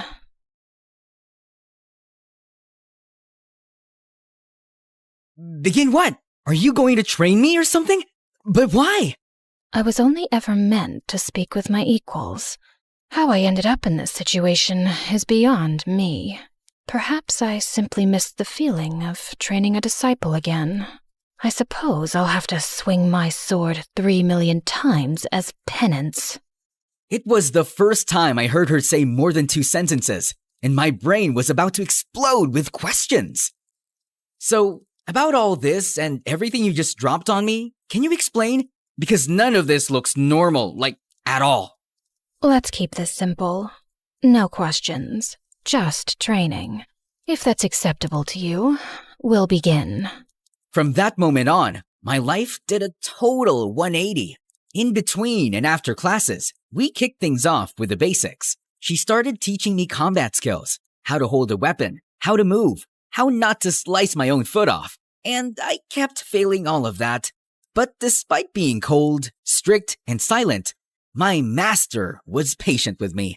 Soon, we moved on to one-on-one fights. She fought me with one hand and still destroyed me every single time, like she was swatting away a fly. One time, I arrived a little earlier than usual. The portal buzzed softly as I stepped through, but something was different. Sky was already there. She was waiting. She was training alone, focused and unshaken. With a sword in hand, she moved through a relentless series of drills. Strike, spin, parry, recover, over and over. Not a single break. Only 2,972,000 left. I froze. She wasn't counting victories. She was counting some kind of punishment.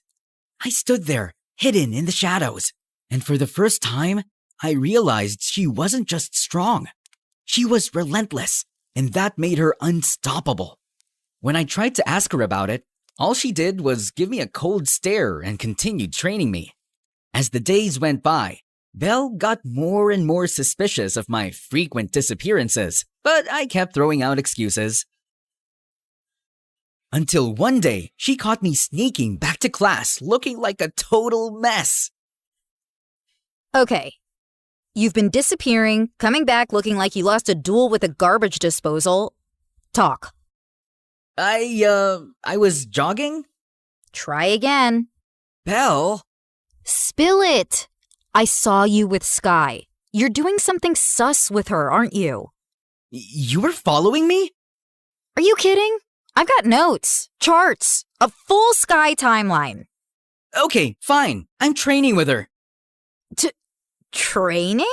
For what? Is this like fencing?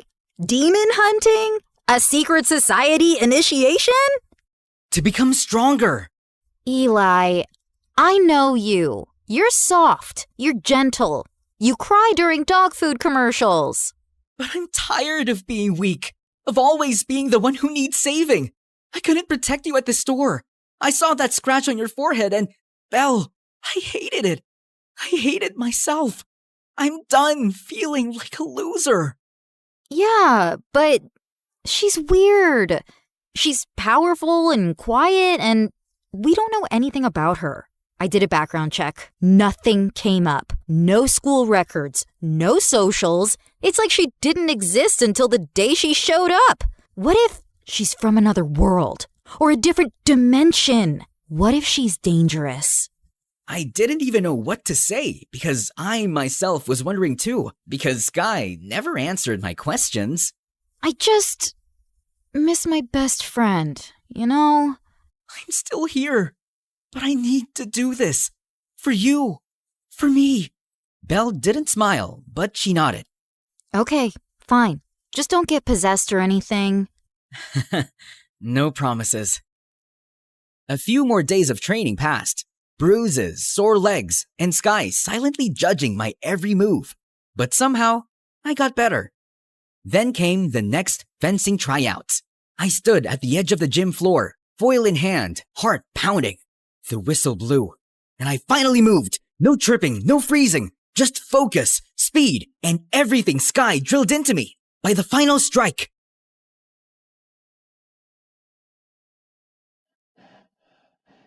the scoreboard lit up with my name at the top. I passed. I actually passed this time. Finally! The seniors clapped me on the back. Who trained you, man?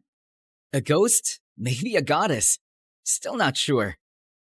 I left the gym feeling like a superhero with only one thought in mind. I needed to tell Sky about this, so I ran straight to the portal. But when I stepped through, she wasn't there. The room was empty. I looked for her everywhere, but there were no traces of her. She hadn't shown up in days, and it was driving me crazy. Then one night, just as I was about to sleep, I suddenly felt that familiar chill in the air. I found myself walking to my balcony, as if something is calling me.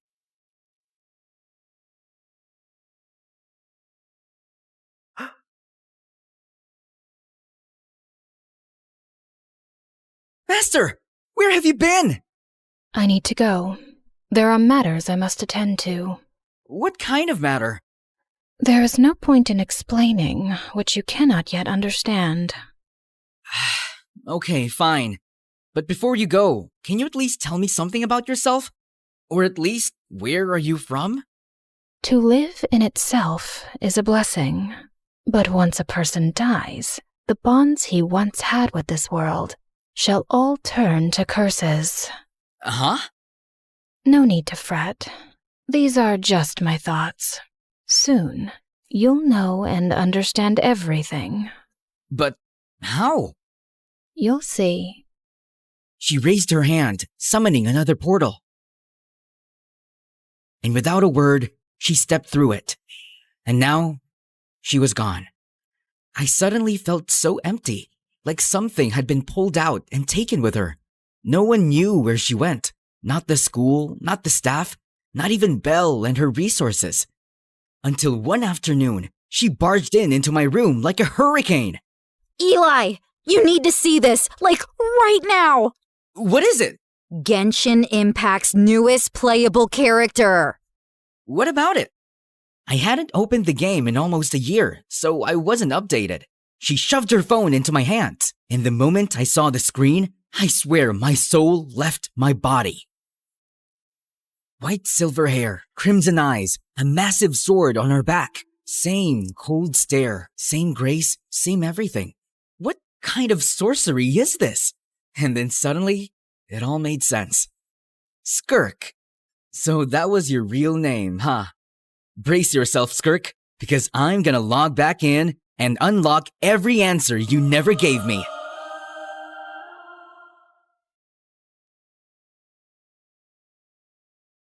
The next chapter of Genshin Impact is here, and it's bigger than ever. Step into Teyvat, a world where 7 elemental powers surge in this open-world RPG game, playable on mobile, PC, PlayStation, and Xbox. In version 5.7, Skirk, the formidable cryo sword user who commands the cosmos' darkest energies, finally joins the game. She's Child's former mentor and master of abyssal power. Also featured are Shenhe and Dahlia, a new 4-star Hydro support from Mondstadt, Mavwika, the Pyroarchon, and the mysterious Emily. Version 5.7 update will have exciting new quests and brand new permanent combat mode. The Traveler will continue to explore Natlan alongside Dainsleif, looking for the sibling while the abyssal incursion on Natlan unfolds.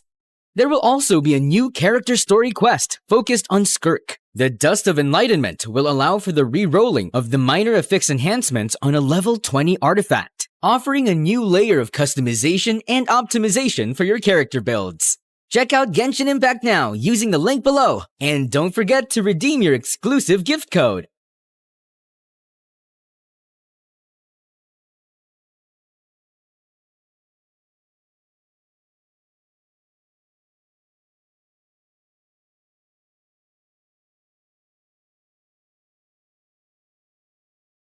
Hi, my name's Lucy, and I really don't like to be the center of attention. Until I decided to make myself the center of the whole world's attention, and now my life is totally destroyed.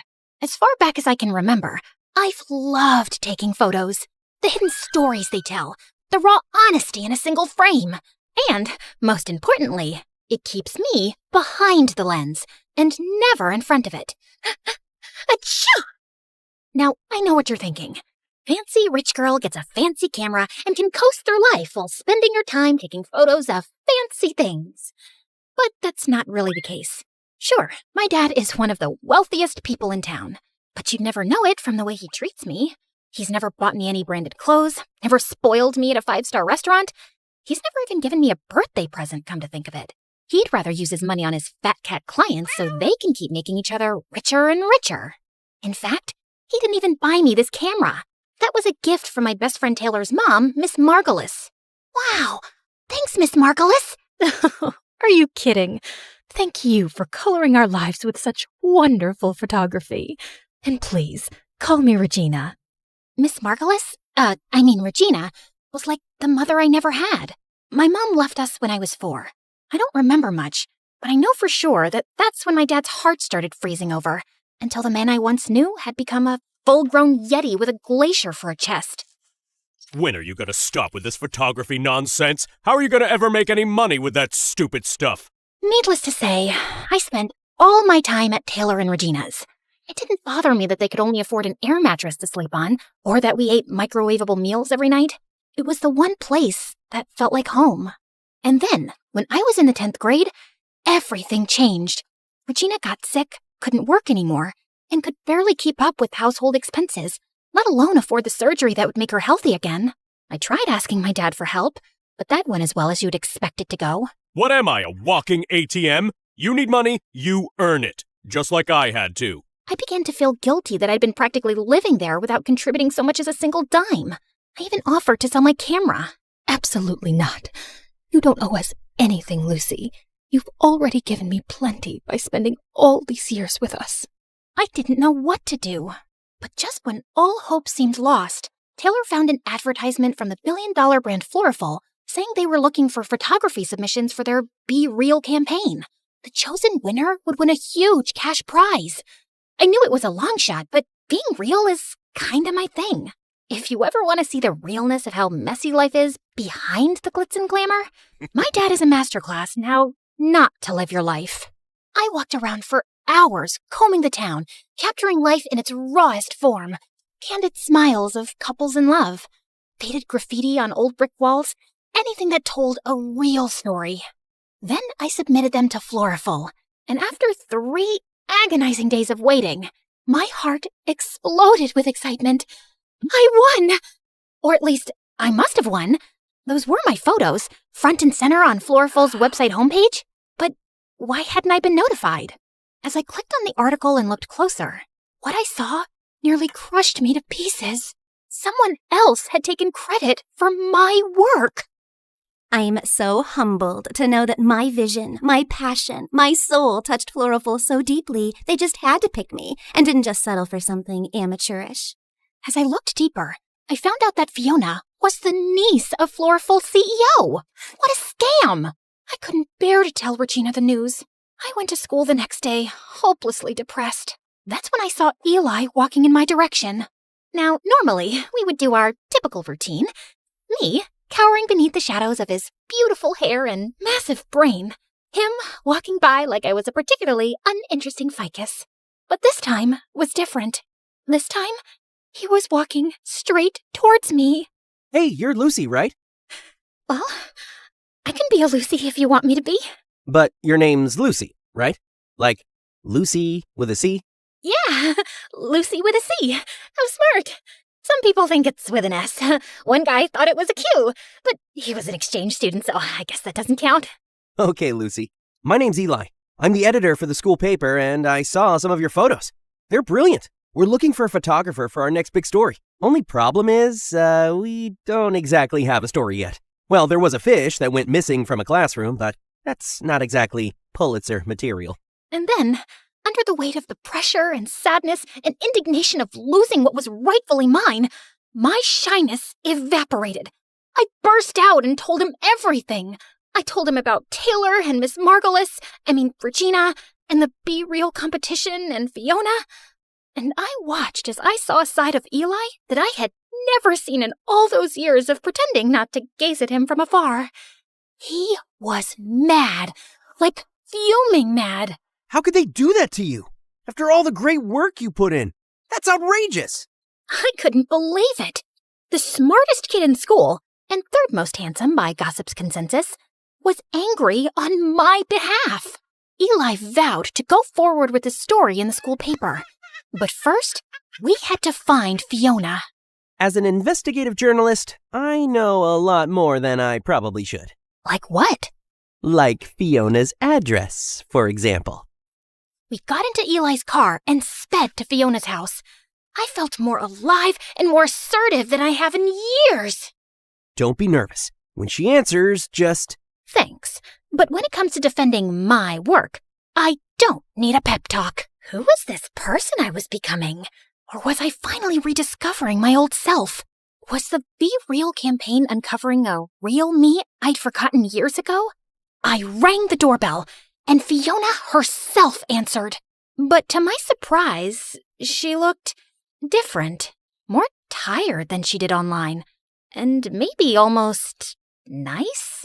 At that moment, all my previous confidence shriveled up like an overexposed photo left out in the sun. Hey, can I help you? Fiona. It is Fiona, right? Of course it's Fiona. After all, this is Fiona's house. What were we here for again? I'm Eli Bellinger. I'm with the Northwood Times. We're here to ask you some questions. Oh, right. Okay, well... Fiona, don't slouch and fix your hair. You look tired. What have I told you about answering the door like some intern? And suddenly, everything about her changed. She began to morph into every it girl that ever terrorized me at school, like a werewolf at full moon. I don't have time for this. But Eli, here's my number. Call me if you want to interview someone who doesn't need a pep talk to ring a doorbell. No offense. This witch! First she takes my work, now she tries to take my friend, I guess? I couldn't contain myself anymore. My name is Lucy, and you stole my photos to win the Florful competition. Excuse me? Your photos? Please. In case you weren't aware, I graduated as the top portfolio pick at the Willow Ridge Visual Arts Academy, won 2 regional youth photography awards, and got featured on the front page of Shutterscene's Next Gen Visionaries issue. But sure, let's pretend I needed to steal your pictures. Now, why don't you make it like the Florful campaign says and get real? Call me Eli. I didn't know what was worse, having my hard work plundered or being brutally embarrassed in front of Eli. The drive home started off silent, but just as I was wondering what could possibly be going through Eli's mind, he said the perfect thing. We should get pizza. He took me to my favorite pizza joint, the same spot I would go to with Regina and Taylor every Tuesday. And as we started having our first real conversation, I realized we actually had a lot in common. All these years, I had been avoiding him out of fear, when in reality, he was one of the easiest people to talk to. He also had problems with his father, who got scammed by a rich con man when Eli was little. Now his dad only showed up to his house every couple of years to ask his mom for money. 2 broken homes, and a basket of garlic knots holding us together. That's why I can't stand people like Fiona. Just another snobby rich kid feeding off of people like us who really need the money. You know what I mean? Yep. Unlike her, just 2 humble peasants. Gotta go harvest some potatoes after algebra. Makes me mad just thinking of her. Yeah, she's like a squirrel with a credit card. What? I don't know. It made sense in my head. And he even found me funny. After Eli dropped me off at Regina and Taylor's, the weight of my reality crashed back down on me. I barely slept through the night. I just kept refreshing Florful's homepage over and over again. I even began to doubt whether those photos really were mine. The next morning, I sulked into the kitchen, totally dejected. But that's when I saw Regina cheerily making us her special secret pancake recipe. And I remembered, this wasn't about me or Fiona at all. This was about Regina and her health. And if she could put together a smile and trudge forward every day, so could I. So later that day, I marched right up to Eli. I didn't even care that other people were looking at me.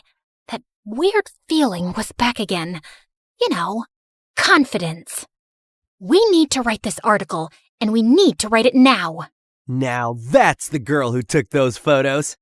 We spent the entire day secretly messaging each other bits and pieces of the article back and forth while pretending to pay attention in class. I scribbled a note to Eli as fast as I could. We need a stronger ending. Fiona's gonna wriggle out if we're too polite. Eli read it, and then, like the true nerd he is, pulled out a pen. First, he actually corrected my grammar. Then, just for extra spice, he scribbled a note above the word polite. Polite? Weak sauce. We're going full spicy. I blinked at it. This boy had literally proofread my panic scribble in the middle of algebra. And he was proud of it, too. I bit my lip to keep from laughing, grabbed my pen, and drew the dumbest, soggiest-looking noodle you've ever seen, right next to his weak sauce edit. The teacher noticed the note passing. Lucy, is there something you'd like to share with the class? Just gratitude, Mr. Barnes, for algebra. Eli barely held back a snort. The teacher gave us the side-eye, but moved on. Sure, it was just the school newspaper, but Eli was good. Some of his articles had gone viral in the past. He even served as a TV correspondent once on the news. Later that week, I found Dad in his office, buried in spreadsheets as usual. Hey, Dad, do you have a minute? I have 30 seconds. I got a meeting. I hesitated, then held out one of my photos, The one Regina said looked like hope. Maybe, just maybe, my photographs could help sway him. I thought this one turned out well. He gave it a glance for maybe a second. Still wasting time with that camera, I see. It's not a waste. I actually won. Well, I almost won this contest, but... You want to play artist? Fine, but don't come crying when the real world eats you alive. I swallowed hard. But Regina's really sick, and I was wondering if maybe... Still not my problem. But she's practically family. All heart, no sense. Just like your mother. The doorbell rang for my dad's meeting, and at first I was relieved to get out of this conversation, until I saw who it was. You must be Eli. OMG, is that Eli? You're a lot younger than I expected. Let's just get this over with. My dad went into the conservatory, and just as I tried to hide behind one of the statues in our foyer... Lucy? Eli! Hey! What are you doing here? What are you doing here? I work here. May I take your jacket, by the way? Oh, man. You have to work for this guy? I'm sorry to hear that. But don't worry. I'm about to write the most scathing expose on him. I forced a laugh and led him to the conservatory, my heart pounding so hard I thought it might echo off the marble. Would you like a refreshment before your meeting, sir? Sure. Orange juice? I darted toward the kitchen, which I'm usually not even allowed to go into, and grabbed a tray of orange juice, much to the horror of our housekeepers. I balanced the tray for dear life, and just as I arrived in the conservatory, the housekeeper burst through the door. Ma'am, please don't. Your dad would kill me if he saw you doing this. My dad, the cook?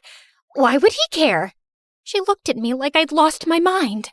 And then I did exactly what I was trying so hard not to do. I tripped and spilled the juice all over my dad's favorite antique rug. To my dad, this was a nightmare. To Eli, it was a bright, sticky confession.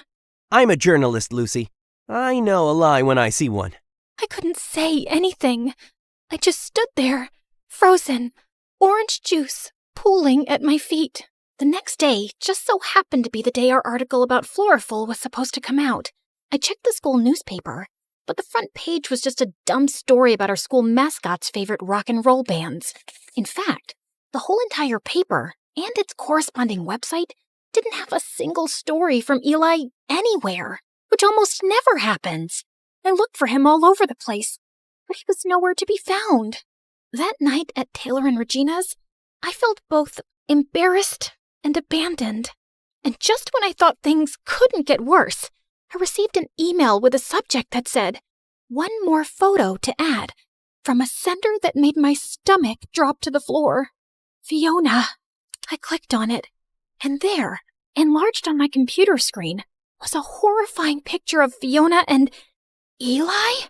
And she had her arm around him? I couldn't make up my mind about whether to throw up on the screen or smash my computer to pieces.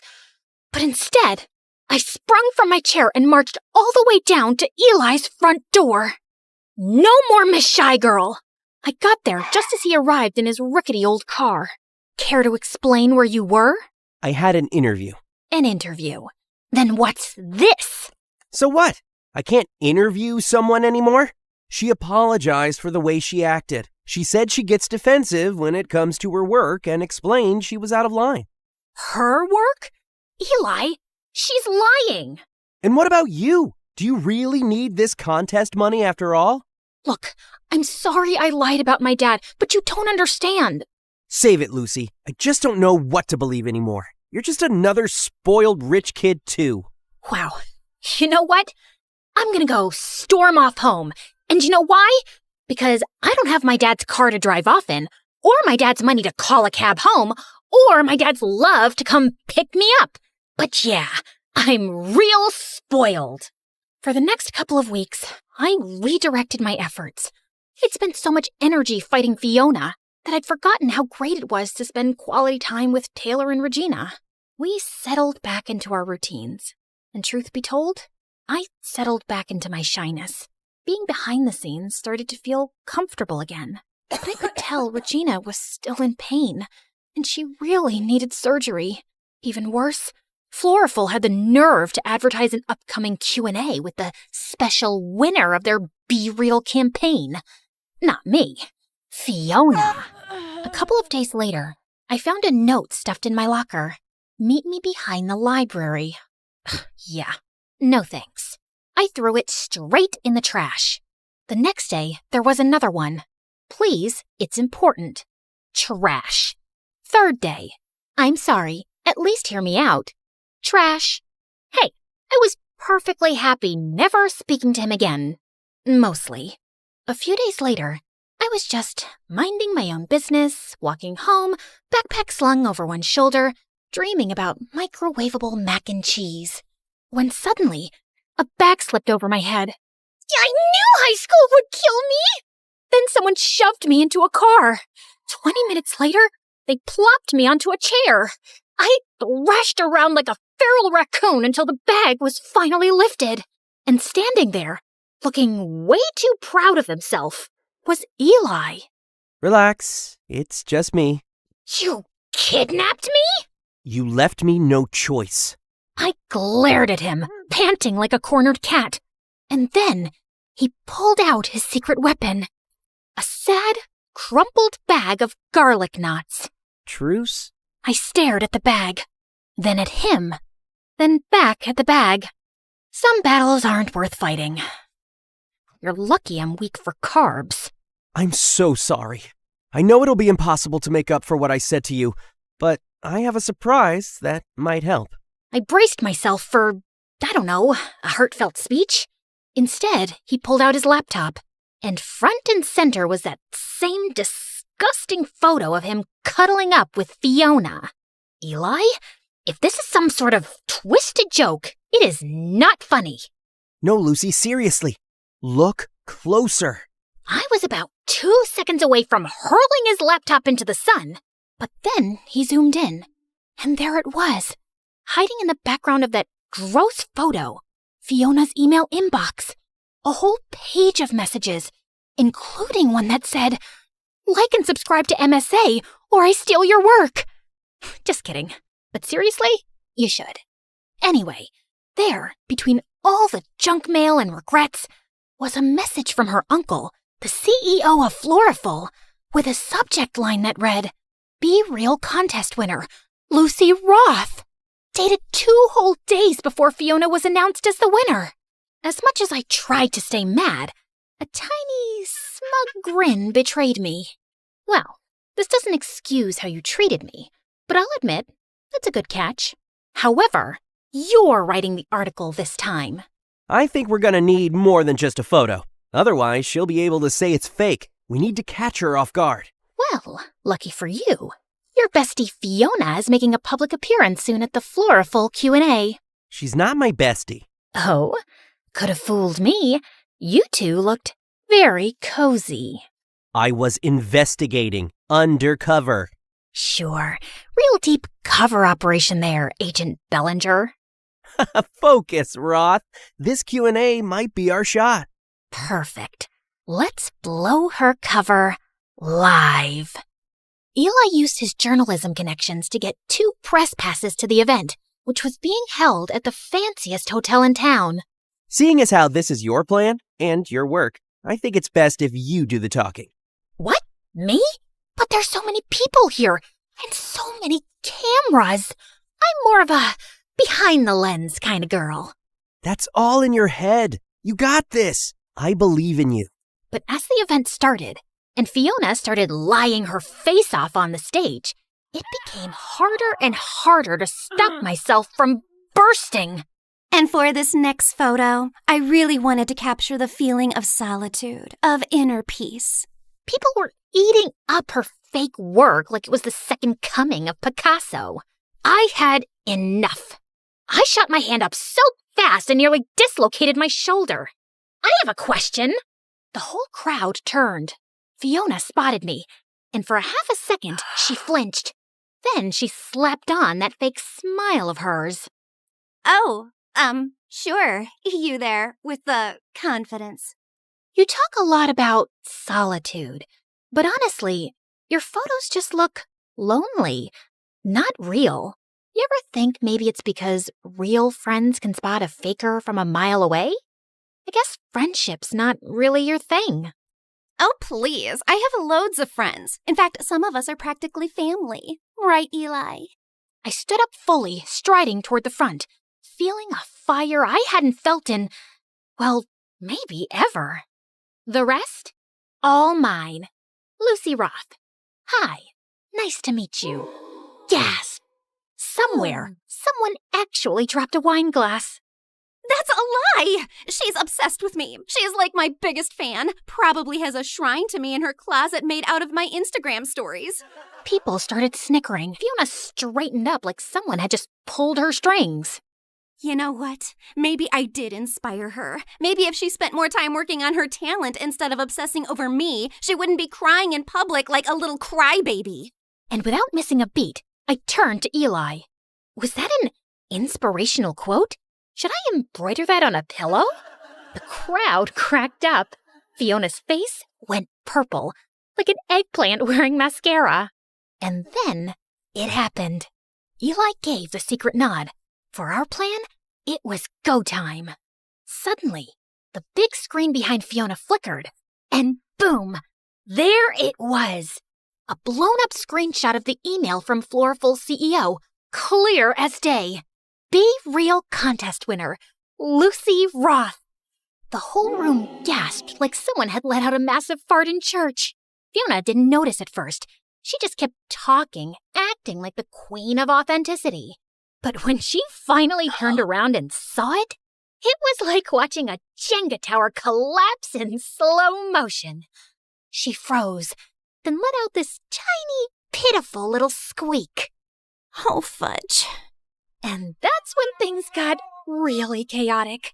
Her dad practically launched himself onto the stage, flailing like a businessman who had just lost a deal. That's a fake! Security! Remove her! I barely had time to panic before a squad of security guards came barreling toward me like I was some kind of criminal mastermind. I braced myself to get dragged out by my hair. But then, Fiona absolutely lost it. Stop! And when I say the whole room froze, I mean like a Disney movie where time just stops. Fiona stood there, shaking like a soda bottle about to explode, and croaked out, She's right. I stole the photos, okay? I stole them because I just wanted my dad to finally look at me the way he looks at his stupid golf trophies. I swear you could hear a pin drop. Even the security guards looked awkward. Then, and I'm not making this up, Fiona grabbed the Be Real trophy off the podium and shoved it into my hands like it was a hot potato. You're more real than I'll ever be. And then she ran off stage, sobbing into her overpriced designer scarf, with her dad stumbling behind her, yelling something about lawsuits and PR disasters. Meanwhile, I just stood there, on stage, holding the trophy. And for once, I didn't feel like hiding behind a lens. I stood tall. Cameras flashed. People clapped. And somehow, in the middle of all that chaos, I finally felt seen. By the next day, the story wasn't just in our school newspaper. It was everywhere. Suddenly, I wasn't the girl behind the lens anymore. Floraful's CEO scrambled to fix the mess, even doubling the cash prize. It was enough to pay for Regina's surgery, and maybe open a few new doors for me too. I got a scholarship to the Bernbart Journalism Institute. I was thinking you could, maybe you could apply too? Because, every writer needs a good photographer, right? When I got home, the last thing I expected to see was the school newspaper framed on my dad's desk, next to a cup of cold coffee and a spreadsheet, like it had always belonged there. That one, that's your photo, right? Yeah. He nodded, like he didn't trust his own voice.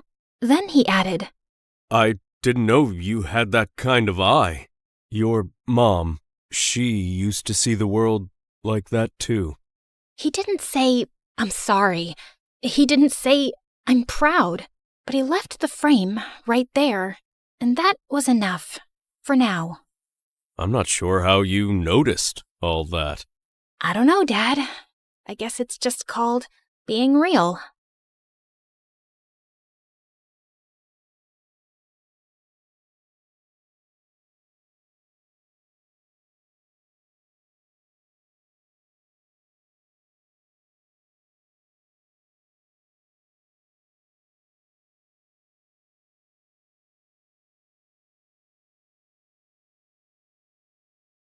Hi, I'm Marie.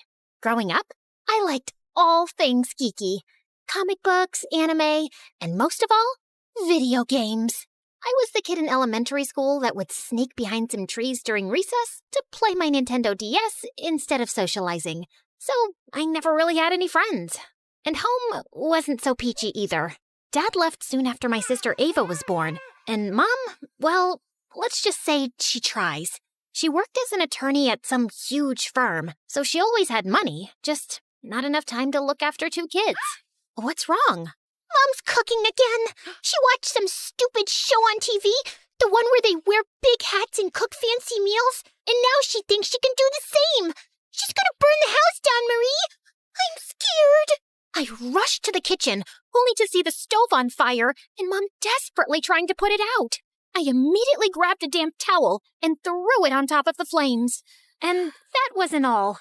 Once, Mom tried fixing an exposed wire and ended up short-circuiting the entire house. Another time, she decided to grow her own vegetables. But a month later, she quit. And now we have a half-dug garden that turns into a swampy mud pit every time it rains. At least if you guys like and subscribe to MSA, it'll make all this a little more worth it. I always had to be the adult around at home, and basically brought up Ava all by myself. But even though my real life wasn't very cool, I kicked butt in the online realm. Video games were my thing, and no one could beat me at that. Except Hero. The first time we met was on the first day of high school. He was new, and the teacher asked me to help him catch up. And I quickly found out that, just like me, Hero loved video games. His mom didn't make a lot, so he was always jumping from one part-time job to another. And it was his dream to become a world-famous gamer. Slowly, we became friends. And every weekend I'd invite him over and we'd go bonkers on my gaming system. Easy peasy, lemon squeezy. I'm the winner. You're just lazy. That's not even a phrase. But you get the point, right? So yeah, having Hero around was fun, and I was glad to finally have a friend. But then I turned 18 and things kind of glitched. Hero and I had planned on checking out this new game store in town, and I was waiting for him at school, but he never showed up. I even tried to sell, but he didn't answer, and his social media accounts were gone. He disappeared without a trace, and as weird as it was, I decided to stop chasing after him and move on. I threw myself into my studies, topped my class, and got into a good college. With Ava in high school now, I figured she could handle herself, and I could finally get a fresh start away from home. Then one night, I was in my dorm playing video games when I got stuck on this one particular level. After my 5th attempt, I was ready to throw my controller out the window when I heard someone behind me. Need a hand? I turned around and found myself looking up at Adam, a senior, and easily the most charming guy on campus. What are you doing in my room? Just came by to say hi to a friend down the hall. And then I saw you struggling, so I figured I'd stop and help. I appreciate your not-so-called-for help, but hey! Adam had snatched the controller from my hands and started pressing buttons like a pro. Within minutes, he'd cleared the level like it was nothing. The trick is all in the NPC interactions. They each have coded movement loops that line up with the mission objectives. You pick up on those patterns, follow the right ones, and they practically guide you to the finish line. Of course I knew that. I was just trying to improve my timing. Right. You know, my friends and I are playing at the video game arcade tomorrow. You could join us if you want. Thanks, but I like to play alone. Suit yourself. But just in case you change your mind... And he wrote his number on my desk and left. I tried to shake off his offer, but then I thought it had been a while since I was playing solo and maybe teaming up with others wouldn't be so bad. So, the next day I called him and he sent me the address. I expected it would be a casual gaming session with a few friends, but I was stunned to see that it was a massive gaming tournament. Hundreds of gamers sat around, dead serious, fingers flying over controllers, and eyes glued to screens. Just then, Adam spotted me and ran over. Hey, perfect timing. You're playing with me. I nodded and took a seat next to him. And together, we breezed through every challenge. The games were tough, but our sync was on point. And by the end of the tournament, Adam and I were on top of the leaderboard. That was incredible. I knew you had skills, but this is next level. I couldn't even tell it was our first time playing together. You know what?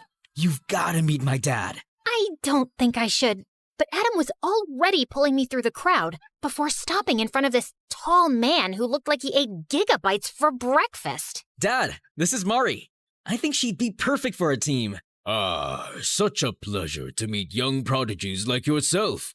Tell me, Maria, has the world of digital gaming always intrigued you? It's Marie. I know, but I prefer Maria. It has a certain melody to it, like the soft patter of keys under one's finger in the heat of play.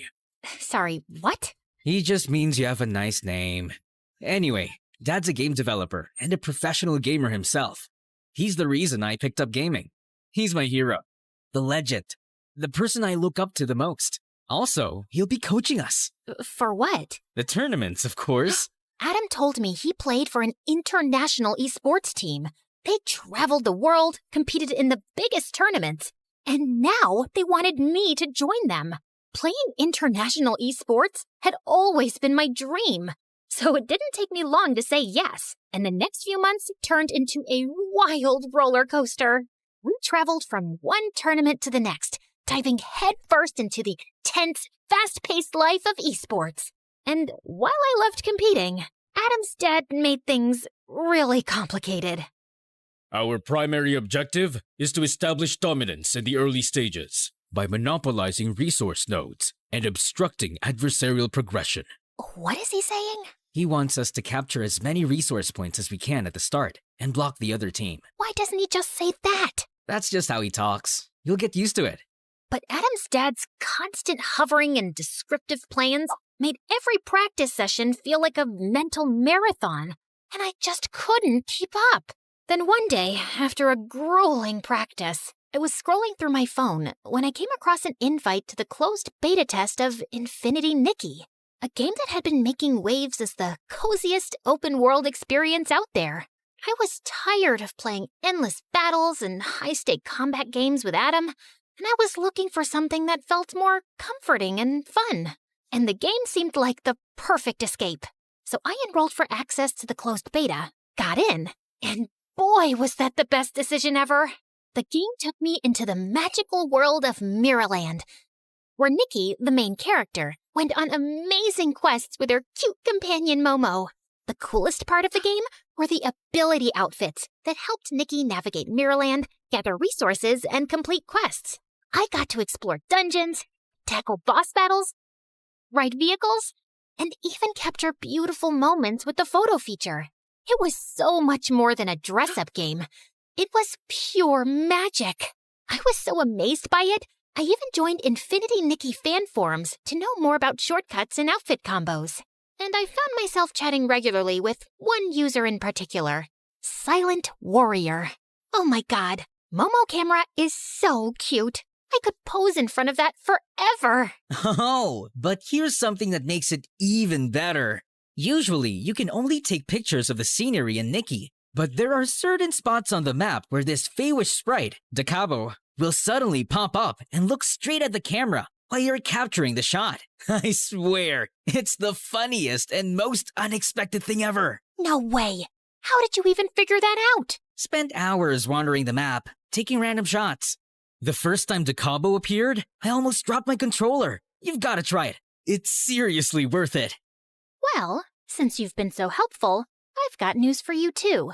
December 6th is actually Nikki's birthday, and to celebrate that special day, all Infinity Nikki players will be getting this stunning new dress called Starlit Celebration, absolutely free of charge.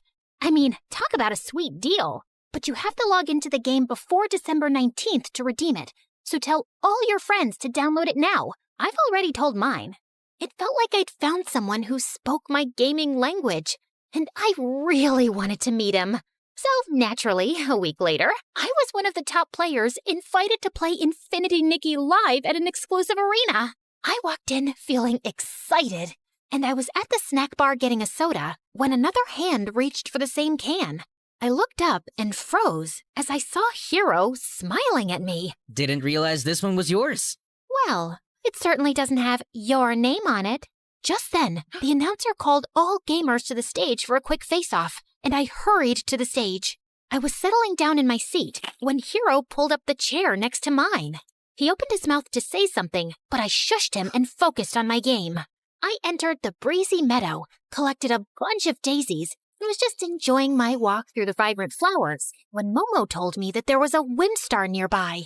So I hurried through the meadow, collected the Whimstar, and upgraded to a new outfit. Wow, you're still as good as I remember. Oh, so you do remember me. I thought the way you vanished, you probably forgot all about me. Okay, yes, I deserve that. But I had a reason for leaving so suddenly, Mari. That's when Hero told me that his mom had lost her job, and since they lived in her employer's house, they had to pack up and move to a new town, almost overnight. You could have dropped a text, at least. I just couldn't find the time to. I had to pick up jobs to help Mom out, until I figured out a way to make money through gaming. You have no idea how many times I thought about calling you, but I just didn't know what to say.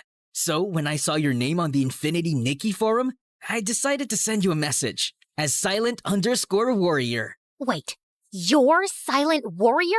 So you took me for a fool not once, but twice? That feels good.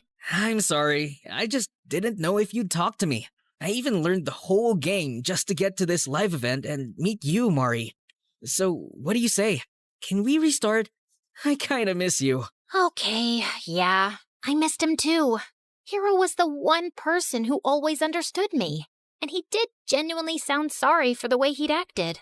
So I agreed, and we reconnected.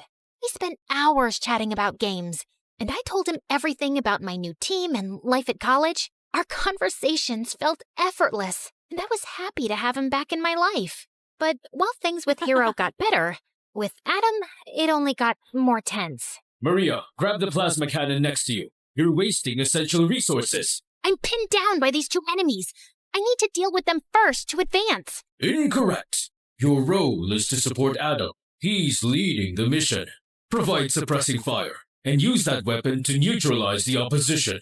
But if I expose myself, I'll get eliminated. Then strategize smarter. Honestly, you're making me question your tactical skills. Did we make a mistake by bringing you onto the team, Maria? Oh, I don't know, sire. Maybe you did. So why don't you go ahead and find someone who's better than me and can understand what you're actually talking about? And yeah, for the record, my name is Marie. And I just threw the controller down and walked out. And seconds later, Adam followed. How dare you talk to my dad like that? He's constantly breathing down my neck, Adam. It's annoying. He just wants you to do better. And honestly, Mari, you could use a little extra practice. Dad doesn't think you're ready for the tournament, and he might be right. Your dad thinks no one is ever ready. And every time I talk to him, I feel like I'm in the middle of a test I didn't prepare for. I don't think I can play like this. And before Adam could get out another word, I flung my bag over my shoulder and left. I was so distracted that evening, I could barely focus on my game with Hero. I had to jump through some glowing hoops in a sequence before the time ended, and I just couldn't keep up. Hero immediately understood something was off and asked me what happened. And I told him everything. Why are you even with them if they don't value your skills? It's not all bad. The rest of the guys on the team are great, and Adam's a bit edgy, but he's a good player. It's his dad who gives me the ick. My mom's a saint compared to him. At least she never trash-talked me the way he does. Mari, you're a great player. And from what you're telling me, this Adam sounds like a jerk. I think you should just quit and play with me instead. We're good. I just laughed at Hiro's suggestion. He was clearly joking. There's no way he'd actually expect me to quit my team at the last minute. Although, I'll admit, the idea was kind of tempting, considering how Adam being on the team was seriously getting on my nerves lately. Later, I ended up talking to my sister Ava about it, and the next day, she and Mom showed up at my dorm with dinner to cheer me up. I was struggling through the lasagna Mom made when suddenly there was a knock at the door. Hiro? What are you doing here? Okay, don't freak out. But I kind of put our names down together for the tournament tomorrow. What? Why? Because your team sucks, Mari. Adam and his dad are dragging you down, and it's obvious you're not happy. But playing Infinity Nikki with you these past few days made me realize how amazing we are together. If we team up, we actually have a chance of winning. And I found out from my sources, and the prize money on this tournament is insane. Hiro, Planning to ditch me at the last minute? I saw Adam standing behind Hiro with a hard expression on his face. You're taking this the wrong way. Oh, am I? Wasn't he just telling you to leave us and join him? My dad gave you the opportunity to be a great gamer, and you tossed that aside to play Infinity Nikki with him? It's that same dress-up game you keep raving about, right? It's more than a dress-up game, Adam. It teaches you about friendship, care, and warmth. And it tests your skills and presence of mind. You have to strategize your way through each puzzle. It's not easy. Sounds like a pretty easy game to me. Really? Then why don't you and I go head-to-head? First one to complete his quest wins. And Mari joins the winner's team. That's the stupidest thing I've ever heard. Why? Scared I'll kick his butt? We'll see about that. But the food's getting cold. Believe me, Mom, no one wants to eat that. And this is way too entertaining. Adam shoved me aside and took over my gaming system while Hiro pulled out his laptop. And they both dove into the game. Hiro skillfully switched between Nikki's ability outfits, jumping between platforms with precise timing. The puzzles were tough. Rotating tiles that moved unpredictably, hidden traps waiting to catch him off guard, narrow pathways requiring precision, and lasers that could slice through in an instant. But Hiro kept his pace steady. Adam, on the other hand, was clearly struggling. The caged greed towered over him, and he just couldn't figure out how to break through its defenses. While Hiro completed his challenges with absolute ease. This is not fair. I was just getting the hang of the game. Besides, you already knew the shortcuts and how to switch between the ability outfits. Fine. Then how about we do a dress-up contest? Mari can rate which dress combo looks nicer. Does that sound fair to you? Huh. I breathe fashion. Bring it on. The combat started, and just like before, Hiro nailed this one too. He carefully curated a stunning look. A bright yellow playsuit called the Sunny Agenda, paired with a set of elegant stockings and white high-top sneakers. He finished the outfit with a sleek ponytail and the sweetest headband, creating a perfectly coordinated ensemble. I was just watching him work in awe when Adam jumped up. That's how you do it, baby! Adam, why have you paired the red shimmery gown with the green shimmer jacket? And what's up with these blue glitter stockings? So, it's all glitter, and I know girls like glitter a lot. Yeah, if you're 5 and dressing up your doll, your outfit has no synchrony, Adam. Everything looks great individually, but together, it looks like Nikki fell into a pool of glitter. It doesn't make any sense. And that's why I vote for Hiro. Hiro smiled at me proudly, and I was about to shake hands with him when Adam jumped in between. You're a cheat. Obviously, you'll vote for Hiro because you like him. Hiro won because he's good, and he genuinely made an effort to learn the game. Yeah, right, liar. What's your problem, dude? I beat you in 2 games straight, and you're still crying like a baby. Be a man and just admit you suck. What did you just say to me? And with that, Adam launched himself at Hiro, grabbed his laptop, and threw it across the room. Hiro lost his mind, swung back, and the two of them got into a fight. I tried to stop them, but they kept swinging at each other. And then Hiro pushed Adam, and he went flying into the table with all the food. Oh my god, I made that with my own 2 hands. It took me hours to get the flavor on point. And somehow it still sucked. What did you just say to me? Ah! Shut it! All of you! What is wrong with y'all? And Mom, I love you, and I'm happy you're here. But you've got to stop cooking. As for you two, I'm not teaming up with either of you. I've decided to go solo. What? Oh, don't look surprised, Adam. After the way you and your dad have pushed us around, it's a miracle I stayed as long as I did. But I'm a gamer with ethics, so I stuck it out for my team when it mattered. And Hero, these past few days have been fun, but you can't just show up and expect me to jump on your team. You didn't even know about this tournament until I mentioned it. And now you want to participate for the prize money? I get that it's a big opportunity, but I can't make decisions like that on a whim. Maybe someday we'll team up again, but for now, I need to do this my own way. And I totally respect your decision. I don't. It's a stupid decision, and I'm not letting you get away that easily. Adam grabbed my hand, but I twisted his arm around in one swift motion, and he winced in pain. Guess I picked up a thing or two from your so-called combat games. Maybe you could learn a little something from Infinity Nikki and handle defeat with a little grace, instead of throwing a tantrum every time things don't go your way. Wait till my dad hears about this. You and your dad can both eat slugs for all I care. Now get out and don't come back. Adam left that night, but I knew he wasn't going to stay quiet. Not that I cared. I'd already made up my mind to pull my name from that stupid tournament. I didn't want to be part of something that sucked the joy out of the one thing I loved.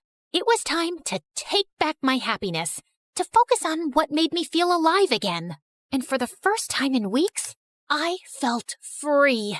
It's showtime, baby.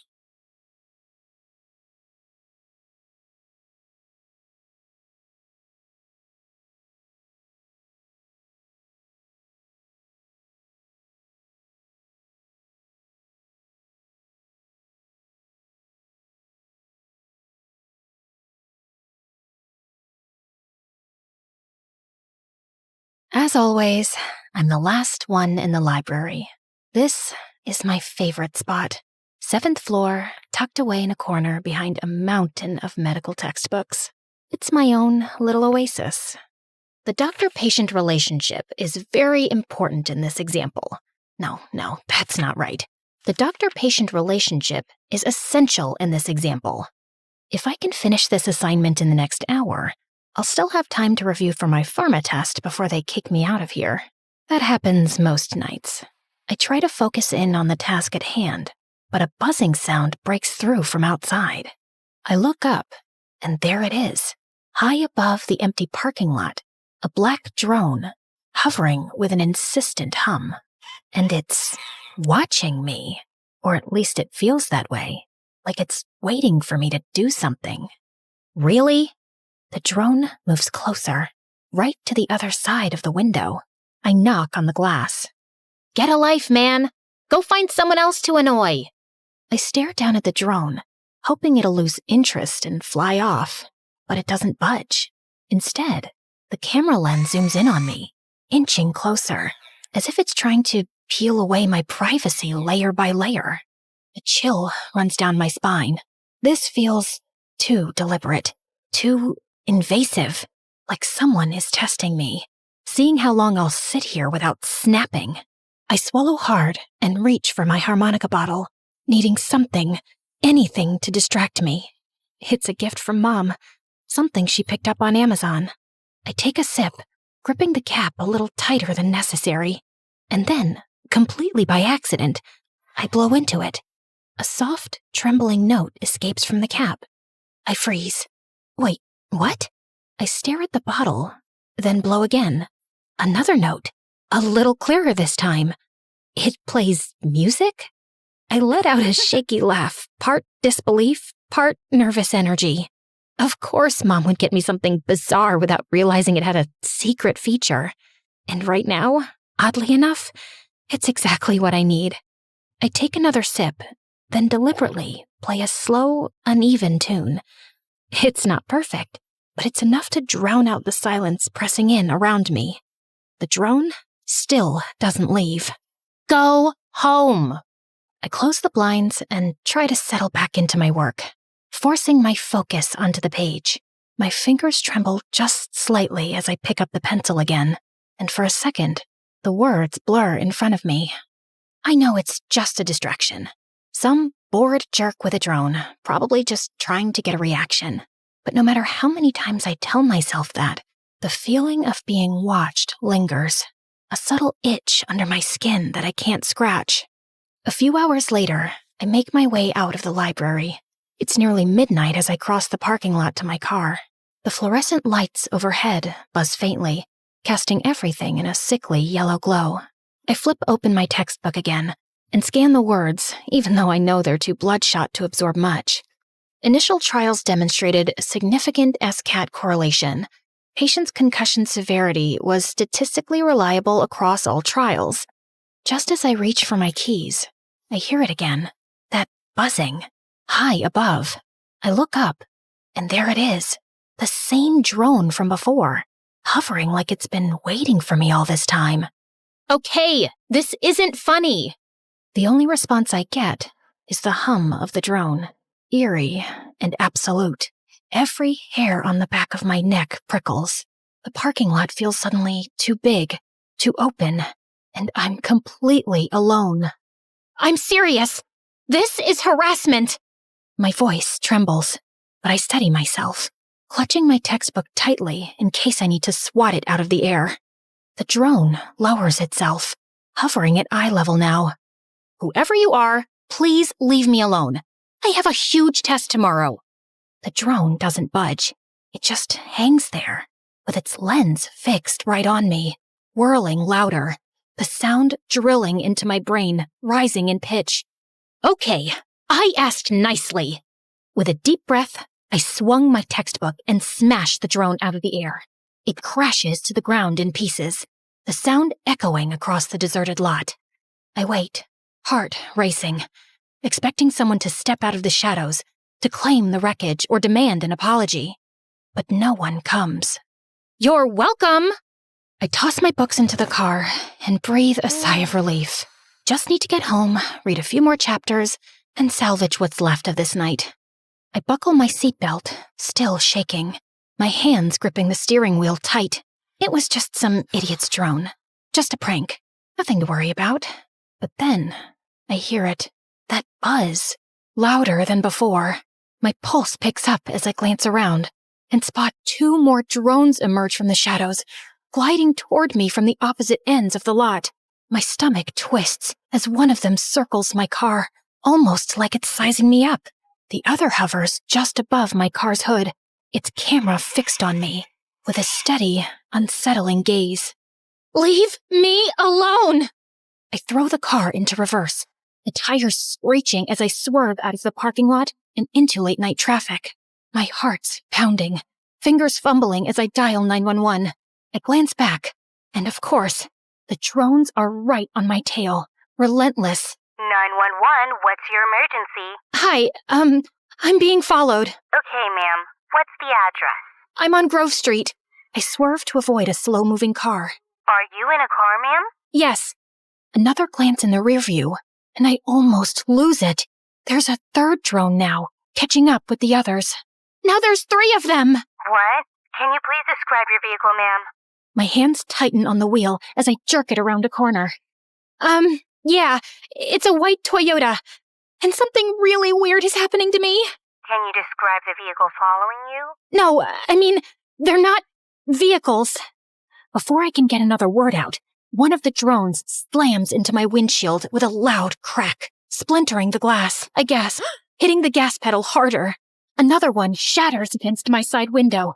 Fragments of glass rain down around me. They're hitting me! What's hitting you? Drones! I can barely hear the operator anymore, her words swallowed by the chaos around me. My breathing is ragged, my pulse so loud it drowns out everything else. Glass digs into my skin.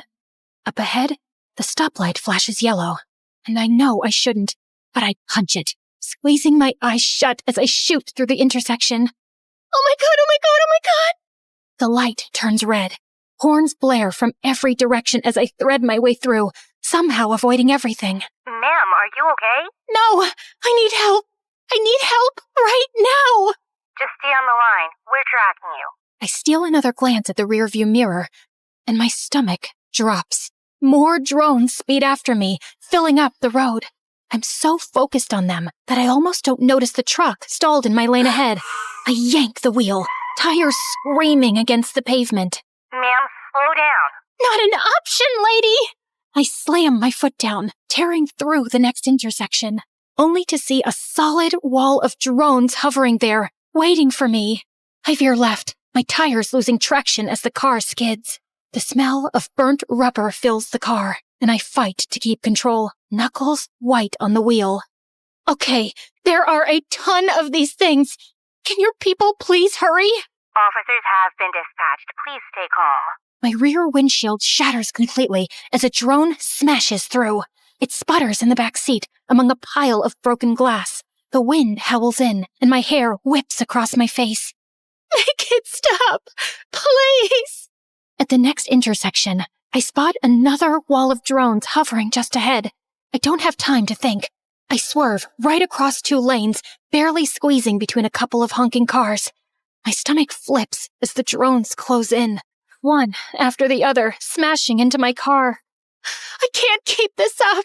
Ma'am, please pull over. And then what?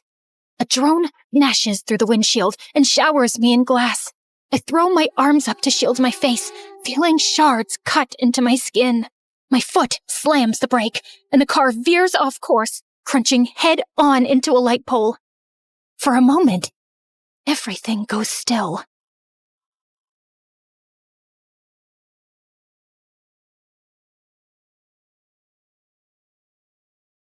Ma'am? Ma'am, are you there? Rescue is on the way. Stay with me. I cough, tasting blood, or maybe just fear. My hands shake as I shove the car door open and stumble out into the street. My books spill out beside me, scattering across the pavement like the thoughts tumbling out of my head. Every muscle aches. I can barely breathe. But that buzzing sound, it's still there. I look up. The sky is filled with them. Drones. Hundreds of them. No, thousands. They fill the air like a swarm of angry bees, red lights blinking, cameras fixed on me. I can't move. Ray Austin. Who are you? You could have killed me with those things. Do you know where you are? Los Angeles, okay? What does that matter? The drones shift, giving me a clear view of the intersection.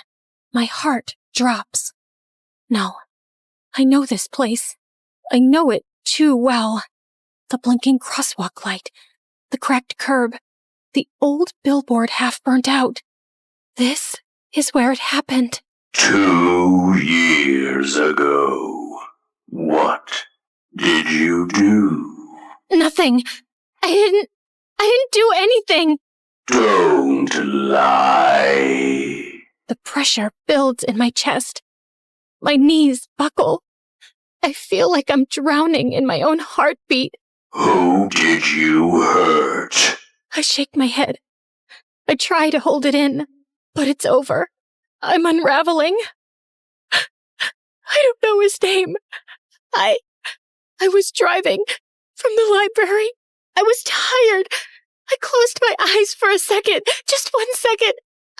I didn't see him crossing. I hit him. I drove off. I left him there. I left him to die. I scream it, every ugly word.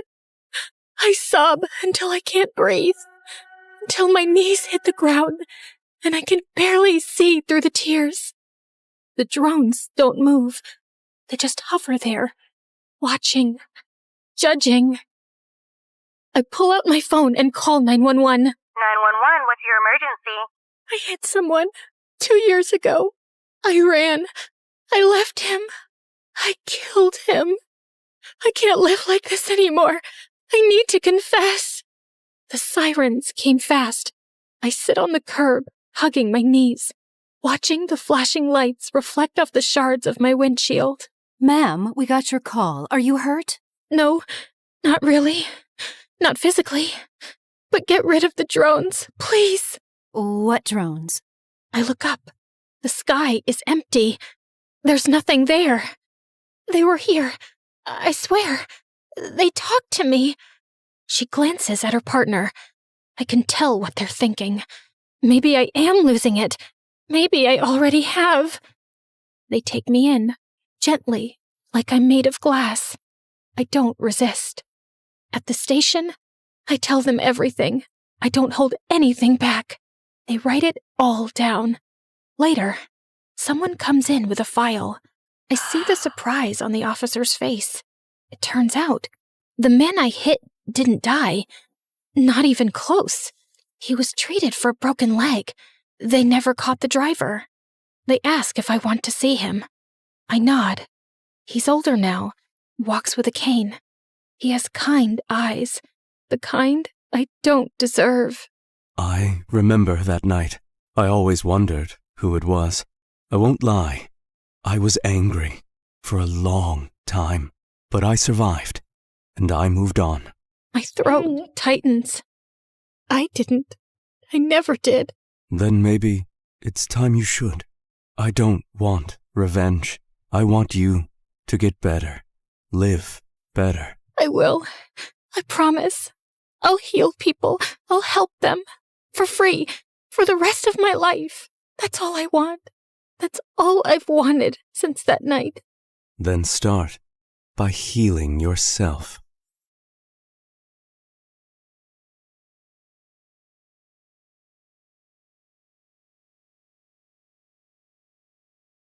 When the music kicked off and everyone started dancing, I escaped to the garden for some fresh air. As I sat down by the fountain and sighed, a soft object hit me squarely in the face. Then someone in black jumped down from the tree above me. Brought your favorite cheeseburger. Meredith, what are you doing here? And why would you hit me with a burger? Wait, are you dressed up like Catwoman? Yeah, it's been my look for weeks now. 1, it shows off my fantastic figure, which is a service to humanity. 2, every vigilante hero needs a costume, and I've always found Catwoman classy. 3, vigilante hero? You basically rob people. Yeah, like Robin Hood, stealing from the rich and giving to the poor. You steal for yourself. I am the poor. And what's all this you nonsense? Last time I checked, we were a team. But sis, what's taking so long with this mission? It's not that simple.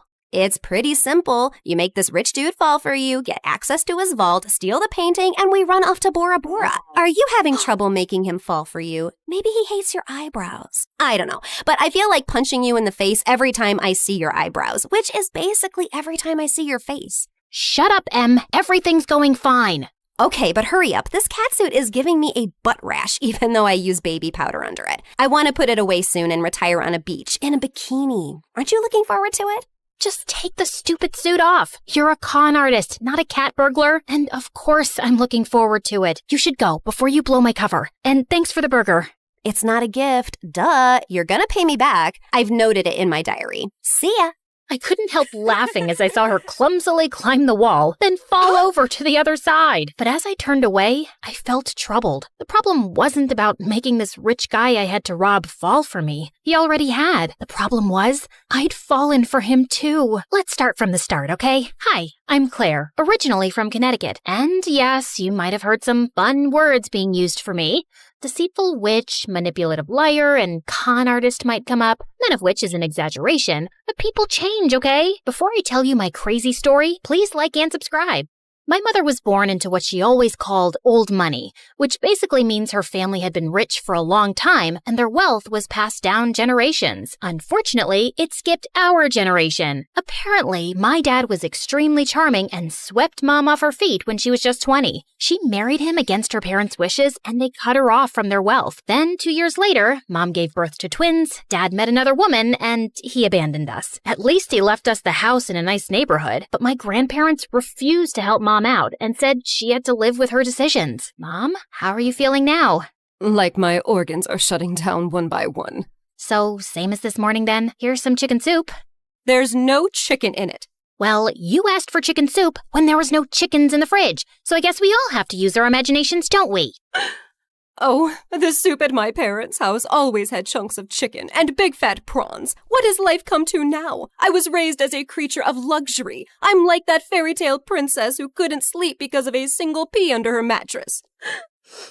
So you say, but there's a bunch of sharp pebbles under your mattress and you sleep like a log and snore like a bear. What? How could you put pebbles? I do not snore. Leave me to decompose, please. Well, you have to return to your waitressing job, so get well soon, Mom. Shall not.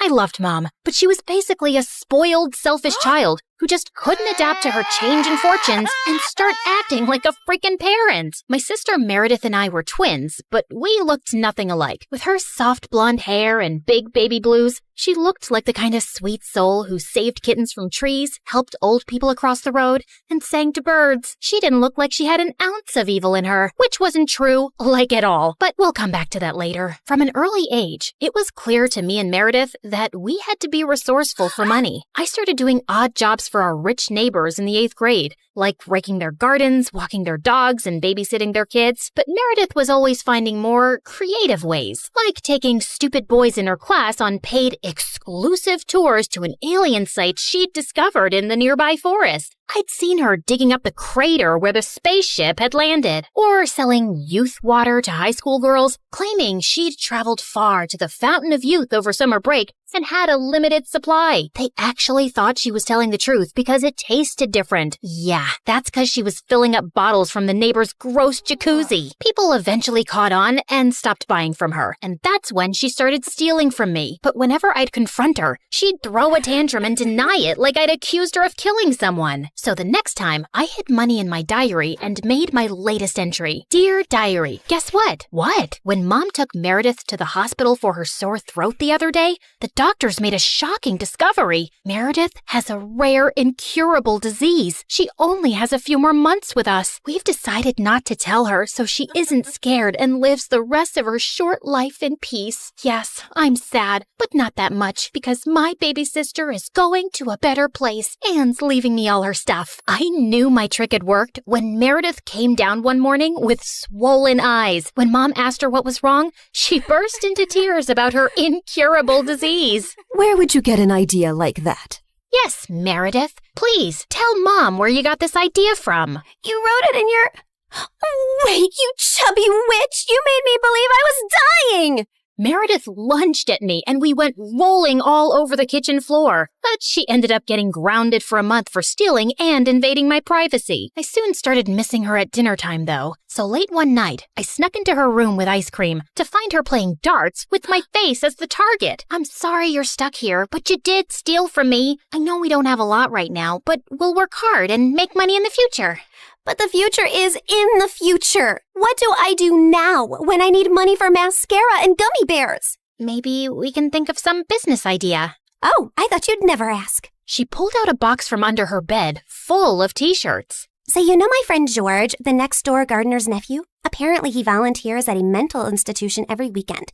The owners got t-shirts made from all the patients, but they refuse to wear them, blah, blah. So now the mental place has hundreds of these lying in storage. George said he can score them for me, and we could have our own t-shirt range with cute things written on them. Look, here's one I made for myself. I want to go to Bora Bora, but I'm Bora Bora. Please help me. Funny. I'm very serious, actually. I'm gonna live in Bora Bora one day. So, are we selling these t-shirts? I'm in. I also made one for you. That'll be $10, thanks. Money can't buy happiness, but poverty can't buy anything. Please help me. You should pay me for wearing this. Meredith didn't have the best reputation in our neighborhood or school to sell things, so we decided to hit the other end of town and set up a t-shirt stall outside a private school. With my salesmanship and Meredith's flirting, we managed to sell quite a few on the first day. We started setting up shop at different locations, and one day as we were heading home, Meredith suddenly said she had to pee really badly. So we walked up to the closest house to ask if they'd let us use the bathroom. We rang the bell, but no one seemed to be home. I was peeking in through the window when suddenly I turned around to see Meredith already crawling halfway through one. Are you crazy? That's breaking and entering! I'll kick in your face so hard that you'll need plastic surgery, which we don't have money for. If you don't want to be ugly for the rest of your life, let me pee. I let her go and was standing guard at the door when, to my horror, a car suddenly pulled into the driveway and a snooty woman stepped out. Hey, you girl. What are you doing lurking around my house? Were you thinking of breaking in? What? No, of course not. I'm a Girl Scout selling cookies. Yeah, I study in the, Aston Bridge School for Girls. Oh, I see. It's a lovely school. I know many people whose children go there. Sorry for my mistake. I'll be happy to buy some cookies from you. Put me down for 20 boxes. Sure. It's, $5 a box, so that'll be $100. I'm putting your name down on my list, and I'll drop them by tomorrow. That's perfect, sweetie. Here's the money. I'll see you soon. Just then, I saw Meredith slip out the window, and as soon as the lady went in, we ran like crazy down the block and then collapsed on some grass. Look, I took some pastries from her kitchen. Perfect for a spontaneous picnic. That's stealing. Oh, you're one to talk. I heard the whole cookie conversation from inside. You took that lady's money, and you're never going to give her any cookies. I was just trying to distract her before she caught your butt. I didn't think she'd be dumb enough to actually give me the money. I can return it. Look, she didn't do it out of the goodness of her heart. She's a rich snob who was being really rude till she thought you were someone rich, too. You didn't force her to give you money at gunpoint. Oh, Claire, this has just given me the best idea. You're not serious. Yes, I am. Dumb people deserve to be tricked. And what does $100 mean to someone who has a gold toilet seat? I knew it was wrong, but it was also so easy. And before I knew it, Meredith and I were wearing private school uniforms and hitting different neighborhoods, collecting money for Girl Scout cookies that we had no intention to deliver. We made $2,000 in a month. But one day, when we went up to a rich old lady's house, she invited us in and even offered us cake as we signed her up. How many boxes will that be, ma'am? Oh, none, thank you. You see, I don't buy imaginary cookies. What? I'd heard that there were 2 conning Girl Scouts in town, and I was ready for you. I've called the police, and you 2 will end up in a detention center. Just then, there was a loud bang, and the power went out. In the confusion, Meredith kicked the old lady and yelled, "Run!" As we were sprinting down the street, I suddenly noticed a nerdy-looking boy my age running beside us too, grinning and waving at us. Hey, hold on. Who are you? I'm your new neighbor, Freddie. I'm the one who saved you from that old crow. What? I'm so confused right now. New neighbor? You moved into the house next to ours? Why are you here? I was bored and saw you girls leaving your house, so I followed you for fun. Don't worry, I won't tell anyone about your little cookie secret. When I heard that old lady threatening you, I went to the main circuit board and pulled out a wire with my tweezer, which I always keep handy. You could have been electrocuted. You're either incredibly smart or exceptionally dumb. My mom says the exact same thing, except for the incredibly smart part. Listen, you geek, what do you want? If you think you're gonna get a cut of our profits. No, my parents are well off. They're neurosurgeons. I just want to be friends. I swear, I don't have any siblings and I don't know anyone here. What if we say no? I'll keep following you around until you say yes. Okay, fine. Congratulations. You got yourself 2 friends. Oh, I'm so happy. Merry Christmas and a Happy New Year. And from that day on, that goof really did become our best friend, especially mine. He was like the sibling I never had. I mean, the nice sibling who did my nails and watched the channel I wanted to watch on TV without arguing. He was also really generous. I didn't want to take advantage of it, but Meredith and Mom had no problem keeping all the gifts he was always getting us. We decided to lay low with our conning activities in case the old lady had actually told the police about us. But soon after we joined the 11th grade, a new drama unfolded in our lives. A family moved into the huge white house across the street. Apparently, the couple who'd bought the place was loaded, and they had 5 teenage boys. Finally, some eligible bachelors on our street. Thanks. My feelings aren't hurt at all. Oh, I'm sorry I left you out, sweetie. Maybe you'll find someone too. I mean, they have 5 boys. There's a good chance one of them is gay. What? Why would you think? Okay, girls, here's a basket of goodies for you to take over as a welcome present. Now go, throw yourselves at those boys. Meredith and I rolled our eyes, but we decided there wasn't any harm in checking them out, and we were welcomed by the ugliest quadruplets ever. They were really sweet and really excited to see us, but with their orange hair, acne, and buck teeth, they were not a pretty sight. Man, I feel sorry for those parents. Like, Mom got one average-looking kid, but God made it up by giving her me. But those parents, God decided to use copy-paste on that ugly model. They must have done something terrible to deserve this. Huh? You are so rude. Oh, shut up. I know you're thinking the same. I just have the guts to say it out loud. But then a day later, I'd just woken up when the bell rang, and I opened the door to find the most gorgeous boy ever standing outside. Hello, I'm Eric. We got some of your mail. I came to return it. I just stared at him, dumbstruck, feeling acutely aware of how terrible I looked. Just then, Meredith pushed me out of the way. Hey, thanks. You're such a lifesaver. Haven't seen you around before. I just moved into the house across the street. The big white one with the quadruplets? Yeah, they're my brothers. What? No, they can't be related to you. They're very unattractive. Meredith, can't you ever sugarcoat anything? I am sugarcoating. Did I call them ugly ogres? I am so sorry. It's okay. People have this reaction often. I'll see you girls around. He flashed his beautiful smile at us and then left. Wow, Eric stole his brother's luck, the schoolboy's luck, the neighborhood boy's luck, and his mother's and his father's luck, and the whole town's. I agree. He's beautiful. I hope he's smart and funny and kind too. I'm sure he is. I'd never believed in love at first sight till I met Eric. Okay, maybe love is an exaggeration, but I was crushing on him hard. Freddie, how does this purple dress look on me? Claire, what the? You can't just come in without knocking? What if I wasn't wearing a towel? Well, you are. So unclench your butt. Now, what do you think about the dress? Hey, Freddie, I want your opinion on this red dress. Oh, hi, Claire. I didn't know you were here. Have some respect for my privacy. What are you talking about? Actually, I don't care. Now tell me, I look hot, right? Of course I look hot. I could wear a potato sack and I'd look hot. I can do hot in my sleep. What's the dress for? The party at Eric's place? What, did you think you're the only one who got invited? The red's a bit much for a casual housewarming party, no? Yeah, you're right. It's more of a second date dress. Thanks, I'll look for something else. And your dress looks lovely. I am not your sister, and you can't treat me like this. I am a man. Okay, thanks for the newsflash. Come on, Claire, let's go before Freddie has a heart attack. The party was coming up soon, but I knew there would be many guests, and I wouldn't really get a chance to talk to Eric then. So I decided to drop by to borrow some sugar one evening. But my heart sank when I spotted Meredith and Eric in the kitchen, and they were kissing. I couldn't believe that witch. It was so obvious I was crushing on Eric, wasn't it? Can you give me some mashed potatoes, Claire? I lifted a spoonful and threw it straight at her face. Claire! What the heck? Oh, I'm sorry. You didn't want them on your face? You should have been clearer then. You got a problem with me? What a genius. Since you're so smart, I'm sure you already knew I liked Eric, but you went after him anyway. Yeah, I saw you two kissing.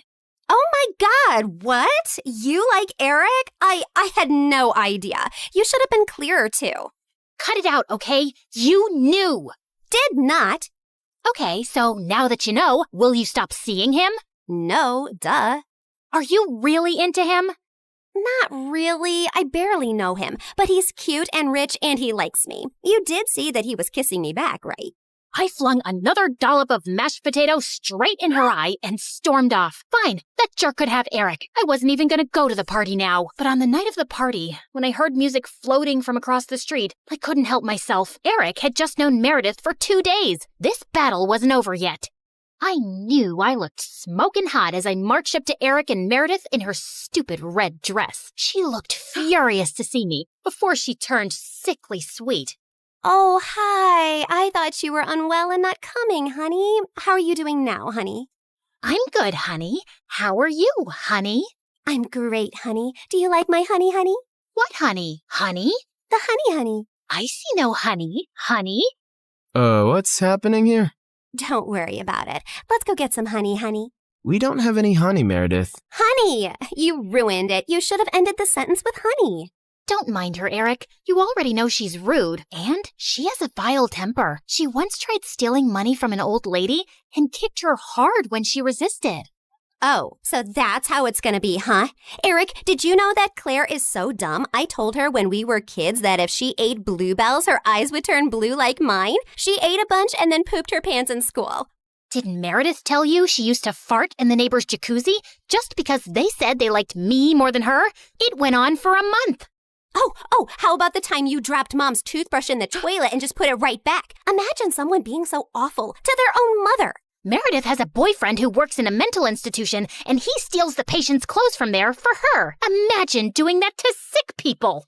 Claire keeps acting like she doesn't know her best friend is in love with her, and she keeps using him for his money. What? Are you talking about Fred? I've never used him, and he's not in love with me. Oh, please. A blind person can see Freddie's been in love with you since day one. Shut up! You shut up. How about you shut the heck up? Not till you shut up first. I pushed Meredith out of my way, but I ended up pushing a little too hard, and she crashed straight into the punch bowl. She got up and charged me, and we landed straight on the food table. As Eric was trying to pull us apart, Freddie suddenly ran in. Claire, Meredith, stop! Your mom, she isn't okay. You gotta come now. We ran outside to see Mom unconscious and being wheeled into an ambulance. Since Freddie's dad was a neurosurgeon, he took Mom's case and ran tests for weeks to discover that she had some inflammation in her brain for unknown reasons, which had sent her into a coma. Freddie's dad decided to enter her name in a clinical trial for rare brain diseases since she met all the criteria. But what's it going to cost us? We take one pro bono case for the trial, but there will still be other hospital expenses. And you girls will have to figure out something soon. Do you have any relatives? We had to contact our grandparents, but to our surprise, Mom didn't even have their numbers saved in her phone. All we had was a framed picture with their names signed at the back. Freddie offered to hire a private investigator, and within a week, he said they'd been found and were flying over to see us. But I couldn't help noticing as they got out of the cab that they didn't look rich at all. Those paupers are our grandparents? They're definitely the people from the picture. Why do Grandma's shoes look like something out of a museum? And Grandpa's coat is missing 3 buttons. The old lady hobbled towards us and hugged us tight. Oh, girls, it's so good to see you. We had no idea we had granddaughters till yesterday. You look nothing like our son, though. Your son? No, we're your daughter's kids. Oh, honey, we don't have a daughter. The private investigator who tracked us down did say our daughter was looking for us, but we just assumed that was our son who ran away from home 18 years ago. He was always saying he'd change into a woman one day. What? Our mom used to be a man? No, this is crazy. Look at this picture. Does this woman look anything like your son? Our son is ugly, and I remember this woman. Alfred, you remember this beautiful lady came to stay at our motel many years ago? She disappeared suddenly one night, and the next day some mafia men turned up looking for her. Ah, yes. Those men kept turning up for weeks. They seemed like bad news. I'm happy to hear the lady is okay. So, you're not her parents? Then why does she have this picture of you guys? She took it from the motel. I don't know why. I'm so tired, dear. Can I rest for a little while? No, if you're not our rich grandparents, you gotta go. Taxi! Meredith sent them packing immediately, and we just stood staring at each other. When was Mom in a motel? And why were there bad men after her? She told us all our lives these random people are our grandparents. What else has she been lying about? Apparently, a lot of things. When we checked out if she had any health insurance, she couldn't be found in the system. I went to the diner where she'd been working for years to see if the manager could help, only to find out that no one there had ever seen her. We had no clue where she'd been going all this time while she was pretending to work, or where she got her salary from. Meredith and I tore up Mom's room looking for more clues. We didn't find anything in the closets or under the bed, but I pulled the rug away and came across a loose floorboard. We pried it open to find a laptop and so many fake IDs and passports, all belonging to Mom. Oh my God. Mom? As a French redhead? Her hair is black here, and she's Swedish. We opened the laptop, but we couldn't get past the security code. We asked Freddie to come over and told him everything. And when he went over the laptop, he let out a low whistle. Whoa, this is heavy encryption and insane firewalls. Is your mom from the CIA or something? Have you ever seen her using this laptop? Yeah, I have once, but she told me she borrowed it from a friend to watch Keeping Up with the Kardashians. Who is this woman? We really had no idea, except that her hair dye started fading soon, and we discovered she was a natural blonde. We still desperately needed the money and contemplated selling the house, but we couldn't even find any documents for it. For the first time in my life, I felt overwhelmed and completely out of ideas. Then one night, as Meredith and I were sitting on the porch, Freddie joined us, looking grim. I need to tell you guys something about the clinical trial. There's only a 50% chance that your mom will get the drug that could make her well. What do you mean? Doesn't everyone get the drug? No, half the patients get a placebo drug. Oh god, I did something really wrong. I checked the files of everyone on the clinical trial, and your mom has been assigned the placebo drug. She's not gonna get the treatment. So that's it? We're just gonna sit back and watch, knowing there's no chance of her getting better? Make your dad give her the drug! I can't. Dad would lose his medical license if anyone thought he interfered with the trial. Then why did you even tell us, Freddie? Freddie looked at me silently. He told us because he and his dad can't do anything, but we can. Whatever you plan, I can't be part of it, but you have to do it soon. The trial starts next week. Thank you, Freddie. You don't know what this means to us. Of course. I'd do anything for you, Claire. For the first time, I saw what had maybe been so obvious all along. Freddie was in love with me, and I was about to use it to my advantage. Can you tell me where the trial patient files are? When we visited Mom next at the hospital, I was able to slip away and retrieve Mom's file and another patient's who was receiving the drug. That night, Meredith and I used every Photoshop skill we had to make duplicate copies, complete with the hospital's seal and everyone's signatures to ensure that Mom was the patient chosen for the treatment. And the next day, I slipped the files back in. I knew what I'd done was wrong, and I'd broken at least 5 different laws. But as I walked away, I didn't feel like a criminal at all.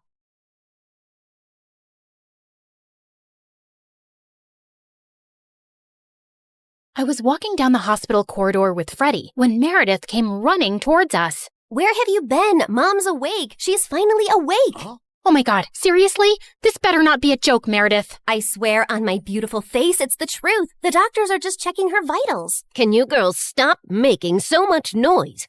It's a hospital. Oh, shut it, nurse. We're in the coma ward. Who are we disturbing here? Don't you want these people to wake up? How dare you talk to me like that? This is preposterous. That's not even a real word. Remind me to buy you a dictionary. How did you become a nurse? Jeez. We ran down to Mom's room to find her fighting off the doctors. She jumped onto her bed like an animal and started screaming at them. Where am I? Are you doing science experiments on me? You will not touch the daughter of Vladimir. I learned how to catch fish with my bare hands when I was 3 and tackled a bear when I was 5. You think you are any match for me? Ma'am, we mean no harm. We're doctors. How are you old enough to be a doctor? You have pimples like a teenager. I'm fully qualified. Shut up, little boy.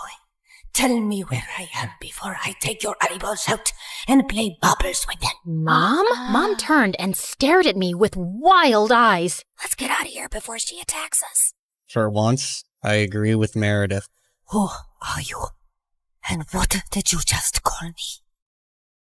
Hey guys, the last time you saw me, I was walking down a hospital corridor after switching the clinical trial files. That was 2 years ago, so let me get you up to speed on everything that's happened since then. Mom entered the clinical trial, and her tests started showing signs of progress, but she didn't come out of her coma anytime soon. Freddie tried to help us, but Meredith and I had to learn to manage on our own. And it turns out there's a lot you can steal from a hospital. We never had to buy toilet paper or cleaning supplies again. And we always had endless cups of pudding and Jell-O. Meredith, is that diaper cream you're putting on your face? A girl's gotta moisturize. It's very hydrating. My face is as soft as a baby's butt. What did you score today? More useful things like new bed sheets, pads, towels, and batteries for our TV remote.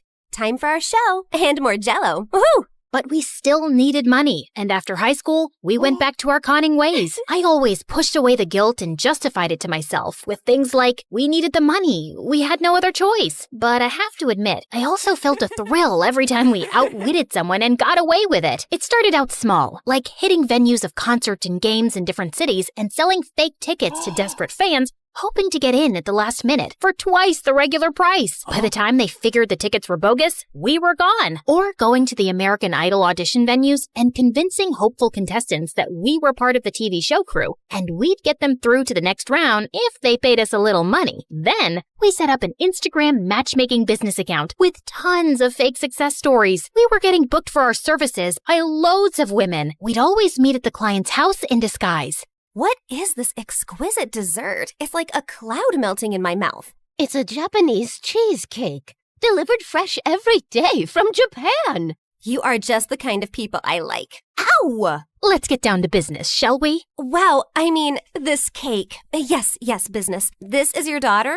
Oof. We know she's a bit plain. And she's 6 feet tall? With that face? Is her case hopeless? Oh no, we've dealt with a lot of uggos before. Believe me. Ow! What my partner means is there's someone for everyone out there, and we're experts at making those two people meet. We'll need a small advance, and we'll bring you a portfolio of suitable bachelors in a week. You'll be the mother of the bride soon, watching your little giraffe walk down the aisle. Sounds good, right? Make that check to cash, please. Can you also pack the rest of this cake? We'd take the advance, keep in touch for a few weeks saying we were gathering options, and then disappear. Of course, people soon started commenting on our page, calling us frauds and reporting our account, but we made a good amount while it lasted. We tried out a wedding planner service next. That's a gorgeous cake, but it's so expensive. But it goes so perfectly with your pink and white theme. Also, we're planning to order 2,000 pink and white roses. And an ice sculpture for the reception area. How much will all this cost? You can't put a price tag on happiness.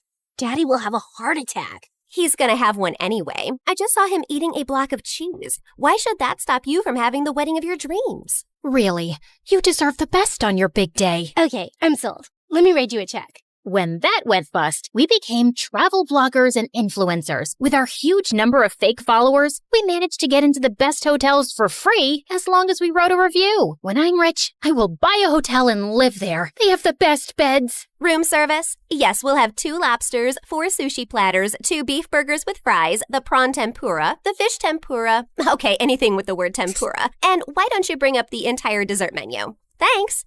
Of course, none of these businesses lasted too long, and we were always on our toes, traveling from place to place, changing disguises, trying not to get caught. The only person who had any idea of our activities was Freddie. But whenever we went back home, he was always happy to see us and never asked questions. 2 years had gone by like this, and Mom was finally awake, except she didn't remember being our mom. Now, we had no chance to ask her about the fake IDs and laptop we'd found, because all she seemed to remember was her childhood in frickin' Russia. We showed her pictures of us together, and the doctors explained that she'd lost most of her memory, and they were unsure if she'd regain it. Oh, my girls. I am so sorry I don't remember anything about you, but I feel a connection to you, as strong as the frost on my toes, walking barefoot in snow, and as sweet as the smell of my grandmother's honey cakes, and as deep as the violet skies of Siberia, and— Yeah, we get it, Mom. We love you too. As the 3 of us sat in a cafe later, I was still trying to process everything when I saw Meredith had a faraway look on her face. I know that face, Em. What are you planning? Oh, nothing. Just thinking how excited Arthur will be when he finds out Mom is awake. You're talking about our neighbor, Arthur? Yeah, he's been visiting Mom every week for 2 years. He's always been in love with her. He'll be happy, but she won't even remember him. That actually works in his favor. Mom always found him irritating. What are you saying exactly? What if we convinced Mom that she was deeply in love with Arthur before she went into a coma? I'm sure he won't have any problem playing along. Maybe we even say that they were engaged before she got sick. If we set them up, Mom will be taken care of for life. Arthur is rich with a capital $sign. Wow, Meredith, you're a frickin' genius. Jeez, why are you girls always scheming? Because our parents are not neurosurgeons. You can't use that excuse forever. Watch me. Like we expected, Arthur immediately agreed, and we got to work. We photoshopped tons of pictures of Mom and him, and soon he even turned up with a giant emerald ring. You chose this Russian emerald ring from an antique shop where I proposed to you. Oh, it is so beautiful. I wish I remembered all of these moments. But I do feel a connection to you, as strong as the smell of lavender on a Russian summer breeze, and as warm as Papa's fur coat, and as comforting as a bowl of kidney pickle soup, and— Kiss her, now! As Arthur and Mom kissed, Meredith and I walked out of the room and burst out laughing. We laughed till we almost peed our pants. Oh God, my tummy hurts. Are we doing the right thing? Fooling Mom? She's no fool. She asked me how rich Arthur is yesterday. Now she feels very connected to him. And within a month, Mom was walking down the aisle in a grand wedding in Arthur's garden. Of course, Meredith and I had made all the arrangements and totally overcharged Arthur. I promise to cherish and to love you forever, and follow you to the ends of the earth. We will go to Russia and start our new life there in the lovely house you have bought me as a wedding gift. And yes, I will cherish and love you and whatever, etc., etc. Now you may exchange rings. Did you just hear what I just heard? Are they moving to Russia? That can't happen. Is it too late to object to this wedding? Shh! You guys are ruining the ceremony. What's wrong with you? Are you a moron? You know she can't go to Russia? Why not? She's Russian. Isn't she? Oh, yeah, she shouldn't go to Russia. Hold it, everyone. Sorry, Mom, but you can't go to Russia.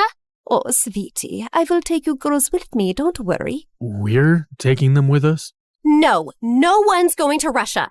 Can we, discuss this later? You're ruining the moment. Arthur, shh. Listen, Mom, we need to talk. As I got up to talk to Mom, I tripped on my dress and crashed into this big cage holding 100 pigeons, and they all started flying off. This was supposed to be for after the ceremony! But suddenly, those pigeons turned vicious and came back to attack everyone. They clawed at people's hair, poked them with their beaks, and pooped everywhere. As the guests ran around in chaos, someone slammed straight into the wedding cake. Meredith and I grabbed Mom's arms and dragged her home. What is wrong with you two? There's something you need to know, Mom. Meredith and I ended up showing her all her fake passports, IDs, and the laptop, and she was stunned. My name is Alexei, and none of these IDs have that name. Mom, we don't know who you really are or why you left Russia. What if you were a spy or some sort of criminal? What if you're wanted in Russia? If you go back there, you might get arrested or worse. Apparently, many years ago, some bad people were looking for you, and we don't know why. You have to stay here and keep a low profile. But I want to find my parents and see my home. It's all I remember. You can't risk it. Not till you get your memory back. Or we get someone to tell us what's on that laptop and figure out who you are. We're sorry. We hugged Mom as she cried, then fixed her makeup and returned to the wedding. The pigeons had left, and the guests were leaving too. Stop, everyone. The wedding isn't over yet. And Arthur, Mom wants to move to Hawaii instead. From the top, people! Arthur was very confused, but they finally got married. Later, as everyone moved towards the dance floor, Freddie asked me to join him. So, now your mom is well and you have a rich stepfather. What are your plans? I like traveling around with Meredith. Maybe I'll do that for some time. There isn't any reason to stay here anyway. Ouch. Why don't you just hit me with an axe? Of course, there's you. I can always come visit. That's not good enough, Claire. Look, I have to say this now. I've been in love with you since forever, and let's not pretend you don't know that. Don't you think you can give us a chance? We're best friends, and I'd do anything for you. I know, Freddie, but I just can't. I love you, but not like you want me to. You can try dating me. Maybe you'll feel differently. I don't think I will. And I can give you a good life. You don't need to live like a freaking criminal anymore. Some people might call me an artist. Con artist, yeah. Still a criminal. Maybe I enjoy being one. It's kind of thrilling.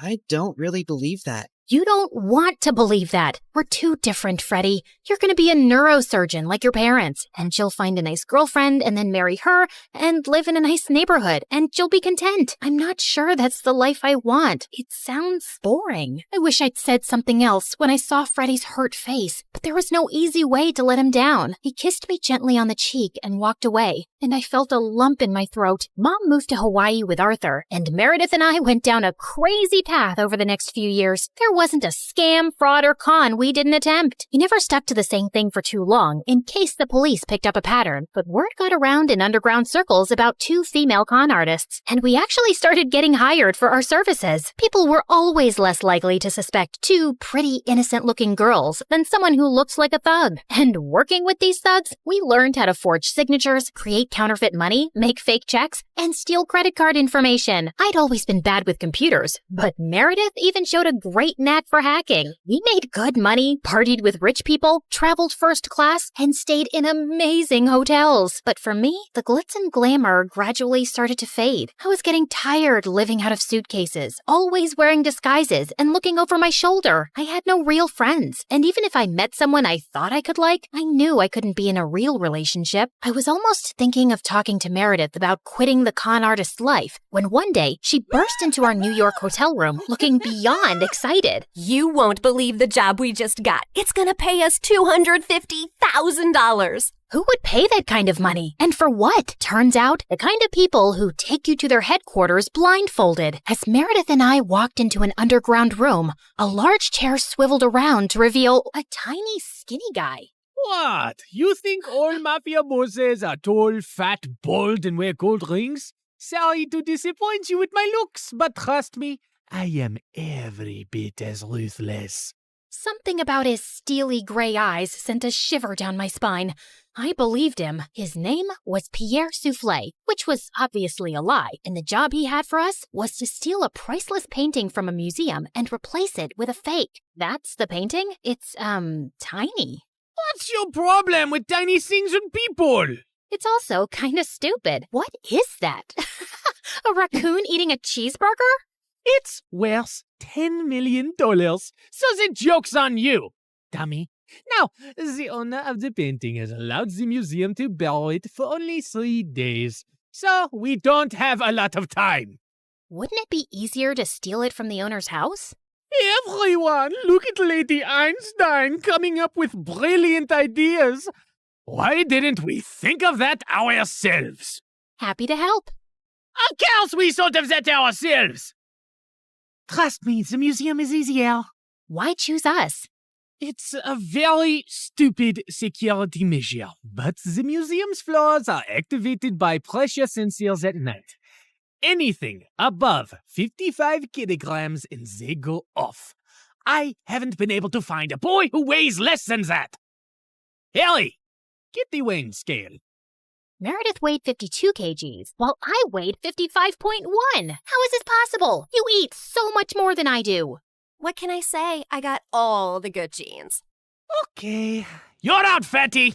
Meredith, you're my leading lady.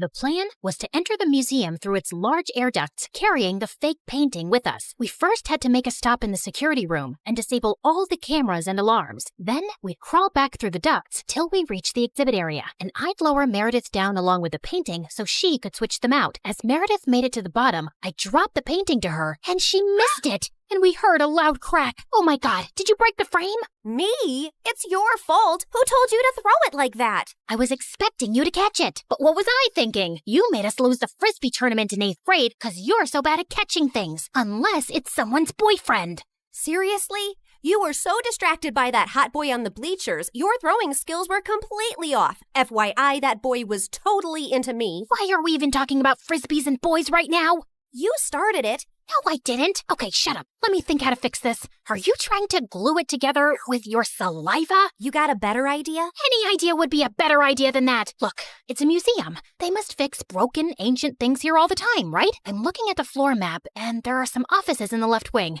I'll go get some glue. It took me an hour to find glue and return to our spot. And I found Meredith eating a bowl of ramen. Where did you get that? I brought a packet of instant ramen with me, and you were taking forever, so I went to make it in the staff kitchen. There was someone's chicken sandwich in the fridge, so I used the meat from that. And there was also some tofu, and I added a dash of oyster sauce. I'm so happy you chose this moment in your life to become a gourmet chef. Just send the painting back up so I can fix it. Tried to fill in the crack as best I could, then sent it back down to Meredith, who took the real one off and put the fake one on the wall. But just as she started walking back, the whole floor lit up suddenly, and a blaring sound went off. Oh my God, what's happening? I don't know. Is the painting heavier than the fake one?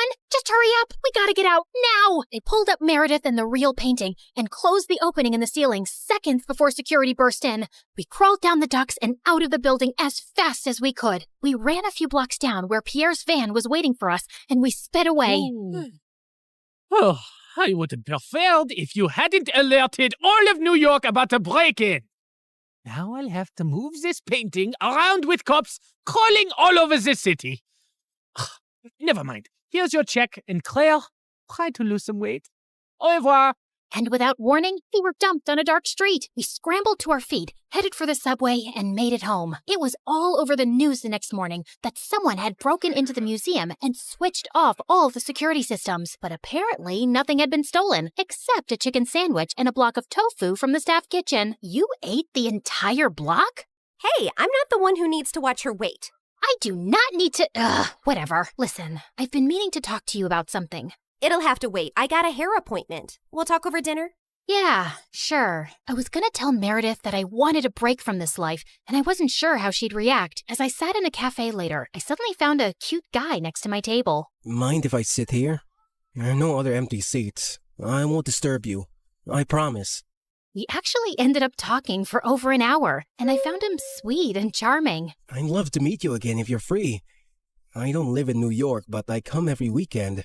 You come here for work? No, actually, I came to visit my mom, who's admitted in the hospital here for a medical trial. She has some rare brain issue that sent her into a coma. Oh, I'm sorry to hear that. How long has she been in a coma? 6 years now. It's been the toughest thing I've ever dealt with. Actually, she was part of this other really promising clinical trial before, but that didn't work for her. He was in a hospital in Connecticut. As he kept talking, I suddenly felt like I was spinning around very fast, and I could hear my heartbeat in my ears. My chest felt heavy, and I could barely breathe. I don't know what I said to the boy, but I just ran out of there and didn't stop till I got to our hotel room. Hey, I was about to call you. What's wrong? Claire, are we in trouble? I am a terrible person.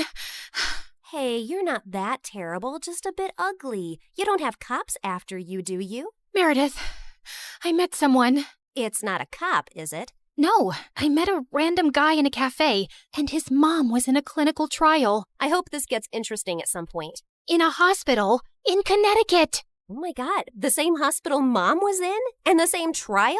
What a small world. No, it's not the same trial. It's a different hospital, too. Okay, I'm bored again. The coincidence made me interested for a bit. Meredith, his mom's been in a coma for 6 years.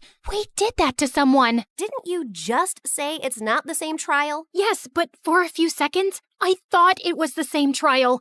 And I just realized for the first time today that we did something awful to someone out there. When we switched the patient files, we took away someone else's chance to get better. You realized this just now? Are you dumb or something? Of course that's what we did. I mean, I never really thought about it like this. It was just a name on a file. But meeting someone who's going through that with their mom for years, it just made it so real.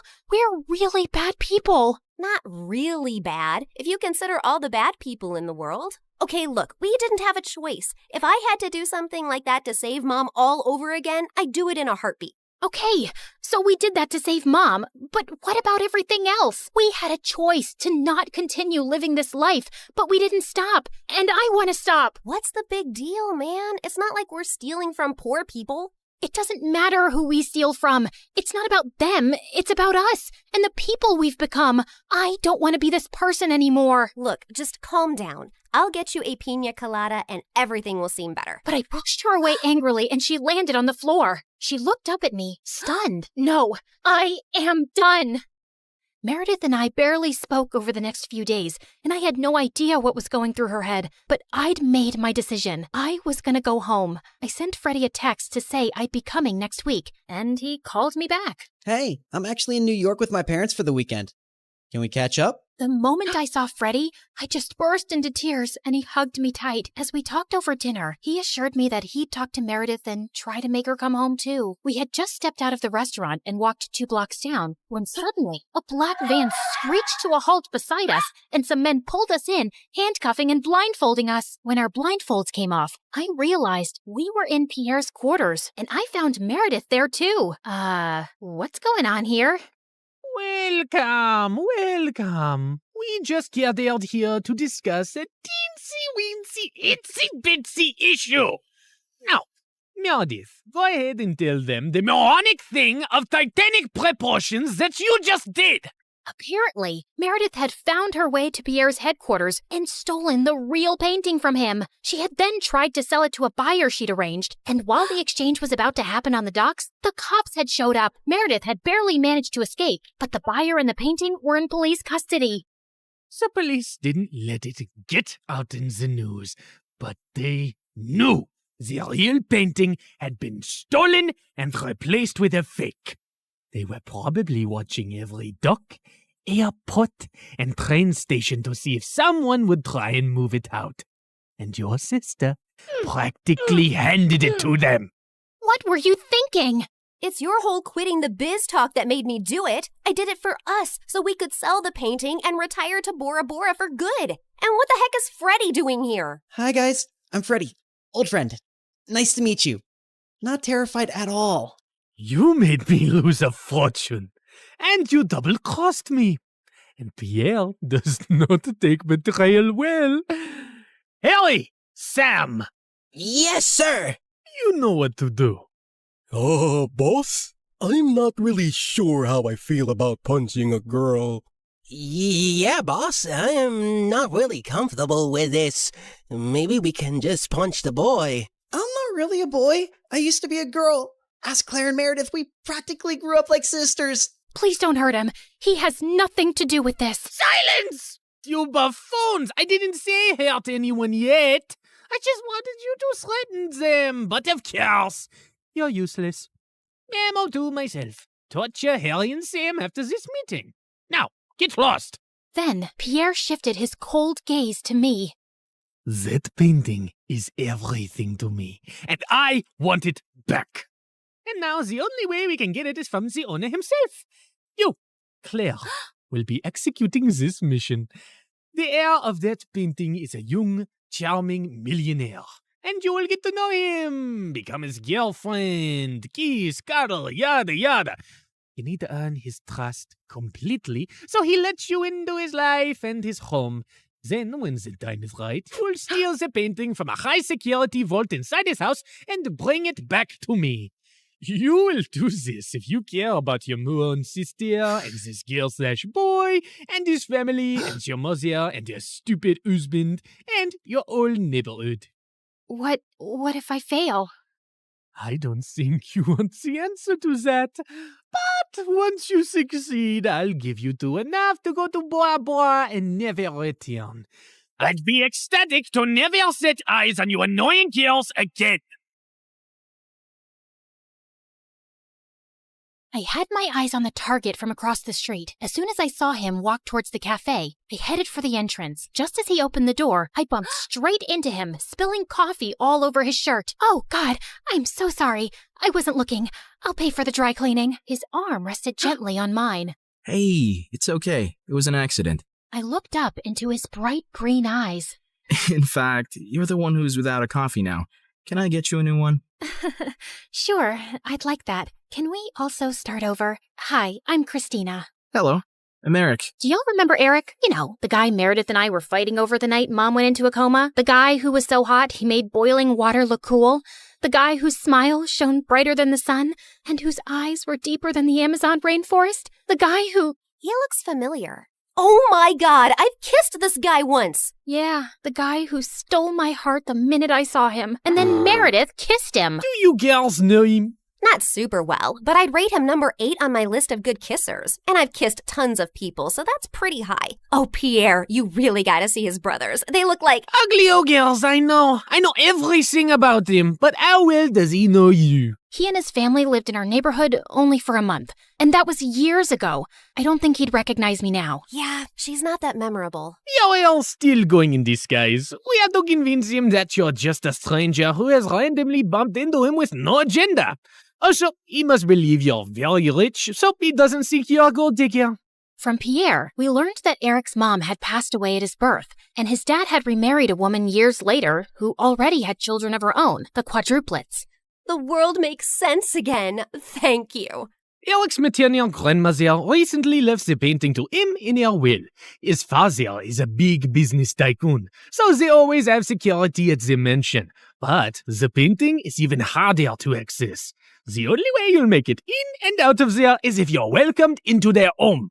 I couldn't believe that of all the millionaires in the world, I had to pretend to like Eric, make him fall for me, and then rob him blind. And how was he even better looking now? Over the next few days, I took on the identity of Christina Delafour, a wealthy socialite with a law degree who lived in a beautiful apartment in a posh area and wore only designer brands. Wow, this Givenchy coat is stunning. It's Givenchy, you moron! Okay, geez. Also, Pierre, can't someone do a background check on me and easily find out that I did not graduate from Harvard and that I don't have parents who made a fortune out of selling toilets in India and now live there? If anyone runs a check, they'll find all this information to be accurate. I've made sure of it, and no one is interested in the law or toilets. So they won't ask you many questions. Now, show me how to walk in heels like a rich lady. Fine. Meredith, pass me the Jackie Chim Chews. Oh my god, they'll know you're fake in a second. I was joking. Relax. I've hung out with enough rich people to pick up a few things. I got this. And then, a week later, I was inserted into Eric's life. We talked over coffee for an hour, and I thought it was going really well. But when it was time to part ways, he didn't ask for my number and just left. I'd failed to capture his interest. I'd have to plan another encounter without seeming suspicious. As I was walking away distracted, I ran straight into a garbage can and stuffed my toe hard.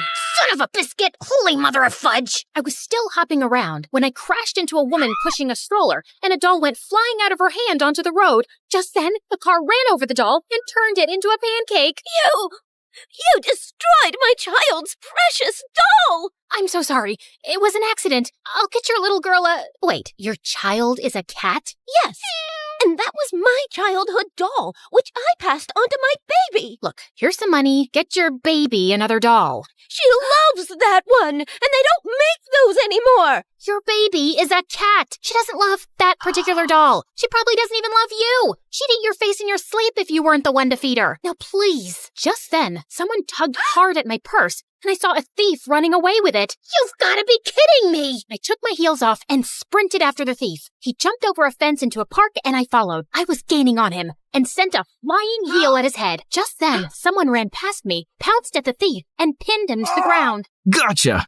Eric, the park security, immediately arrived on the spot and took the thief away. Aren't you glad I followed you and came to your rescue? My rescue? I hit him with my shoe to slow him down and was about to catch him, but then you swooped in at the last minute, and now you want credit? Whoa, easy. I was just flirting with you. Oh, sorry. Wait, you said you followed me? Yeah, I felt stupid that I left without asking for your number. I definitely want it now. You became even more interesting when you stubbed your toe, murdered a doll, yelled at the cat lady, and chased a robber. Eric and I started seeing each other, and even though I knew it wasn't a real relationship, it still felt wonderful. We both hated rom-coms, but were always up for watching horror movies. We supported different baseball teams and had heated debates about who sucked more, and we both loved eating from street vendors and walking around the city at night. I enjoyed his company more than I cared to admit, and my heart skipped a beat every time he took my hand or gave me a goodnight peck on the cheek. And then one night, as we watched a fireworks show in the park, he pulled me close and kissed me, and I practically melted in his arms. Soon enough, he told me his parents were hosting a party at their house, and he wanted to introduce me to them. This was the first time I'd be in his mansion, and I needed to make sure I got invited often enough to find out where the vault was. Eric's dad was lovely, but his stepmom looked at me with a stare so icy it could make hell freeze over. I escaped from the party for a while when the dancing started. Yeah, that's when Meredith dropped by as Catwoman with a cheeseburger, but soon enough, Eric came around to call me in for dinner, where the quadruplets also joined us. So, Eric told us your parents sell toilets in India. Yeah. It's a great business because everyone needs a toilet, right? And you know the population of India. Multiply that with toilets and you have a fortune. What is the population of India? Well, I don't have an exact figure. It's just a lot of people. Suddenly, I had a queasy feeling in my stomach. Didn't you get made fun of as a kid? If you were in my school, you'd be called the Toilet Princess. Grabber Queen. Duchess of Poop. Guys, cut it out. You're not in high school anymore. Wait a second. Have we ever met before? What? No, I really don't think so. Oh God, why was my stomach churning? You know I'm really good with faces, and you remind me a lot of this girl we met in a neighborhood in Connecticut years ago. Guys, remember? She had a twin sister. Oh yeah, I remember those twins vaguely. The blonde one was prettier, right? Dang it! Has to be someone else. I'm an only child, and I've always lived in Boston until I moved here. Yeah, Eric told us you're a lawyer from Harvard. So who's the baddest person you put behind bars? Not that kind of lawyer. I'm actually an environmental lawyer. I was really feeling sick now. Maybe it was that burger I ate? Like you have trees as clients? What do they pay you with? Leaves? Hey, why are you turning green? You love trees so much that you're becoming one? You guys stop. You're not even that funny. No, look at her. She's green. I think I'm gonna hurl. Eric called the doctor immediately, who said I had food poisoning. He gave me some medicines, and Eric insisted I stay over for the night in one of their guest rooms. I fell asleep immediately and woke up a few hours later feeling thirsty. As I made my way down to the kitchen, I realized I had the perfect opportunity to try finding the vault. Just then, I heard some low voices from some room, and I slowly crept up to find Eric's stepmom talking to one of the bodyguards in the library. Were you able to figure out how to unlock the vault? There's no way. I've tried everything for weeks. I'll have to use a tiny explosive device to destroy the lock.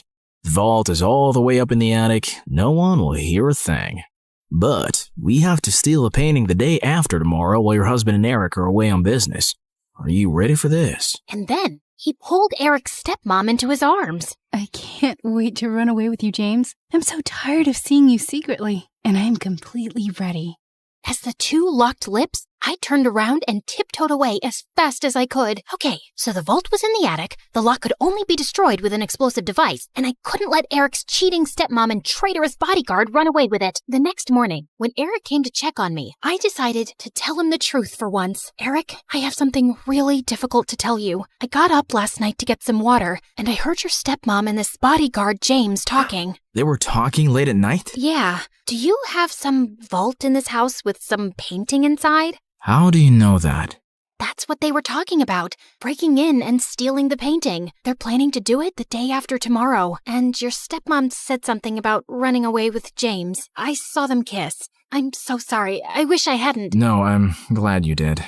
This is gonna be a huge blow for Dad. But it would have been much worse if we'd found out everything afterwards.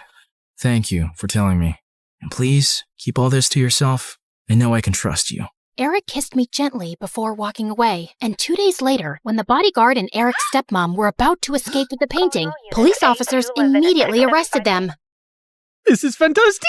They might link the museum robbery to the bodyguard and stepmom too, and assume the painting is now safe. So it'll be easier for you to steal. Good job, mon chéri. I knew you was a smart twin. After Pierre left, I sank into my armchair, but then I noticed Meredith staring at me. What? You should be happy, but you don't look happy.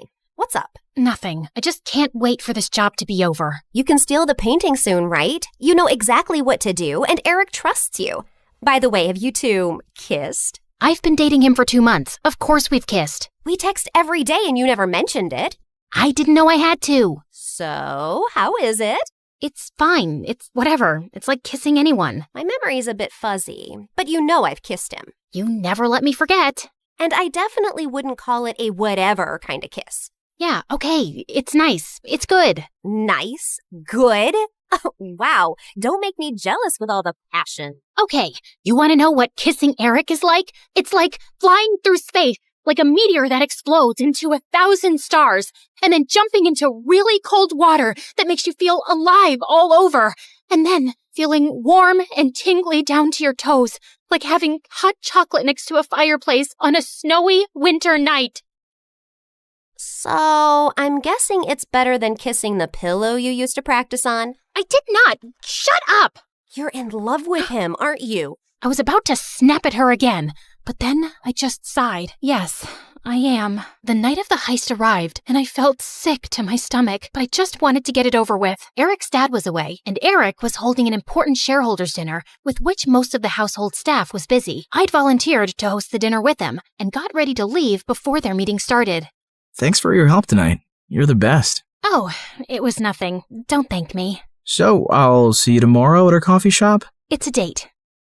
As Eric walked away, my heart felt like it was breaking into a million pieces. This was the last time I'd ever see him again. I gulped down my tears, and instead of leaving, I sneaked up unnoticed to the attic. Inside, I found a heavy metal door to a vault. I took out the tiny explosive device Pierre had given me, placed it on the lock, and activated it. In a few seconds, there was a tiny pop and a sizzling sound. Then, I heard the lock click open. I walked into a tiny, dark vault and found the painting under a glass case. Praying to every god that no alarms would go off, I lifted the case carefully, put the painting in my bag, and started sprinting down the stairs. But just as I'd reached the second floor landing, one of the Ninja Turtles blocked my way. What are you doing? Hey, bro!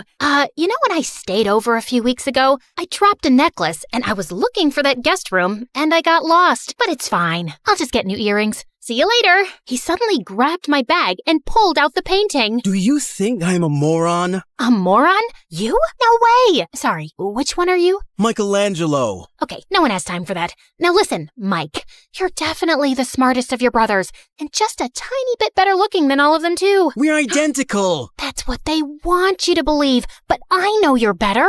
I think you and I can strike a deal, okay? I'll sell this painting, and you and I can go halvesies on it. Just give me an account number and I'll wire the money to you. No, you're not leaving with it. Okay, look, dude, I'm doing this for your mom. I have to sell this painting so I can pay for her bail and get her a really good lawyer. Don't you want that? No, my mom's in jail because she did something wrong, and she abandoned us all. She shouldn't have stolen Eric's painting. What do you care about Eric? Don't you hate Eric? He's so good looking and smart and perfect and gets all the ladies. It makes you guys look even worse than you really are. You should want to hurt him. So let me take the painting.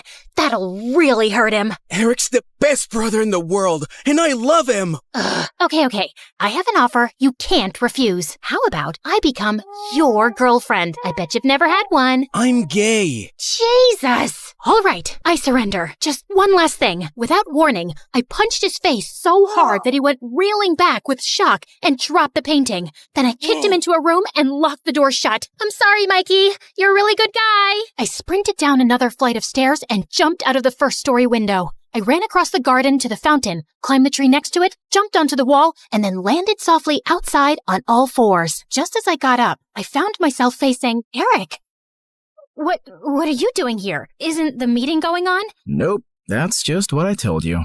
I sent everyone home and was now waiting for you to steal the painting and run away with it. What? After the painting was stolen from the museum, the FBI contacted me to help them catch the guy they suspected was after it. Does the name Pierre Souffle ring a bell? Nope, never heard of him. What a dumb name. They told me you would probably strike again. I really didn't suspect you until one of my brothers said something about you looking like a girl we once met in Connecticut, who had a twin. I just couldn't shake that off, and wondered if you were hiding something. I had the FBI look into you, and most of your information checked out, but then they told me that they'd seen a suspected art thief and a girl your age leave your apartment a few times. Okay, so let me get this straight. Tonight was a trap? How could you trick me? Hello? Should I get a mirror for you? You've been tricking me from the very start. That's different. Only if different means exactly the same. You'd really send me to jail? You'd really walk away with that painting? Eric, I have to do this. I don't have a choice. It's to protect everyone I love from Pierre. And I'm guessing that list doesn't include me, does it? As we stared breathlessly at each other, suddenly Pierre's van stopped beside us. Good Lord, get a room! And before I knew it, his men had grabbed both me and Eric and put some rags on our faces, and I instantly drifted into unconsciousness. When we came about, Eric and I found ourselves tied to chairs on some boat. The Sleeping Beauties are awake just in time for me to say goodbye. You're not getting away with this. Oh, yes, I am. It's not like you are smart enough to call the police to your house when you caught Claire. Yeah, that's her real name. You didn't call the police? What was your plan then? My guess is he was just going to take the painting from you and give you a chance to run away. I think he even gave his own security men the night off. Why would you do that, Eric? Because he wasn't going to send the girl he loves to prison. Duh. Eric sat there poker-faced as I glanced at him. Pierre, you got what you wanted. Now keep your end of the deal. Pay up and let us go. Your sister double-crossed me first, which landed you in this mess, remember? I think I'll do the same. Why is there water coming in the boat? Oh, that's because it's got oils everywhere. It's going to sink soon. You two should make up and forgive each other, because life's too short to be angry. I mean, literally, your life is really short. I'd say about another 30 minutes. Adieu, so long, farewell. And with that, Pierre and his goons left. There has to be some way out. Don't you know how to get out of such situations after all your years as a criminal? I'm a con woman. I don't know how to trick my way out of these ropes. Great! Then I'll just die here with you of all people. Who would you rather die with? Maybe that really pretty, extra smiley waitress at the restaurant you love so much? You know what? Let's just not talk. Fine by me. We sat silently for a few minutes as the water kept seeping in. I've never had boba tea. What? You know, a few years ago when everyone really got into boba tea, and I never had boba tea. I always thought I had time to drink boba tea, and now I'll never drink boba tea. It's nothing special. You didn't miss much. You really mean it? Nah, it's amazing. Who is stopping you from trying boba tea? No one? Oh, you're the worst. Let's go back to not talking. As we sat there in silence again, I slipped my fingers through Eric's. Eric, I'm so sorry for getting you into this. I really wish I'd never crossed your path. He pushed my hand away. For the first time today, I agree with you. Just then, the door burst open, and Meredith came running in. Thank God, Em. I knew you'd come for me. You could have told me too. I would have panicked less. Hi, Eric. Remember me? We kissed once.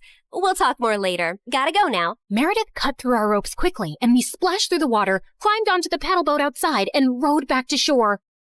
I had a feeling Pierre was up to no good. I followed his van to Eric's house and saw him take you two and bring you here. I had to wait for him to leave before I could rescue you, and that jerk left without giving us a dime. We have to get that painting back. He can't get away with it. What is so special about that stupid painting? Why is it for $10 million? Apparently, it's worth much more. My grandmother bought it at some auction a few years ago, but I don't think she ever knew its real worth. The FBI told me that painting has hidden codes all over it. Sensitive government secrets and coordinates of underground facilities, and Pierre wants to sell those secrets to the highest bidder. Jeez. Trust stupid men to make everything so complicated. Who put codes in a painting? Who wants them now? What is wrong with everybody? All I ever wanted from life was to go to Bora Bora, and now we have no money. If you girls know anything about where he's going, help me catch him. I'll tell the FBI you were helping me all along, and you'll go scot-free. Free but poor? Should I offer you a reward for helping me get back a painting you stole from me? That would be polite, yeah. Meredith, do you have any idea where Pierre's going? Yeah. I've bugged everything that man owns. His phone, his coat, his shoes, that painting. I know where he's going. Oh, by the way, Mom wants us to come home. She says she has something important to tell us. And yeah, her memory is back, and she's very angry we made her marry Arthur. What? More about that later. Eric immediately got in touch with his FBI contacts, who picked us up from our spot and followed Meredith's trackers on Pierre. He was headed for a train at the Grand Central Station, and seconds before he was about to get onto his ride, he was surrounded by officers. Don't manhandle me, you orangutans! My outfit costs more than your yearly salary! I lose the day I ever laid eyes on you two! I'll make sure I take you down with me! I'm taking all your coats, Pierre. They fit me perfectly, you tiny mafia boss. Get used to an orange jumpsuit, because you'll be wearing that for a long time. As the FBI officers took him away, I turned to Eric with a worried face. He'll give them information against us. You've helped recover a really important painting and capture a criminal the FBI has been trying to nail for ages. I promise, I won't let you get into any trouble. Thank you. We stood there in awkward silence. Okay, this is super uncomfortable. Do you guys need privacy to talk or something? I'll grab us some hot dogs. Do you want relish or mustard or... No, actually, I think we're done here. I have to go. Good luck and goodbye, Claire. Goodbye, Eric. Meredith and I took the next flight to Connecticut to see Mom back at her old house, and I was really happy to see her with her memory back. And then, Mom shocked us with her whole story. Many years ago, I was a government scientist in Russia, working on top-secret technology. And our team later wanted to sell it to an enemy country. I refused to do that, and destroyed the technology. and after that I had to go on the run because I knew those traitors would come after me.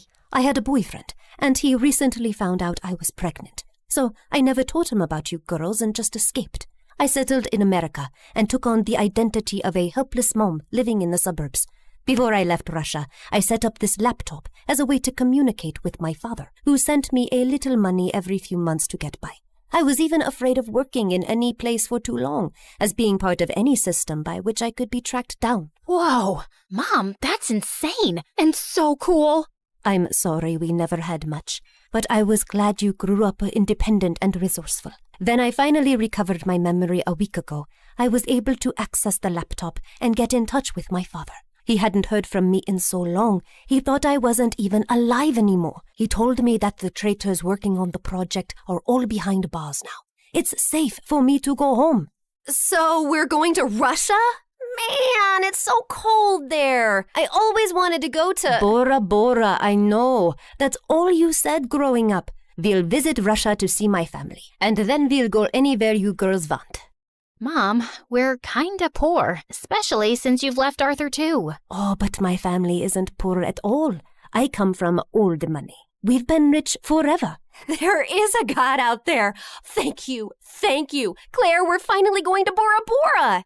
Yeah, it's everything we ever wanted. I tried to be as excited about the trip as Mom and Meredith, but my heart felt heavy. I wish things had ended with Eric on a better note. On the bright side, I got to meet Freddie, and I was so pleased when he introduced me to his lovely girlfriend. I'm so happy for you, Freddie, and I don't know if I can ever thank you for everything. You're amazing. I know. Just don't forget about me and come to visit, okay? On the day of our flight to Russia, we just reached the airport when Mom and Meredith turned to me with strange smiles on their faces. What's going on? Here's your ticket. That's a ticket for New York. Why, are we going there? No, Mom and I are going to Russia, then Bora Bora. You're going to New York. What? Why would I do that? Come on, Claire. You've been so mopey lately. I can't stand your face anymore. Just go talk to Eric, okay? You're in love with him. And even though he's way out of your league, he loves you too. And that's something you shouldn't give up on so easily. Pretty sure he hates me now. Claire, go meet him once. You'll regret not trying. And in case it doesn't work out, you know where to find us, love. Go get him, loser. Mom and Meredith hugged me, and I felt tears flowing down my face fast as I turned away. Suddenly, I got the wind knocked out of me as Meredith gave me a bear hug. I can't say this with you looking at me directly, so don't turn around, okay? I love you more than anyone in the world, sis. You're my BFF and my soulmate and my better half, so you better not stay away too long because of some stupid boy. No one's ever coming between us, Em. I love you too, and I'll see you soon. As I walked out onto the New York airport, I was feeling so nervous about visiting Eric that I accidentally bumped into a man's luggage cart and went down with the suitcases. Are you blind? You blind idiot? It was an accident, sir. You don't have to be so rude. You don't have to be so blind, you blind idiot. You're so obnoxious. I grabbed the bagel the man was holding, threw it on the floor, and started jumping on it. As I continued jumping and he kept yelling, I suddenly found Eric by my side. I'm sorry, sir. She hasn't taken her meds today. So sorry. Jeez, what's with your temper? He started it, and what are you doing here? You texted me that you were coming and wanted me to pick you up. You said it was an emergency? Oh, I'm guessing that was Meredith. Yep, but I did come to New York just to see you, Eric. So I might as well say my piece now, which I've been rehearsing on the plane, and I've forgotten every single word. Dang it. Okay, I'll just spit it out. Look, I'm really sorry about the tricking and the lying and stealing and hitting your brother and endangering your life. The one thing that wasn't part of this assignment was falling for you, but I just couldn't help it right from the start. In fact, you made me fall for you years ago, and I often wondered what had happened to you. I really wish we'd met again under different circumstances, and I know I don't deserve another chance, but here I am, asking for one anyway. Well, they say third time's the charm. They do say that, whoever they are. Just as Eric pulled me closer, we suddenly found ourselves surrounded by federal agents. Did you set me up? I swear I didn't. Ma'am, there's no need to panic. We got notified about your arrival in New York when you checked in for your flight. We've also apprehended your sister before she could leave for Russia. We've been looking for you girls for a long time, actually, but you always managed to get away. Now we have a deal for you. Come work for us and help us nail some con artists, and you'll have a clean slate. Are you offering me a job? Yes, and a really well-paying one. The only catch is that you two will have to serve 6 months jail time first. We have to do that as a formality. No, officer, there has to be another way. Eric, wait. It's okay. I think I need to do this actually. Maybe we got away for too long without any consequences. If this gives me a chance to start over fresh, I'm willing to do it. What about Meredith? Oh, she's gonna be pissed, but she'll do it for me. So, will you come see me in prison? It's a date. How many weeks has it been here already? It's just been 2 days. Oh, God. I was so close to Bora Bora. And you're so ugly and orange. How am I supposed to look at you for 6 months? I think you're actually happy we're getting to spend more time together. You know, since I'm your BFF and soulmate and better half. That was so cheesy. Ow!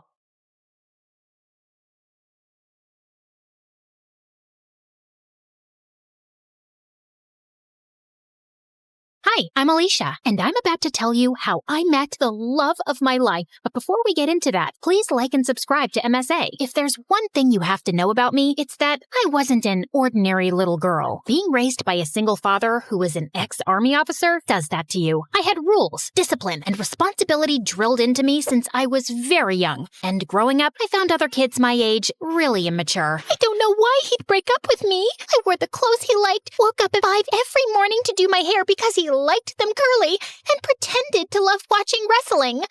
Excuse me, but I need to get that muffin. Can't you see that I'm crying? My boyfriend just broke up with me. Aw, I'm so sorry. You know, it reminds me of the time my dad took me for this obstacle course, and I twisted my ankle so badly, the doctors told me I'd never be able to walk again. But I didn't lose hope, and here I am. How is that the same thing? It's not, because that was an actual problem, but yours is just a bunch of high school nonsense. Now move your butt, please. Needless to say, I didn't have a lot of friends, and I didn't care either. My life was all sorted out. Graduate school, get into a good college, work, and retire. But then I turned 18 and met Arthur. He was a transfer student from Greece, and boy was he dreamy. The first time I met him was in gym class. We were playing catch, and I was so lost in looking at him. I totally missed the ball, and it hit me right in the face. I fell on my butt, and Arthur came running. Are you okay? You're bleeding. It's nothing. I'm used to much worse. On second thoughts, I might need a doctor. Arthur smiled and carried me to the nurse's office. The entire time I was there, he sat next to me, and later he dropped me home. We became friends after that, and slowly I fell for him. He was smart, mature, and sweet. If there was one guy I wanted to date, it was him. So I decided to ask him out, except I didn't know how. So I turned to MSA for help, and it did not disappoint. Rule number 1, never let your crush know you're interested in him. Avoid eye contact and do not speak at all. The next day, when Arthur waved at me in the hallway, I wrinkled my nose and turned away. He sat next to me in class, but I didn't pay any attention. But then in the cafeteria, he caught up with me. Are you avoiding me? Me?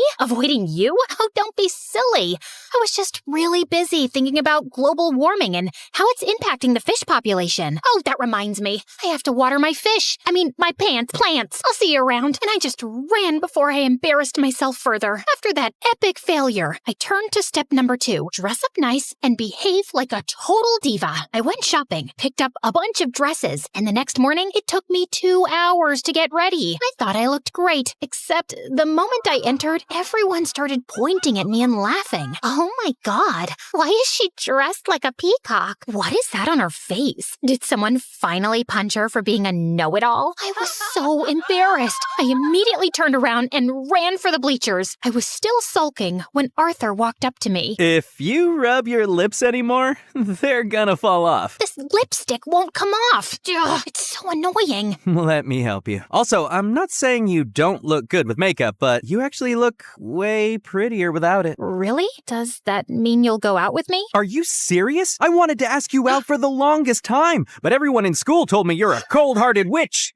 Cold-hearted girl who hates people. That's not true. I hate dumb people. There's a difference. So, you and I, dinner tomorrow? I'd love to. My first date with Arthur was perfect, and he told me that his parents were divorced like mine, and he lived with his mom and 9-year-old brother Charlie. We started dating soon after, and spent all our time together. People in school were all also nicer to me since I was Arthur's girlfriend, and even Dad liked him a lot. Life was just better with him in it, until things started getting weird. Some days he would come to school looking like a half-dead zombie, and other days he would skip school altogether. His grades were slipping, we were barely seeing each other, and I knew something was wrong. So one day when he canceled our date, I went to his place with his favorite ice cream. But when I knocked on the door, some kid opened up. Hi, you must be Charlie. Is your brother around? Is that ice cream? Give me it. Hey, that's not very nice. Say, ma'am, could I please have that tub of ice cream? Repeat after me. Sure.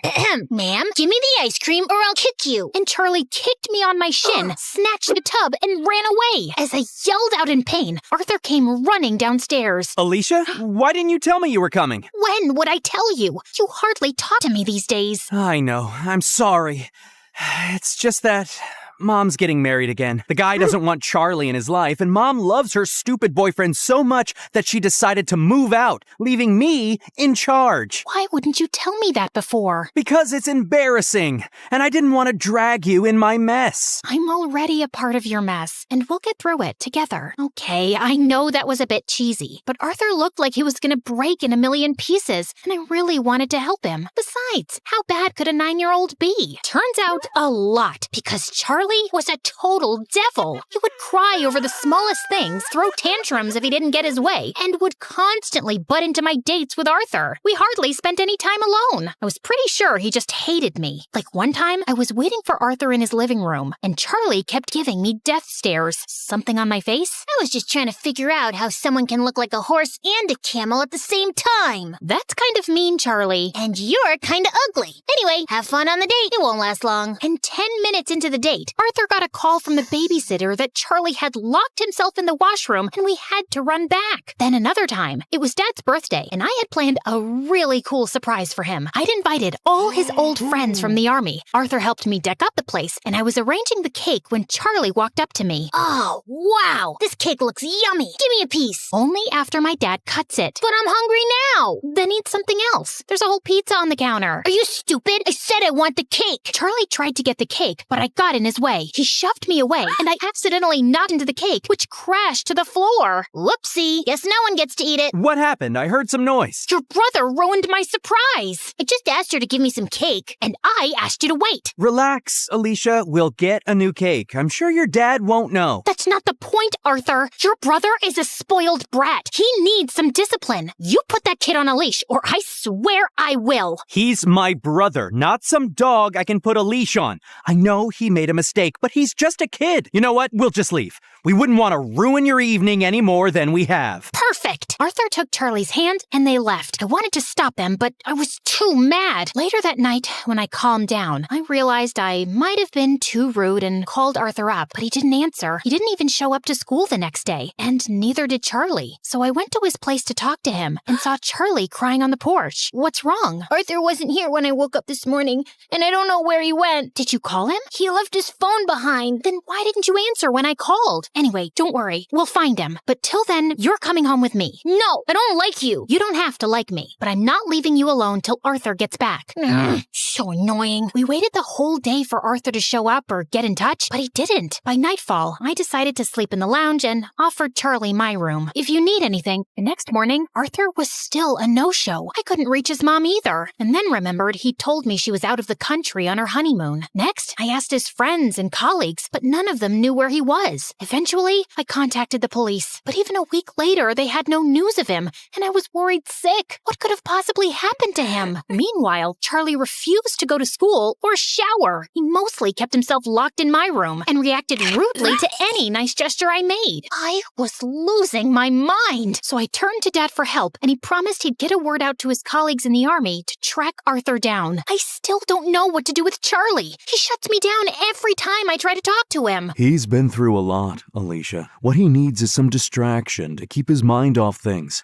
After your mom left, you were all over the place. That's why I built such a strict routine for you, so you wouldn't have time to think about her. Maybe you should do something similar. I decided to give Dad's advice a shot, and the next morning, I walked to Charlie's room and woke him up. Get up. We're going out. Is Arthur back? No. Then let me sleep and go away. Nope. You're getting up right now. Charlie resisted, but I dragged him out of bed, and somehow we made it to the bus stop. He kept cursing me the whole way, but I didn't care. And minutes later, we were at our destination, the paintball arena. I'm not going in there. Why? Too chicken to lose? As if. You're on. Charlie and I had a great time at the paintball game, and it was the first time I actually heard him laugh. Afterwards, we went to a trampoline park and jumped our hearts out. By the end, he was so tired he could barely walk, so I called a cab and took him to my favorite burger joint. But he just stood at the entrance and stared. What, you don't like burgers? No, it's just that this was my favorite place to come with my mom. Every weekend, we'd come here and play our favorite songs on the jukebox machine. And now, she doesn't even call me, and Arthur's left me too. Arthur will be back in no time, I promise you. He loves you a lot, Charlie, and no matter what, we'll always be here for you. You too? Yes, me too. Charlie cried and hugged me tight. For the first time, I saw him as a heartbroken kid who just wanted his family back. Since then, Charlie warmed up to me. We'd have breakfast together,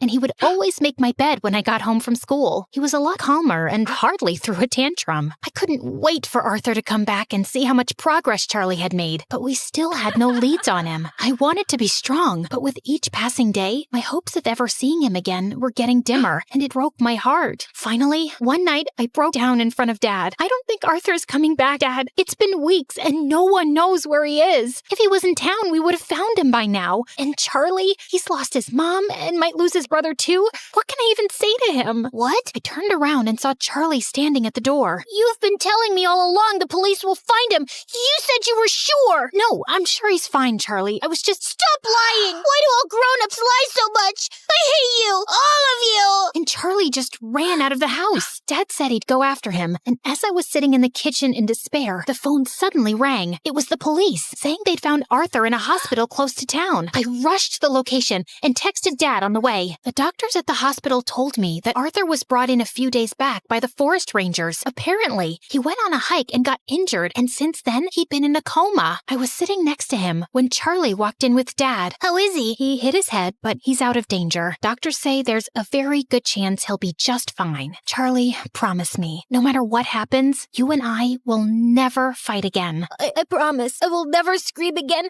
and I will always be a good brother. He will wake up, right? What do you think?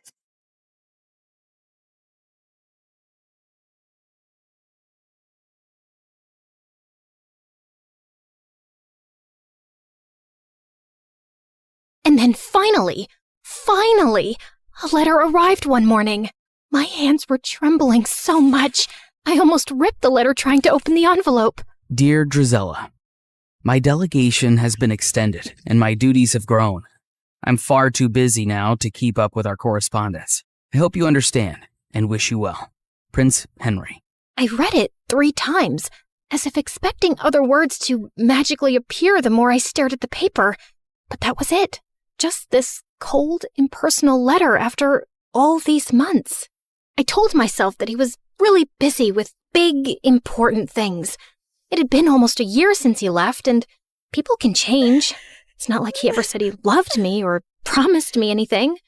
And of course, there was nothing left to do now but move on with dignity and grace. I found great comfort in pastries and gained a lot of weight. I considered becoming a nun, but decided against it since nuns aren't allowed to curse. I went to the village witch and said a friend was asking about ways to hex a prince. I started writing a vicious breakup letter to Henry, then realized you can't break up with someone you were never technically with, so I ate more pastries.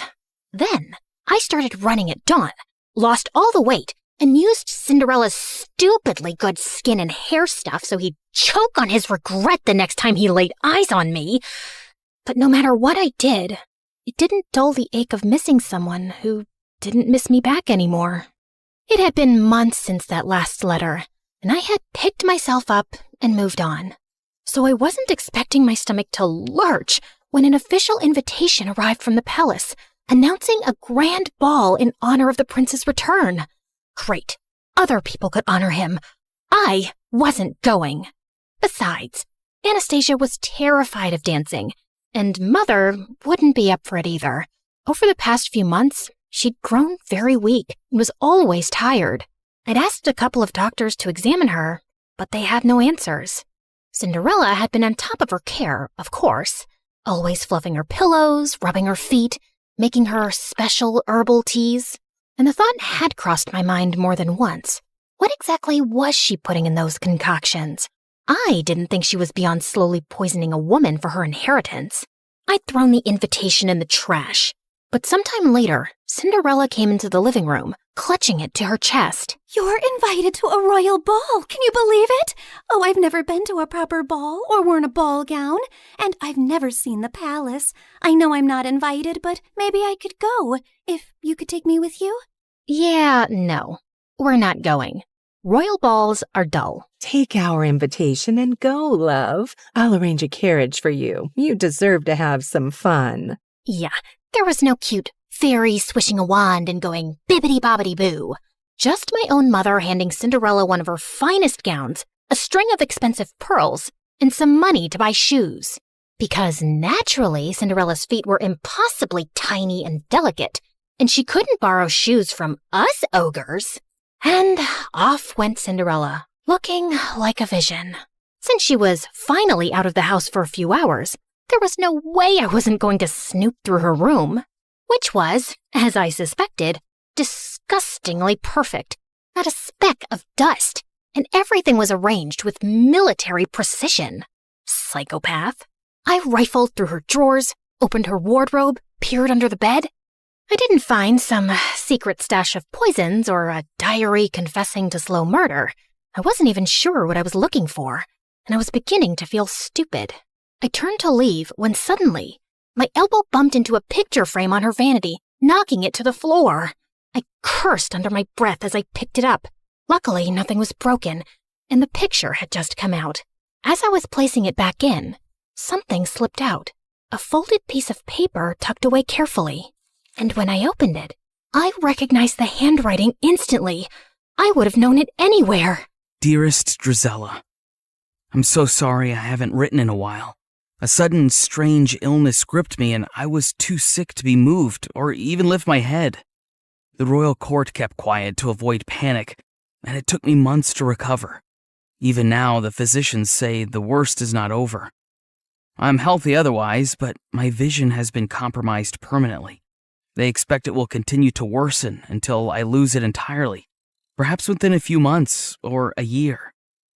Before that happens, before I lose my ability to pen down words myself, I need to tell you that I'm in love with you. I'm not the man you deserve, but if you could ever imagine a future with me, one where I will not have my sight, but you will have all my heart, I would ask you to marry me. Yours always, Just Henry. I read it again and again and again.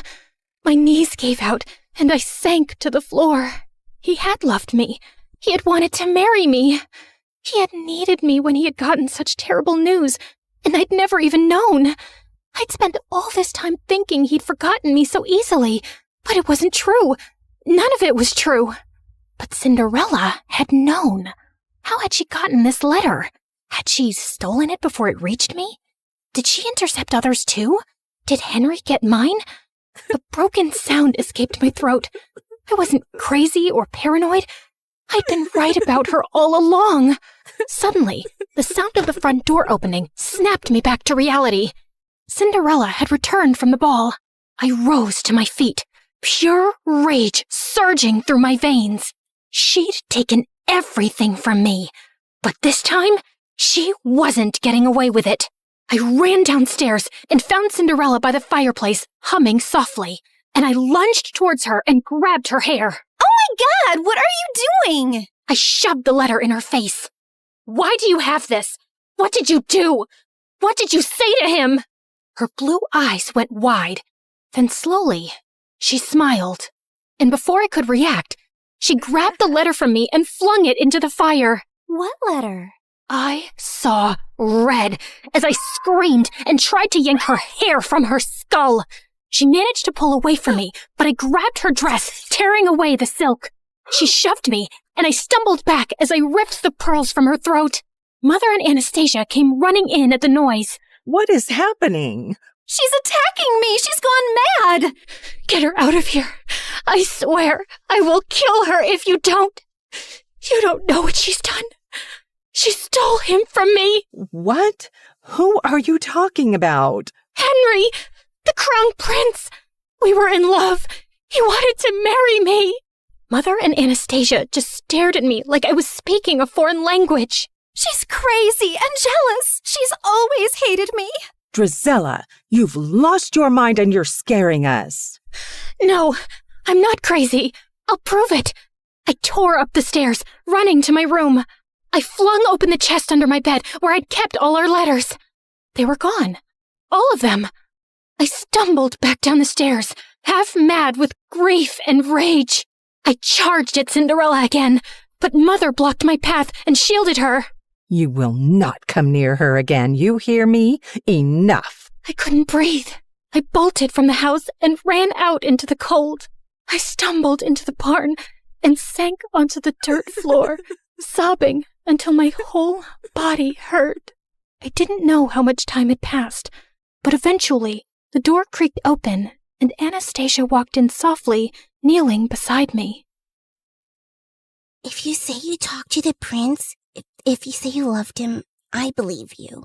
You do? I knew you were hurting this past year. I mean, I know what eating your feelings looks like. But you just shut me out. I wish you hadn't. I leaned into her, the way we used to when we were little girls, feeling scared of thunder, and she pulled me into a warm hug. Thank you. I didn't sleep a wink that night. Henry's letter replaying itself over and over in my mind. Tomorrow, I was going to the palace. I didn't have a plan or some speech prepared. I just knew I had to see him, and I wasn't coming back home without doing it. It was soon after dawn that I prepared my horse to leave, when a servant handed over a letter. Important news! By decree of His Majesty, members of the royal family will be visiting each household in this town today. What? Why would the royal family be doing that? Would Henry be among them? I didn't know what was going on, but I had to stay back for the visit. Cinderella was probably still holed up in Mother's room, which was good for her, because if I saw her face, I would tear her apart. I paced around impatiently, looking out the window for any signs of the royal delegation approaching. I thought I'd get a better view from the attic, so I ran up.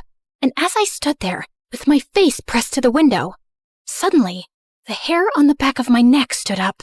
I turned, and Cinderella was standing in the doorway, her eyes gleaming. Before I could run towards her, she slammed the door shut, and I heard the lock click. "Let me out! You crazy witch! Let me out!" And when I saw the royal delegation arrive at our house, I felt manic. I kicked and banged and screamed until my throat was raw. But no one heard me. Why was the royal family here? What was Cinderella doing? Finally, I heard someone running up the stairs, and the door burst open. The prince, he's here. He's here. And he just asked Cinderella to marry him. The words punched the air out of my lungs. You have to go. You have to stop him. Hurry.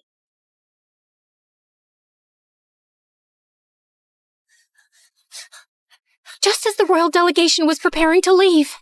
And there he was. Henry was standing beside Cinderella, his hand cradling hers gently as he bent to kiss her fingers. "Henry, no! You can't marry her! You don't know who she is!" Everyone froze, including him. He slowly turned to me, squinting his eyes hard, and then his face hardened to stone. I told you she would never let me escape. Henry, whatever she's told you, it's all lies. Address me properly, miss. It's Crown Prince Henry. Okay, Crown Prince Henry. You cannot marry that two-faced witch. A ripple of murmurs went through the small crowd gathering around us. I need a moment alone with her. He led me forcefully into the stables away from everyone and slammed the door behind us. You are the biggest liar I've ever met. All the time you whined about your perfect stepsister replacing you when it was just a poor, abandoned girl that you and your family made your slave? I felt like he'd slapped me in the face. She didn't even dare tell me her name yesterday at the ball. She said she sneaked away because she wasn't allowed to exist freely, not even for a night. Then she ran away before I could even ask who she was. All I had was her slipper she left behind by accident. And then imagine looking for her and finding that you're the villain in her story. Henry, she's a manipulative psychopath. She stole my letters. She stole yours. I didn't even know you were sick or losing your sight. Stop lying. It was your handwriting on the letter I got, where you told me you couldn't be with me because of my illness, where you said it would be better to end things before they really even began. I never wrote that letter. She faked it. I think she always knew about us right from the start. Are you really so twisted that you think she plotted all this? So according to you, she intercepted our letters, forged your handwriting, and had been spying on us all along just to ruin things between us one day? I know it sounds crazy, but it's true. For a second, a shadow of doubt crossed his face, and I thought he might believe me. But then his jaw tightened. No, you didn't want me. And now you just don't want her to have me either. My heart felt like it would explode. You met her last night. How can you marry someone you don't even know? As if time is a guarantee of anything. I knew you for much longer, but it turns out I didn't know you at all. She knows about my ailment, and she accepted me as I am. And even though I've lost most of my sight now, when I look at her, she glows like an angel. She's kind and beautiful and good. I know she will save me, and I will save her from you. As he started walking away, I felt something break inside me, like a monster being unleashed. Maybe it's a blessing you're going blind, Henry. I hope it happens faster for your sake. It's better if you're spared from seeing the snake you're marrying, or the fool you've become. And I wouldn't have married you anyway. A blind fool is no prince, only a burden. Mind your tongue when speaking to your prince. And if you ever cross my path again, I will have you exiled. I walked out after him and watched from a distance as he took Cinderella's hand, lifted her into the royal carriage, and rode away, taking every dream I'd ever dared to have with him. What was it that Henry had called me? Ah, yes, the villain in Cinderella's story, in that she would save him and he would save her from me.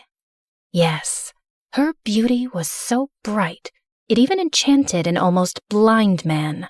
It made everyone else look ugly.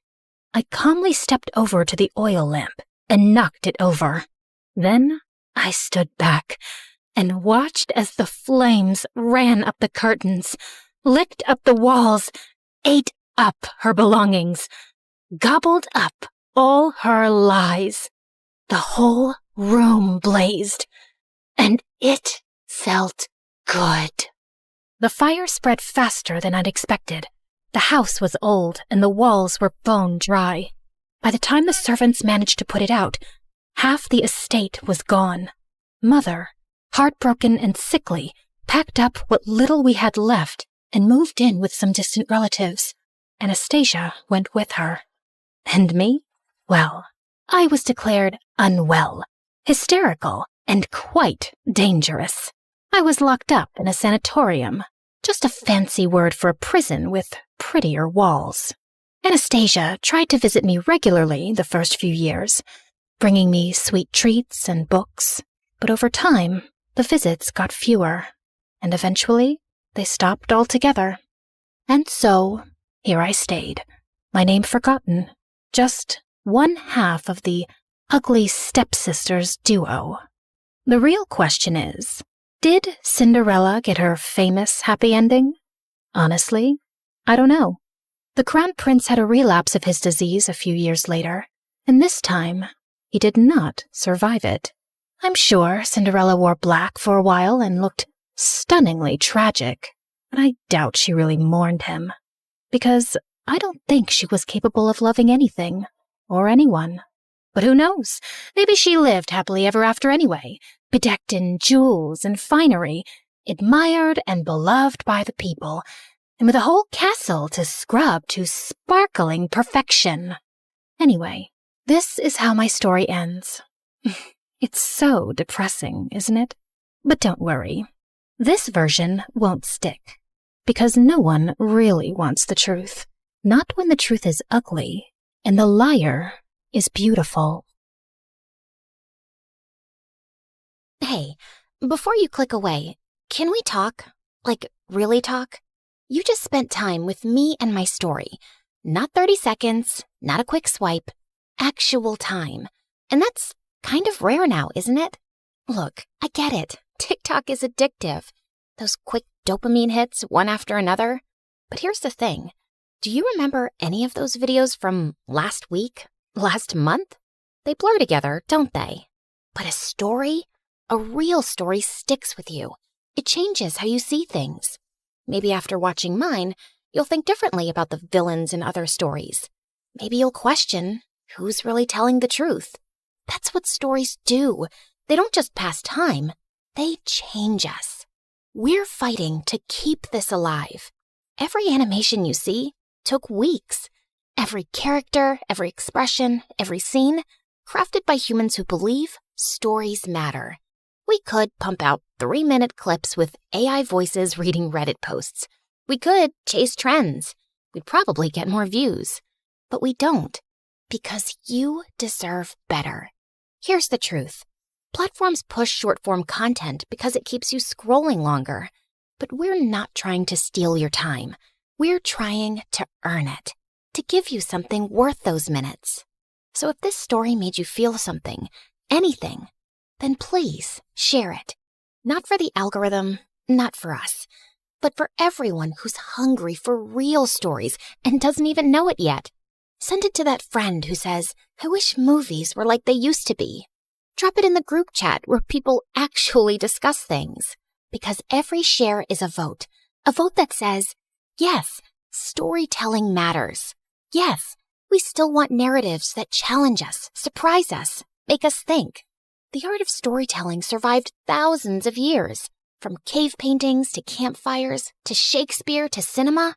Don't let it die on our watch. Not for a 5-second dance trend. Help us prove that in a world of infinite scroll, some things are still worth stopping for. Share this story. Save storytelling. It sounds dramatic, because it is. Hey, I'm Iris from Atlanta, and I'm a triplet. Before I continue, please like and subscribe. While Mom was pregnant, she was told by the doctor that she was having twins, but I popped out right after my brother, making 3 of us, Ileana, Isaac, and me. Dad wasn't around for most of our childhood. He was the assistant vice president at a huge music production company, and was always busy with some meeting or event. But Mom showered us with love and attention. She would sing upbeat songs in the morning and hum soothing lullabies each night. Plus, she bought us whatever we wanted with Dad's money. One of my earliest memories was when she gifted us with a karaoke machine as kids. The 3 of us sang all the time, and Mom never got annoyed. Encore! Encore! Sometimes she would join in too. She had a great voice. By 8, my siblings and I were called the Turner Threes, and we had some serious musical talents. Ileana could sing just like Mom. Isaac played great riffs on the guitar, and I rocked out on the drums. One day, the live band that was hired to play at our parents' anniversary party canceled at the last minute. Mom suggested we play, and we did. It was awesome. Soon, the Turner Threes were playing at all the family events. Things stayed pretty entertaining throughout middle school, but then life took an unexpected turn during our freshman year of high school. One day, Ileana, Isaac, and I were relaxing by the pool when we heard a loud thud inside the house. We found Mom unconscious on the floor. It turned out that she had a stroke and would need at least 3 months to recover. Then, Dad lost his job shortly after. The company he worked for lost a massive copyright infringement lawsuit. Dad needed to find work soon to pay for Mom's medical bills and keep the roof over our heads. He took up the first job he could find, freelancing as an agent for local musicians. One evening, Dad invited a client over for a business meeting who overheard the 3 of us practicing our music. I heard him ask Dad about the music coming from down the hall. My kids have a band thing, just for family events. The client requested to hear more of our songs and suggested Dad help us book bigger shows. They're pretty good. If you set up their career now, they'll have some real financial independence in the future. For the first time, Dad took interest in our music and took his clients' advice. And soon we were playing at cafes, restaurants, and private events. We weren't making much, but it was a start. Dad didn't have the same positive attitude, though, especially as Mom's recovery was taking a while. The bills were never ending, and his savings were running low. He was always in a sour mood and fell into a deep depression. But despite her health issues, Mom kept cheering us on. Keep playing. Keep sharing your talent. So we stayed consistent. Thankfully, by our junior year of high school, the Turner Threes got more popular. We had enough gigs to keep the house and help Mom medically. But Dad was so depressed that he stopped work altogether. He barely left his man cave. Halfway through the school year, extracurricular activities began taking up a lot of time. Ileana excelled in her studies and joined the AP Physics Club to get a head start on college credit. Isaac was naturally gifted at baseball and became co-captain. And I was one of the best actresses in the theater class. Oh, happy dagger, this is thy sheath. It was getting harder trying to balance school, shows, and home finances, and it seemed like the Turner Three's differences were splitting us apart. I think you should sing at a higher pitch. Baseball puns? Seriously? I don't need advice from you. This band would be nothing without me. You're not that special, Ileana. I have Mom's voice. What do you have? The arguments were getting ridiculous. Then one day, we got invited to a music competition. First place would get $10,000. I was over the moon, but Ileana, I have a test to study for, and I can't afford to mess up my 4.0 streak for some songs. Some songs? Our music has been keeping the bills paid. But Ileana was adamant. Isaac and I went to the competition anyway and tried to make do with what we had. We were practicing in our room backstage and trying to sing together, but we just couldn't hit the right key. Just then, we heard a voice behind us. I could sing, if you want. I turned around, and a girl with a blue afro and a turtleneck was leaning against the door. And you are Kat.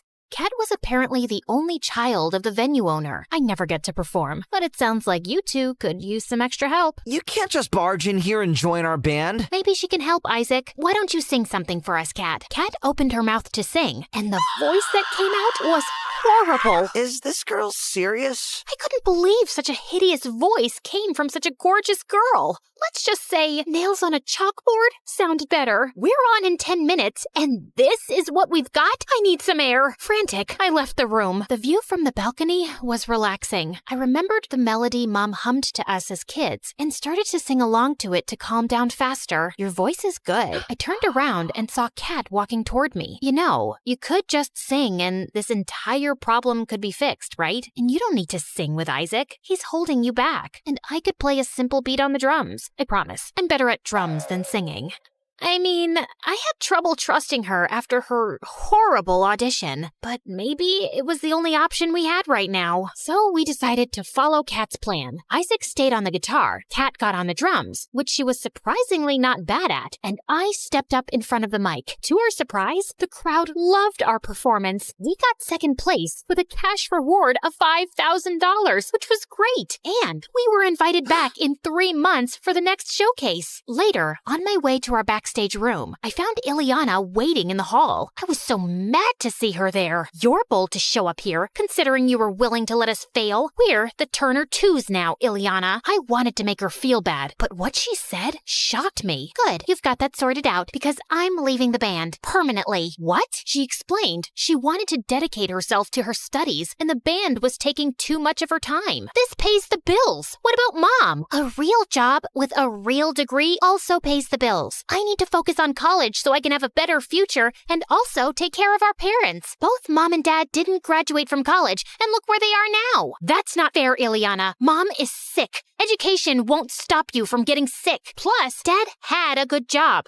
Life happens. Well, I'd rather have my education to fall back on when accidents happen. Plus, education will give me the job I need to pay for medical expenses if I get sick. And with that, she stormed out. At the music showcase after party, I found myself sitting alone outside. I hadn't even broken the bad news to Isaac yet. Soon after, Kat joined me, asking why I looked so worried. And I ended up spilling everything about our family problems and and Ileana's selfishness. Sorry you're going through all that. Why don't you take your mind off of it for a bit and enjoy your win for a few hours? So we went back inside, and I was glad for the distraction. There were CEOs, music producers, and of course, super attractive celebrities. One woman came up to me and introduced herself as Riza, and then she pulled out a contact card and shoved it into my hand. You've got some raw talent. The world needs to see it. Sounds like something my mom would say. Your mom sounds like a smart woman. Since there was no changing Ileana's mind, we recruited Kat as a permanent member of our band. With practice, she got better on the drums, and we quickly fell into sync. We continued participating in competitions Riza signed us up for,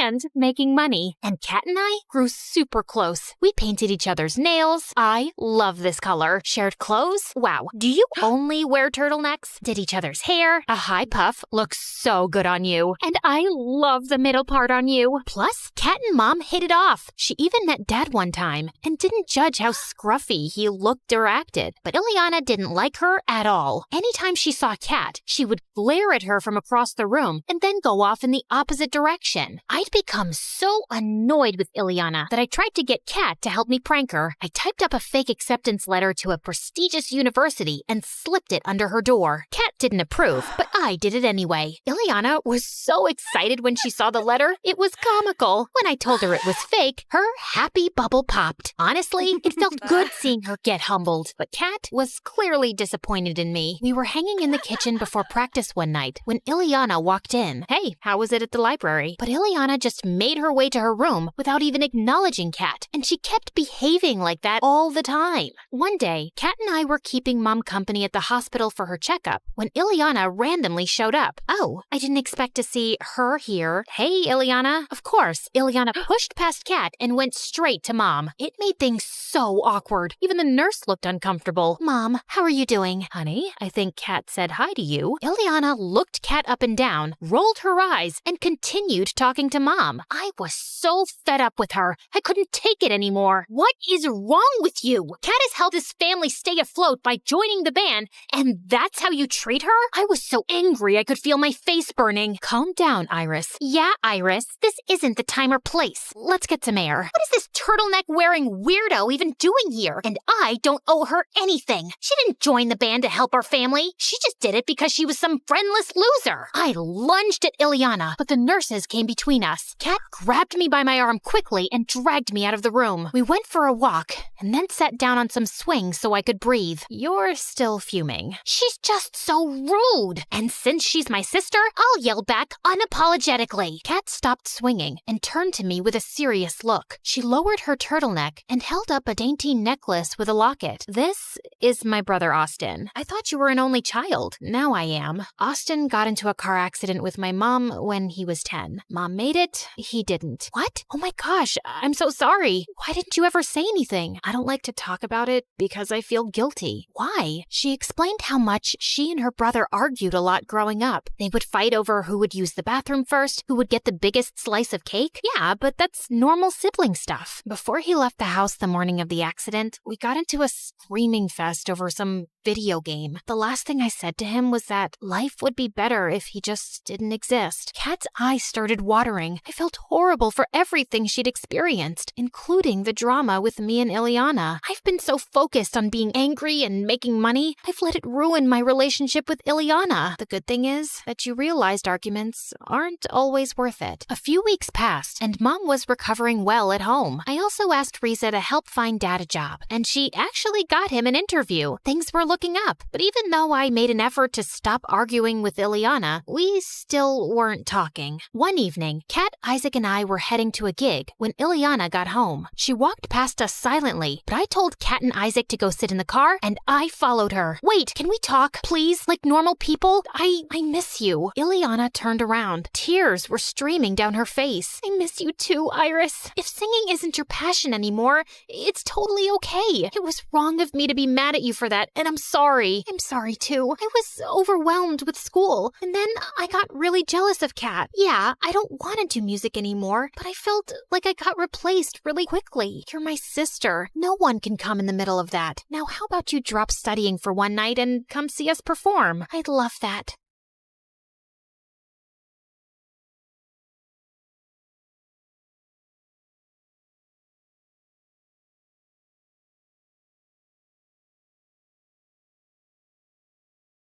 I stole my dad's car and went with my friend Josh to our town's sketchy hidden gambling place. So, did you find a job yet, or is your dad kicking you out soon? Josh, no one kicks me out, not even my own father. I don't care if he's rich and locally famous and super respected and he's kicking you out. Then I'll go live with my mom. She doesn't want you. She never said that. She's in Spain with husband number 3 and his kids. William, you're gonna be homeless. Then I'll live with you. Huh. My dad hates you. Thinks you're a loser. Man, you studied preschool education. He goes, "What kind of guy studies 4 years to be a nanny?" Serious question. Do you ever correct him? Tell him it's a preschool teacher and not a nanny? Nope. Why would I? He's kind of right. You are the worst friend I've ever had. And yet, here we are. Why? 'Cause you're a loser and can't find a better friend. Man, I don't get it. You're the smartest person I've ever met. A freaking genius with perfect memory. So how are you still such a moron? You know why? It's my stupid sleep schedule. I haven't slept in 4 days, man. I've tried everything. Wherever I go, they hook me up to all these creepy wires for hours. And then they go, "Well, we found nothing. Your brain seems perfect." And yet, here I am, sleepless, tired, all the time. Just then, the police barged in. Turns out the place was illegal and unlicensed. They arrested the owner and kicked the rest of us out. We got in the car. I started the engine, then one of the cops started yelling. This guy again? What a loser! 4th time we've shut this dump down. And you losers? Go home! Stop blowing your money like idiot losers. That's a lot of losers in one sentence, sir. William, shut up. License and registration. He looked at the papers and something twitched in his expression. He grabbed his walkie. Yeah, I need the driver out of the vehicle. What? Why? What did I do? I was genuinely confused. So I tapped his shoulder to get his attention. Ooh, bad move. He spun around lightning fast, flipped me over, and slammed me to the ground. This car was reported stolen. It's my dad's. It's flagged by mistake, sir. Dad just sold the old plate 5 days ago. Transfer still pending in the DMV backlog. Section 1573B. Clerical mismatch isn't arrest worthy. You a lawyer, kid? Preschool teacher major. I just read the entire traffic code last month. Insomnia perks. Nah, he stole it. His dad reported it because he's done with him, man. Told you, you're homeless. Brilliant. A homeless idiot. And look at this. Expired license, unpaid fines. If you're gonna steal a car, at least try not to be a walking violation. Can't wait to see how you survive on the streets, you spoiled little brat. Don't call me that. You don't know anything about my life. I've suffered. He hasn't. Don't fall for it, officer. Oh wait, there was that one girl who broke his heart. Shattered it. Every piece smaller than a lentil seed. Well, you'll have plenty of time to think about her in jail. Actually, officer, if he starts crying and sniffling in the holding cell, can you record it for me? I'll give you my number. I do miss her a lot. Hi there, my name is William. People around me think I'm a genius. I'd humbly say I'm above average smart. With one of those stupidly sharp memories that's more annoying than useful most days. You think that means I've got perfect grades, a bright future, a life all wrapped up in shiny potential. Nope. I have severe insomnia. I can go days without sleep, which sounds cool until your brain starts short-circuiting and you start crying over spilled cereal. And yeah, it wrecks my productivity, my focus, my everything. Instead of building empires or curing diseases, I spend my nights playing weird indie video games. And that's why, well, some people think I'm a loser. Until I got recruited by a secret research program, one that experiments on people like me, trying to create humans who don't need sleep. Yeah, things escalated.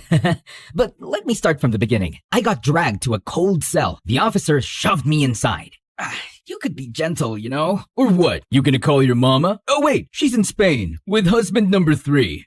I'm gonna kill Josh. Later, as I sat in the cell, staring at the floor and regretting every decision I'd ever made, my mind wandered back to her. Diana, my high school sweetheart. We were together for 5 years. Even though we were young, we had it all planned out. Finish med school, get married, live a perfect life. We both studied medicine. Well, she studied. I skipped lectures, stayed up playing video games, failed out, and switched majors. I loved her, but I never showed it right. I was immature, selfish, constantly brushing her off. We fought more and more until one day, after forgiving me for the millionth time, she dumped me. I was a fool, and there hasn't been a single day I haven't regretted it. You look so pathetic. Ah! Who said that? A man emerged from the shadows. Apparently, he'd been sitting beside me the whole time. I can't believe they chose you. Choose me? For what? Who's they? Yes, boss. I'm looking at him now. He definitely looks like an idiot, so it's him. Confirmed. Excuse me? You can't just talk about me like that. Don't worry, boss. It's all an act. He was literally curled up 5 seconds ago, sobbing with snot on his face. That was a private moment. Everyone has those. Without warning, the man pressed his hand against a section of the wall. It looked like any other brick until it creaked slightly and swung open from a hidden hinge. There was a narrow, dark tunnel behind it.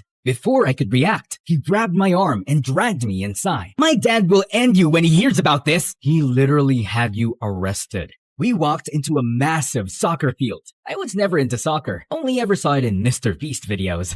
Then suddenly, the floodlight snapped on. It was blinding. Man, that's too bright. My eyes are too sensitive. I can't even open them. Oh, wow. Who's that goddess? My lord. Wow. Now your eyes work? Weren't they just too sensitive 2 seconds ago? A stunning girl walked toward us, surrounded by bodyguards and assistants. She moved like someone who didn't walk. She arrived. One of the younger assistants accidentally dropped a clipboard while adjusting her earpiece. Easy. You're doing fine. Don't stress. We're just changing the world. The assistant nodded, clearly starstruck. Arya turned to a girl with dark glasses and a tight ponytail, standing off to the side with a scowl. Hey, dear, relax that jaw before it breaks. You're not on trial. She then finally looked in my direction. Rex? I can be a Rex for you? Shut up, man. She's talking to me. Oh, it's him. No need to double check. Wait, before you talk, I just want to say, you are the most beautiful girl I've ever seen. And I'm not just saying that because you're surrounded by average, boring-looking girls that make you pop by comparison. No, you're beautiful as a standalone piece. Mr. William, this is a test. You'll be accompanying me to a high-level event. Think of it as a soft infiltration.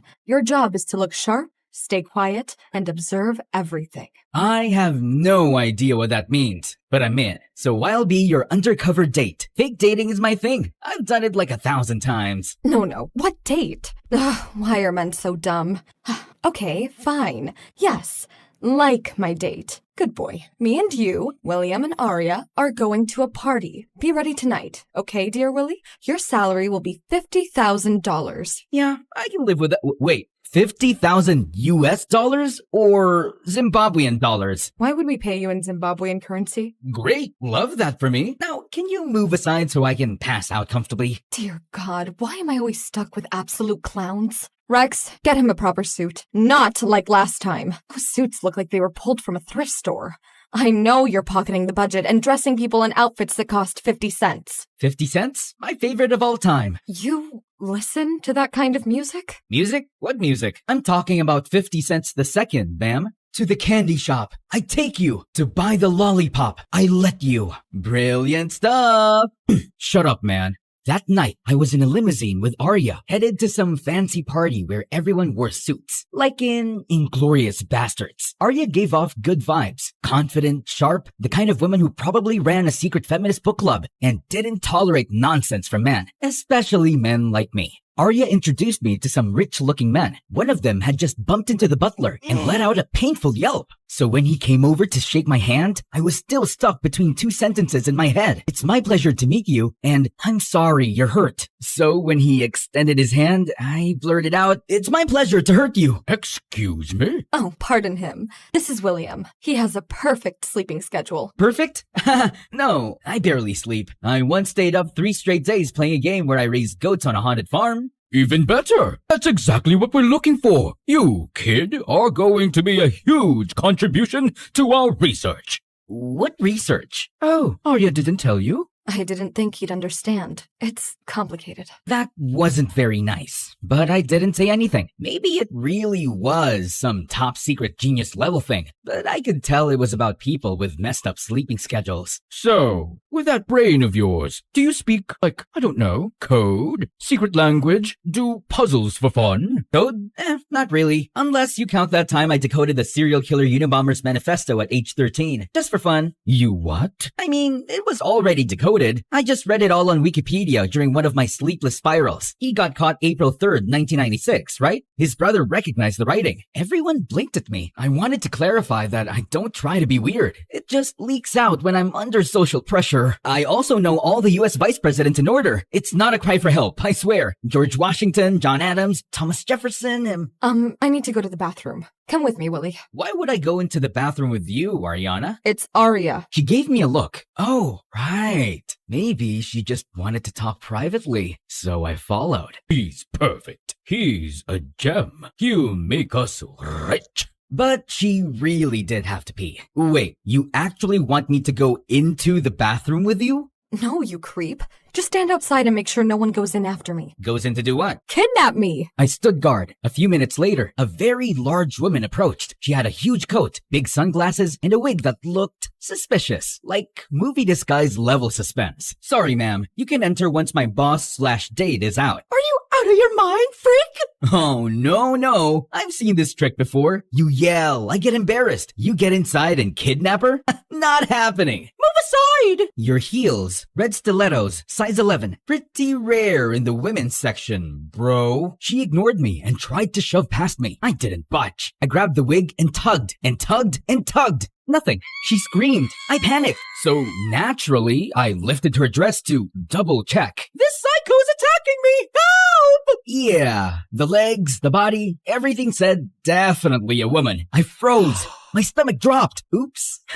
A second later, someone punched me in the face. Security threw me out like a piece of garbage. I couldn't tell if she was a woman. It was ambiguous. I sat on the curb outside, humiliated. Then the same woman walked out of the building, her coat bulging like she'd stuff a small mattress under it. She reached the van parked by the curb, glanced around, and casually unfastened her coat. And that's when I realized Ariana was inside it. The woman dropped her into the back of the van. Then she turned to me, paused, and slowly peeled off her wig. Underneath was a bald head, a cold stare, and a smile that made my blood ice cold. Idiot. They kidnapped one of the most important people in this organization right in front of you. It was either that or I got thrown out for attacking a woman who turned out to be a man, but still, Rex snapped. He lunged forward and grabbed me by the collar. Do you even realize what you've done, you stupid piece of dirt? Suddenly, one of the assistants from earlier, huge glasses, sleek black hair, in a perfect silk ponytail, stepped in and pulled Rex back. She raised her eyes in that sharp way Bella Hadid does in photos. She actually looked really pretty. I don't know why I called her average and boring earlier. Darn me sometimes. Rex, this isn't helping. We need to get her back. I'll handle it, and I'll take him with me. Him? He's a moron. A valuable one. Maybe I can convince them to trade her for him. He's a treasure. Yeah, tell him, lady. Wait, why am I so valuable again? We're part of a private organization that runs off-the-record research on human subjects. I know how that sounds, but it's for the greater good. Right now, we're studying people who can naturally stay awake for days. The government won't touch human trials. Too much red tape, too much fear, even when the outcome could help millions. We're working to fight chronic fatigue, insomnia, and neurological burnout. Imagine what that could mean for soldiers, doctors, firefighters, people who can't afford to shut down. Oh, that's amazing. I should tell my online friend to volunteer. His name is Ming Hao. We once stayed up for 4 days straight building a castle in Minecraft. He's in China or Korea. I don't know, but he's committed. He cried when I accidentally set the sheep farm on fire. I cried too. It was emotional. Get ready, William. We leave in half an hour. Rex, you'll be on comms. We'll talk through the earpieces. You're our eyes. If anything happens to Arya, I swear I'll never forgive myself. She's the reason I got out of bed some days. Wait, who kidnapped her? Our competitor. They're another organization. But unlike us, they run purely on illegal human experimentation. Arya's a genius in the field, and they've been trying to recruit her for months. She kept refusing. So now, they've taken her. They're going to force her to work for them. You say that so casually. That's horrifying. It is. That's why we do this ourselves. No backup. So, secret agents, rogue labs, sleepless experiments, kidnapping, and you're bringing me into this? Yeah, well, time to be useful for once. Prove you're not just a loser. You're a loser with dreams. Thank you, I think. We have to get Arya back. Our idol. Our hero. Our queen. Our leader, our guardian. The rest of the team suddenly joined in, forming a weepy group hug. I swear it looked like a cult. Our beloved.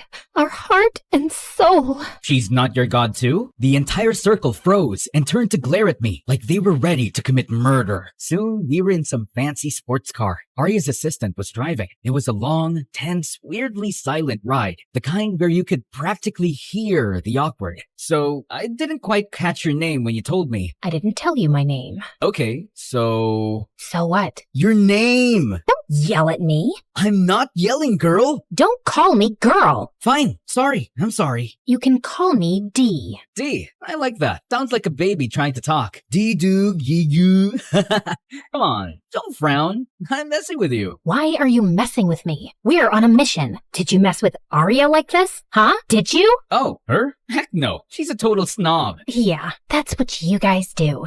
The second a woman is competent, confident, and knows her job, you call her a snob. Oh, God. Arrogant, annoying, selfish, stupid. I'm not listening to your rant. Be-doo-gee-goo-bee-boo. Ba-ba-ma-moo. Just then, someone slammed into us from behind. A loud honk, honk, honk followed. Whoa! Someone's after us! Dee's face went serious. Her jaw clenched. She slapped my thigh twice and snapped. I'm not burying you today, dummy. Then she floored it, swerving left and right to lose whoever was behind us. You think they're armed? Want to switch seats? I drive, you shoot with your rifle? Rifle? You know what? Yes, let's switch. Just drive straight. Got it? We tried to swap seats, but we hit our heads hard. Ouch! Oh, it's okay, it's okay.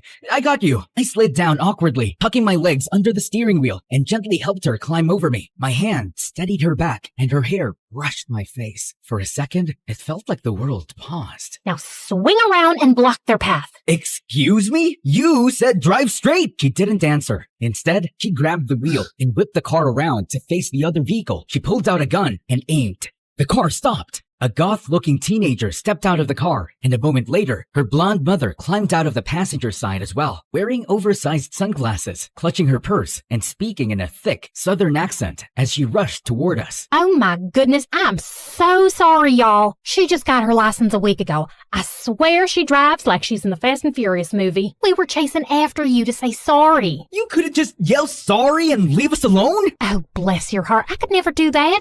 There's a little diner just over there. They've got the best pancakes. Come on now, let me treat y'all. They got ice cream with it? William? What? I'm starving. Guys, it's on me. I mean, I don't have money, but I do have my credit card and a salary of $50,000, so no problem. Oh, hun, come on, pull over. Just so you know, it's 50,000 Zimbabwean dollars. Seriously? What? What if they're actually thieves? You can never be too careful. Yeah, just like when they kidnapped Arya. God, this is gonna be a long trip. We sat in a retro-looking diner with neon signs flickering like they were trying to die quietly. Pancakes, fries, and coffee smelled better than any five-star restaurant I've never been to. The southern lady insisted on treating us, and Dee and I were too exhausted to argue. Her goth daughter, still sulking in silence, sat across from me next to Dee, messing with her black nail polish. The mom kept scolding her like we weren't just in a car chase 5 minutes ago. Ugh, can you stop already? You're embarrassing. No wonder Dad left you for someone my age. Hey, young lady, don't talk back to your mom. Shut up. This is all your fault. How is it my fault? Mom and I saw you bickering in the car with Dee, and she goes, see, every mother and daughter fight. It's totally normal. You don't have to act like it's the end of the world. Wait, why would she think I was the daughter? Well, I thought you were the mom. But then she said, no, it's two girlfriends. She wanted to prove me wrong, so we got closer to check. Then boom. Wait, why would you think I was the female from behind? I don't have long hair or like big dangly earrings you can spot from a mile away or a mom cardigan. See, Mom, cardigans are for moms. Stop buying them for me. Oh, wow. So that's what I get for buying you things. Not a thank you, just a sass and insults. When was the last time you got me a present? Literally yesterday. Telling me you're pregnant ain't a present. Why not? It makes you a grandma. Maybe then you'll finally stop throwing tantrums every 3 hours. Guys, let's breathe. First, congrats on the baby. What flavor is it? What? I mean, what gender? Sorry, I'm eating. My brain used the wrong word. Ugh, whatever. You're just some rando we almost rear-ended. Random? I memorized your license plate while you were tailgating us. Florida tag QX51P9, cracked left headlight, and the We Don't Dial 911 bumper sticker peeling at the corner. So, when are you due? Who cares? I'm miscarriaging. Ah, God forbid. Okay, listen. Both of you need to learn how to shut up and actually hear each other. You clearly love each other. You just suck at showing it. Don't be like me. Don't lose the person who truly cared. Oh, honey. I rested my head lightly on her shoulder for a second. I've been the idiot who didn't listen. I had someone once, loved me for more than I deserve, but I kept messing up, sleeping in, making excuses, wasting time. She warned me 1,000,000 times, and then she walked away. And every day since, I've blamed myself. I tell myself she's still cheering me on somewhere. It keeps me going. That, and caffeine, and Call of Duty, but mostly her. Oh, sweetie. You know, Dee, earlier, when you slapped my thigh and said, "I'm not burying you today," that hit something, because only one person ever said that to me, my ex. Dee finally looked up. Her lips were pressed tight, and she was gripping her coffee like it was keeping her steady. She blinked fast, like maybe if she did it quickly enough, the tears wouldn't come out. Wait, I leaned in and reached for her sunglasses. She didn't stop me. I slipped them off. The moment stretched. Diana? She looked at me, her eyes full, shining, saying everything she wasn't. You've gotta be kidding me. Her face softened, just slightly, and a tiny smile tugged at the corner of her mouth. What happened to your face? She picked up a piece of pancake and threw it at me. That's what you say? After all this time? Oh, wait. I'm just a boring, average-looking girl, right? I'm sorry, okay? I really am. I looked at you again later, really looked, and I swear, I was like, darn, she's beautiful. And yet, you didn't even remember me. In my defense, you changed everything, including your voice. New hair, thick glasses, colored contacts. Your eyes used to be bright blue. Now they're dark green. I think you got a nose job and a ponytail surgery and maybe chin filler, some cheek filler, possibly some temple work, also buccal fat removal, though that might just be weight loss. I'm not sure. Wow. And he was mad we thought he was a female? Hey, he's more of a man than most guys I've met. Yeah, tell him, boss. Yes, he's a lazy, reckless, stupid loser, but he's got a good heart. William, why didn't you come after me? I tried. You shut me down, remember? I was ashamed, Diana. I'd been letting you down for years. I kept thinking if I worked on myself, fixed things, I'd be worthy again, that I'd show up with something to offer. How's that working out for you? I did study something, but yeah, the sleeping issues are wrecking me. I'm trying. I really am. I'm sorry, Diana. Please, let's just be friends. That's all I'm asking. Oh, come on, hun. Give him a chance. Diana looked at me. She tilted her head, as if considering it, her eyes softening just a little. Then she grabbed the nearest juice cup and threw it in my face, and just walked out. Diana, wait! Ladies, it was lovely meeting you. Here's my card. Let's stay in touch. And if the baby's a boy, can you name him William? No way. Cool. Drive safe. I'm sorry, hun. I'm sorry, Mama. Why does the card say he's a babysitter? Our car ride was painfully quiet. Awkward, too. I didn't dare say anything that might upset Diana, so I kept my mouth shut. At least, until I couldn't anymore. Hey. Shut up. I just want to say I'm sorry. Shut up. Shut up. Shut up. What more do you have to say? Sorry? Sorry you forgot the so-called love of your life? Her face? Her voice? Sorry you never came back for me? Sorry you didn't work harder on yourself? Even though you knew I was in pain without you? But I did the right thing. I moved on. Look at me.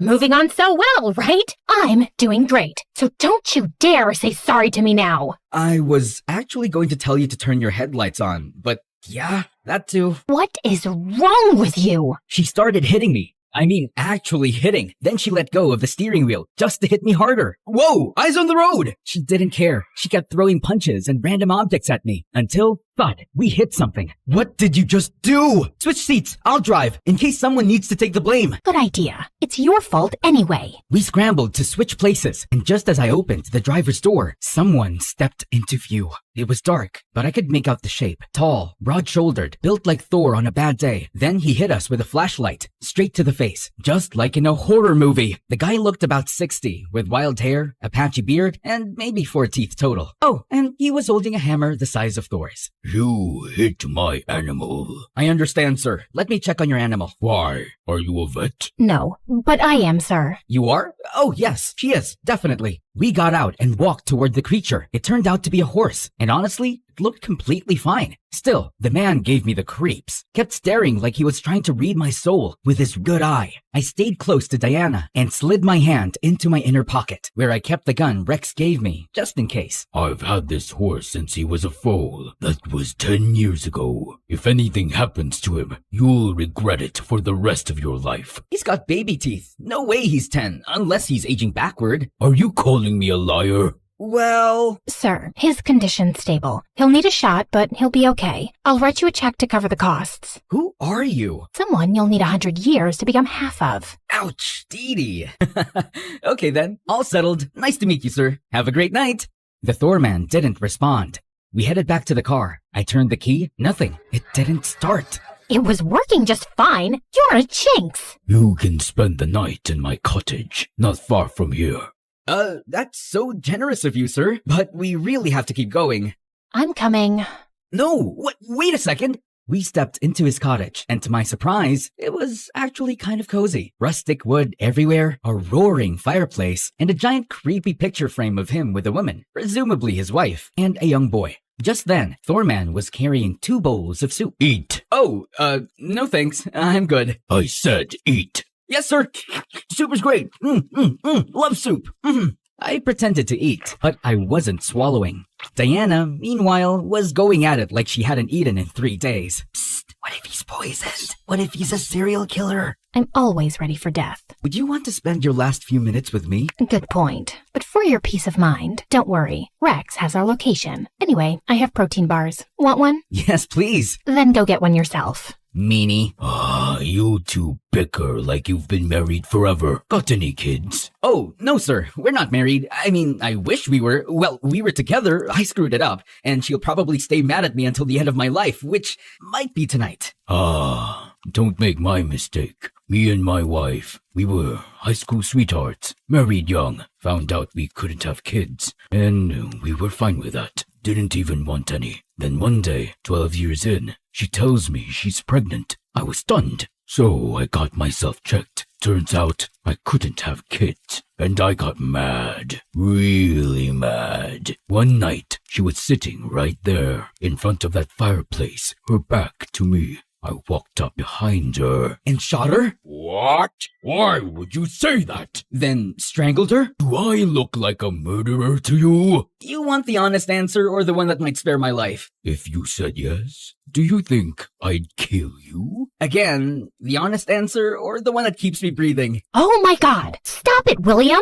Sir, if this is some emotional metaphor about not giving up on love, great, message received. But honestly, I'm exhausted. I saw there's a bed inside. Do you mind if I use it? We'll pay for the stay. You and William can bond out here by the fire. No, I'm coming with you. Don't leave me alone with him. He's not gonna bite you. It's not the biting I'm worried about. Man up. You don't sleep anyway, so you're fine. Not everything is a conspiracy. Sometimes things just work. Arya taught me that. She made me feel like I wasn't a screw-up, like I had a purpose. And just like that, she disappeared into the other room. It stung, knowing she needed someone to make her feel seen. And it wasn't me. I never gave her the appreciation she deserved. Maybe I was even jealous of Arya for giving her what I didn't. But really, I had no one to blame but myself. So you came up behind your wife and I killed her. 2 seconds of silence. I nearly passed out.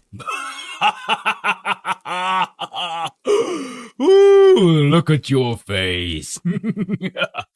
Nah, she lived and gave birth to a baby boy. I forgave her. We stayed together, happily ever after. She's actually out doing some shopping. She'll be back any moment. Anyway, I gotta return nature's call. It's poop time. Just then, we heard Diana scream. I rushed inside and found her backed into a corner, frozen. A cobra was slithering just a few feet in front of her, hood spread, eyes locked on her like it had a grudge. I didn't think. I just moved. I grabbed the snake to throw it away, but then I felt a sharp sting in my arm. William! Ow! Okay, that was painful. The Thorman burst in alarmed. He took one look at the scene and calmly scooped up the snake. Whoa there. That's Mini Snake. She's not venomous, just dramatic. He tucked her under his arm, and I collapsed against the wall, clutching my arm. Ah, she bit me. I saved your life and got bit. That's gotta say something. And just like that, for the first time since I met her again, she smiled, and that made me happy. Why are you smiling like an idiot? Come on, we've still got a mission to finish. Just as we were getting ready to leave, Thorman's wife and kid showed up. So, yeah, he wasn't a serial killer, allegedly. Just a strange man with a soft spot for reptiles. He helped us get the car started and waved goodbye like we were old friends. On the car ride, I felt lighter, even though we were getting closer to our mission, which should have made us nervous, but it didn't. So when exactly did you stop wanting to be a doctor and join this weird organization? After you left, I couldn't feel anything for a long time. So I picked something that didn't ask me to feel. Just perform, fix, solve. She paused, then added, Aria was the only one who saw potential in me when everyone else saw a quitter. She personally selected me from hundreds of applicants, spent nights helping me understand the research when I was ready to give up. They were doing real work. Quiet, off the grid, but meaningful. That's why they chose you. And yes, I recommended you. Someone who never sleeps, has a near-perfect memory, a high IQ, and the emotional awareness of a toaster. You just called me a genius and a toaster in the same sentence. Because both can overheat and explode if left alone too long. Just then, my stomach growled loudly. Diana pulled a protein bar from her pocket and handed it over. Oh, you're the best. Oh, glad you finally noticed. Right then, a familiar song came on the radio. I reached over and turned it up. It's our song!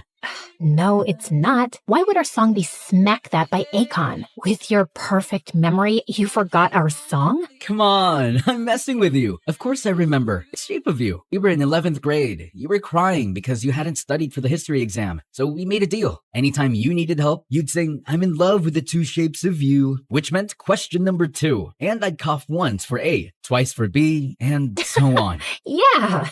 That worked until Mr. Clever kicked us out. Ugh, that old bitter man. I always thought he had a crush on me. Wait, what? If that guy really had a crush on you, there's no way he would have failed us. Well, speak for yourself. No way! He passed you? And I failed? Now I'm mad all over again. Ah, whatever. I forgive you. Still wish you'd studied harder though. Just saying. Hey, you knew how things were at home. Dad was always sick. Mom worked nonstop. I was basically raising my siblings. If I hadn't gotten that scholarship, I wouldn't have even made it to college. Yeah, things were rough. You had so much riding on your shoulders. More than any kid should have. I'm sorry. She gave me a little nodding smile. And for the first time in a long time, I felt safe. We reached a quiet suburban neighborhood. Peaceful, almost too peaceful. We parked at the start of the street and walked a few blocks until we reached the daycare.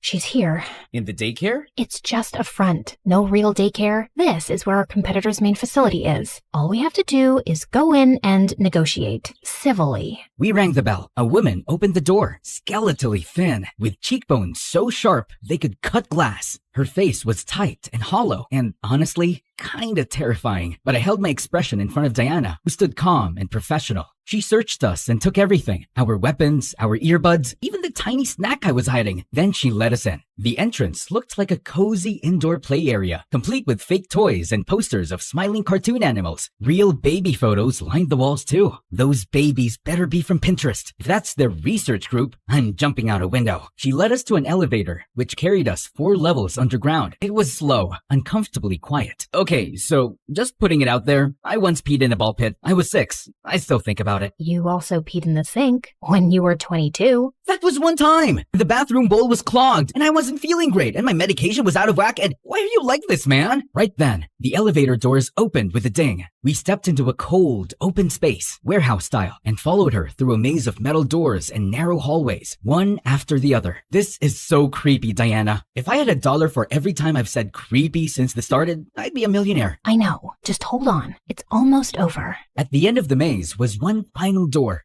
Behind it, a massive, blindingly white lab, giant machines, blinking lights, wires hanging like robotic vines. With bodyguards all around, I recognized one of them who kidnapped Arya. He looked at me and winked. I saw him mouthing the word idiot like he said before. Then an elevator platform rose slowly from the floor, and standing on it was a man. A very hairy man. Hair everywhere. Head, arms, chest. Even his eyebrows were so thick, they looked like they could support a falcon. He didn't greet us, just walked to his desk and began typing on a laptop. I was staring at him, at his hands, at the ridiculousness of his brows, trying to guess what he was even browsing. It came out wrong. Sir, please talk to us and stop eyebrowsing. Diana elbowed me in the ribs. Let's cut to the chase. Arya is ours. She's not some object. Let her go. Tell us what you want. We'll do it. I'm afraid you're too late. Why do villains always say that? Can't you say something nice like, would you like a mint, before traumatizing us? He clicked a button on the remote in his hand. A panel slid down behind him, revealing a thick glass window. Behind it, Arya was unconscious on a mechanical bed, suspended midair by wires like some sci-fi puppet. Oh my god, Arya! Please, don't hurt her. We gave her a generous offer. She refused. Said her principles couldn't be bought. Well, I imagine her principles are laughing at her now, from the corner of her dying brain. We'll do anything. Just let her go. What we want is William. He's the final piece, our most valuable candidate, the one who completes our collection. Diana hesitated. Her eyes turned to me, full of panic. It's fine, I'll go. Either way, I was getting poked and prodded. Might as well get it over with. She nodded, sadly. I stepped toward the man, until my stomach turned. Oh, wait, all this chemical air is making me nauseous. I feel like puking. No, William, no! Too late. I threw up all over the floor. And there it was, the tiny metal flask, the size of a peanut I'd swallowed earlier as Diana and I planned. She didn't miss a beat. She snatched it up, bit it open, and grabbed Eyebrow Guy, locking her arm around his neck with the open flask right under his nose. Guards nearby started to move. Don't even think about it. This flask contains a contact agent. One drop on your skin, and you're gone in seconds. Everyone, stay back! Stay back! Let Arya go, now. Understood. Assistant, release her. Diana, she's fine, I swear. She's just sedated. We didn't harm her. You'll see. A few assistants appeared, unhooked Arya, and helped her walk toward us, weak but alive. Oh my god, Arya, you're safe. We were worried sick. Now, let me go. Not until William and Arya are safe. Get them out first. No, I'll stay. Just get Diana and Arya out of here. Aww. What a noble little sacrifice. And then, bam! Arya snatched the flask from Diana and shoved her away. What are you doing? What do you think I'm doing? Oh my god, she's a double agent! She's with them! He's not them. He's my husband. The look on Diana's face, I'd never seen her like that. Stunned, shattered, and it hit me right then how much pain I'd once caused her. But there wasn't time for guilt. I had to move. You just want me, right? Your precious lab rat? Then take me! Let her go! Let her go? Oh no. She's our puppet. She worshipped me, did everything I asked, trusted me like an idiot. I cherished you. I believed in you. I'd have given my life for you. I modeled my whole career after you. Exactly. That's why you were so easy to control. Desperate for purpose, clinging to the first place that made you feel seen. That good organization? Criminals, just like us. There's no noble mission here. We want humans who don't sleep, who don't stop, who don't question. Soldiers, spies, servants, engineered for obedience. Minds sharper than AI, bodies that don't break, and loyalty so deep they'll do anything we say. Whatever the world needs and the law won't allow, that's the future. And we're not asking permission to build it. The difference is, we're going to win. We'll wipe your organization out, dominate the field, and make billions. You used me. Oh, Diana, sweetie, I needed you here. I knew you wouldn't join me if you knew the whole truth. So I gave you a mission, a crisis, a little emotional blackmail to save me. She glanced at me, then tossed a folder toward Diana. If you want your little lover boy to stay alive, sign these papers. Diana didn't move. She was still processing everything. Relax. They just make you the official owner of our newest facility. Unregulated, covert, and completely in your name. So, if this all blows up, if the authorities come knocking, you would take the fall, not me. And not me either, darling. Where are you taking me again when this all works out? Some island with no extradition laws, 5 jacuzzis, and unlimited shrimp. Ugh, shrimp makes you fart. Aw, I thought you didn't mind mine. Just like I don't mind yours. Your farts are my perfume. Oh, you're disgusting. I love it. I know you'd love it. They both cackled like cartoon villains, but I wasn't done. I pulled a second metal flask from my mouth, hidden under my tongue when I puked earlier. I cracked it open, grabbed Diana's hand, and ran. We sprinted toward the exit. As we ran, I punched in the passcode I'd memorized earlier, and before the door closed behind us, I dumped the serum all over the handle. Hey, idiots! I just covered the whole doorknob with that poison! Go ahead! Touch it! I dare you! Then I grabbed Diana's hand, and we bolted. Do you even know where we're going?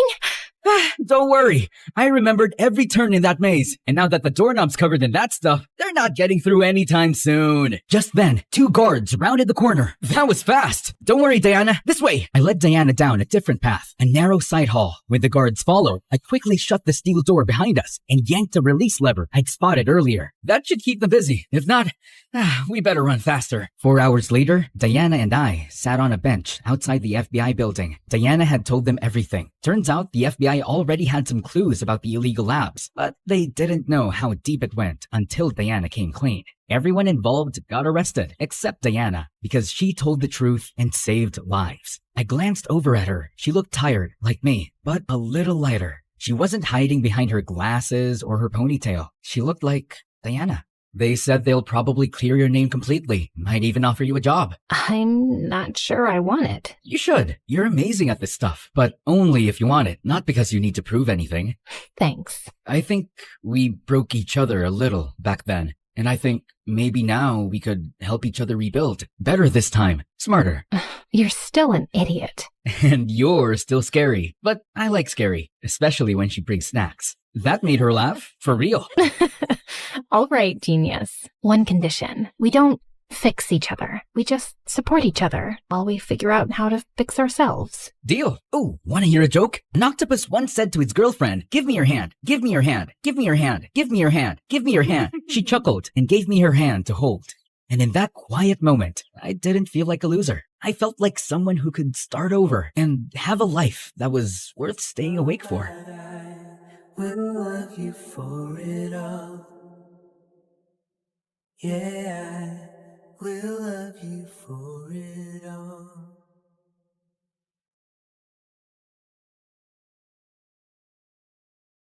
It's a funny thing about most human parents.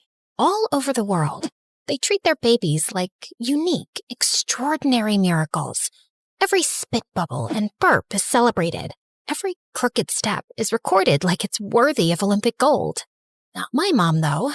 She never kept records or celebrated milestones. My dad had left before I was born, so she was too busy keeping a roof over our heads to even notice me much. Also, by the time I turned 4 and still hadn't said a word, I think she'd quietly accepted that her kid might grow up to be deeply ordinary, which is why she probably never took me to a doctor. While she worked as a maid at rich people's houses, she left me all day with our neighbor, Mrs. Sharma. That son of an owl stole all my jewelry and invested it in a food truck that sells boiled peanuts. Who even eats wet nuts?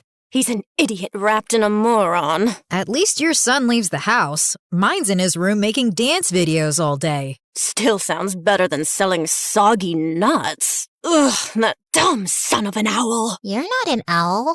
I saw your dead husband's photo. He's not an owl either. Therefore, it makes no sense to call your child the son of an owl. Did she just speak? Did she just say therefore? Also, owls are not dumb. They're highly intelligent creatures who have clever hiding places for food. They can also remember different hunting routes, even after seasons change. Sarah, how do you know all that? It's in that book. I read it while Mrs. Sharma was watching that soap opera with that woman who keeps coming back from the dead. I think I know why her son is stupid. That was the first time I saw Mom smile. It didn't happen again for a very long time. From that day on, it felt like every buried hope and ambition Mom ever had got pinned on me. She said I was special, and apparently that meant one thing: studying. Constantly, aggressively, and without praise. If I got A+ grades, it was nothing impressive, because she said everyone else in my class had one brain cell. School picnics and field trips, a complete waste of time. And while other kids chilled out on Sundays, I was attending the public library like it was church. Don't even get me started on my birthday, which, lucky me, fell on Halloween. Like the time I turned 8, I was trying to look happy about the advanced algebra book set Mom had gifted me when the bell rang and Mom opened the door. Trick or treat! Why would you want to be tricked or treated? If someone tricks you, you're an idiot. If someone treats you with sugar, you're still an idiot, just fatter and with cavities. And what are you even supposed to be? A zombie! I eat human brains! Looks like someone ate your brain. Lady, do you have candy for us or not? No, but I have something better. Sarah, bring your birthday dessert. I died inside as I carried my ugly chia seed flan to the door. Yeah, I never got cake. I'll cut you a slice. It's full of omega-3s. Ew, is it supposed to move like that? I think it just blinked at me. She pushed the plate away, and it splattered on the floor. The kids ran off, while Mom yelled after them, and I couldn't stop grinning. That zombie girl was my hero.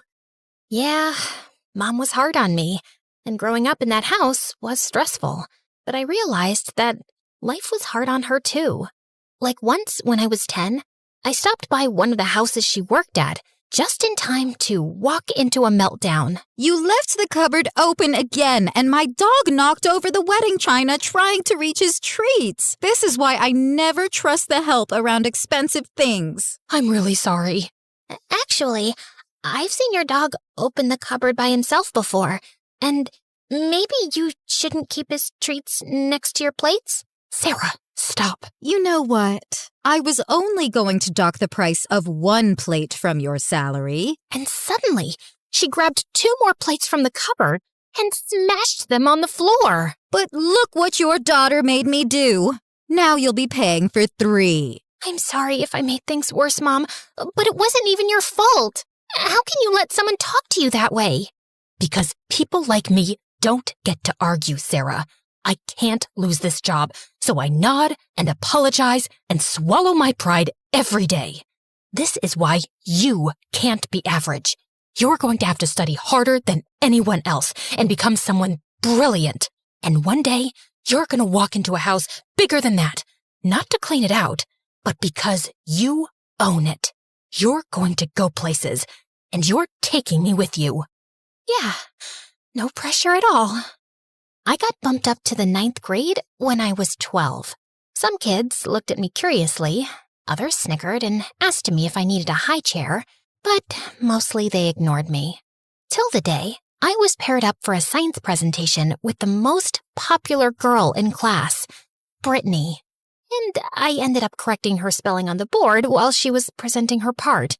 Honestly, I thought I was being helpful, but apparently I ended up crushing her fragile ego. After that day, she and her minions started playing their favorite game with me, called Oops, I'm Sorry. They accidentally bumped into me in the hallways.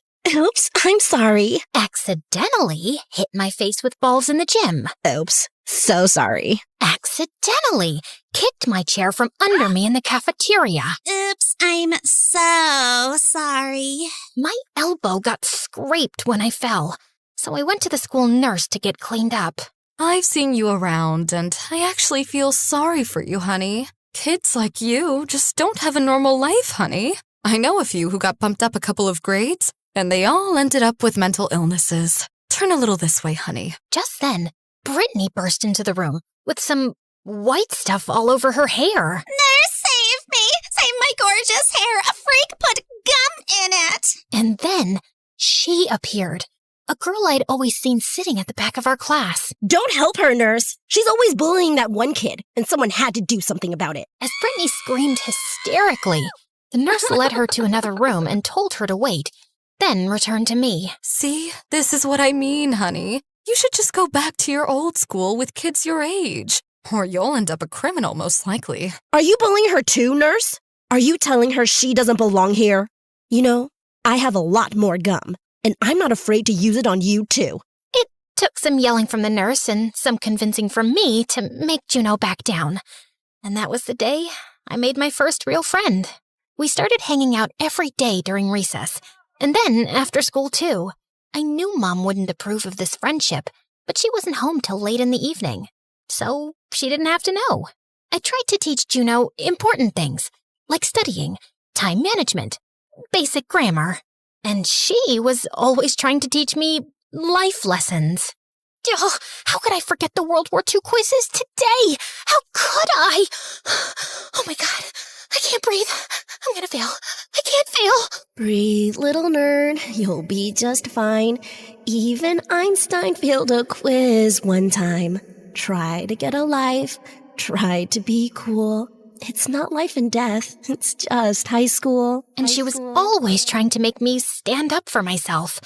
Like the time she told me to meet her in the schoolyard after hours. We are gathered here today so you can learn to grow a spine and stop being a soggy breadstick. Ouch. You don't have to be so harsh. Okay, sweetie, we are gathered here today so you can learn to grow a spine and stop being a soggy breadstick. Now picture I'm Brittany. What do you really want to say to her? Brittany? I think you're kinda mean. Ew, are you trying to write her a love letter? Please stop kicking my chair. Are you clenching your butt? Unclench immediately and let out the rage. You shouldn't have poured soda in my backpack, you witch. Yes, give me more of that. Tell me something you hate and have never said out loud. I hate Jessie Flan, Mom. It looks like it was made from alien boogers. Just smile at me sometimes and get me a freaking chocolate cake, woman! Oh no, I'm sorry. Your mom. What? Oh my God, your face. I hate you! I didn't know how fast everything would change, but for a little while, I just got to be a kid with a best friend, and it was glorious. One evening when I got home, I was surprised to find Mom there earlier than usual. Your mock SAT scores came today. Quite pathetic for a genius. I didn't have much time to prep, but I'll study harder for the next try. Oh, I'm sure you will. Now that your little adventures with that girl are over, you think I don't know where you go after school? Clearly, she's distracting you. She's not a bad influence, Mom. She's the only reason I don't feel like I'm suffocating all the time. Oh, poor you. Suffocating in a house you live in for free, with everything handed to you. And all you have to do is study. But no, you've got other priorities, like hanging out with some loser. You don't even know her. She's kind and brave and funny. I know her family. They're poor and cheap. And what are we, Mom? Royalty? Juno's my best friend, and I don't care if you don't approve. I felt shocked at myself as Mom looked at me. She got up and left the room. The whole weekend, she gave me the silent treatment, and the guilt started eating me up. Maybe I had been slacking lately. She worked without a break so I could focus on studying.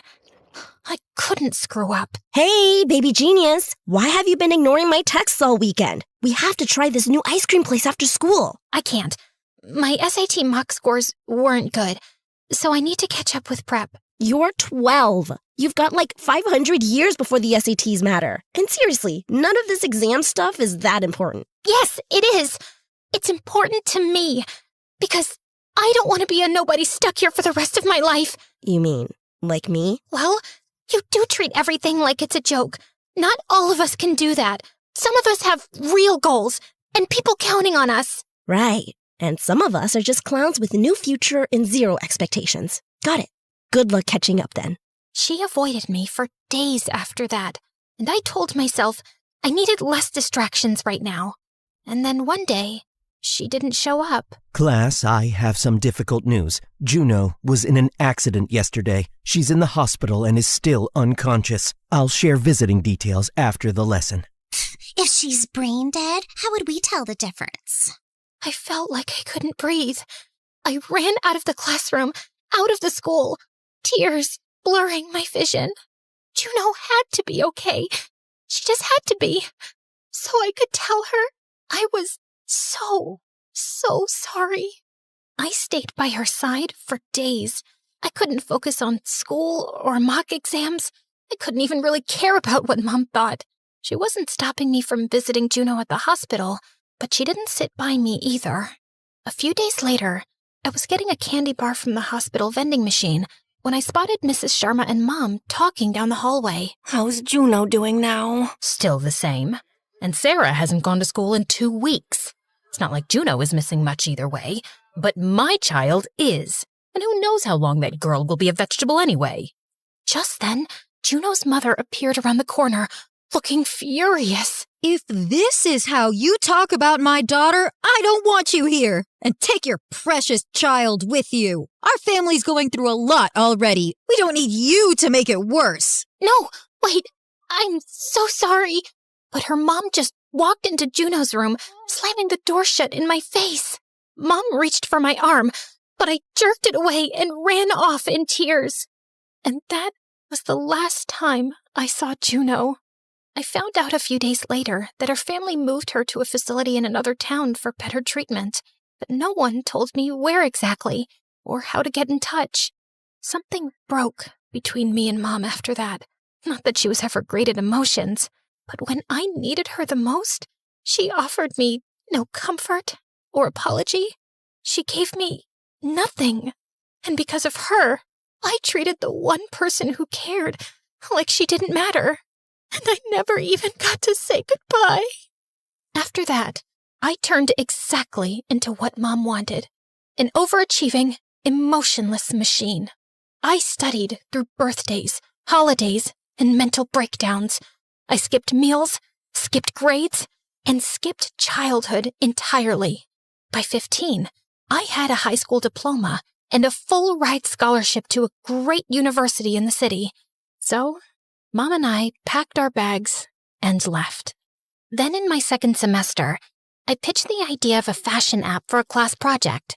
So, you upload photos of your clothes, and Stash Tag scans, tags, and sorts everything. Then it builds outfit combinations, finds discounts on matching items, and even connects you to a resale platform for stuff you don't use anymore. Basically, it's your closet, but smarter. My professor loved it and said he knew people who'd be very interested. Before I knew it, I was pitching the idea to real investors. And then, Stash Tag blew up overnight. TikTok lost its mind. Fashion bloggers and stylists were calling it revolutionary. And just like that, I became a millionaire before I was legally allowed to drive. We had everything Mom ever dreamed of. A house bigger than any she'd cleaned. Respect. Security. She even started her own business called Bright Minds Academy, a prep center for SATs and college applications built on the slogan, I raised a genius. Let me help you raise one too. I was happy for her, really. I'd worked hard so she could live this life one day. But I'd also worked hard to get away from her. So, at 19, I'd quietly applied to a master's program in literature some months ago, just because I wanted to do something for me. The university was across the country, and my flight was tomorrow. I was going to tell her tonight, over dinner. And then, I got the phone call from Mom's secretary. Miss Sarah, your mom slipped down some stairs. You need to come to the hospital immediately. The next few weeks went by in a haze of test results and doctor consults. Mom had suffered a spinal injury and head trauma, and she still hadn't woken up. And then one night, I was jolted from my sleep with a smack on my face. Ow! What the heck? Oh my God, Mom? You're awake! Get away from me. Who are you? Where am I? What? Mom, it's me, Sarah. It's okay. You had an accident. I don't know you. I don't want to be here. She yanked the blanket off herself, but she couldn't get off the bed. Why can't I move my legs? Mom, please, calm down. What did you do to me? What's wrong with me? Just then, some medical staff rushed in and calmed Mom down by giving her sedatives. And the next morning, the head doctor gave me his diagnosis. Your mother's spinal trauma caused temporary paralysis from the waist down, which will be fixed with physiotherapy and she will walk soon. But mentally, it seems like she reverted to when she was 8 years old, and we don't know if it's permanent. So, are you saying she doesn't remember me? She only remembers some of her childhood. So yes, she has no awareness of who she became as an adult or who you are. I know this is a lot to process, but we will help you both adjust. First, she ruled my life as my mother. Now, she'd forgotten that entirely and was about to rule it as an 8-year-old. She got to be a child again, and somehow I still wasn't allowed to be. After a few days of making her understand the situation, the doctor said I could take Mom home. I knew she was confused and scared, and she'd act out, but I had no idea what I was in for. I hired qualified nurses and maids for her, and she kept chasing them all away. She pushed me in the bathtub. She locked me in the supply closet and wouldn't even let me out to pee. She headbutted me when I tried to wake her up for lunch. I decided to take some Zoom meetings from home to keep an eye on her. And I had a new surprise waiting for me every day. Like the whoopee cushion she placed on my chair, which made a big fart noise the second I sat down. And the next day, I jumped up in pain when I sat on a toy porcupine. And the day after that, I didn't find anything on my chair. But as soon as I sat down, my feet landed straight into a tray of green slime. I was so sick of her stupid tricks. Especially when I found out she was funding them with my Amazon account. And anytime I tried to talk to her, it was just so difficult to get through. So, the doctor said I shouldn't call you Mom anymore since it makes you so uncomfortable. Yeah, also because I'm not your mom. Right. So I'll just call you Mary then. Nope. Only my friends call me that. You can call me Your Majesty. Yeah, that's not happening. Suit yourself. Mary, can you please put that away and eat your food? You need to take your meds after this. Mary? Mary? Mary? Your Majesty? Yes, servant. Please finish your food. Okay, servant. Don't you think that sounds a lot better than Sarah? There was a girl in my class named Sarah, and I hated her. Then why did you name me Sarah? I don't remember naming you, but if I did, maybe it's because I hated you too. Her childish, spiteful words got under my skin, and I just wanted to scream. A few days later, I took her grocery shopping with me, and after she kept chucking vegetables out of my cart and throwing in candy, I told her caretaker to wait with her at the front of the store. Gosh, I just needed a few minutes of peace. Hey, excuse me? Just wanted to say something. Sorry, I don't want to fill a survey or sample any products. That's not what I was gonna... Also, I'm running late for something, so... Okay, cool story. Just wanted to know if the note stuck to your butt was a deliberate fashion choice. Wait, what? I turned around and pulled a paper off my skirt. Kick me, I'm stupid and boring. Ugh, my mom did this. That's a bit immature. Yeah, well... She's the worst 8-year-old ever. I'm sorry, did you say 8? Just then, I heard a loud crash and went running to the front to see cans of tuna on the floor, right next to her caretaker. Where's Mom? She pushed me into the tuna display and bolted outside. As I dashed out the door, the guy caught up with me. I'll help you find her. So, am I looking for a grown woman or an 8-year-old? She looks 40, but she's mentally 8. She's in a wheelchair, and she rolls super fast. Wow, I have so many questions, but okay, got it. A passerby overheard us and said he'd seen a woman in a wheelchair going to the park nearby. As we ran down the jogging path, I suddenly spotted her. Oh my God, she's heading for the balloon vendor.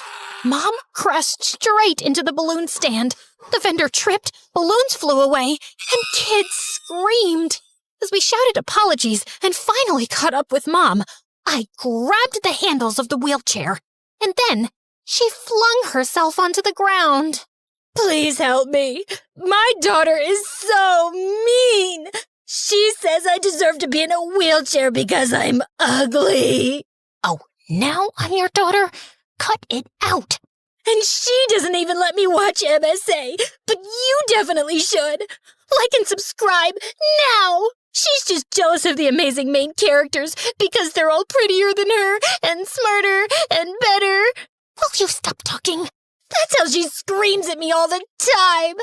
I know one day she will get rid of me so her shady boyfriend with weird tattoos can move into my room. Someone call the police! Help! It took me 10 minutes and a giant ice cream cone to finally make Mom shut up. I called my driver to bring the car around, and as Mom's caretaker helped her in, Adam loaded her wheelchair in the trunk and turned to me. So, do you have a shady boyfriend with weird tattoos? Of course I don't. Great. In that case, would you like to go out with me sometime? Seriously? You want to ask me out after all this? It's the most alive I've felt on a Tuesday afternoon in years. Look, it seems like you have a lot on your plate, but if you ever feel like venting over coffee, let me know. He handed me his business card before he left, and I found myself smiling all the way home. Later that evening, I couldn't find his card in my pockets. Then I remembered I put it in one of the grocery bags, so I went looking for it. I was sure I put that guy's card here. I saw it in the trash a while ago. The chocolate cake I brought today? Why is it in here? I threw it out. I can't stand the sight of chocolate cake. Oh, and I just remembered. I threw the card in the fireplace. Why would you do that? Just for funsies. That's it. I'm done being nice to you. You are not helpless. You know exactly what you're doing. You think you can live under my roof, eat my food, disrespect me all the time, and I'll just keep taking it? No! And since you have nowhere else to go, you will respect me, and you will follow my rules, or there will be consequences. I knew I shouldn't have snapped, but for once, she looked at me and didn't see someone she could push around. In the next few weeks, I told myself it was just tough love, that I was hard on her for her own good, like telling her not to waste her brain on useless things.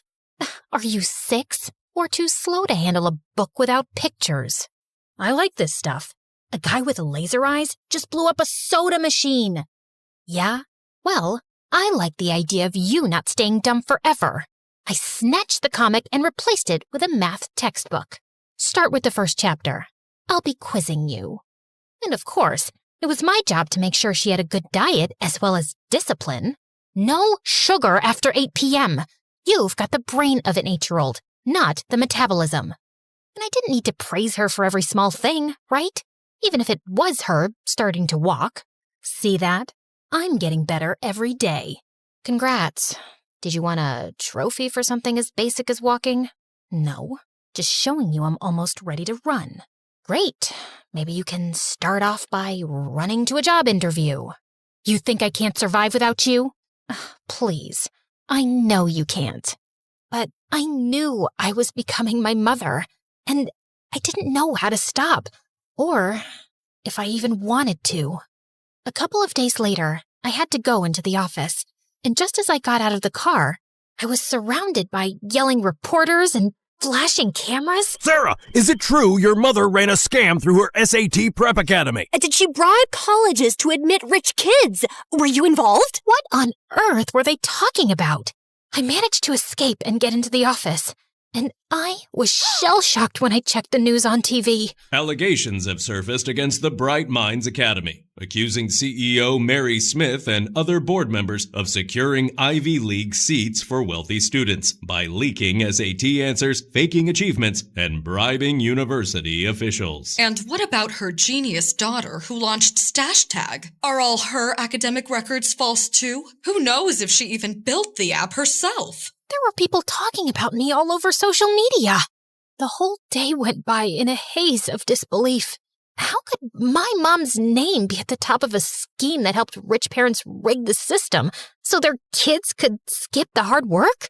I finally asked my secretary to release a press statement that my mother was mentally unwell after her accident and unable to give a response. Then, I slipped out from the back entrance to avoid reporters and made it home. I stood at the door, my hands trembling on the doorknob. Then, I took a deep breath and walked in. I found Mom in the living room, watching a news channel, which she immediately switched off when she spotted me. I saw the news. I swear, I didn't do anything bad. Yes, you did. But I don't remember doing anything bad. That's the whole point. You don't remember anything. I did everything you wanted. I gave up my childhood. I worked so hard to be extraordinary. And then you just went and ruined it all. Now everyone thinks I cheated too, that I'm a fraud. And you just get to forget everything so easily.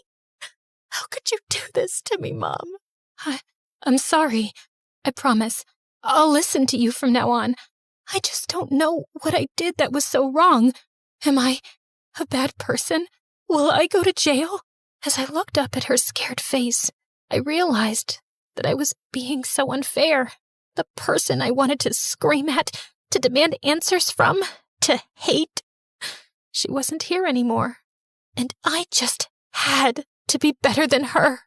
No, you didn't do anything bad. It's just a misunderstanding. I'll take care of everything. I promise.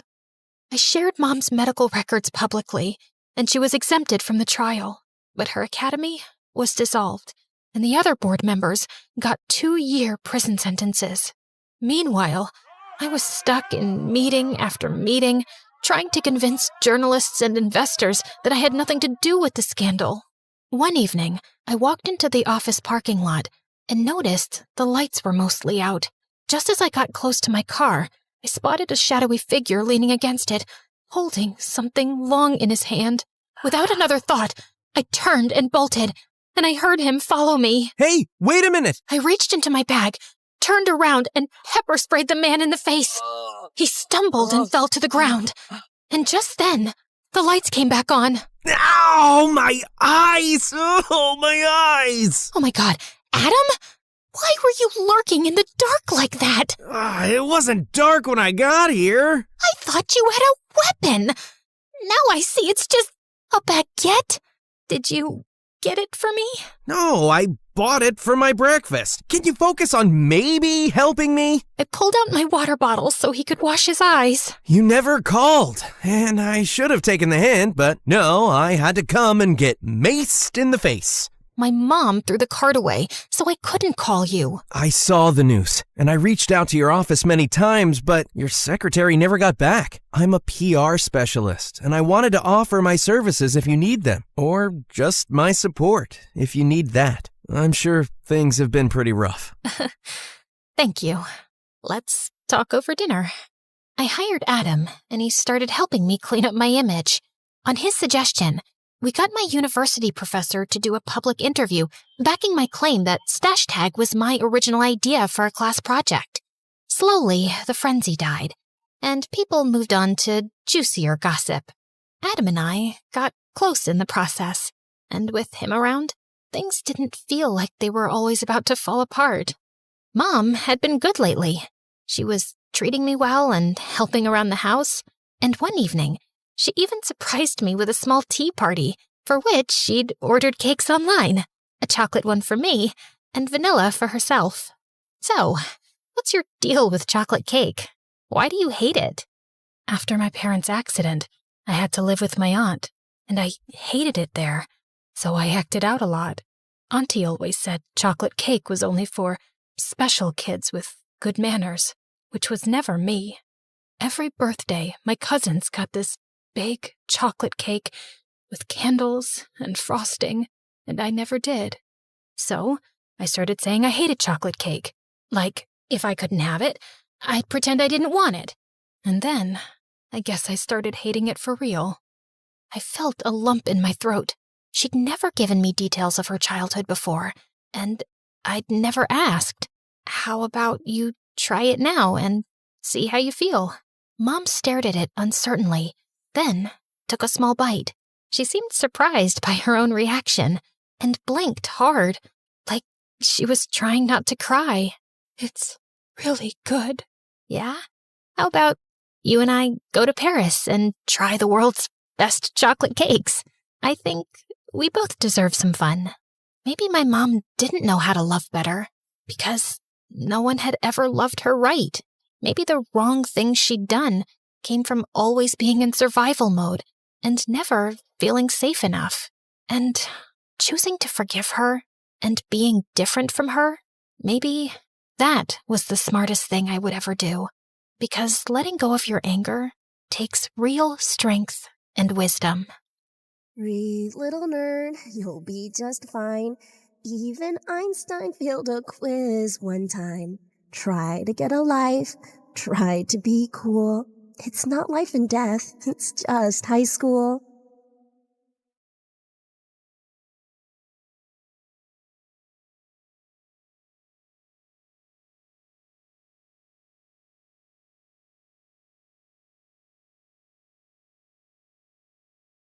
The morning bell echoes through the halls.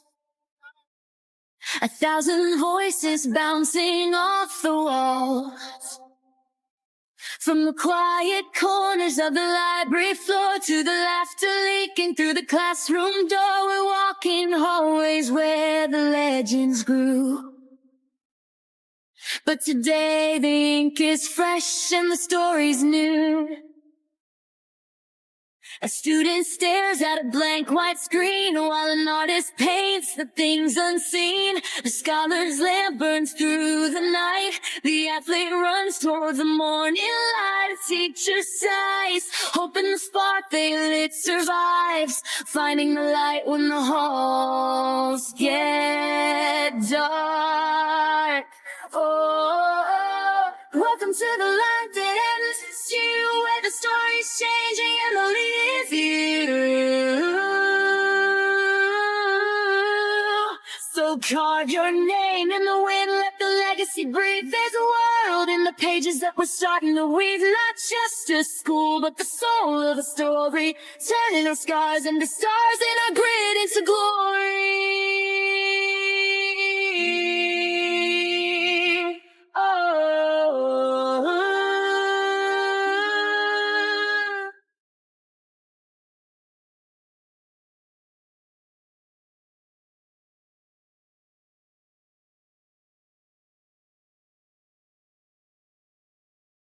Nutmeg makes soup creamier.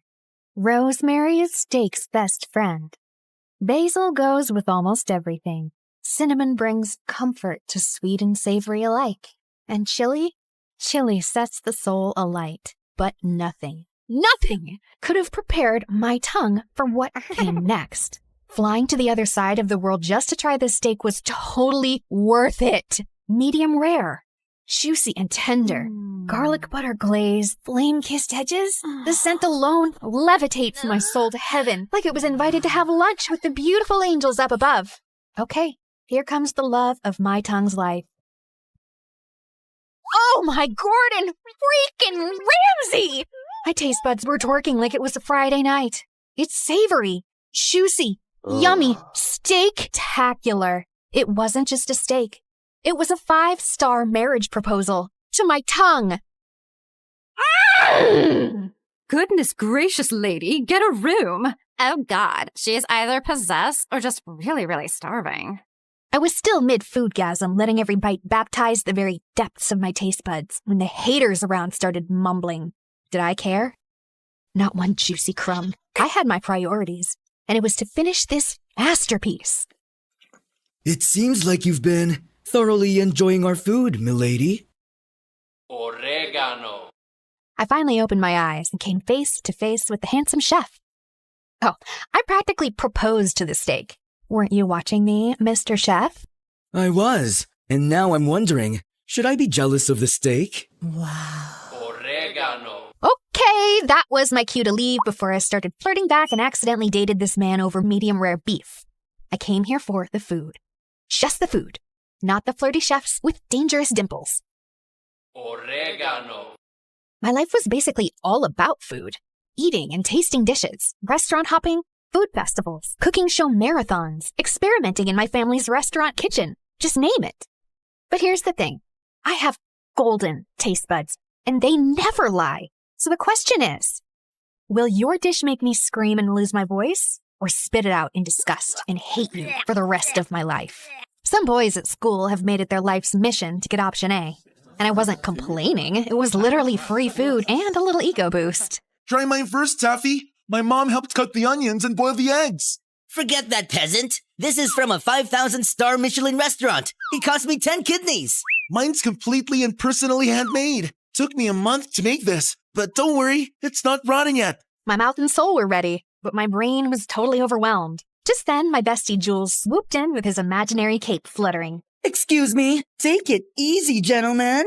Form an orderly line if you wish for Queen Taffy to bless your humble dishes with her divine taste buds. If your food makes her moan louder than a K-drama kiss scene, congrats! You win a date after class, but only for 60 minutes. No extensions, no exceptions.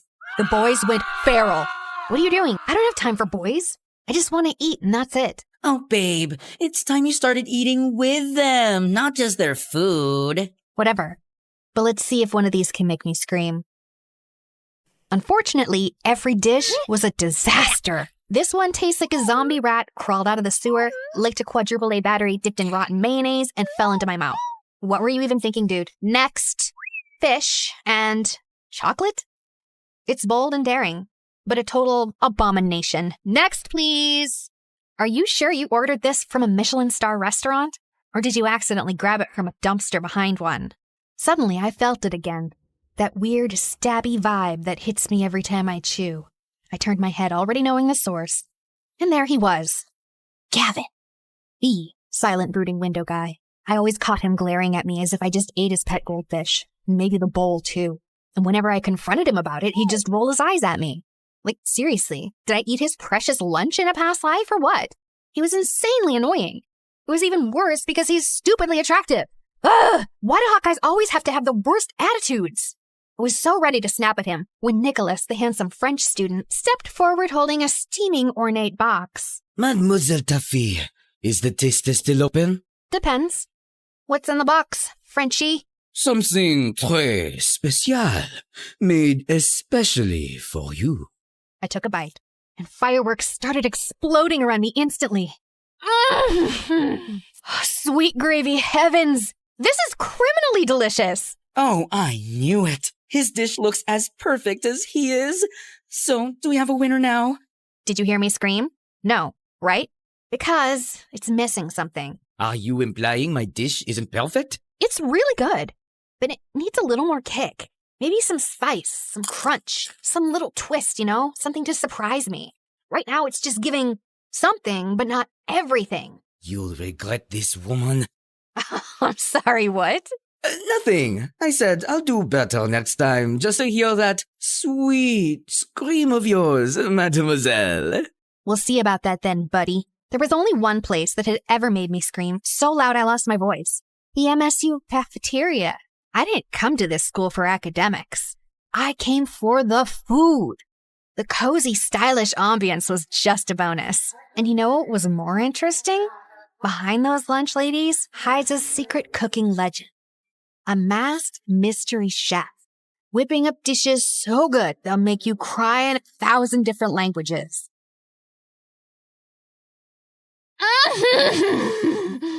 The texture! Oh, the crunch! The glaze! The magic! Ah! There she freaking goes again. Her freaking scream makes me want to freaking lose my freaking appetite. Freaking... She's just a freaking freshman, but she freaking acts like she freaking owns this freaking cafeteria every freaking day. So freaking annoying. I freaking know, right? Girl, you're moaning like a feral sexy cat in heat. Tone it down, or those freaking girlies will start complaining again. Those freaking haters can choke. I only listen to flavor, not jealousy. It had been 6 months since we started at MSU, and I still hadn't made any new friends. Just Jules, my ride or die since diapers. Now slaying here in MSU on a fashion scholarship like he owned the runway. And that's exactly why you don't have friends. You treat food like it's your boyfriend. So what? I've got you. Oh, wait. Are you getting tired of me? Tired? Never, babe. But let's say I get kidnapped by a cute guy in Milan. What's gonna happen to you then? Are you sure he's the one who'll kidnap you, or is it the other way around? Excuse me, Miss Ma'am. That's a bit rude. Just then my phone buzzed. It was from my older sister Tanya, and my heart leapt when I saw the word emergency. I zoomed out of the school and headed straight to our family restaurant without wasting a second. What's going on? Taffy! Oh, the mayor's here with the whole table of business tycoons, and they asked for a special twist on our signature steak. I tried tweaking the sauce, but the flavor's flat. Oh, something's off. I've added, adjusted, prayed. Nothing's working. If we mess this up, we'll be trending for all the wrong reasons, and Dad's gonna kill me. Breathe, okay? Let me see. Too much soy. Not enough soul. All right, everyone, I got this. I swung the spice rack open and started working my magic.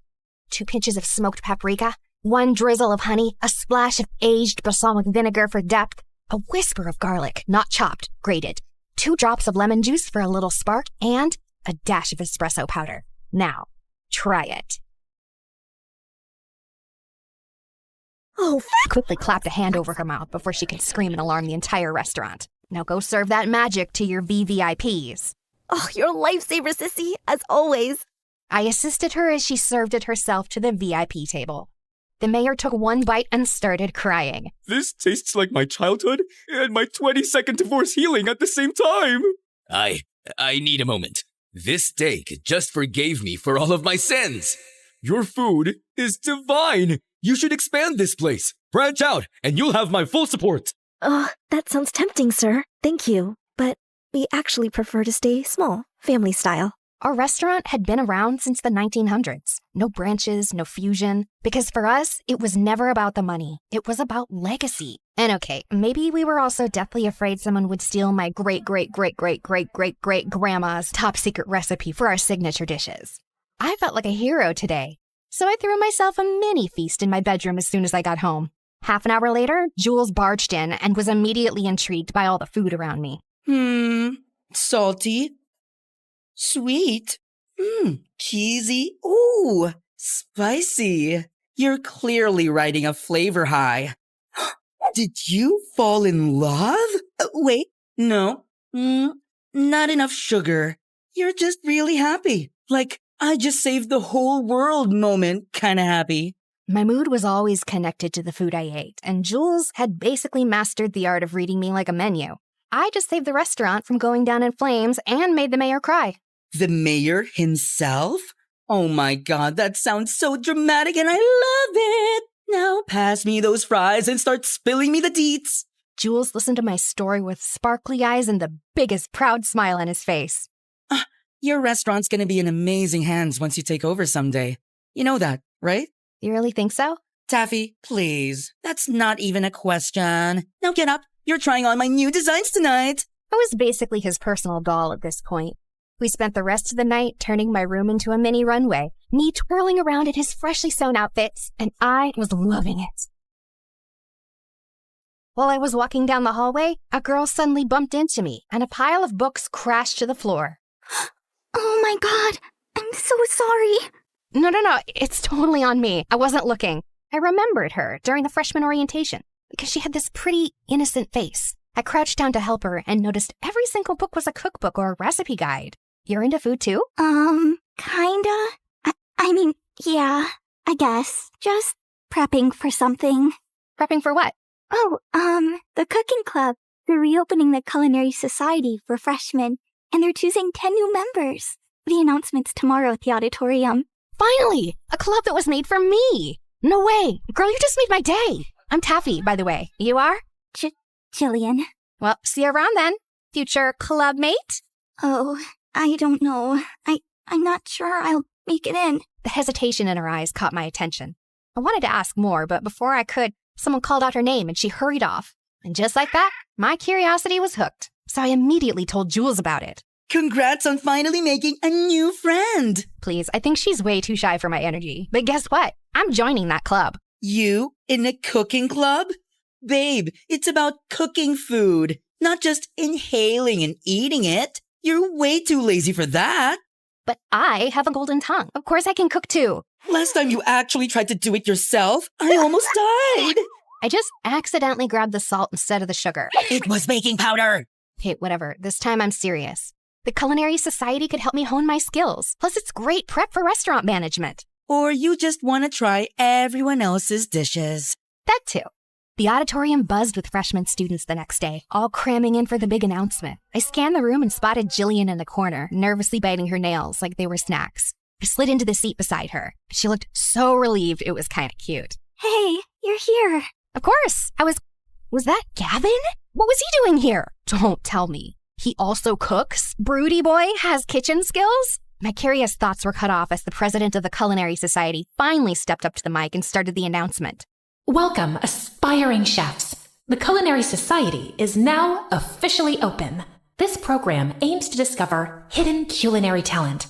Those who pass the initiation will receive a sponsorship. It's all about the guidance, support, and even funding to grow your skills. The club's goal is simple. It's to discover you. With the right sponsor, your talent can be developed and taken further. I really need to get in, no matter what. Hey, we're gonna make it, both of us. No plan B, no backing out, got it? I smiled as she gave me a tiny nod. The initiation will last 3 days, and the judges will be the senior members of the club. Just then the student council president stepped forward. This guy looked like he had walked straight out of a rule book. Dead serious and probably hasn't smiled once since birth. Tomorrow's challenge is a written exam, so study hard. The second and third challenges will be surprise practical tests. Exam venue and time will be posted shortly. You may now return to your classes. Holy spicy sauce explosion. This is going to be amazing. My foodie heart was on fire. I glanced back at Gavin, only to find him already looking at me. Of course he was glaring again. Seriously, what was his deal? The glaring, the eye-rolling, the mysterious brooding energy. It was driving me nuts. So on the way back to class, I finally snapped and cornered him. Hey, got a second? He didn't even respond, just rolled his eyes at me as always. Are you joining the club just to roll your eyes at me every 5 minutes? Or do you actually cook? The world doesn't revolve around you and your stupid food cravings, you annoying brat. Seriously, why are you so mad at me? What did I ever do to you? You exist. That's enough. Now, get out of my face. Unbelievable! This guy clearly didn't know who he was dealing with. That night, I studied like my life depended on it. Notes in one hand, spicy instant ramen in the other. Then came the written exam day, and everyone looked so tense. But for me, it was easy peasy mac and cheesy. I was the first one to finish the test, so I stood up with a proud smile. Till I saw Gavin, already done and standing. Before me? After submitting his papers, he turned to me and scoffed before walking off like he owned the place. The audacity! The next morning, I dragged Jules with me to check the results. Out of 100 applicants, only half made it, and I nearly choked on my gummy bears when I didn't see my name at the top. Second place? Wait, who's first? I leaned in and gasped when I saw the name. Gavin? Like Gavin, the cute and brooding window guy? He cooks? No, there's no way. That's probably a different Gavin. But then the crowd parted, and speaking of the devil... Excuse me. Oh, look. It's me on top. The one and only Gavin.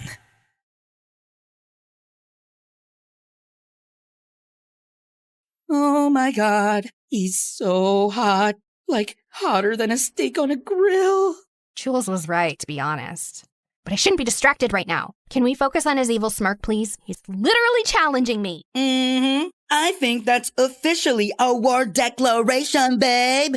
This is gonna be extra interesting. That jerk better be ready, because I'm gonna crush him big time. Second challenge finally came. We had to cook a chicken-based dish, in pairs. My eyes immediately landed on my mortal enemy, who was casually tying his apron like he was the master chef, and the sight was such a sore to my eyes. I was about to hunt Jillian down when someone suddenly blocked my way. Nicholas! He was here too? How did I not notice him last time? Ah, mademoiselle, fate brings you back to me. I'm still wounded from you turning down my masterpiece last time, you know. Team up with me, and if we win, you owe me a dinner date. Fair trade, no? I was about to reject him, but then my cinnamon roll savior appeared. Hey, Taffy. I was wondering if maybe we could... Oh, here comes my lovely partner. Sorry, buddy. Maybe next time? Ah, très bien. No hard feelings. At least Nicholas was always classy about rejection. Congratulations on passing the written exams. Thanks. I had been preparing for that way before I got here at MSU. Oh, you're really into this, huh? All right, girl. Let's do this. You cook, I supervise. We're not doing it together? Of course we are. I'll be guiding you. So, what are we making? Let's go with crispy garlic honey chicken with mango salsa. That sounds fancy. Okay. We had exactly 1 hour. Jillian got to work while I hovered nearby, supervising like a resident chef. But my eyes kept drifting to Gavin. He looked calm and focused, like he belonged in a commercial for knives, while his partner looked so lost. The fact that he was also into cooking made him even more annoying. A few minutes later, Jillian finally threw her hands up and beamed. All right, done. Ooh, let me taste. I took a confident bite, only to gag and nearly scream in disgust. I tossed the dish and everything else into the trash, and it landed dangerously close to Gavin's station. He hissed like a cat that had just got misted. Oh, gosh, girl, what happened to the chicken meat? Did you marinate it in mud and ask an old goat with horrible breath to spit on it or what? But I just followed everything you said. Jillian looked like she was on the verge of tears, so I took a breath to calm myself down. It's okay, my love. We've still got 20 minutes. We're gonna fix this. This time, I rolled up my sleeves and took over. Just as the final bell rang, we slammed our dish down and handed it to the judges, who actually liked it. As expected, we passed, and we're now qualified for the final challenge. But when I looked at Jillian, she didn't look happy at all. We only passed because of you. We almost failed because of me. Oh, come on, girl. It was my fault, too. I made you do most of the work. It was supposed to be a team effort. You know what? Let's practice after hours. Together. Is that okay with you? Of course. We then snuck into the kitchen later that day. A few other students were there, too, including Gavin, of course. For the sake of my sanity, I ignored his brooding presence and locked in on Jillian. This girl needed serious kitchen rehab. She was way too clumsy to be left alone with fire, knives, or even a blender. Honestly, if someone didn't supervise her, she'd either blow up the kitchen or food poison someone. Or both. She tried dish after dish, and I sacrificed my precious tongue for each one. Is this supposed to be a hard-boiled egg or a charcoal? The oil is separating from your sauce. Did you forget to stir, or did it walk out on its own? Your rice is crunchy. Were you trying to make popcorn? Then came her meat dish. Okay, listen. Onion, honey, or pineapple. Any of those can tenderize meat. Pick whichever one's available. Okay, got it. Noted. Soon we had a mountain of failed dishes in the trash. While we were about to try one last dish, Gavin suddenly stormed over, looking like an offended bull. You wasted all of this? For what? For your stupid little practice? Huh? Why are you acting like you bought all of this? Are you the official supplier of this school now? Thank God I'm not. Look, I'm just helping an aspiring chef chase her dreams. Failures happen. It's called trial and error. Look it up. He rolled his eyes, so I rolled mine harder. What is your problem with me anyway? Just because you're attractive doesn't mean you get a pass for being a total jerk. And I don't care if you're attractive either. I just hate arrogant food snobs who love to waste food. You don't deserve a spot in the club. Before I could finally explode, Jillian slid in. Wait, did I just hear you both call each other attractive? Why don't you just date each other instead of arguing every 5 seconds? You must be having some auditory hallucinations. I'd rather hug a giant, rotten cactus than date this brat. He really hated me that much, huh? I hoped I'd never see his stupid smug face ever again. Unfortunately, we were in the same class. And worse, we still had one final challenge in the club initiation left. The announcement came sooner than expected, and the venue was deep in the woods. As soon as we got there, all our phones and stuff were confiscated. Goodbye, Wi-Fi. Goodbye, sanity. There were only about 15 of us left, and that included Nicholas, who wouldn't stop staring at me like I owed him money. Lovely to see you here, mademoiselle. If we both make it in, you owe me a date, remember? Since when did I agree to that? Since the day you insulted my masterpiece. But I gave constructive criticism. Of course. That's why I've made it my life mission to make you cry. The next time you taste my dish. Okay, but why did that sound like a low-key threat? Our conversation got totally cut off when the club president finally stepped up for the announcement.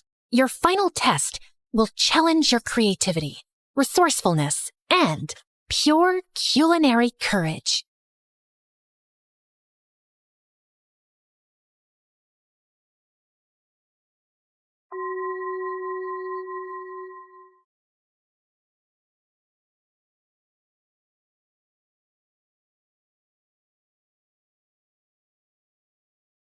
In Grimm's version of the fairy tale, apparently my sister and I weren't even worth naming. But at least we were rightly described as beautiful. In Disney's version, our names are mentioned, but can you recall them? No. I bet all you can remember are two pug-nosed sisters with terrible hair, the nasolabial fold of a 70-year-old, annoying voices, and very big feet. The thing is, we really weren't ugly. Especially me. Honestly, I was kind of a looker from the right angle. No, move to the left. That side is prettier.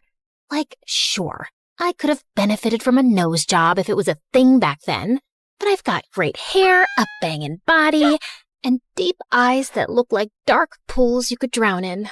Or so I've been told. No, the problem wasn't us. The problem was her. Because next to her, anyone would look like a gnarly potato. You know how one day you feel you're looking really good? The skin is skinning, the hair is hairing, the outfit's outfitting. And then you see some celebrity on Instagram and feel like you two can't even be creatures from the same planet? Yeah, that's what the Cinderella effect was. Making everyone around her look like E.T. And you know what the biggest joke is? She was never a victim or forced to be our maid. She was very OCD, so scrubbing everything like a maniac all the time is entirely on her. No one asked her to do that. I guess she didn't love being a nobody, because slowly, very slowly, she started spinning her story. And before we knew it, we were the villains. She was the poor, mistreated servant girl, and I was the bitter hag trying to steal her man. But he was my man first. My name is Drizella, and I'm here from the dead to tell you the true story of how Cinderella pulled off one of the greatest cons in history. She got the name, the ball, the prince, the animated pigeons, the march, the eternal adoration. And it's built on lies. All of it. Well, except for the part about me having really big feet. Like, I was told most of my life to shop from the men's section of the shoe store. I bet that's half the reason I've ended up being a villain in every version. Because how dare I imagine myself as a worthy princess with my US size 11 feet? I digress. I must stay on track. And even though my version of events is no charming fairy tale, I must begin the story the right way. Once upon a time, there was a man with a family, a fortune, and a functioning household. So naturally, he had a midlife crisis and ran for the hills. Gone to figure myself out. Don't wait for me. And tell your mother, it's not me, it's her. I hope you figure out you suck big time. Yeah, I wasn't shocked. Because honestly, we'd be idiots if we hadn't seen this coming. I crave adventure. This provincial family life is suffocating my soul. Someday I'll leave to seek my higher purpose. Marriage and fatherhood can't be it. I have to find myself, and I really don't think I can do it, while married to you specifically. But Mother was still blindsided, shocked, bamboozled. Why had he left? Was it because she wasn't pretty enough, or young enough, or hadn't plucked her eyebrows properly since 1823? Maybe her elbows were too pointy. Maybe her eyes lacked emotional depth. I tried to explain that it was more about him being a spineless lizard running away from adult responsibility, but she just kept sinking in the depths of her despair and the couch. And without a husband around, she went into full damsel in distress mode. Oh, how I crave pickles. If only I had a man with strong arms to open this jar for me. Never mind that she had servants to open all the jars in the world and 2 perfectly decent daughters. Okay, fine. She had 1 decent daughter, because the other one was Anastasia. Let's just say that we didn't know back then that excessive glue sniffing causes brain damage. And that kid always had her head stuck in a pot of glue. Anastasia, focus! With father gone and mother officially losing her mind, you and I have to run this household.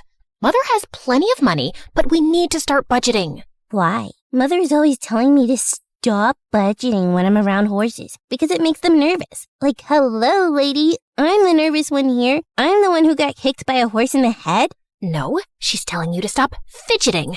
Those are 2 completely unrelated things.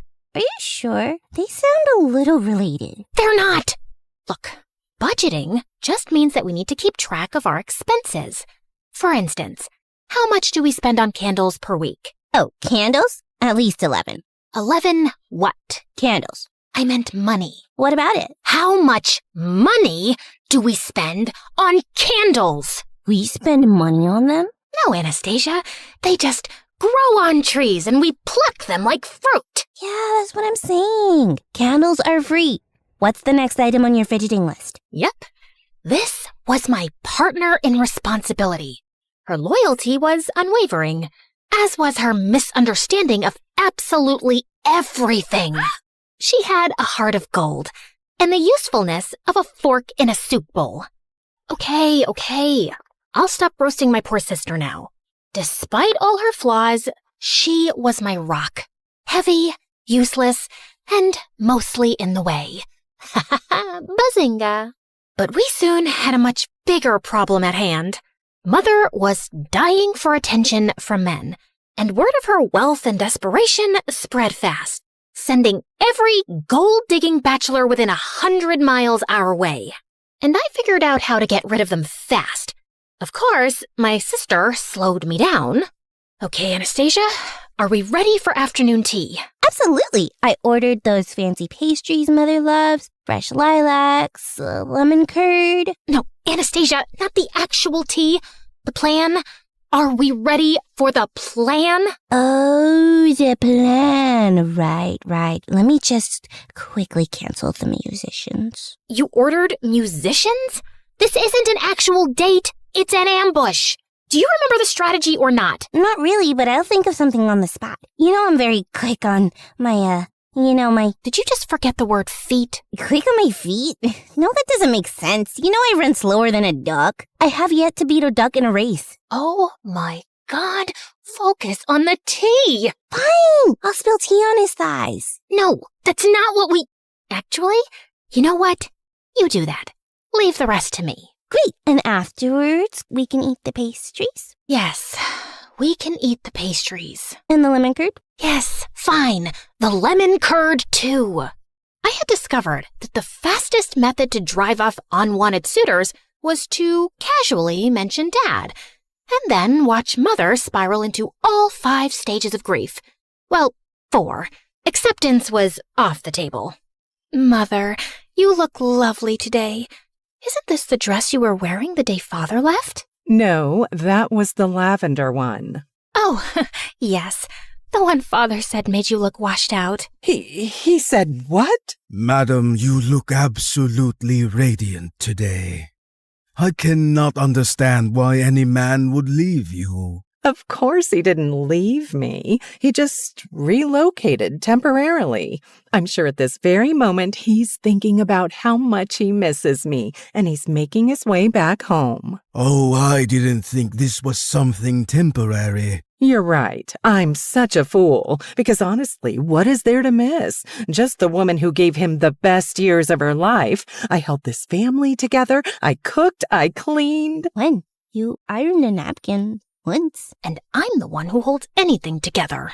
But if he'd just communicated properly, I could have changed. I could have sent my daughters to finishing school and gone with him to find himself and slept under the stars. I could have been free-spirited and spontaneous. Do you think if he knew this, he'd come back? I really can't say, madam. Oh, there's no point thinking about it. He's gone now. But you're here to mend the pieces of my broken heart, right? You have good, strong shoulders to cry on. I'm going to cry on them so much. It's getting kind of late for my hostess dinner. This has been lovely. Are you running away from me too? No, I mean, yes, but it's not you, it's me. Oh! He was leaving anyway, genius. Tea is expensive. You're all crazy. As he ran off and Mother sobbed into the tablecloth, we high-fived. I thought I was so smart, chasing off Mom's suitors and taking charge of the household. But then I made the biggest mistake of my life. Yeah, bigger than letting Anastasia give me a haircut once. I hired a gardener. Ma'am, thank you for the position. If it pleases you, my daughter Ella will also be staying with me in the servants' quarters. I'm sure she can make herself useful to you. A girl my age emerged from behind him, and I will never forget the first time I saw her. Her hair was like honey catching sunlight, her skin like porcelain, and her patched-up linen dress looked better than any silk I owned. Her eyes were the kind of blue that would make painters cry into their palettes trying to replicate it. Every feature on her face was in perfect harmony. And then she smiled. We didn't know it yet, but the entire trajectory of our lives was rewritten at that moment. Oh my, just look at you, child, like something out of a dream. You're perfect. You're too kind, ma'am. I'm so grateful to you for letting me stay. She's glowing. Should people glow? Do you use some kind of special shampoo made from unicorn tears and fairy dust? You're funny. I like you. Did you hear that, Gisela? She likes me. As Mother led her father away to show him their living quarters, and, I don't know, Anastasia went after a butterfly, Cinderella stayed back and looked directly at me. Drizella, isn't it? Yes. And you're Ella? Yes, but my late mother nicknamed me Cinderella because I'd always sleep by the fireplace and get covered in ashes. You know how nicknames stick. You don't have one? No, but you can call me Miss. You hired my father, Miss. That means you changed my life, and I'll be sure to return the favor. I felt a chill down my spine that had nothing to do with the weather. As she walked away, I just knew I disliked her intensely. Part of me thought it was because I was jealous, and yeah, of course I was. But I just had a feeling that beneath that flawless facade was someone calculating and dangerous. And oh, how I wish I wasn't right for once. At first, she just helped. She polished the silver, dusted the bookshelves, organized the pantry, but then she started having ideas for everything. She rearranged the furniture, suggested new colors for the curtains, and started embroidering tablecloths and crocheting bedspreads. It's like watching angels knit. Even I couldn't deny her taste was impeccable. And soon, Mother wanted her opinion on everything. And then she was suddenly instructing all the maids, the butlers, and even the cook. The cook! That toad never listened to anything I said. The house sparkled, the cutlery gleamed, the food actually had flavor, and I could see my reflection in the floors now. How could I complain about that? But I couldn't help being bothered by how she had Mother and Anastasia wrapped around her little finger. She would make them face masks and hair oils, play the piano for them like she was Mozart's daughter, and sing like a nightingale. And then there was the dancing. There was a celebration, as always, at the end of the harvest season.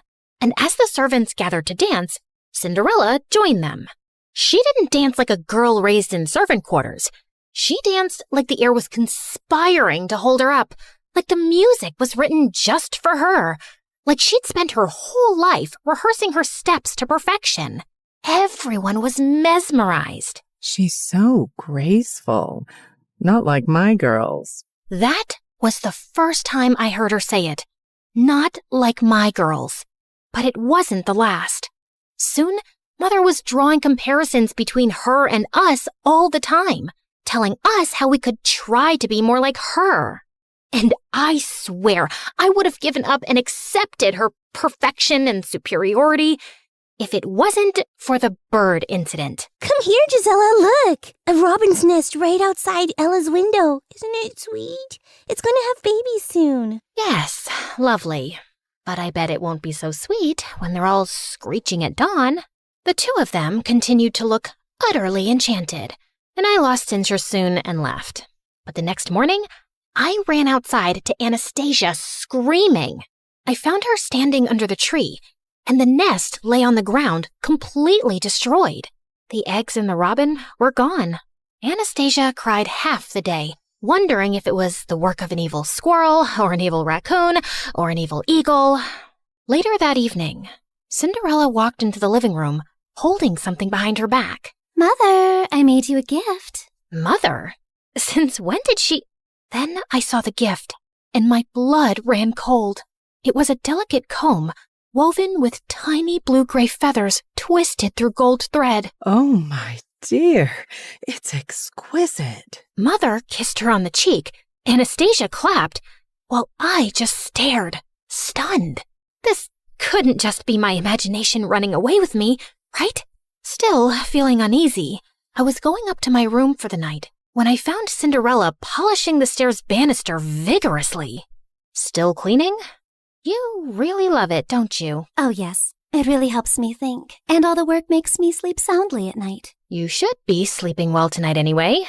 You know, without all that chirping right outside your window. Yes, such a noisy little thing that robin was. I wonder what happened to it. And we both know it wasn't an evil squirrel. Cinderella straightened and met my gaze, smiling.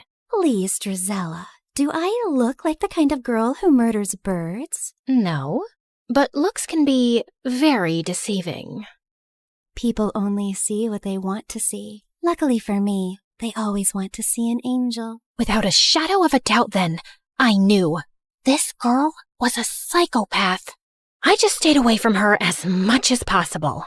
I was also glad that Mother was spending less time with her since she'd recently found gardening and spent hours outside taking interest in dirt and compost. I was happy she had a healthy hobby. Until I walked into the living room one afternoon to find her and Cinderella's father sipping tea and holding hands. What's going on here? What does it look like? I'm hoping he's about to flip your palm over and read your future because no other explanation will make much sense. Drizella, I know it's been hard on you since your father left and you miss him. Nope, not even a little, not even at all. Speak for yourself. Honey, a woman needs a man in her life. His companionship, his strong hands, his opinions. What I'm trying to say is, Mr. Rivers and I, we're... No. If your next words are in love, I'm throwing myself out the window. Will you just let me finish? Fine. In love. Great. Fantastic. Open the window with your strong hands, Mr. Rivers, so I can throw myself out.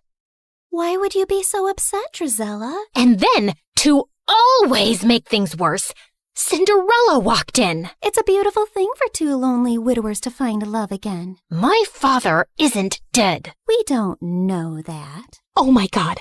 Had she found a way to get rid of him too? No, she was just saying things to irk me. Cinderella put her hand on my arm. We're like family already. This just feels like it was meant to be. I really thought I might gouge Cinderella's blue eyes out with a fork. So I stormed off, grabbed a horse, and rode furiously, not even sure where I was headed. I just had to get away. I remembered an old estate on the hill that had burned down decades ago. It had never been rebuilt, but the library had survived. I'd sneaked in there a few times before, and I definitely needed abandoned ruins to rage in right now. I pushed open the creaky library door, grabbed a book randomly from the shelves, and plopped myself onto the couch next to a pile of dusty blankets. But then, the pile moved. I turned around, terrified, to see a boy emerge from under the blankets. Oh, wow, it's just one girl. I thought an army of banshees had descended upon me. Are you a ghost? No, but that scream should have woken all dead people within a 5-mile radius. Ow! What was that for? If it had passed through you, it would have meant you're a ghost. I was just checking. Did you miss the part where I specifically said no to that question? Why would I expect a ghost to tell the truth? Then why even ask? Okay, fair point. What are you doing here, blending into the furniture? Exactly that. I just wanted to disappear for a while. What about yourself? This isn't the most obvious hangout spot for a girl like you. A girl like me?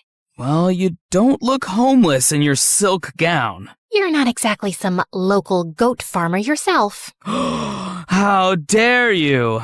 I'll have you know I milked a goat. Once. It ran away crying, but still. My name's Henry. Henry what? Just Henry. First name Just. Okay then. Just Henry. Countess Dracula. Charmed to make your acquaintance. Now, is there any chance we could both disappear here together for a while? We don't have to talk about what we're running away from. I like the sound of that. And somehow, after that, Henry and I started meeting at the old estate. Not often, maybe once every week. We didn't ask why the other was there. We didn't even ask real names. Of course, a part of me was growing curious, but not knowing also felt weirdly nice. Like we were two fugitives, hiding out here and talking about books, ideas, the world, anything but ourselves. But one afternoon, as I rode back home after meeting him, I came upon a scene of chaos. Mother was wailing like someone had died, Anastasia was blocking out the sound with pastries, and Cinderella was on the floor at Mother's feet, a picture of despair. It turned out that Mr. Rivers was a greasy rat who had run off with Mother's jewels, and he'd left Cinderella behind. Man, I would have given him the jewels myself if he'd just taken her.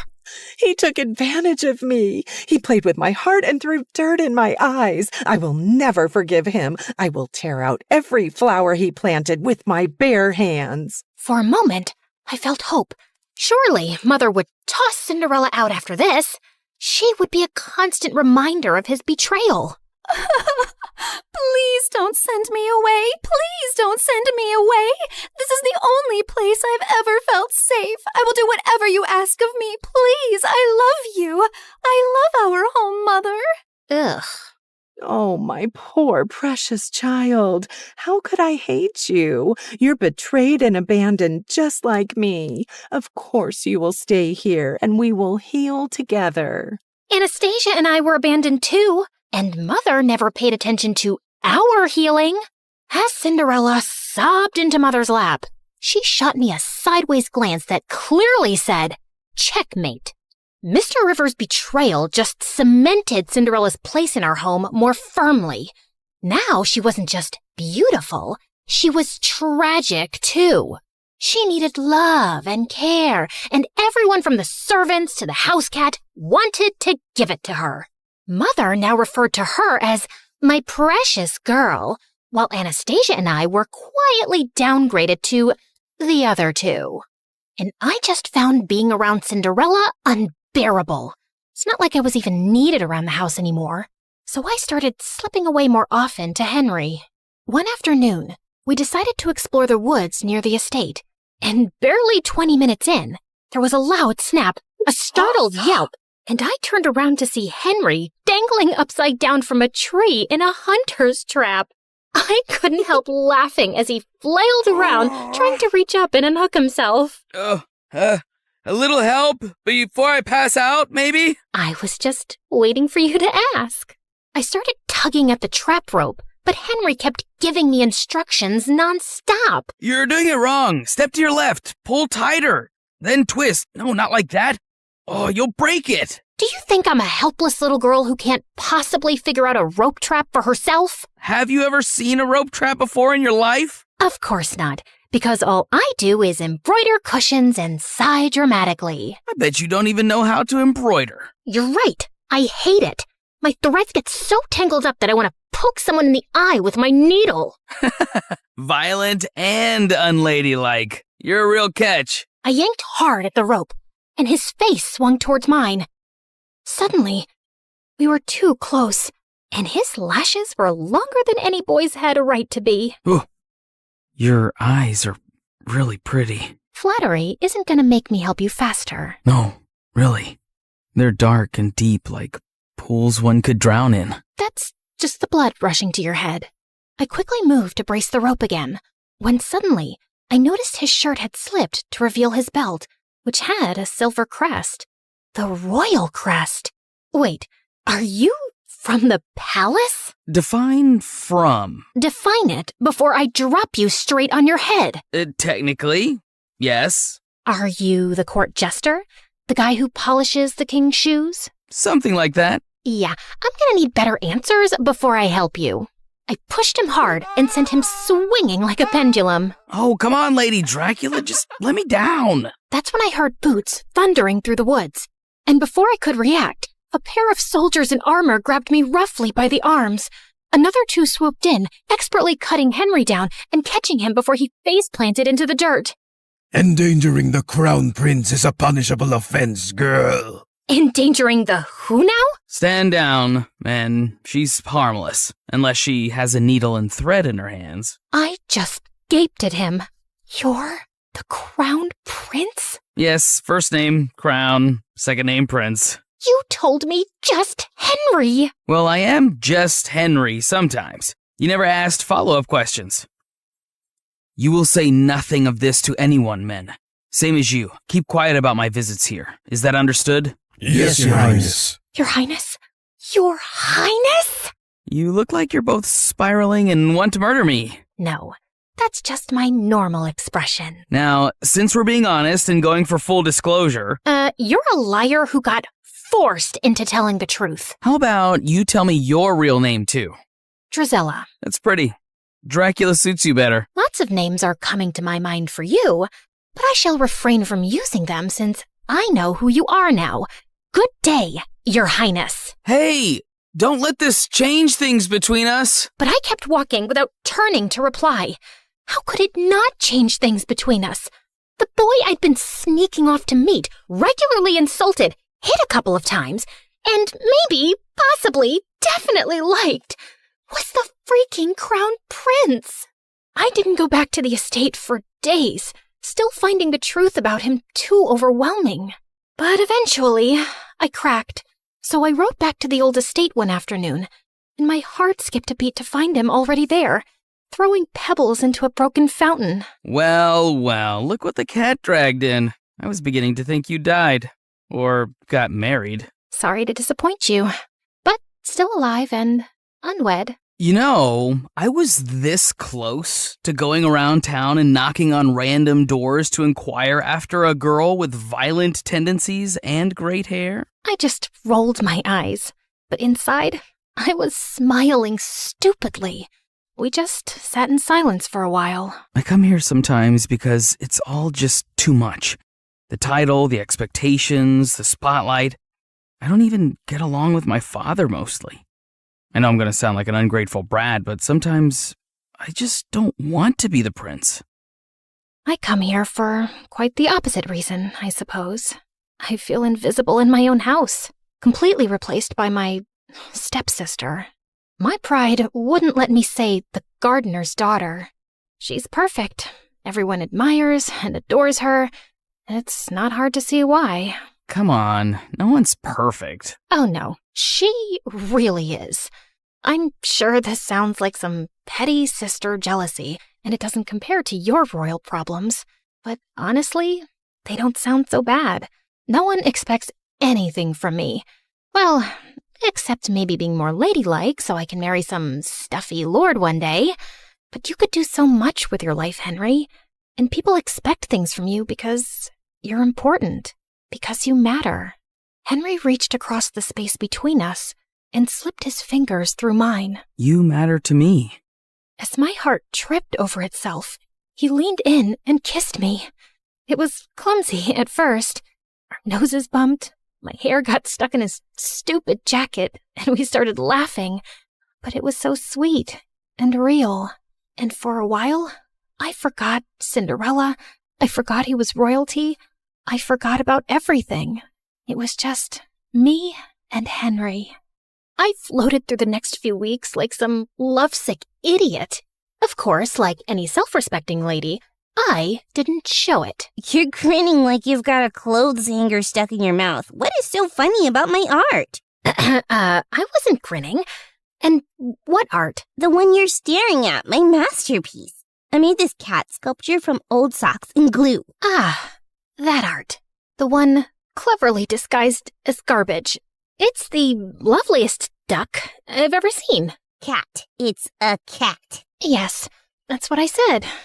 It was the happiest I'd ever felt in my entire stupid life, which naturally meant the universe had to kick me in the teeth soon. One afternoon at the estate, Henry sat me down with a serious look I didn't like one bit. I have to leave for a while. What, running away to join the circus? No. Father's sending me across the sea for an official royal delegation. It could be months, even a year, maybe. I forgot how to breathe for a few seconds. Drizella, you made me realize that I need to take my position and privilege more seriously instead of whining about it. So, yeah, I'm really trying. I'm really proud of you, Henry, and I just know you're gonna be brilliant. But a small, selfish part of me wanted to scream, "Don't go. Just stay." We promised to write regularly, no matter what, and for a while, his letters were the only thing keeping me sane. Of course, I always picked them up from the post office. I didn't want to draw anyone's attention to our correspondence. Dearest Countess Dracula, you will be thrilled to know that the local delicacy here is fermented fish eyeballs. Guess who had to eat 3? Smiling all the while. I cannot sleep at night because I keep imagining those eyeballs swimming around my gut, winking at each other. Send help. Dearest one-time goat milker, I regret to inform you that my life is way more exciting than yours. Just today, Cinderella invented chamomile soap and taught our cat to fetch her ribbons. Anastasia lost an intense staring match to a goat. Mother tried flirting with the milkman, and he fled on the aforementioned goat. I am so close to faking my own death. P.S. I miss your face and your insults. Mostly your insults. Fine, also your face. P.S. I miss insulting you too. I'm forced to practice my skills on vendors at the market, but it's not the same. They cry too easily. Of course, it wasn't ideal, but every letter kept him close, and for now, it was enough. But then, the letters stopped coming. At first, I told myself it was all fine. There could be a million reasons for delays. But when 2 months passed by with no word, I started to feel a bit crazy. Still nothing for you, same as earlier this afternoon. You want me to save you a trip and scream no at you from across the street every morning? You might consider picking up a hobby. How about embroidery? I wasn't getting any letters, but I didn't stop sending them. Pages filled with jokes, questions, news, bad drawings. But weeks and weeks went by, and still there was no reply. By now, my heart was filled with dread. What if something had happened to him? But if that was the case, the news would be everywhere. And then finally, a letter arrived one morning. My hands were trembling so much, I almost ripped the letter trying to open the envelope. Dear Drizella,